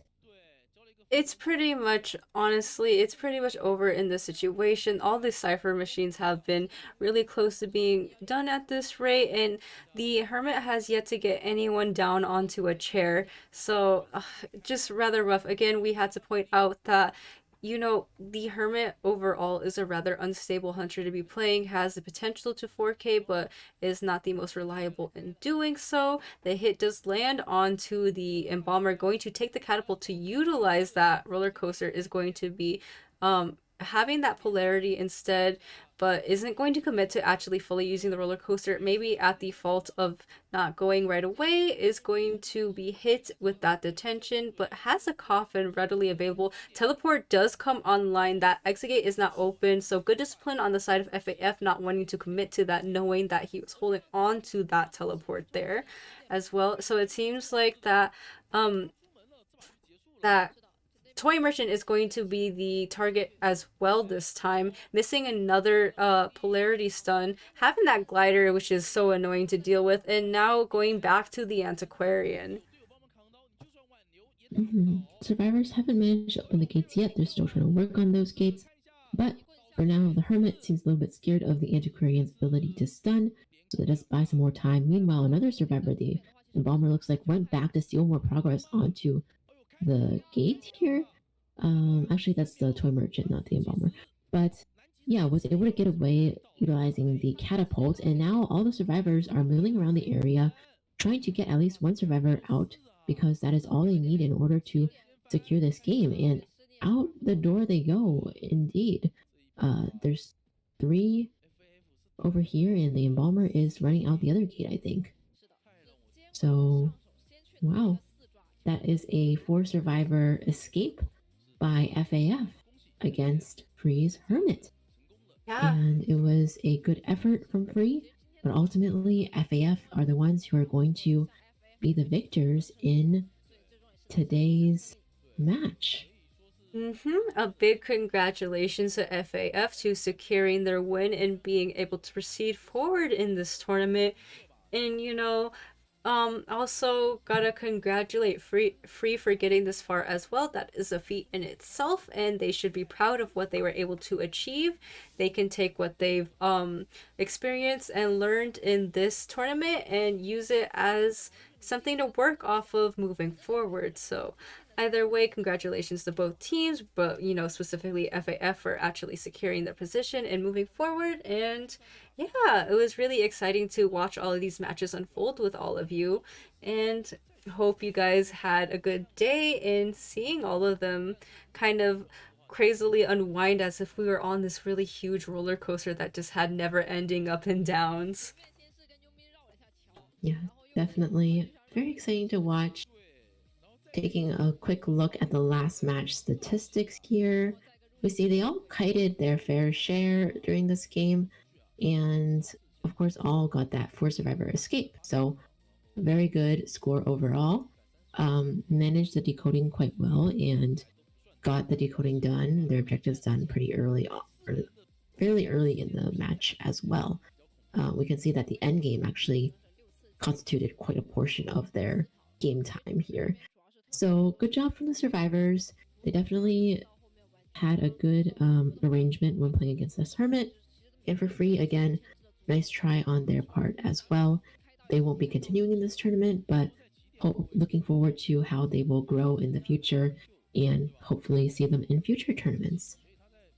Yeah, definitely. So we are going to have a little bit of time to reflect on what we've seen so far as they kind of try to figure out who the MVP of this match is going to be alongside a player to interview. We got proven wrong earlier that the player interview isn't necessarily going to inherently be the MVP. So either way, regardless, we are going to be looking forward to who is going to be talking their fair share and enlightening us with their experience. Yeah, that's for sure. I am very curious as well, but I guess considering they switched off their hunter as well, I don't know which would be the MVP. Both of them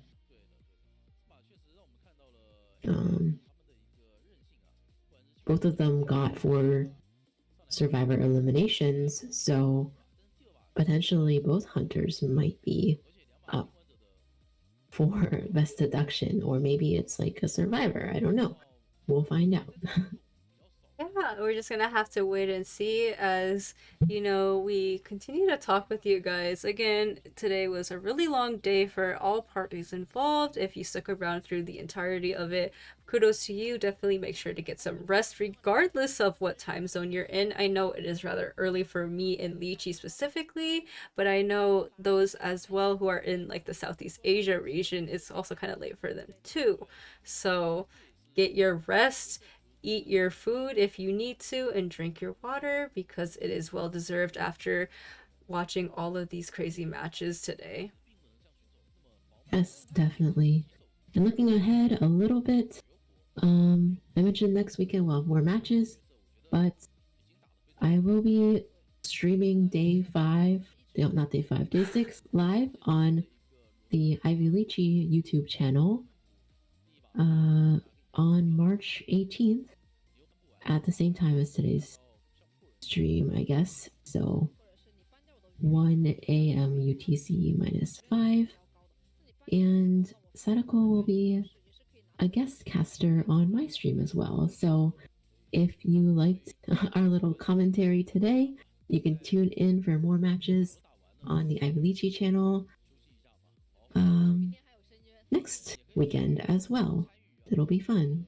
It'll be another day of matches. I don't know which teams are going to be playing yet. I don't know how they plan on distributing the rest of the matches amongst the days, but we'll find out. And either way, it should be fun. It'll be live again, so hopefully it won't be as long as today, but either way, I'm sure it'll be worth watching the match. Yeah, absolutely. So plugging your social medias is definitely really important, especially given that we are going to be casting again. So if you enjoyed our little insane tidbits and kind of going delirious near the end of this match, I would maybe expect to see that again if it's a really long match coming up. So yeah, also looking forward to that personally. Co-casting with Lychee is always an honor. We always have a good fun time despite the craziness that ensues. Definitely. And it's nice to do this kind of casting. I mean, I feel like we were pretty serious through at least like the first few matches. But it's nice to do this like on our own channels where it's a more casual setting and we can interact with the chat more without feeling as pressured as the live stream on the Identity 5 channel.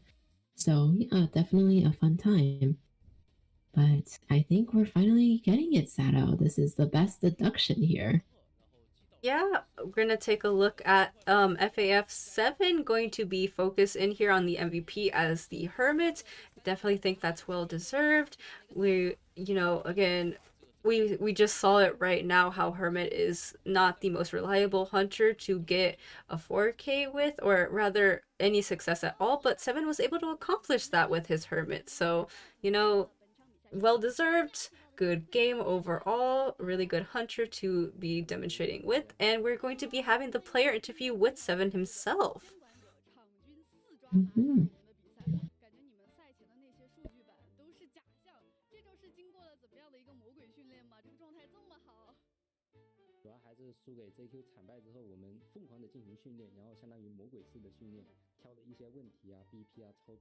He's basically saying they were practicing like monsters in order to prepare for the tournament.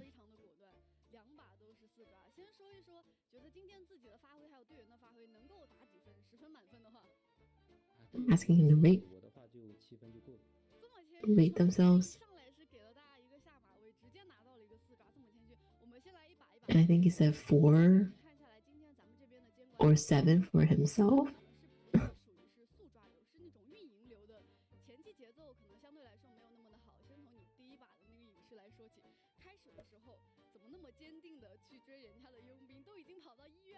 She's asking about chasing the mercenary first.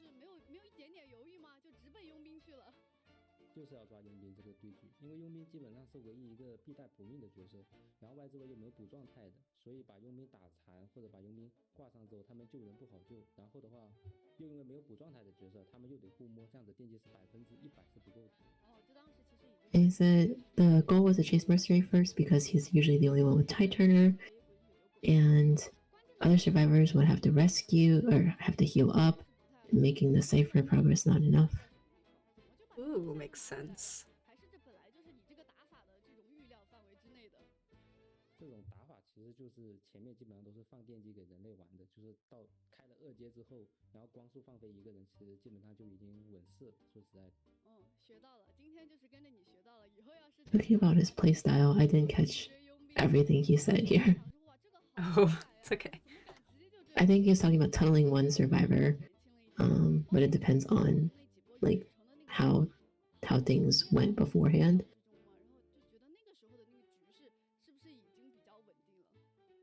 那个时候球，我基本上我丢球，我基本上我都能中或者避身位的，毕竟我是打杰克的。这自信嘛，打太多了。自信已经拿出来了。而且我发现今天另外一位监管者也是嘛，感觉大家都是打得非常的自信。一上来月亮河破轮那个阵容还有那个地图，觉得好打吗？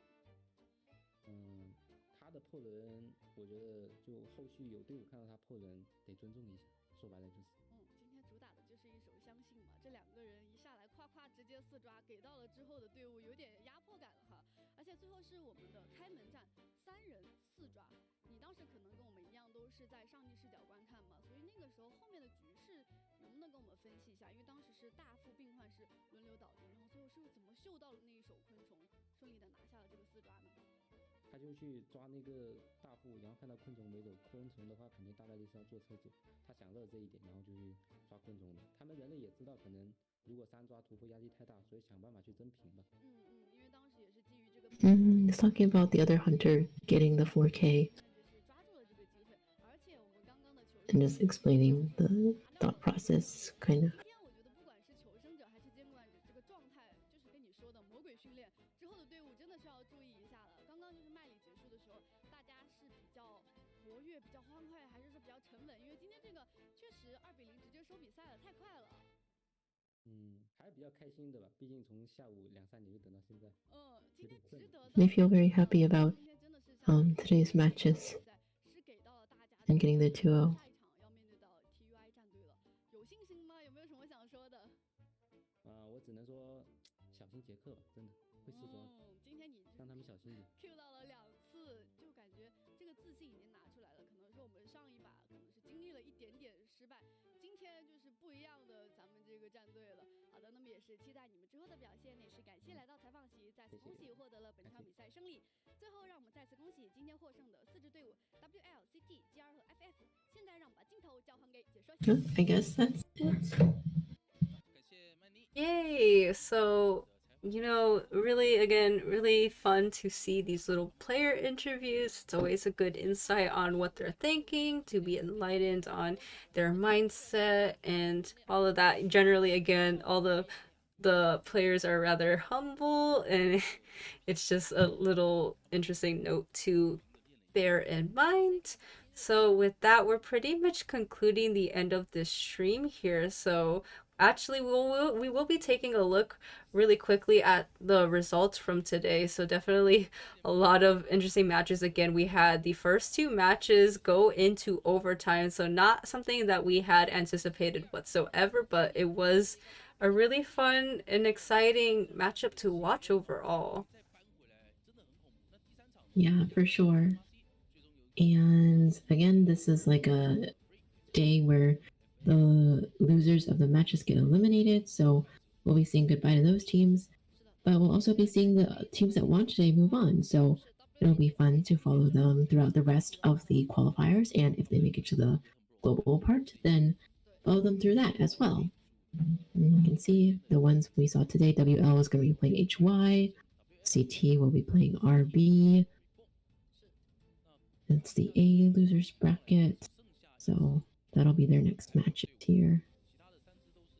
Yeah, I mean, so a lot to look forward to moving on in the future. things again, it's already been really high stakes for all the teams involved, but as the competition dwindles down to less teams as the days go on, it's going to be a little bit more cutthroat as each team is vying for their next spot. The reputation that comes with being the winner of the Call of the Abyss tournament, as well as the prize pool money, which is quite a sizable sum, I might add. We are going to be looking at next week's matchups as well, so definitely try to tune in for those as they happen. And, you know, just continue to cheer on your teams that you're supporting. If you're cheering on all of them, don't have a favorite, definitely something that is fine too. Continue to spread positivity for all the teams, as we should continue to foster a positive environment for everyone involved. Yes. And yes, with that, once again, I'd like to thank Sadaoquil for having me on your stream. It was really fun. I'm glad we got to do this together and that we get to do this again next weekend. Absolutely, I couldn't agree more with you. I feel the same way, Lychee.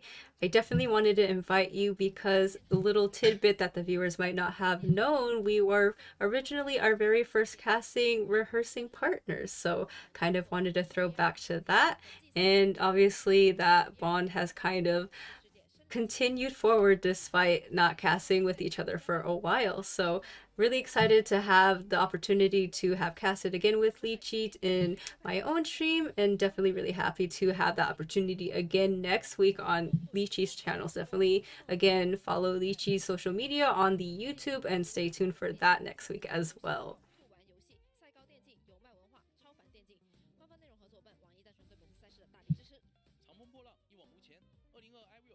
So we are about wrapping up. It's just a little bit of preliminaries that are going on within the stream. I do assume that after this we might be seeing a little bit of a highlight reel. So if you are interested in that, I would say stay tuned. Though I'm not quite sure that's the format that's going on, so I could be entirely wrong. Who knows? I've been wrong a lot today. But that is the curse of sitting in the caster chair, isn't that right? Yep. But the Chinese casters certainly have lots to announce on here. Luckily, we don't usually have to do as many announcements at the end. But yeah, very fun. I guess if any people are going to be logging off now, then we can say goodbye before then. I see these casters are saying goodbye as well, so I guess that's our cue also to say goodbye. All right, goodbye everyone. We will go back into the highlights, and that concludes the stream. I hope you had an amazing time, and stay tuned for next week's matches as well. So see you all then. Bye, see you everyone.